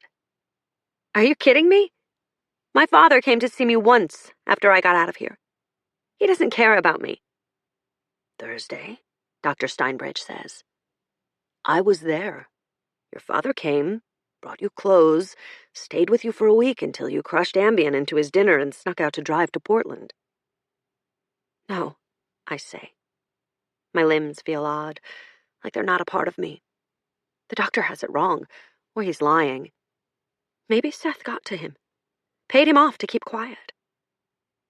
You were on heavy medication and still suffering from delusions. I want to laugh. How crazy do they think I am, mistaking my father for Seth? I stand up suddenly, my movement so abrupt my chair falls backward and hits the ground with a metallic smack. Dr. Steinbridge stares up at me from where he's sitting, his hands folded calmly on the desk. His eyes, shaded by those caterpillar eyebrows of his, look sad. I feel as if I'm evaporating, slowly being sucked away into oblivion. Close your eyes, Thursday. See it again as it really was. I don't have to. I don't have to close my eyes because it's playing out like a reel in my mind. I see those days in my condo. Except this time, I see it the right way. My father hovering and handing me my pills. My father reading thrillers from my bookshelf. My father watching Friends with me on the couch. No, I say again, my eyes filling with tears. Seth hadn't come to get me because he told me our affair was over and he'd gone back to his wife. Seth had abandoned me for the second time. I wasn't enough. I wasn't enough. I deserved to be alone. My wail is a siren, loud and shrill. I claw at my face, my arms, anything I can reach. I want to scrape off all my skin, scrape until there is nothing left but muscle and blood, until I am merely a thing and not a human being. There is warmth on my fingertips when they charge in and grab me. My blood leaves stains on their scrubs. In my first year as a nurse, a man came into the ER 2 weeks before Christmas with a crushed skull. His name was Robbie Clemens, and I swore I'd never forget his name, so tragic was his accident. A roofer who volunteered in his spare time at a nursing home. He'd been hanging Christmas lights on the outside of the building when he'd fallen 2 stories and landed on his back, smacking his head on the pavement. When someone found him, he was conscious, lying on his back and speaking in a calm, normal voice. He was reciting an oral report he'd given in the 5th grade about how to properly skin a squirrel. When they wheeled him into the ER, he was sobbing, muttering something about his wife, though he wasn't married. I remember seeing the concave in his head and wanting to throw up. And then later the x-rays, in which his skull looked like a cracked egg. The impact had jarred his brain, chips of his skull entering the brain tissue, and had to be removed during a surgery that lasted 8 hours. Though we saved his life, we were unable to save who he was before the accident. I remember thinking how fragile we were as humans. Souls covered in tender flesh and brittle bone. One wrong step and we became someone else entirely. My brain is intact in the traditional way. I did not fall from a roof, though it seems I fell at some height from reality. Dr. Steinbridge has diagnosed me with a list of things I'd be embarrassed to repeat. The bottom line is that I have an unhealthy brain. I often sit in my room and picture my brain inflamed and oozing with my various diagnoses. There are days where I want to crack my own head open and remove my brain, and I find myself fantasizing about all the ways I can do it. I want to get better, but sometimes I can't even remember what's wrong with me. I am in my room one afternoon when I look up and see Dr. Steinbridge standing in the doorway. The serious look on his face tells me he has news. "Regina Coeli has requested a visit with you," he tells me. "You don't have to see her if you don't want to." I'm touched. His interest in my case has become more tender than the stiff, formal way our relationship started.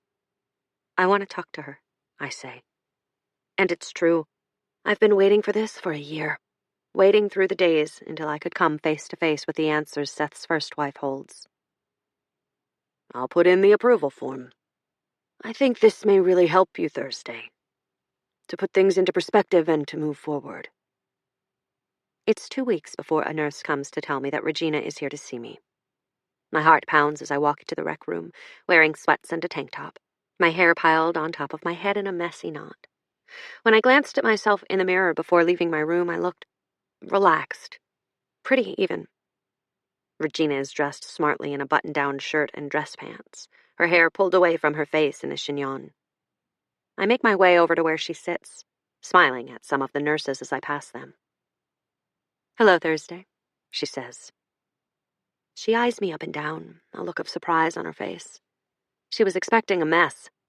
I am not a mess. I do yoga every day, and I eat my fruits and veggies. I've even been sleeping well. My body is healthy, even if my mind is not. I slide into the seat opposite her and offer a smile. I imagine it's a peaceful smile because I'm no longer twisting and turning with apprehension. "Hi," I say. I've thought about Regina almost every day since coming back to Queen County. The thoughts aren't angry or mean, it's more of a distant curiosity. I am too medicated to be angry at this point. Her nostrils flare as she watches me, both of us so carefully waiting for the other to speak. "How have you been?"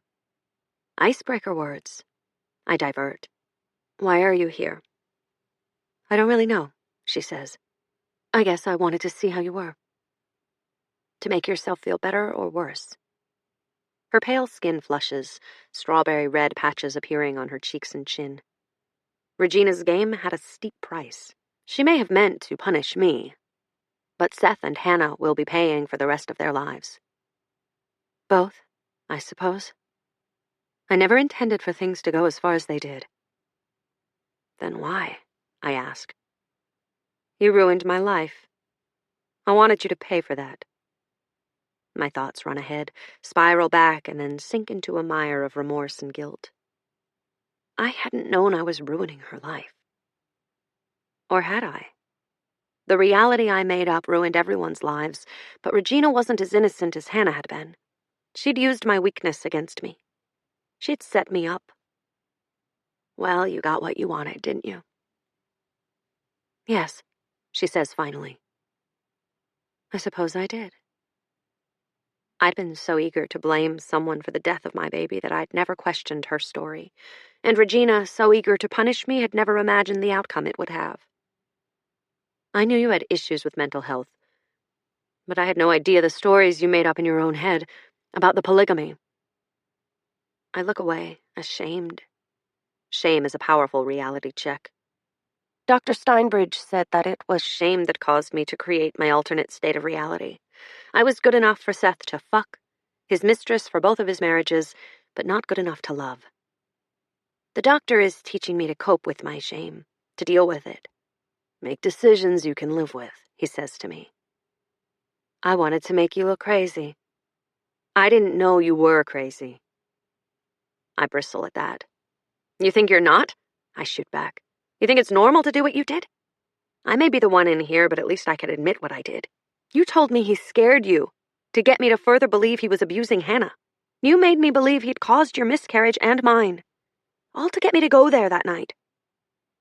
She stares at me, her mouth thinning into a straight line of denial.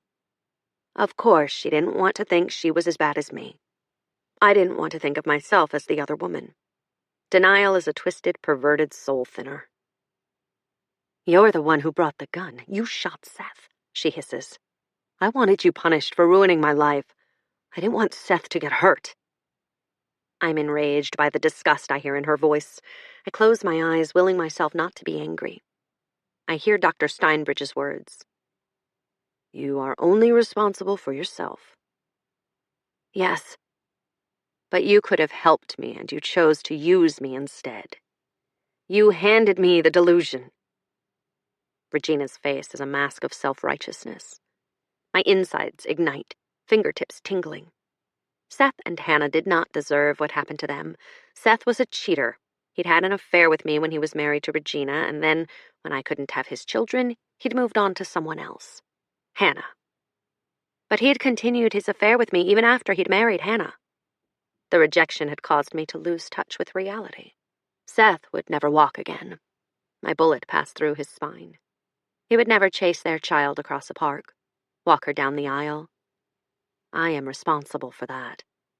The pain of realization hurts my stomach. Were you lying when you told me that Seth was violent with you? You said he pushed you against a wall.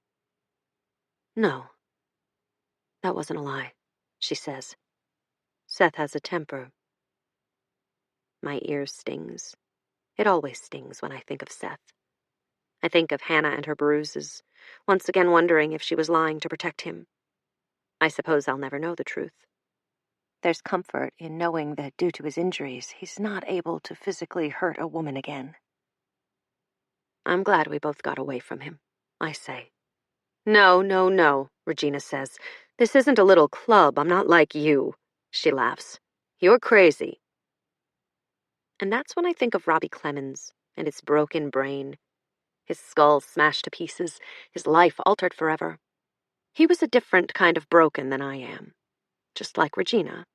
Except that I have been sent here to pay and she is still lying. Her laughter hurts my ears. I cover them with my palms, pressing hard, trying to block out the sound. It's the same as that day in my kitchen. Seth calling me crazy, looking at me with disgust in his eyes. I'm shaking when I rear back, slamming my head into Regina's nose. The force slams my jaw together. I bite through my bottom lip and feel the shards of a broken tooth. She screams, a hand reaching out to touch the spray of blood rushing from her nose. I jump over the table, knocking her to her back.